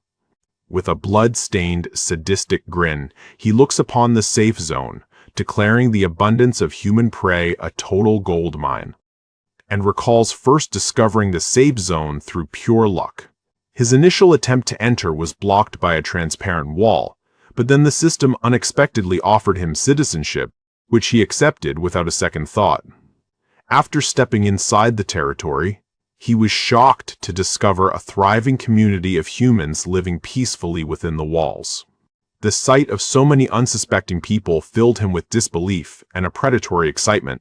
He saw potential prey everywhere he looked. A pregnant woman with her child, groups of men chatting idly. To his vampiric senses, the entire safe zone was nothing but a buffet. Also, the quality and quantity of humans here was far superior to what he hunted outside, making it a highly efficient feeding ground. Consumed by ambition, he believes that by devouring everyone in this territory, he can grow strong enough to become like the one who turned him, and remembers the powerful vampire who tossed him aside as if he were useless, fueling his desire for revenge and power. Convinced that, with this new hunting ground, he'll soon rise to a middle-tier vampire and have power equal to his creator. However, just being equal isn't enough. He resolves to drink even more human blood to surpass him. And to achieve this, he knows that not only he, but his swarm must also grow stronger. As a low-tier vampire, he can command a swarm of 5 lowest-tier vampires, who are little more than beasts. Although one of his minions died during the recent hunt, he isn't concerned, knowing he can easily create another from the plentiful humans. And once he becomes a middle-tier vampire, his underlings will also evolve into low-tier vampires, each capable of creating their own swarms. This exponential growth will allow his forces to breed and multiply uncontrollably. Standing atop the rubble, he envisions his hive growing explosively into a terrifying army under his command. With a crazed grin, he declares his plan to devour every human in the area and then hunt down the vampire who turned him, confident he'll be strong enough to overwhelm his creator. Just as he declares the time has come to achieve his blood vengeance, a mysterious purple energy emanates from a nearby door and grabs his attention. Assuming another piece of prey has just walked into his grasp, he commands his underlings to charge forward, believing the lone human has foolishly come to die. However, his confidence evaporates as he witnesses what happens next. Their heads explode all at once, and blood and limbs litter the ground as he tries to comprehend the massacre that just occurred. Then, a lone figure calmly walks through the carnage towards him. A single glowing purple eye pierces through the shadows as Jae-hyun reveals himself. And as he walks towards him filled with rage, he's terrified, realizing his swarm was wiped out in an instant, without any warning or even a fight. The sheer power radiating from Jae-hyun is so incomprehensible that the vampire's mind refuses to accept what he's seeing. But one thing is for sure, that human is a monster he can't even begin to understand at his current level. His only thought is to run, but he finds himself frozen in place, caught in his gaze, after which Jae-hyun activates his invisible hand, seizing the vampire in an unbreakable psychic grip. Choking and struggling, the vampire begs for his life, unable to break free. And Jae-hyun stares down coldly, disgusted by the creature's audacity to invade his territory and harm his people, which makes the vampire realize with chilling certainty that he is not getting out of this alive. He sees his impending doom in Jae-hyun's eyes, knowing no miracle could possibly save him now, and resigns to his fate. He laments that he will die, a pointless death without ever getting his revenge. But just as he braces for the end, Jae-hyun slams him to the ground instead of killing him. Coughing, the vampire looks up in confusion, only to be met with Jae-hyun's commanding presence. He looms over the defeated creature, ordering him to answer all of his questions. Terrified into submission, the vampire trembles and agrees to cooperate. With his eye glowing ominously, Jae-hyun begins his interrogation, and his first question is, how did he get in here? The low-tier vampire, Yeol Sung-kyu, explains that he was granted citizenship, a fact that gives Jae-hyun a headache. He recalls that the system granted citizenship to a being, never specifying it had to be human, and grimaces, realizing with disgust that he never imagined citizenship could be granted to a man-eating monster. He then asks if he was originally human, and the vampire confirms that he was an ordinary human until he was bitten by a vampire named An Sang-hyuk, which makes Jae-hyun realize that his human origins are likely why the system granted him citizenship and orders him to continue. Sung-kyu explains that his memories were hazy when he was a lowest-tier vampire, but after eating humans, he evolved into his current low-tier form, which then prompts a question about the vampire ranking system, resulting in a nervous explanation from him. He clarifies that lowest-tier vampires are like beasts, retaining only enough intelligence to follow orders. But starting from the low tier onwards, a vampire's human sense of self returns, and they gain the ability to create and command a swarm. And when asked about An Sang-hyuk's rank, he reveals that his sire was a middle-tier vampire. Jae-hyun processes this information. Sung-kyu is level 28, which means a middle-tier vampire must be at a significantly higher level. And while he doesn't know the full hierarchy, it at least goes up to a high tier, which means their levels are likely inflated from feeding on countless humans, and prepares to ask his final question. With confirmation on the middle-tier vampire's name, Jae-hyun leans in with menacing intent and demands to know where An Sang-hyuk is. Seeing no way of getting out of it, he begins to speak. and quickly reveals that he is in an apartment complex in Daeyeon-dong. Jae-hyun processes the information, but the terrified vampire immediately tries to bargain for his life. Desperate, he offers to personally guide him to the location, and even pleads with him to exact divine punishment on the one who is the root of all his suffering. Unexpectedly, a notification pops up, revealing that Sung-kyu's loyalty has somehow increased. But Jae-hyun is utterly disgusted, finding no value in the loyalty of a monster who murdered his citizens. Having heard enough, he dismisses the former human's loyalty, seeing him only as the monster he has become.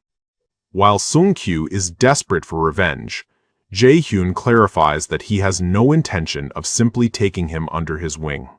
Instead, he issues a quest.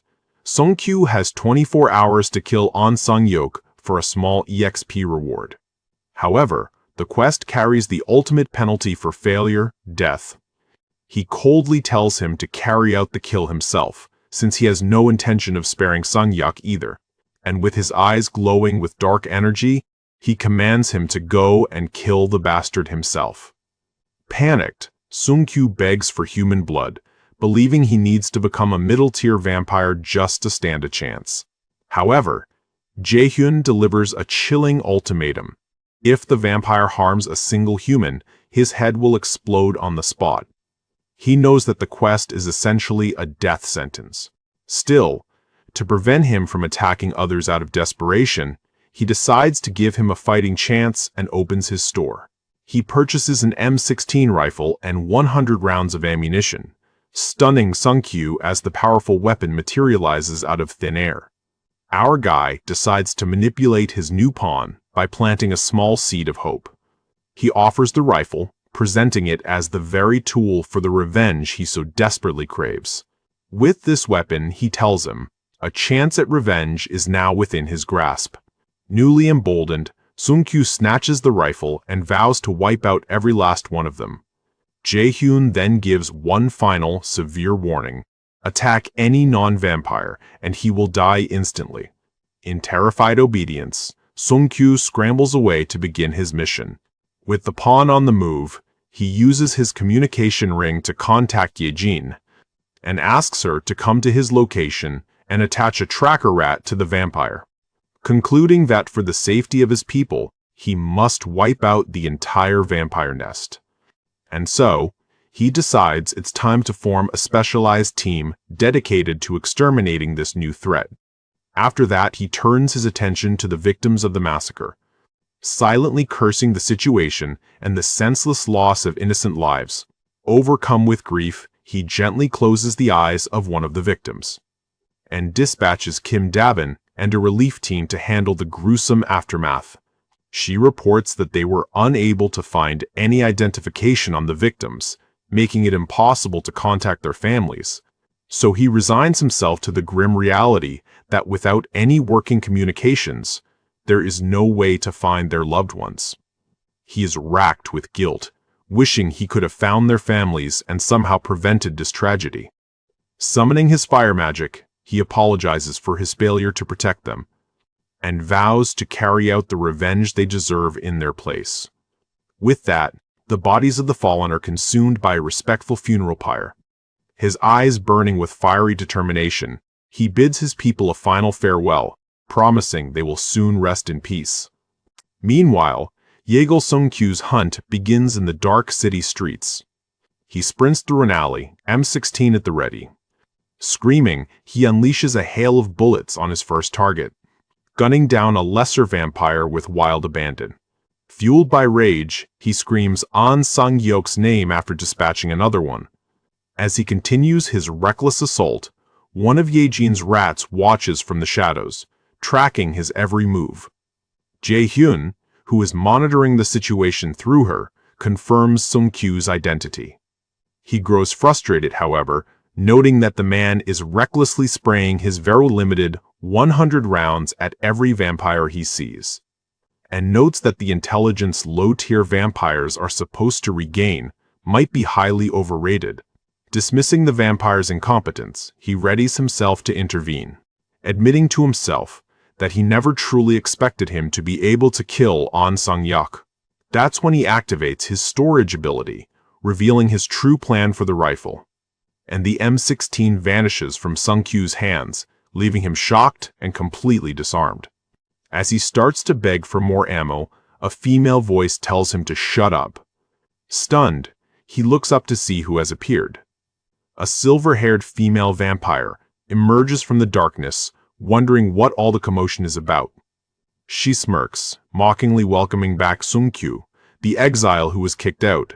After being furious at her, he lunges forward with a curse, but she simply chides him for his foul language. And with a simple flick of her wrist, she commands her minions to attack. A swarm of the lowest-tier vampires emerges from the darkness and descends upon him. They easily overpower the disarmed vampire, pinning him to the ground. And as he struggles, she casually approaches, commenting on how boring the spectacle is, reminding him that he was thrown out in the first place because of how stupid he is. Then she mocks his weakness, pointing out that he can't even handle the lowest-tier vampires, which makes him scream profanities as she calls him a useless waste of food. Leaning in, she questions him about the gun he had, pointing to the bullet marks on the walls. And with her minions holding him down, she demands to know where he hid the weapon. However, in a final act of defiance, Sung-kyu spits directly in her face. But as her minions restrain him again, she simply sighs that stupid bastards like him don't tend to live very long. Her playful demeanor vanishes, replaced by a cold fury as she gives a simple, deadly order to kill him. Hence, the feral vampires immediately descend on Sung-kyu, sinking their fangs into him. And his quest for revenge ends in a scream of pure terror. His hand twitches one last time as he lies dead on the pavement. And a system notification confirms his death, his vengeful mission ending in utter failure. Just then, the vampires who finish him off begin to notice different changes appearing in their bodies. Seo-yoon notes with a smirk that their nutritional condition was better than she thought, and also that her minions can evolve, a fact she was previously unaware of. She then orders them to search the area for a gun, so her newly evolved minions charge forward, ready to carry out her command. However, she suddenly pauses, detecting a strange and unfamiliar smell in the air. From his apartment, Jae-hyun knows that just like Sung-kyu, these vampires are vulnerable to firearms, and he prepares to exploit that weakness. And while they were fixated only on the guns that were a threat to them, one of Yejin's rats is carrying a gas canister to fill the second floor of the building. Seo-yoon looks up in horror, realizing the trap, but it's too late for her as our guy shouts towards Yejin and tells her to cut the link. With the area saturated in gas, he uses his power to summon a single, deadly item, a burning tissue, which ignites the gas, causing a massive explosion that engulfs the entire floor. And a flood of system notifications confirms the successful hunt of multiple low-tier and lowest-tier vampires. Back in his apartment, he lets out a sigh of relief. "Damn vampires," he mutters, unnerved by how close the nest was to his territory. He worries that if his territory expands again, the remaining vampires will be absorbed into his safe zone. Yejin asks if it's possible vampires are already inside their territory, forcing him to admit he can't rule out the possibility. She suggests imposing quests and sanctions on everyone, but he knows this would be a huge headache, and dismisses the idea as too extreme, explaining that sanctioning innocent people along with the guilty would cause a massive public backlash. She listens intently, understanding the difficult political situation he has to manage, knowing that branding people without proof would cause him to lose the support of his citizens. He acknowledges that there's a limit to what he can handle alone without stirring up chaos. As he wishes for a way to sort citizens by their tendencies, a system notification suddenly chimes, which announces that with 30,000 citizens, the achievement system has been unlocked. Jae-hyun is stunned by the new development, questioning what an achievement system even is. And when a concerned Ye-jin asks if something happened, he tells her to wait as he investigates the new feature. As he reads the system description, he learns he can now grant titles with custom effects, and a brilliant idea begins to form, which makes him immediately access the achievement settings to create a new rule for his community. He then sets the condition for the achievement, if someone kills a person with citizenship, after which, the system then prompts him to set the name and effects for the title that will be granted upon completion. He confirms with the system that it's possible for him to delete a title whenever he wants, giving him ultimate control. So he declares that if someone goes down the wrong path, he'll handle it personally and sets the title name as Murderer, which will cause an 80% reduction in all stats, both hand-sealed and a visible Murderer brand on the forehead. The system quotes the steep price of 40 million won to set the achievement, plus another 4 million per title granted, which he confirms without hesitation, willing to pay any price for this new form of justice. And the system confirms that the new achievement setting has been completed. With a relieved smile, he announces that one of his major worries is solved, since he can now punish violent criminals through the system. And he can also brand violent criminals with a title that everyone in his territory can see. That's not all. He can also assign positive achievements, like Monster Hunter, to reward his citizens. And as Ye-jin begins to share another solution, he playfully tells her not to worry, as he's already found a solution to their vampire problem, which makes her beam with happiness and tell him that he is truly amazing. But her praise catches him off guard, and he suddenly blushes, internally admitting that he's been so focused on work that he hadn't noticed that Ye-jin is really pretty. Meanwhile, she just smiles, telling him that he's always being so humble. Just then, he is panicked by the doorbell, suddenly feeling self-conscious and overwhelmed by the awkward moment. Hyrin arrives, having received his message, and a flustered Jae-hyun quickly ushers her in.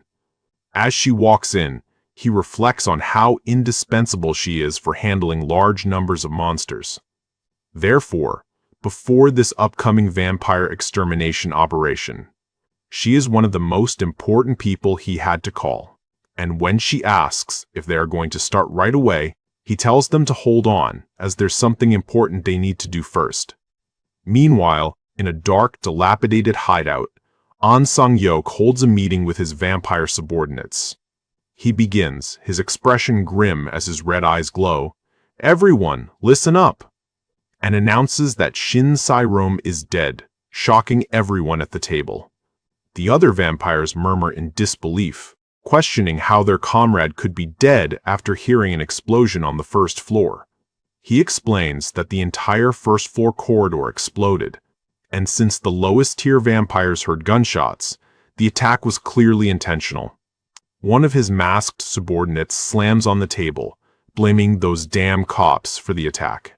And just because they left them alone, they forget their place. After which, a red-haired female vampire declares they need to kill them immediately and take their guns.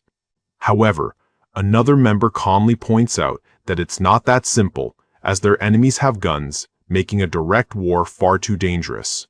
But Sang-hyuk feels something is off, questioning how their enemies found the base and why they launched such a sudden, all-out attack. Troubled by the many things he doesn't understand about the raid. But even so, he decides to make the call, that what they have to do does not change. So they are going to attack them, which makes his followers erupt in cheers, eager to wipe out their enemies once and for all. But he clarifies their strategy. To minimize casualties, they won't fight head-on, but will instead exploit their enemies' short supply lines, and to use that situation to penetrate their defenses and bring them down from within. As he begins to announce who will lead the infiltration, his attention is suddenly drawn to the door. The vampires fall silent, turning toward the door as they hear an unexpected sound. The doorknob begins to turn, signaling an unwelcome visitor has found their hidden base. Before they can react, the entire door is blown off its hinges with a deafening blast. Barely clinging to life, his underling gasps that it's dangerous. and that they need to get out of here right now. But as they question what's going on, one of the rats jumps inside the room, which makes the underlings scream in terror and shout at them to run. Noticing something strange about the rat, An Sang-yok understands the immediate danger and orders his elite subordinates to jump out the window and escape. As they flee, however, some of them are caught and killed by the lingering poison mist. A brutal end for the unlucky few. However, the surviving elite vampires leap from the building, successfully escaping the gas-filled room. Although many low-tier vampires are killed in the assault, the key targets manage to get away. The most dangerous ones slipped right through their fingers. Watching remotely through his powers, Jae-hyun locks his sights on the fleeing vampire leader and instructs Ye-jin to follow him. Noting that while Yu Hairan's poison mist cleared out the weaklings, the leaders escaped. The high-level vampires who escaped will now be a much greater threat since they've been alerted. In other words, they've completely lost the element of surprise. And if they are left unchecked, they will simply regrow their swarm. Determined, he decides they must wipe out the remaining vampires while they still have the chance. But just then the scout rat is grabbed by the enemy. While they question about the origin of the rats, the terrified creature squeaks in pain as it's crushed in his hand, a cruel and casual display of power, which causes Ye-jin to scream in agony as she feels the psychic backlash from her rat's death, the painful price of her unique ability. After asking if she's all right, our guy realizes their failure to kill even one of the top-ranked vampires. And now they know about the poison fog and the rats used to spread it, which will make a repeat attack difficult. Considering the vampires might relocate their base, he asks her to keep an eye on their movement, and she wearily agrees. Considering the mental toll Ye-jin takes every time a rat dies, he concludes that their current strategy is no longer viable. He simply can't keep putting her through that kind of pain. So he resolves that to deal with the remaining vampire threat, he will need the help of his strongest allies, and decides the only party that can handle the vampires now is Dongjin's team. So he activates his ultimate eye skill to check on his primary combat unit. His vision shifts to the community gym, where his vassals are hard at work training. Dongjin benches an incredible amount of weight, showing significant growth in his strength, an impressive display of raw power.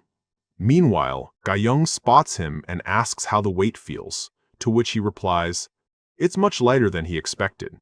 She points out that he's lifting 350 kilograms, and he wonders if it's simply because of his recent hard training.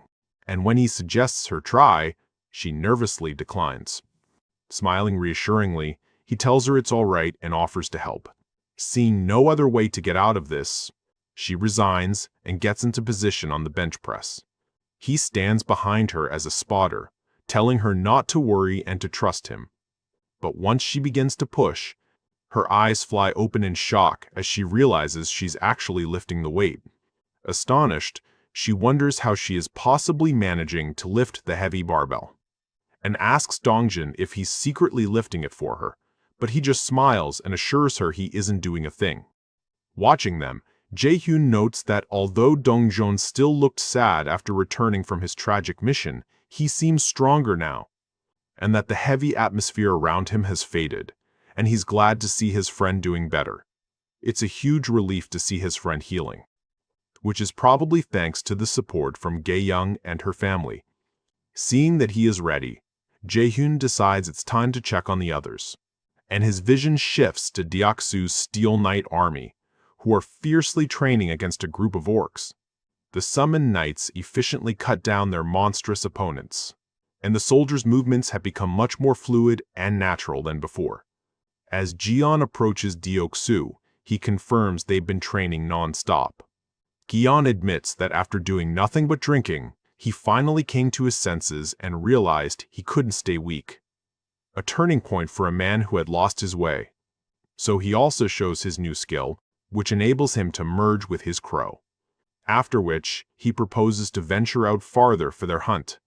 A system notification reveals that his Crow Command skill has evolved into Crow Synchronization, allowing fusion with a target whose closeness has reached 100. And at same time, Jae-hyun is stunned to learn that skills can evolve through a user's own efforts. This is a completely unexpected development. He realizes Jiyeon must have fused with the crow he had been raising, which will make scouting far more convenient. With Jiyeon now able to fly, their scouting range has become enormous. This provides a massive strategic advantage. Seeing that Deoksu and Jiyeon are also ready, he turns his attention to Byung-ho's group, and notes that they recently acquired a car, and has been hunting farther away from their base. Byung-ho worriedly asks if Deoksu and Jiyeon are just drinking again today, but Yeonju reassures him, saying they should be left alone and that they will come to their senses on their own, confident that her strong comrades just need a little more time to heal. Jae-hyun muses that while he wants to give them more time, the current situation doesn't allow for it. Unfortunately, the vampires won't wait for them to recover. He identifies this group as his ace party, the one that has received the most investment and wields overwhelming power. So he runs through the members of his core team and continues his roster: Jiyeon, Deoksu, Yeonju, Dajong, and Byung-ho. Having confirmed their readiness, he decides it's time to assemble them for the mission ahead, and concludes that this elite party is the only force capable of solving the vampire problem, and there's something important he needs to tell them. Inside the vampire hideout, one of Sang-hyuk's subordinates declares they must attack first, viewing the recent assault as a declaration of war, and that they can't simply stand by while their comrades have been killed by the rat bastard. They eagerly await his command, ready to move out and deal with their mysterious enemies. However, the more cautious, turtleneck-wearing vampire advises that they need to abandon their current hideout before doing anything else. But the masked guy is shocked by the suggestion of retreat. Still, his comrade warns that if their enemies attack the same way again, they will all be annihilated. A grim but realistic assessment of their situation. And while they question who they are up against, and wonder if it's those guys with the guns, Sang-hyuk steps in and states that it wasn't them. Sang-hyuk admits he doesn't know who they are, but he is certain of one thing, which is that group does not have anyone with abilities like this. Recalling the aftermath of the previous attack, he grimly recounts how the bodies of their fallen comrades simply vanished into thin air. Remembering how they were forced to escape through a window, he recalls seeing some of the low-tier vampires die from the poison mist right before his eyes. And as they took their last breaths, their bodies mysteriously dissolved into dark smoke and disappeared completely. A completely unnatural phenomenon. He connects this to what happened to Shin Se-rom, realizing her body didn't just vanish in the explosion, but disappeared in the same inexplicable way. Considering the gunshots, explosions, and poison-spewing rats, he concludes the series of attacks is far too complex to be the work of the cops, and theorizes that they are being targeted by a powerful, unknown group with mysterious abilities. Now terrified, the cautious vampire urges him that they must take the surviving vampires and flee immediately, because staying put while ignorant of their enemy's true nature is far too dangerous. The scene shifts to a flashback, where a mysterious figure asks the newly turned Sang-hyuk for his name, and then informs him that he will be leaving for a while. In the meantime, he bestows upon him a specific mission, which is to consume everyone in the apartment complex, grow his power, form a swarm, and rule over it. A chilling and ambitious command. A still cautious Sang-hyuk asks what he should do if a situation arises that he can't handle while he is away. Who then praises his prudence, noting that the other fledglings only think about getting stronger. And, as a contingency, he promises to tell him his location, instructing him to seek him out only if a truly dangerous situation occurs. Returning to the present, Sang-hyuk calls for his subordinate, Gi-won, and asks him if he is the fastest among them, to which he nervously agrees. Sang-hyuk announces a change of plans. They won't be moving their base. Instead, they will wait for the enemy to come to them. a bold and incredibly dangerous gamble, and explains that their enemy will likely strike again soon, so they must act first. He then orders Gi-won to deliver a message before it's too late, and the message is for the one who made him, Jung Young-hoon. Gi-won must inform him that they desperately need his help. Elsewhere, in a blood-soaked room, a different story of vampire hierarchy is unfolding. A fledgling vampire gasps for air, begging for his life as he's being strangled. He pleads with his attacker, struggling to breathe and questioning why this is happening. He desperately reminds his attacker that they were all saved and turned into vampires when they were on the brink of death.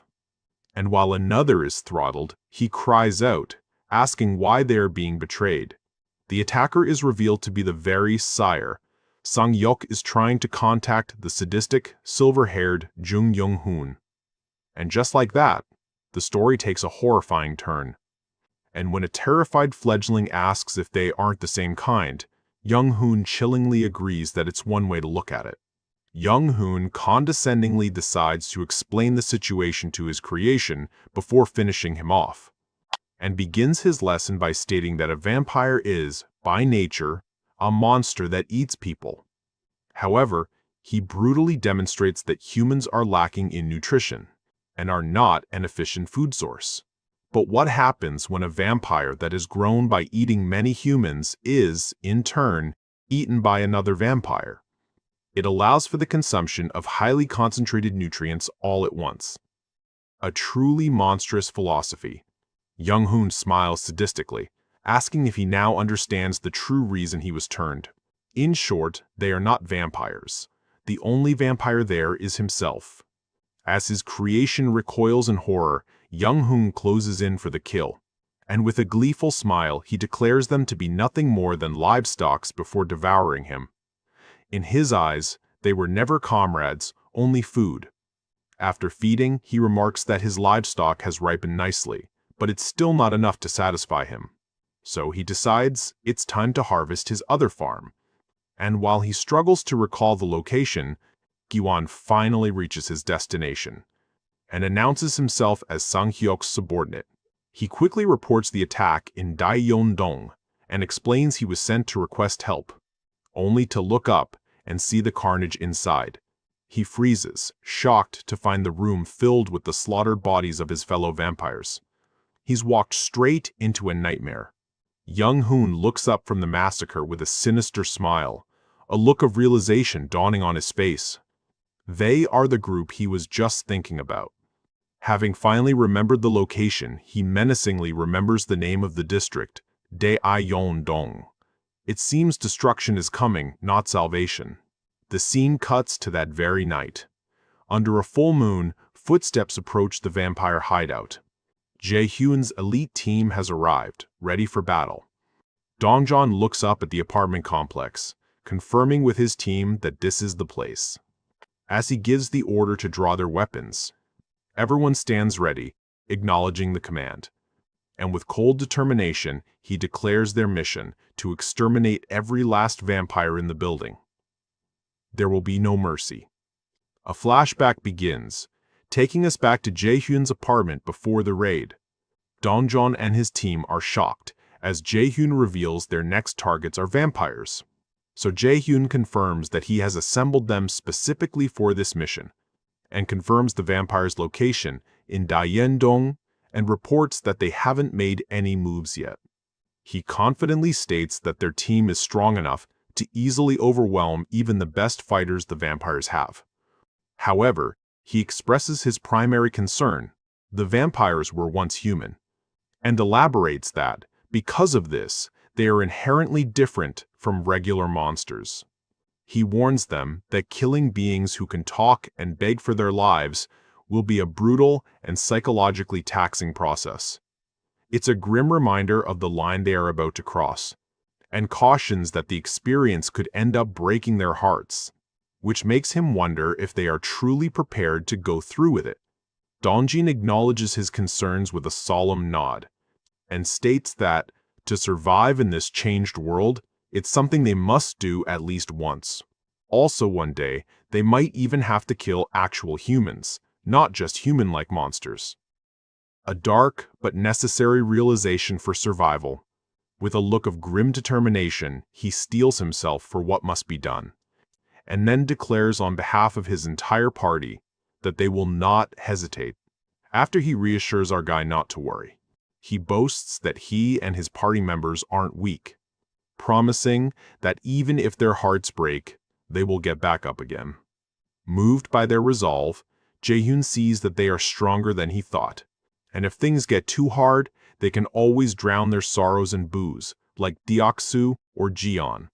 A relieved Jae-hyun smiles, admitting he was worried for nothing and that having them on his side is reassuring. With that, the flashback ends as he sends his trusted team off, telling them he's counting on them. Back in the present, Sang-hyuk taps impatiently on a table. Annoyed that his messenger is late, he notes that more than enough time has passed for his return, wondering if something happened on that side as well. And as another guy scoffs that the coward probably ran off, he warns him to watch his mouth. The guy defends his doubt, stating that while Gi-won is not the type to run, he still hasn't shown up, and as speculates that their messenger may have run into a powerful monster on the way. A powerful blue spear slices through the air and passes behind him. And just like that, the raid begins. A shocked Sang-hyuk can only stare in disbelief, and reels back in terror, wondering what just happened. All eyes turn to the spear now embedded in the wall, and as they look outside, Dongjin and his entire party have arrived, ready for battle. Gae-young looks on as Dongjin, his hand glowing with power, gives the order to begin the assault. The vampires are thrown into chaos as Sang-hyuk frantically orders them to mobilize. And as one of them lunges at Deok-soo, he lifts up his halberd with a menacing look, and splits the stupid vampire into two with a single move, a brutal display of overwhelming strength. The remaining vampires watch in horror as their comrade is dispatched with ease. Questioning what they just witnessed, one of their strongest low tiers was defeated in a single blow. This single attack reveals the massive gap in their power. A system notification confirms the kill of a low-tier vampire, and the vampire's corpse disappears into dark energy, confirming their unnatural existence to the attackers. Meanwhile, more vampires emerge from a nearby rooftop, responding to their leader's call. He commands his forces to repel the intruders, no matter the cost. Rallied by the assault, he furiously orders them to defend the territory entrusted to them by Young-hoon. At the same moment, with a battle cry, Jae-hyun's formidable team charges forward to wipe them out. The clash is immediate and brutal as Jae-hyun's team tears through the vampire horde. It's a complete one-sided slaughter. As the vampires keep on falling one after the other, the vampires are utterly bewildered, wondering how they are being so overwhelmingly beaten by a smaller, more seasoned force. Realizing that they can't compete with them at all, Sang-hyuk knows he needs to find a way out of this disastrous situation. But his escape is cut short as Dongjin intercepts him and declares that they will never beat them. Because unlike the vampires who take from others, his team are the ones who have had everything taken from them. This powerful declaration explains the source of their resolve. Channeling his rage and grief, he unleashes a barrage of attacks. In his last moments, a desperate Sang-hyuk cries out to Young-hoon, pleading for him to remember their promise. Just then, something crashes through the ceiling and lands with incredible force. But Dongjin manages to dodge just in time and take a safe distance.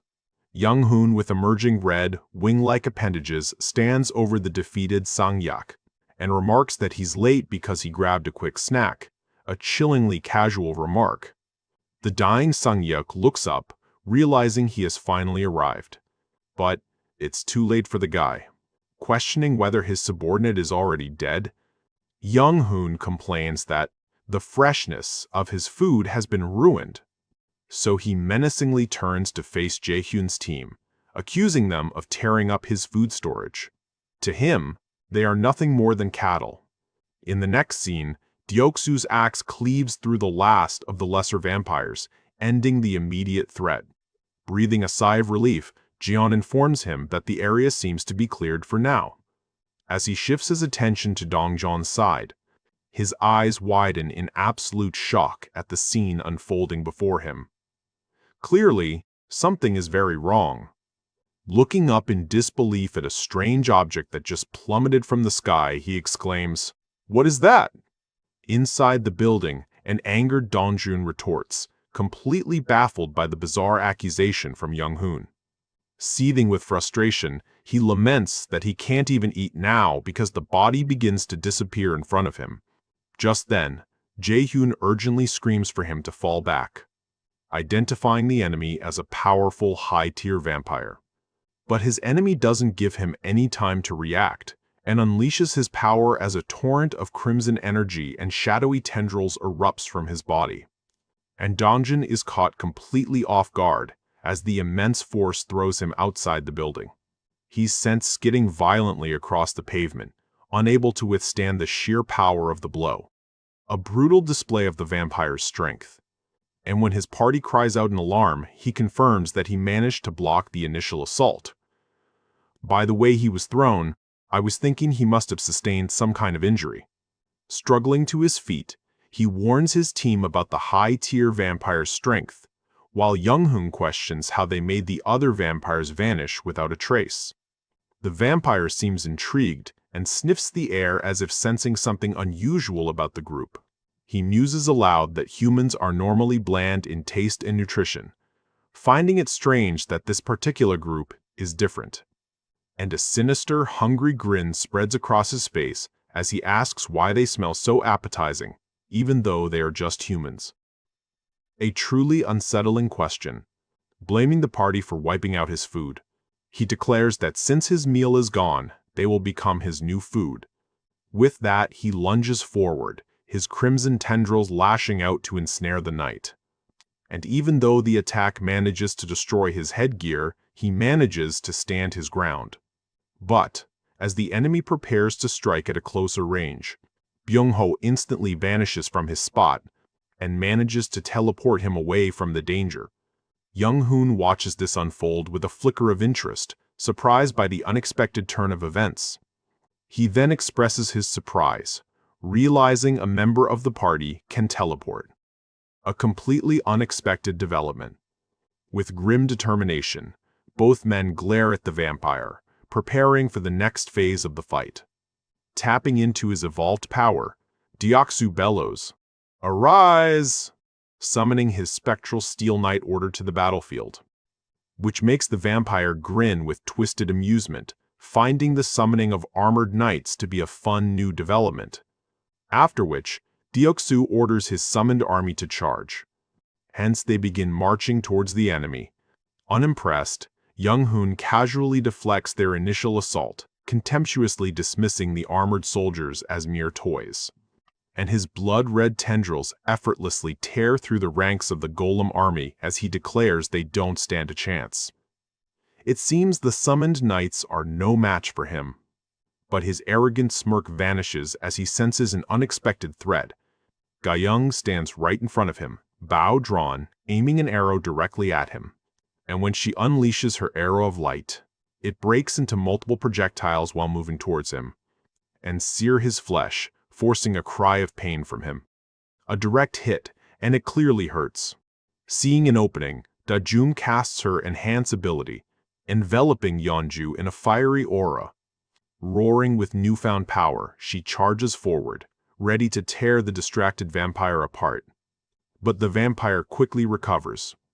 He stops her charge towards him with his ability, and then smashes her to the ground. But Ga-young doesn't stop her assault and takes advantage of the moment, firing another arrow of light. Learning from his mistake, Young-hoon sneers, declaring that he won't fall for the same trick twice. But the arrow changes its path and pierces him from behind. An absolutely brilliant feint. His eyes bulge in disbelief and agony as he notices that it's not over yet. With the vampire momentarily immobilized, Jian swoops in, calling out to Dongjin to coordinate their attack. Following up immediately, Dongjin, now wreathed in the mysterious purple energy, issues a simple, deadly command, DII.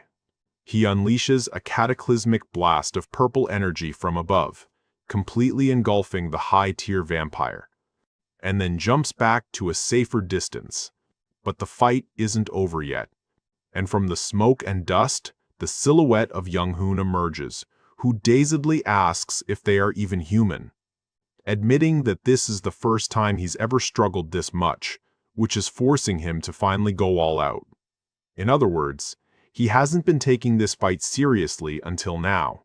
His eyes lock onto Jae-hyun, and his face contorts with rage while he vows to eliminate the biggest threat on the field. He mockingly tells her that if she had just stayed still, she might have lived a little longer. And, with a blinding speed, he appears directly in front of Jae-hyun, ready to strike. He snarls as he prepares to deliver a fatal blow. But instead of fear, a confident smirk appears on her face. She doesn't seem worried in the slightest. With the trap sprung, she declares, "Checkmate," as a system window for Jae-hyun's ability appears right in front of him. Confused by her confidence, he glances back just as a system window announces a 20-kilogram plate summon, and his eyes widen in horror as the weight plate materializes directly at his face. Jae-hyun watches with satisfaction, calling the vampire an idiot as the summoned weight plate smashes down, crushing his skull. A perfectly executed trap. After some time, the team wonders about the high-tier vampire's abilities as his smashed head begins to heal. And as he gains consciousness, his shattered face continues to knit itself back together. A truly horrifying sight. As he struggles to move, they explain that while he was busy regenerating, they fed him a potent neurotoxin, leaving him shocked and paralyzed. It's a clever and effective trap. With Young-hoon completely incapacitated, Dongjin plants his foot on his chest, demanding that he start answering their questions if he wants to live. Yet he merely scoffs at the prey threatening him, finding his situation utterly pathetic. Even in this state, his arrogance is incredible. Mockingly, he asks if they're curious about where the vampires came from, a sinister grin spreading across his face. He reveals they are the new humanity, blessed and granted strength by a mysterious, powerful being. But who that being is, even he doesn't know exactly. But when Dongjin demands the location of the other vampires, which he does know, the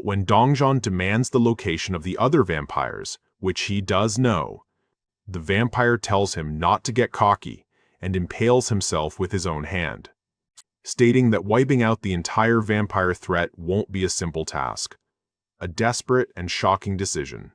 He laughs maniacally, boasting that while the other high tiers are weak, he won't be taken down so easily. So he would like to see them try. With that, his life ends after he mocks them to work to the bone. Jae-hyun immediately receives notifications confirming he's hunted both a middle tier and a high tier vampire, flooding his wallet with over 19 billion won. The rewards are absolutely staggering. The system then announces that he's killed the leader of the Daeyeon complex, granting him the ability to build a new outpost and increasing his skill levels.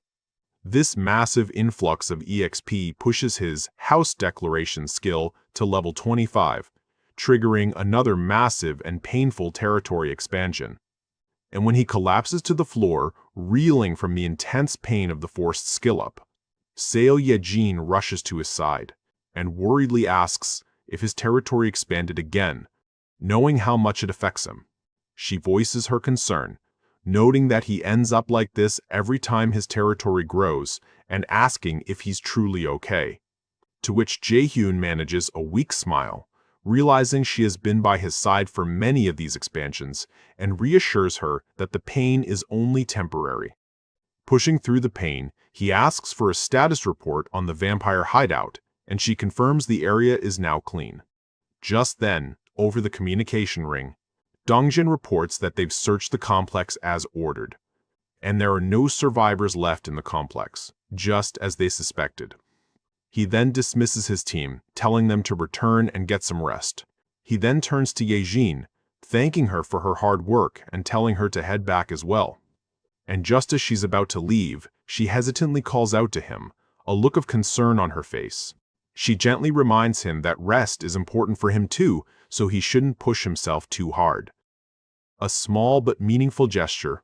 He smirks, surprised he looked so worn out, and thanks her for the concern. However, he can't rest yet, as he turns his attention to a new task, the achievement system. Worrying about the vampires also getting in the safe zone after expansion along with the rest, he decides the best solution is to create a specific achievement for vampires that will neutralize them upon becoming citizens. He's thinking ahead to solve a problem before it even begins. Using the system interface, he begins setting up the new achievement, outlining its conditions for any vampire who obtains citizenship. He sets the effect to severely restrict their abilities and place a visible mark on their face. With the vampire problem preemptively handled, he decides to use the 3 skill points he just gained, and immediately knows where to put the first point, choosing to upgrade his store skill. The upgrade to level 6 increases the number of listable items to 1,000 and grants a 30% discount on all products. He realizes that every even-numbered level adds a 10% discount, but is caught off guard by an unexpected new feature. A notification announces that the enchants function has been unlocked, and an enchant workshop has been added to his build list. An unexpected but welcome surprise. Intrigued by this unexpected bonus, he enters construction mode to check it out, and the system displays the new enchant workshop, a facility that can be used to enhance equipment or grant it magical effects. Seeing the 500 million won construction cost, he decides to place the relatively small workshop next to his store, and initiates construction for the enchant workshop in Unit 2001, noting the 72-hour build time. However, he's surprised to see an option for immediate completion. He points at the new option on the system screen, confirming what he's seeing, and the system prompts him, asking if he wants to use 8 crystals to instantly complete the workshop's construction. Looks like each crystal cuts about 10 hours off the build time, and with 100 crystals remaining, he weighs his options, considering he needs 300 for a powerful mystic draw. He decides against it, knowing the insanely good functions of items like his ring and crown make the mystic draw a higher priority, and so he cancels the immediate completion. It's a smart long-term play.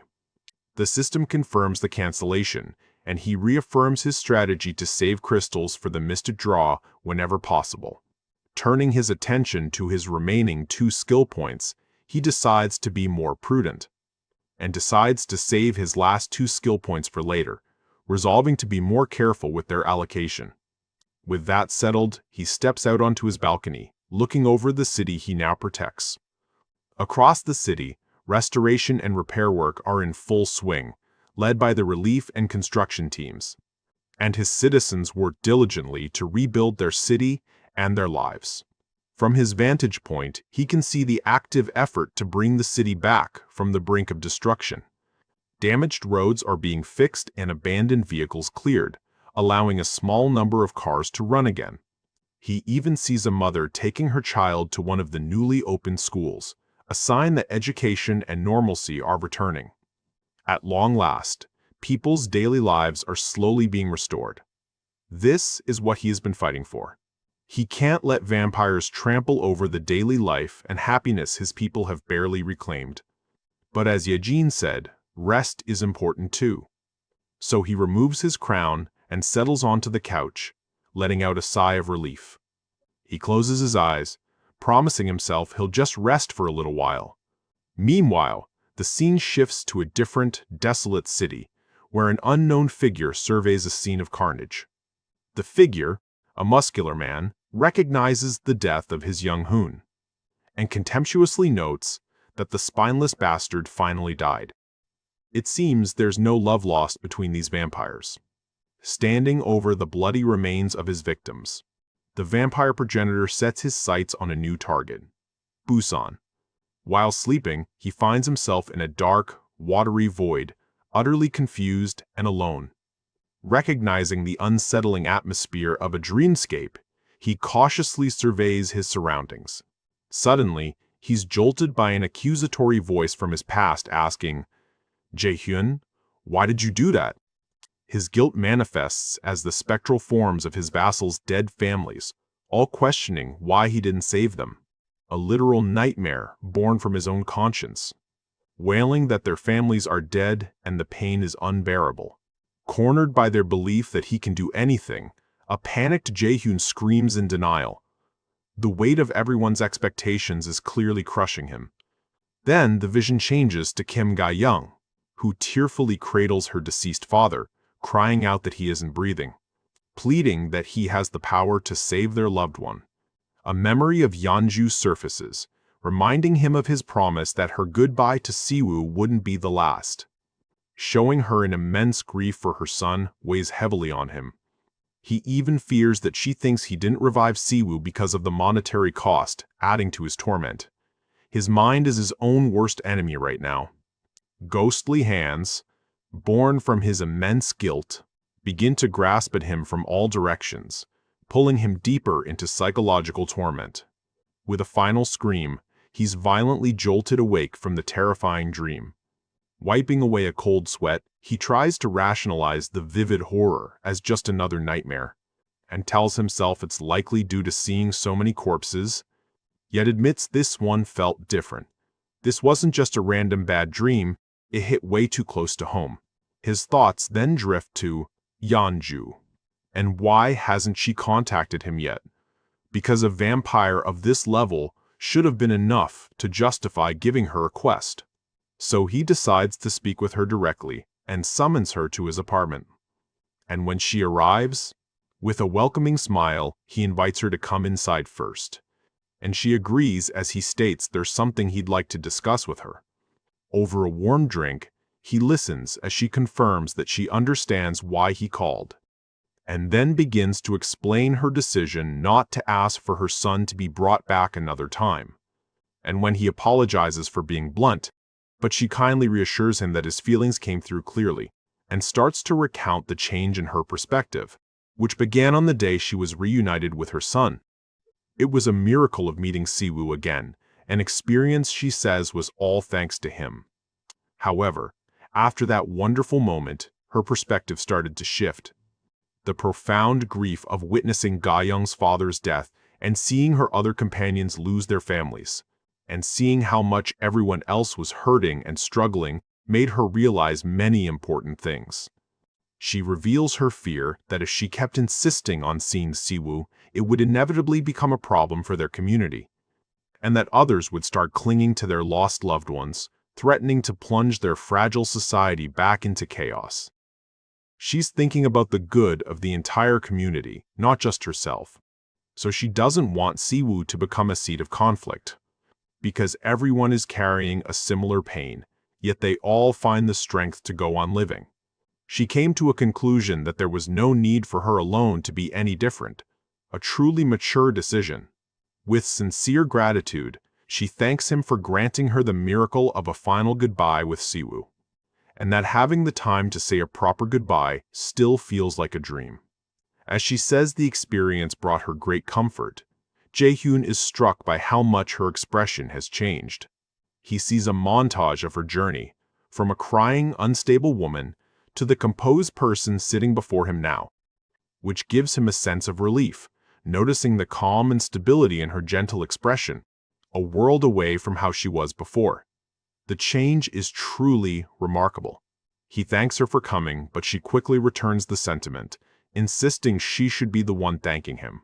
With a final glance back, she once again thanks him for looking after her.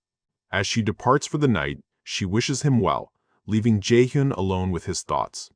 Watching her go, he feels keenly that she has become far more of an adult than he is. The words of comfort meant for herself have instead come back to comfort him. In a strange way, her own healing has helped to heal him too. With the crushing weight of his guilt finally lifted, he feels he can at last sleep peacefully. Several weeks pass in the blink of an eye. In the ruins of the city, a fierce firefight rages on against a horde of monsters. Goblins are cut down by a hail of bullets from his citizens. After clearing out a wave of enemies, Sun-yeop's hunting party finally gets a moment of respite.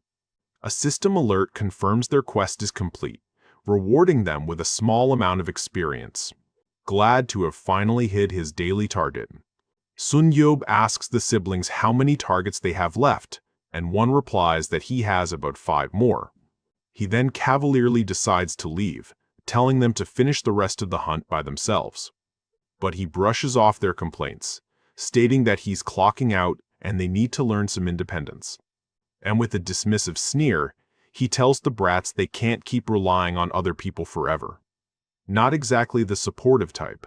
Though shocked by his attitude, one of them reluctantly agrees that they'll handle the rest, and reminds his brother that things only get harder for them when he isn't around to help. Who then grits his teeth, acknowledging that they must manage on their own despite the difficulty.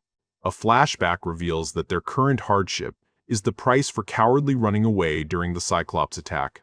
So Jae-hyun assigned them an intense, repeating daily hunting mission as punishment. The penalty for failure is a minute of unbearable agony, so intense they thought they were going to die. This explains why they're so desperate to complete the quest. A hunting hell where failure brings pain so severe it makes one wish for death. They are forced to admit to themselves that they regret their cowardly actions on that fateful day to their very core. The punishment, though harsh, is having its intended effect. On their way back to the settlement, one of them sighs, admitting that while the daily monster hunts are tough, they are certainly not without their benefits, suggesting they celebrate their haul by grabbing some meat before heading home. Moon Ji-hyun readily agrees to a BBQ party, reflecting that their forced hunting missions haven't been entirely bad. In fact, he muses that the daily grind has actually improved their financial standing significantly. Returning to their apartment, they announces their arrival to a welcoming elderly woman, who greets them warmly, asking what they brought back this time. To which he happily hands over a bag of meat for grilling, relieved that they no longer have to worry about affording such things. That's probably why he keeps thinking about something these days. That perhaps, compared to before, things are better this way. Just then his brother calls out to him and congratulates him on another good day, hoping to give their all again tomorrow. To which he smiles, agreeing that he also did a great job during their hunt, and then reflects on how the world changed when Jae-hyun appeared, creating safe zones and a system where effort was fairly rewarded. Before the world fell apart, he graduated from a no-name college and earned a pitiful salary while working at a black company. Those days were less about living and more about simply enduring life. Compared to those hopeless times, his current situation is a massive improvement.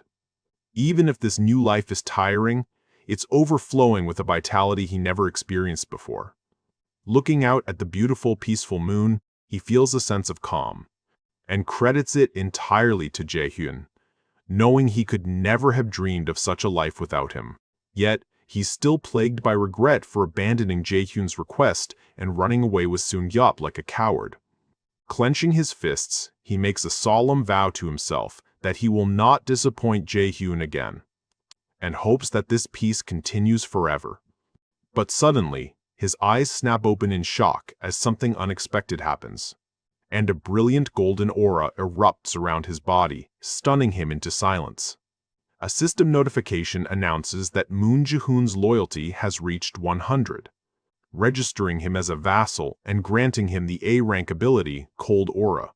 Just then, Jae-hyun telepathically reaches out to greet his newest vassal. Ji-hyun is startled by the disembodied voice in his head, but our guy calmly reassures him of his identity.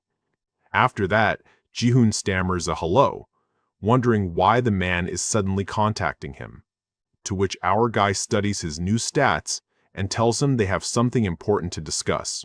With a slight smirk, he cryptically asks if he will be free early the next morning. The next morning arrives, sunny and clear. Anxious and wringing his hands, he sits in stunned silence, realizing the rumor that Jae-hyun can grant supernatural powers must be true. And when Jae-hyun offers him some coffee, almost jumps from his seat in surprise. thinking about certain rumors circulating among the citizens. He believes that those chosen by him would gain supernatural powers, and with his new ability, Cold Aura, which is granted to him by Jae-hyun, hunting difficulty will definitely decrease. Just then, Jae-hyun places a cup of freshly made coffee on the table for the still astonished young man, and officially congratulates Ji-hoon on his new vassal status. He then informs him that he is releasing his party from their mandatory punitive quests. Overjoyed by the news, Ji-hoon realizes that the mandatory nature of their daily hunts will finally be gone. However, Jae-hyun adds a stern warning: if they shirk their duties again, the penalty will not be so light. With the pleasantries out of the way, he gets to the main reason for their meeting, and asks if he plans on continuing to hunt with his existing party members. He explains that he summoned Ji-hoon because he felt his powerful new ability would be wasted on low-level monster hunts. Putting him on the spot, Jae-hyun asks for his honest thoughts on the matter. After a moment of deliberation, Ji-hoon clenches his fist and declares that he no longer wishes to be with Baek Sun-yap and requests to bring his younger brother into a new party instead. Jae-hyun agrees to his terms, deciding to assign both Jae-hyun and his brother to Lee Jun-yok's water user party. But before finalizing the transfer, he extends an unexpected proposal, and then asks if Ji-hoon and his brother would be willing to form a contract of subordination with him, leaving the young man speechless. Ji-hoon eagerly accepts the honor. Sometime later, his younger brother, Moon Sang-hoon, also arrives. Jae-hyun had summoned Moon Sang-hoon to explain the terms of the contract to both brothers, and successfully completed the contract. Jae-hyun confirms his theory about inherited abilities as both brothers manifest Cold Aura, with Sang-hoon also gaining a Freezing Burst skill, and surmises that their combined ice powers will create incredible synergy with Lee Jun-yok's water abilities. After sending the newly empowered brothers off, he feels hopeful that he has just formed a new ace party to rival Ha Dong-jun's. However, his strategic planning is cut short by a system notification he hasn't seen in a while, alerting him to approaching survivors. Noting that it's been some time since new people have approached his territory, so he pulls up the citizen information window to get details on the newcomers, and his finger hovers over the expel button as he analyzes the new information. He's surprised to discover the leader of the new arrivals is a high-level survivor named Yu Hankel, who possesses an A-rank skill. Therefore, he decides to take a closer look at the approaching group using his ultimate eyes, and notices that Yu Hankel's party is heavily armed, and deduces it couldn't have been easy to reach level 39, even with an A-rank ability. Realizing Yu Hankel and his group have been actively hunting with firearms, Jae-hyun decides he must confiscate their weapons before granting them citizenship, and uses his system powers to store all their weapons, and then assigns them a quest to come to him. With his plan set, he prepares to welcome the new survivors. However, he's immediately caught off guard by a second, unexpected alert for another potential citizen. Finding it strange that it's just a single person this time, he brings up the information window once more.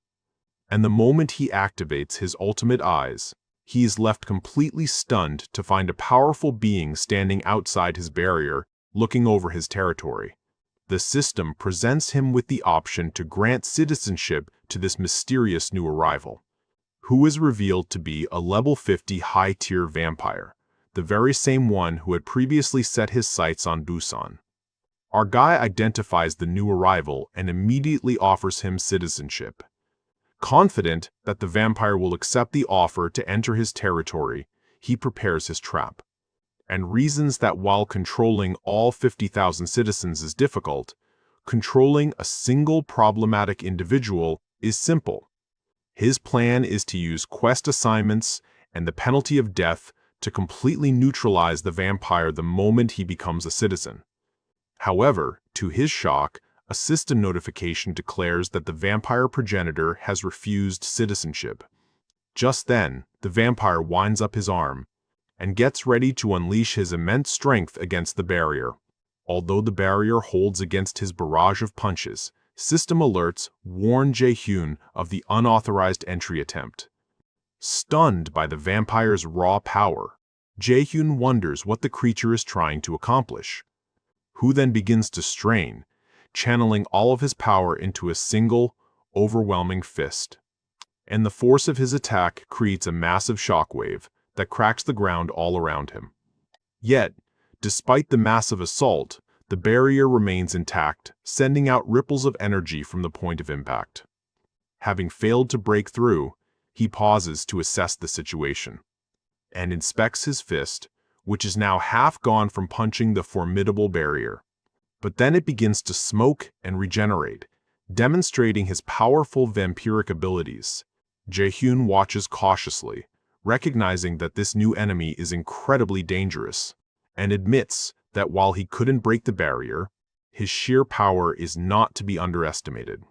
Analyzing the attack, he concludes from the shockwave alone that this vampire's strength surpasses even that of the Cyclops, and that vampires might possess skills similar to the awakened abilities of humans, because the high-tier vampire Jung Young-hoon could manipulate his own blood as a weapon, and that this guy's blood-infused power must be a similar type of ability.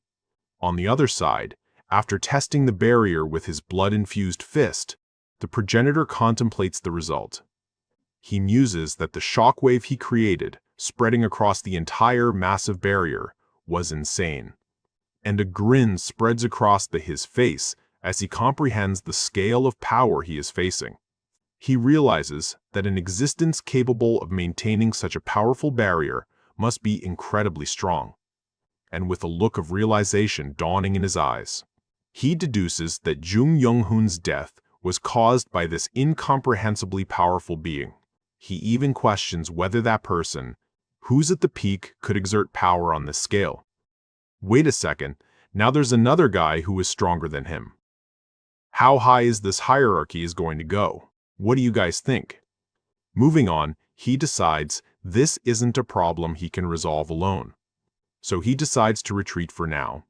However, unwilling to let the dangerous vampire escape, Jae-hyun uses his ring to summon Seo Ye-jin. Determined to track his new foe, he orders her to his house immediately. And as the vampire then begins his retreat, walking along the K120 subway line, Ye-jin's rats keep tracking his movement. On the other side, Jae-hyun demands to know his location as Ye-jin struggles to maintain the connection. She reports that he's passing Shin Hyundai Station on the Donghai line just before the psychic link begins to strain. And as the connection is severed, he reassures her, mentioning that Dongjin's party is also in pursuit, to which she lets out a sigh of relief, while he ponders if the vampire is heading all the way to Jijeonggun.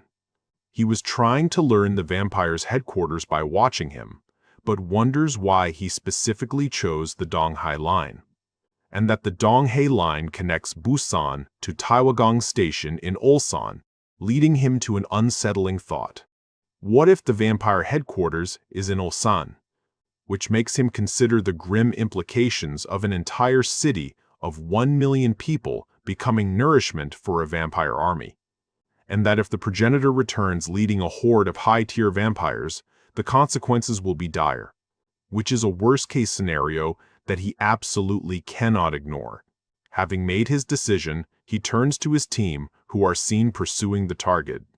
He calls out to Dongjian and initiates Plan B, ordering his team not to let the vampire escape alive. Who, understanding the gravity of the new plan, acknowledges the order. Elsewhere, one of Yu Hankel's men is shocked to find that his backpack, which contained his gun, is now empty. And panic erupts among the new survivors as they all discover their firearms have vanished.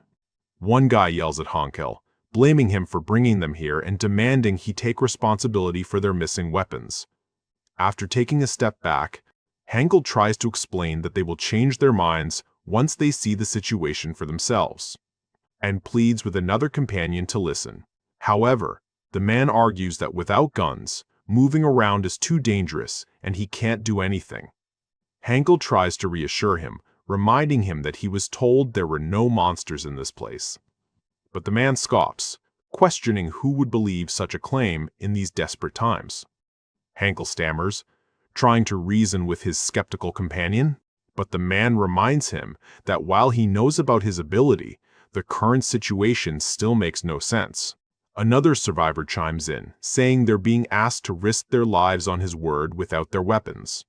Suddenly, quest windows appear in front of Hankel and his entire party, which clearly shocks them all, and a system window displays their new party quest. Find their way to room 3002 in building 114 for a small amount of experience. In the next scene, Dongjan's party continues their mission and keep on tracking the vampire. From the sky, Jian spots his target and announces it to his team, after which Jae-hyun decides the time is right to unleash his strategy. Commencing Plan B, he opens his system storage. Swooping down from above, Jian releases a thick cloud of Hiren's deadly poison mist, which gathers in front of the vampire, catching him off guard. Taking the opportunity, Byung-ho suddenly teleports behind him with a rifle in hand. Without hesitation, he takes the aim and unloads his clip, riddling the powerful vampire's back with bullets. Surprised, the vampire questions who would dare fire a gun at him out of nowhere. And as his wounds smoke, the enraged progenitor whirls around, demanding to know his attacker's identity. He prepares to retaliate, demanding his foe reveal their identity, lunging forward with incredible speed. But Byung-ho teleports in just in time and retreats back to Gae-young's position, who then coldly states that she has nothing to say to the likes of him, and draws her bow and unleashes her signature move. The arrow narrowly misses, yet its impact creates a massive shockwave on the ground. This makes the vampire scoff at her audacity, questioning her right to speak to him with such disrespect. But it also makes him realize that they already know about his identity. Not giving him much time to think, Deok-soo steps in and calls out to his shadow soldiers to attack.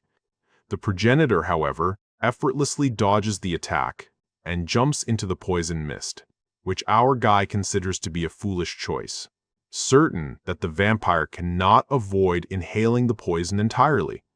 He believes that once the paralysis toxin penetrates his body, tracking him will become simple.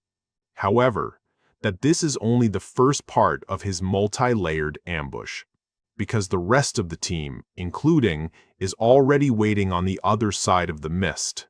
He then contacts them, ordering Dongjin and Yenju to buy as much time as possible.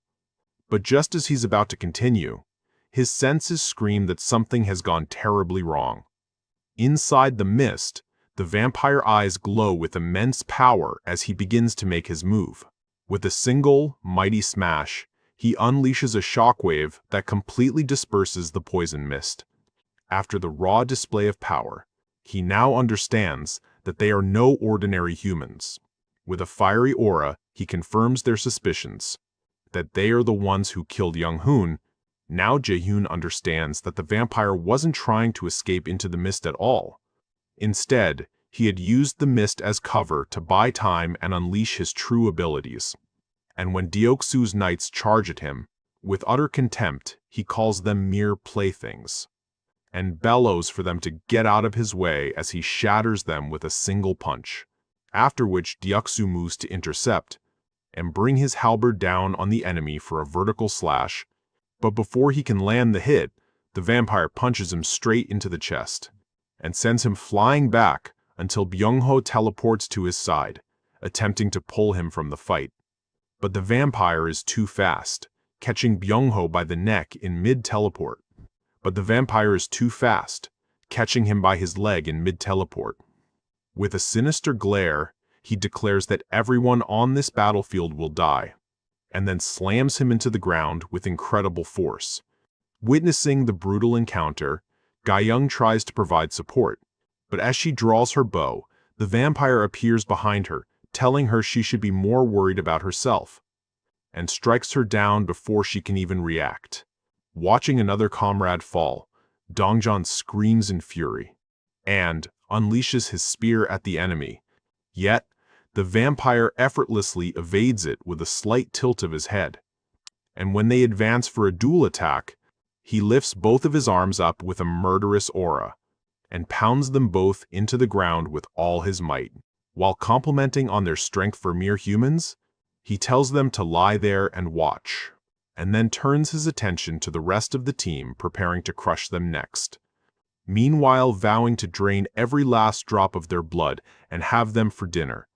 But as they brace for the impact, a massive pillar of blue lightning strikes the battlefield, which stops the vampire on his track.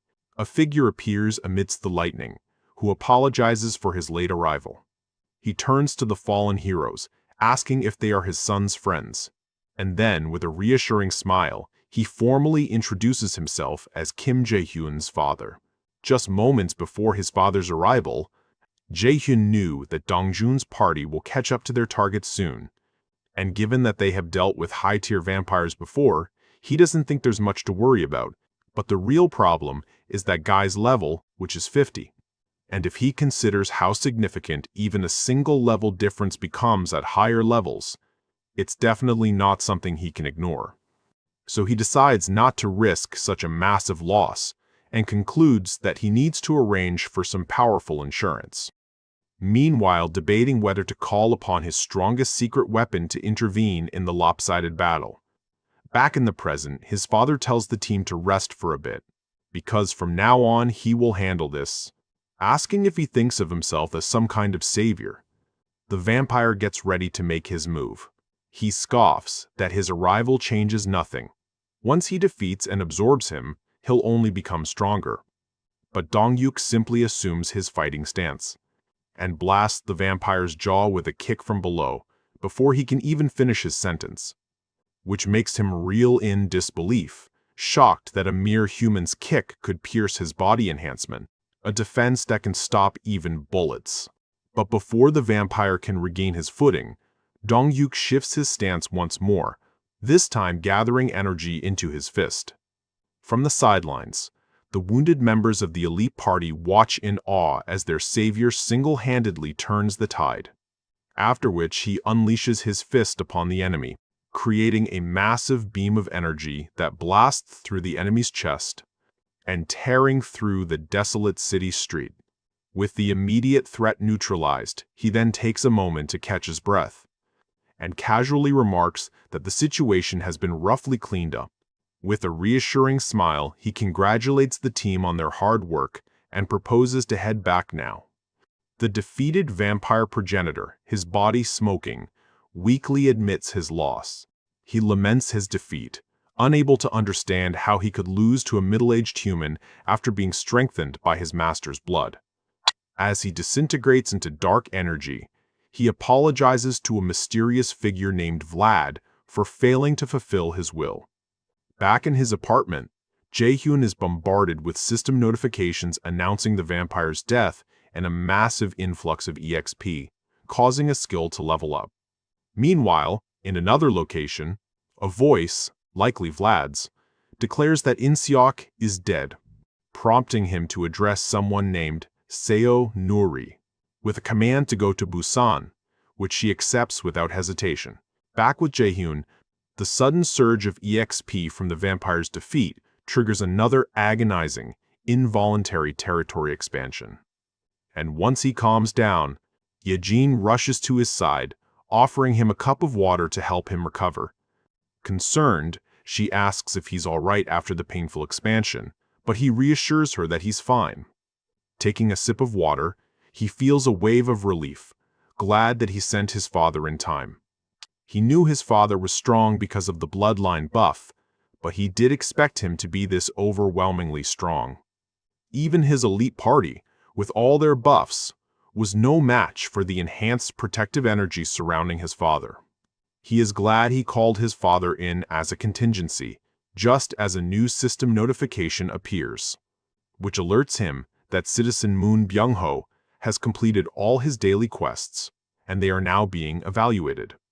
He recalls setting up 3 daily quests for Dongjin's party, and while they had been diligent in completing their quests, he honestly wasn't expecting a significant reward.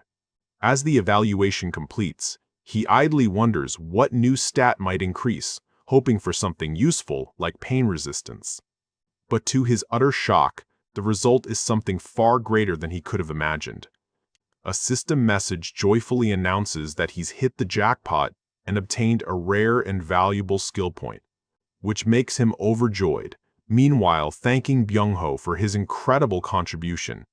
So far, he had received countless daily quest rewards, but this is only second time he's ever gotten a skill point, and both times were thanks to Byung-ho. Joking that Byung-ho will forever be a support character, his good mood is noticed by Seo Yejin. He ecstatically tells a confused Yejin that he won the lottery, before sheepishly clarifying that the news is just as good. Deciding how to use his new asset, he considers leveling up his store skill further, anticipating he'll fill the slots before level 30. Still, he knows he can't afford to waste such a valuable, free skill point on just anything. As he scrolls through his options, his eyes land on an intriguing choice: Ultimate Shut-in's Health, making him wonder if leveling up this particular skill might lessen the agonizing pain from his territory expansions. However, he quickly dismisses the idea as too risky, fearing he'd waste the point on a useless regeneration buff instead. After a moment of hesitation, he makes up his mind. Opting for the safer choice, he decides to upgrade his Ultimate Shut-in's Dignity Preservation skill. Hence, the skill successfully levels up to 6, leaving him speechless by the unexpected result. A notification flashes, informing him that a brand new function has been added to his abilities. Meanwhile, far from his territory, the ruins of another major city come into view. A fallen sign reveals the location to be Ulsan Metropolitan City, which is swarming with low-tier vampires, indicating a massive infestation. From a high vantage point, Seo Nuri recalls her fallen subordinates, Jung Young-hoon and Go In-seok. She muses that the slayers in Busan somehow managed to kill 2 true vampires who had received power directly from that person. Looking towards her destination, she manifests butterfly-like wings from her blood skill and gets ready to move, meanwhile wondering what kind of monster lives in Busan.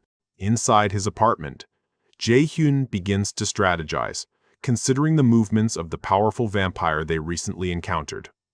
There's a strong possibility that the main vampire base is located in the city of Ulsan, suggesting that the entire city might have already fallen under their influence. Ulsan's population of over 1 million people would have served as a massive source of nourishment for the vampires, so that this would have naturally led to the creation of many more high-tier vampires. Speculating that an even more powerful being must be leading them, he puts the question to his team directly, asking if they have the confidence to face 2 or more high-tier vampires at once. Dongan honestly admits that such a battle wouldn't be easy, which makes our boy think about artificially leveling up his registered vassals by spending his own money, and that if he invests enough to raise Dongjin's party to level 50, they'll stand a decent chance of winning. But just as he balks at the cost of hundreds of billions, his father confidently claims he could handle 3 or 4 of them by himself. And if Jae-hyun's mother joins him, it would be even more certain, a statement his son knows is far from an exaggeration. He recalls the immense power his father gains from the King's Blessing skill, an effect that's amplified whenever he's with his mother. Plus, with Dajong's blessing added to the mix, his father might actually be able to wipe out all the high-tier vampires alone. Despite this, he wonders if even his father's immense power could handle the mysterious entity that the other high-tier vampires revere. Seeing him lost in thought over the lack of information, Jian volunteers for a solo mission, announcing that he will head to Ulsan to scout the situation. Thanks to his ability, he can make a quick trip and return safely, acknowledging that he could certainly cover the distance to Ulsan quickly. But if Ulsan is truly a vampire den, the reconnaissance could become extremely dangerous. But Jian smiles with confidence, assuring his son that it's a necessary risk. Finally, our boy concedes, agreeing to the plan but telling him to just buy a little time if he runs into danger. He promises to use his vassal summon skill to pull him back to safety immediately if needed, telling him that he's counting on him. Meanwhile, the female vampire soars through the night sky. She reflects on the deaths of her subordinates, acknowledging they were strong even for high-tier vampires. So she resolves to be extremely careful in her investigation. Just as she decides to check quickly and head back, she notices something ahead and wonders aloud how a tree could possibly grow that big. She deduces that this mysterious tree must be what killed her subordinates. Then, her sharp eyes catch movement near the tree's base, something that seems out of place. Her surprise turns to disbelief as the entire building complex suddenly blazes with light, questioning how it's possible for anyone to be using electricity in this post-apocalyptic world. She descends, determined to get a closer look at the impossible sight. However, her approach is violently halted as she crashes into an invisible, no-entry barrier surrounding the territory, which offers her the chance to acquire citizenship. Deeming it too dangerous to continue, she retreats, wondering what kind of strange place she has stumbled upon. From her perspective, this is the only place on Earth the apocalypse never reached. Wisely, she chooses to retreat, flying back into the dark sky to report her findings. Back inside, our boy clicks his tongue in annoyance, lamenting that a winged vampire got away. His citizenship offer was rejected again, a move that would have given him a complete advantage, and he could have both contained her and used her to spread false information to her allies. Still, there's a limit to the intel she can take back with her. He deduces that she can, at most, report on the world tree, the transparent barrier, and the citizenship offer. He notes with alarm that this new high-tier vampire appeared in less than a day, a much faster reaction than the month it took previously, which makes him wonder if the vampires can sense the deaths of their own kind. Still, this response gave him a crucial opening, and he was able to pinpoint their exact location because Jae-hyun, in his crow form, is already tailing her. And as long as Jae-hyun avoids combat and maintains distance, there should be no problem. His intense strategy session is interrupted when his father suddenly calls out to him, who holds up a bottle of soju, suggesting it's been a while, and invites his son to talk for a moment. To sweeten the deal, he has even prepared some special snacks for the occasion.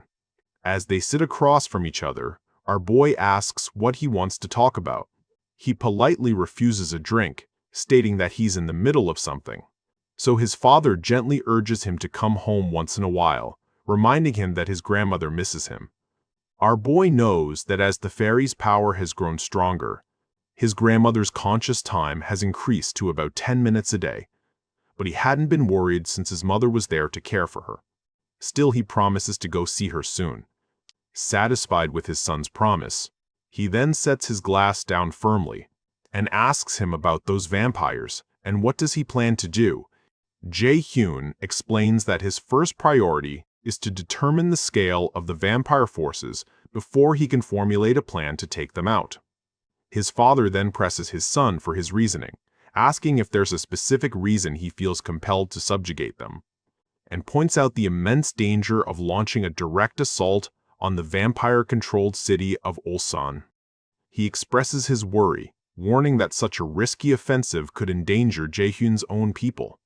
Instead, he suggests a safer, defensive strategy: wait for the vampires to attack and use the advantage of the safe zone's barrier. In the worst-case scenario, they can simply retreat into the safety of their territory.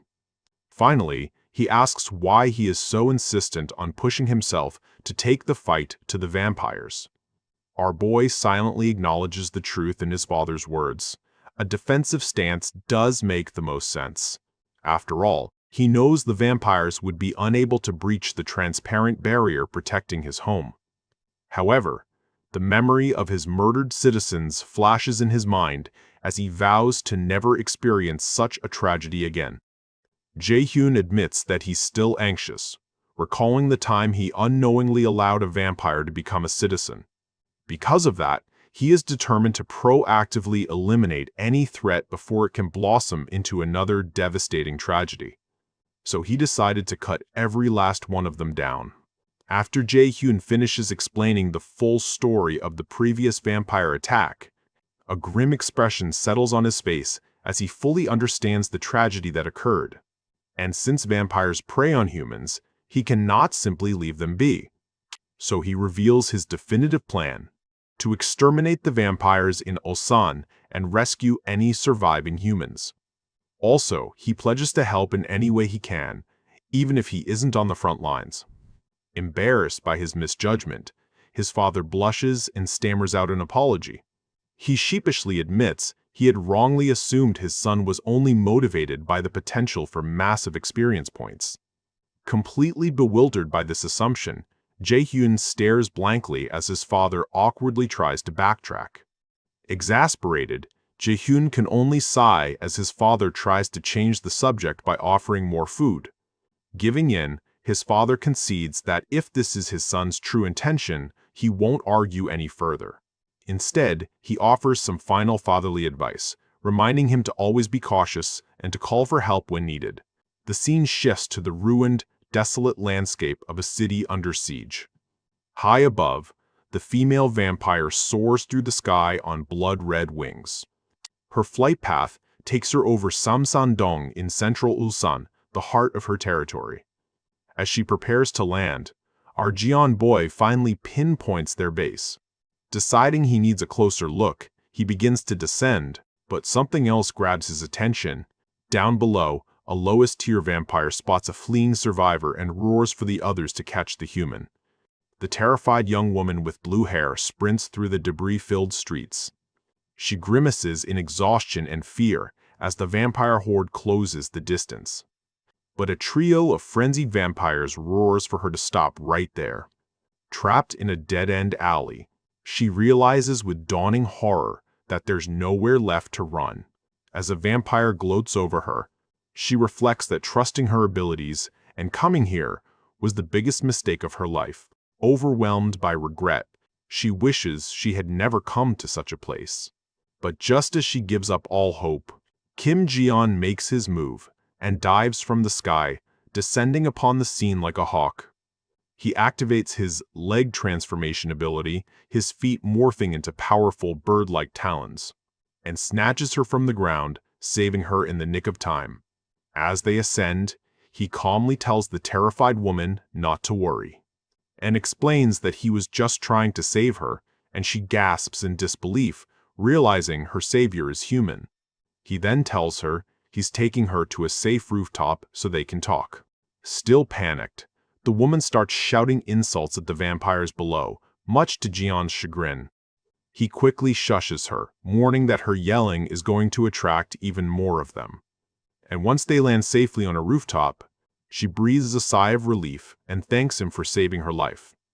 Brushing off her gratitude, he immediately states that he has something to ask her, asking how much she knows about vampires, to which she sarcastically replies that they die if you crush their hearts. When he presses for more, the woman concedes that she might know a little more.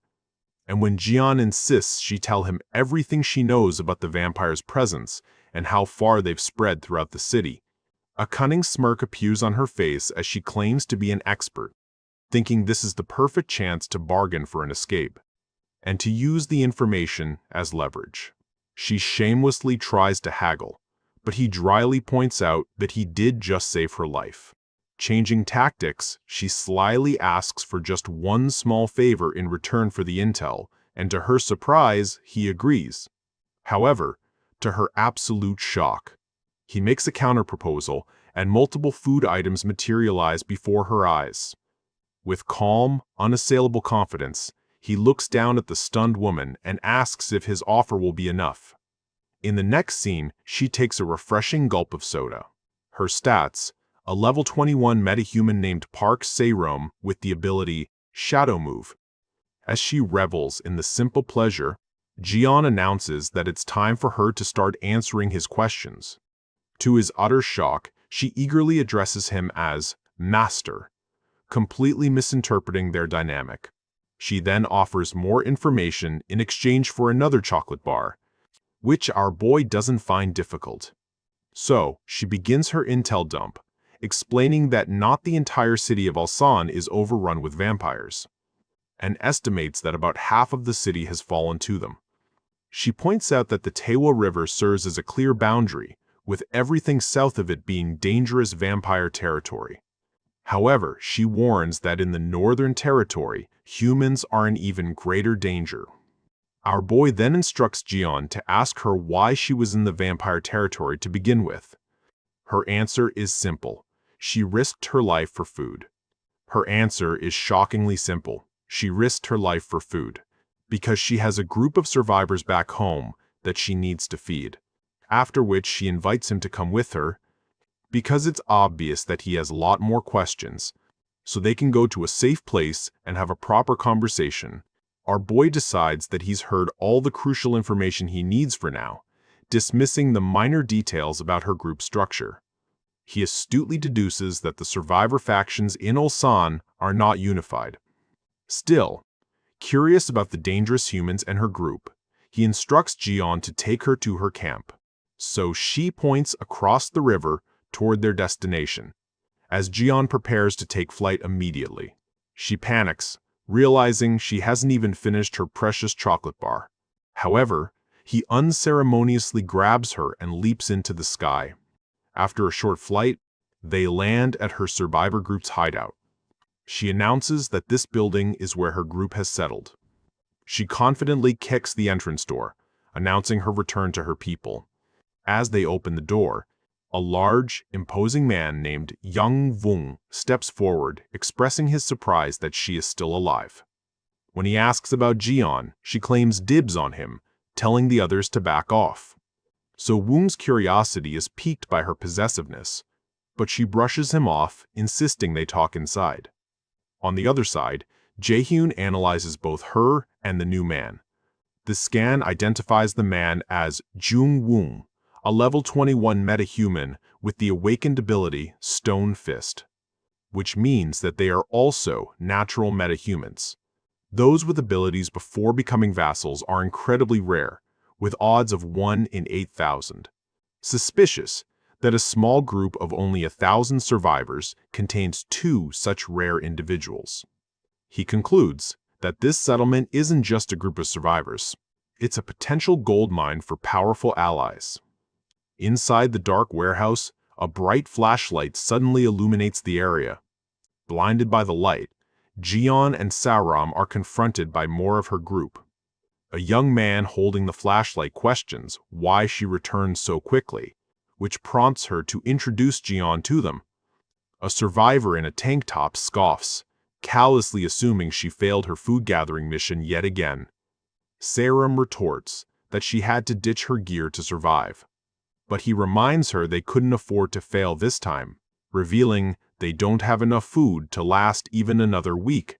He emphasizes the urgency of their situation, stating that while the adults can endure, they must feed the children, and that they all entrusted the mission to her because she was the only one with an awakened ability. Despite her powers, she failed to secure any food. Furthermore, bringing a stranger back when their resources are already depleted. Observing the bleak situation, Jae-hyun confirms his suspicions that the group is in a dire state. From their desperate expressions, the survivors have reached their absolute limit. So he decides to intervene by giving the desperate survivors what they desire most. Interrupting the argument, Giyeon informs the group that Saram did not, in fact, fail to secure food.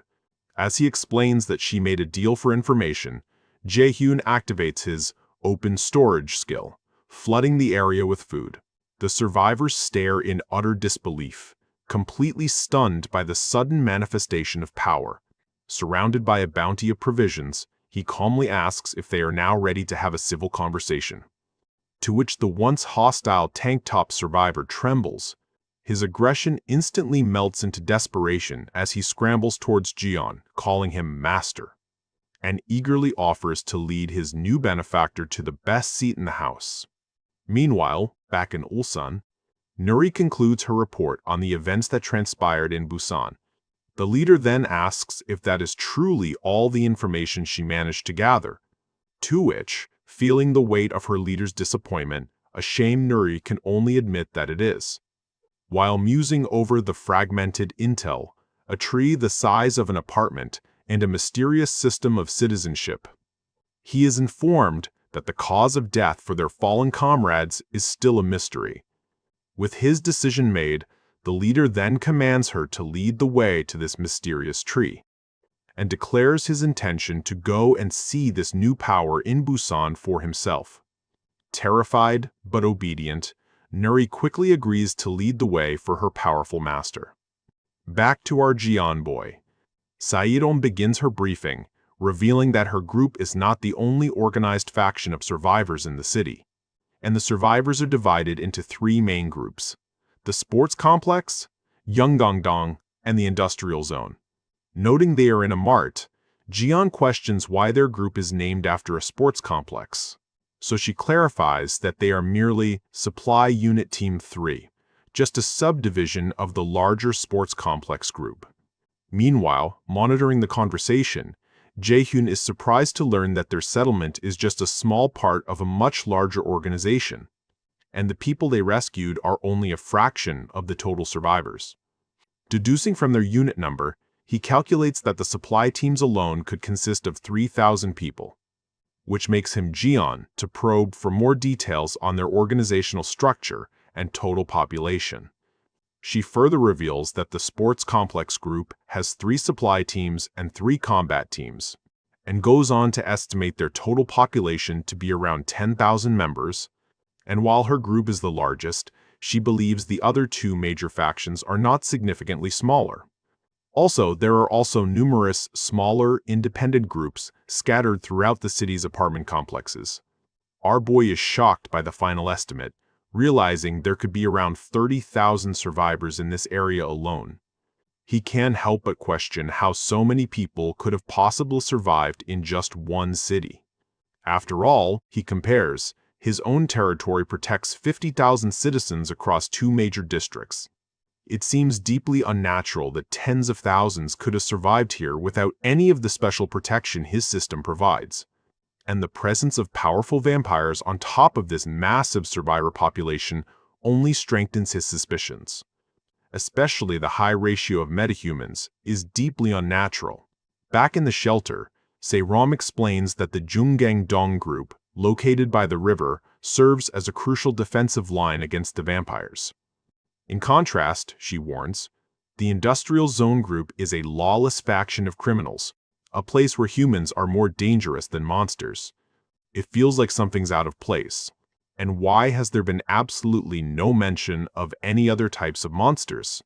He finds it unbelievable that in this world, humans could be considered a greater threat than goblins or orcs, which makes him instructs Jian to specifically ask about the presence of goblins or orcs. Saerom is utterly bewildered by the question, repeating the monster names in disbelief, thinking he must be joking. And when Jian questions the others, they all confirm they have never seen monsters like goblins or orcs. He is perplexed by their earnest denial, wondering what could possibly be going on in this city. Saerom clarifies that while they occasionally see giant boars, they've never encountered common monsters like goblins or orcs. Changing the subject, she invites Kim Jae-hyun to meet the leader of their supply team and offers to lead him there personally. Suddenly, back in his apartment, our boy is jolted by a system alert warning of an unauthorized subject attempting to enter his territory. Yet before he can react, another alert informs him a potential citizen has approached, leaving him to wonder who it could possibly be. Then he sees her, and recognizes her instantly as the woman he saw before. Shocked that he did notice her approaching, his eyes then widen in dawning horror as he realizes she isn't alone. Alongside her, the vampire leader also approaches the barrier, who is revealed to be Vlad Tepes, a level 62 true ancestor. He surveys territory with a look of intrigue, finding the situation interesting. Jae-hyun stammers, barely able to process the name and title he has just seen. The words escape his lips in a terrified whisper as the gravity of the situation sinks in. True ancestor, which means that he is facing the leader of all vampires and questions why he would reveal himself now. Vlad reaches out, his hand crackling with red energy as he feels the edge of Jae-hyun's transparent barrier. And with a sinister calm, he decides it's time to test its strength. Panicked, Jae-hyun scrambles to wake his sleeping father, knowing he's the only one who might be able to face this threat. But just as he reaches out to him, he is bombarded with system alerts as the true ancestor attacks the protective shield.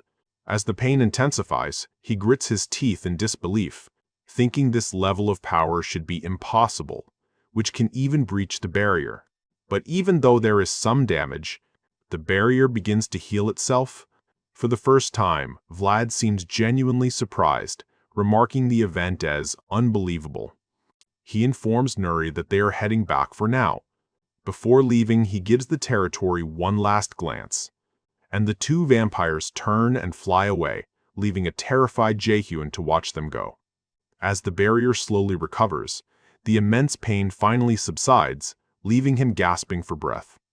This terrifying encounter solidifies a horrifying realization for him about why so many survivors can still exist in Ulsan. It's because he isn't unable to conquer Ulsan. He could have wiped it out single-handedly if he wished. He has been intentionally keeping the survivors alive on purpose. Our boy contemplates giving up on his Ulsan mission, realizing that provoking such a monstrous being is an unimaginable risk. Because for the first time, the barrier was breached, which means he can force his way into the very heart of his territory. Also, his system's automatic defense, which eliminates hostile threats, might not even work against an enemy of this magnitude. The terrifying possibility looms that if he invades, no one, not even he himself, will be safe. And knowing that Ulsan is too close to Busan, he is certain that the vampire's retreat is only temporary.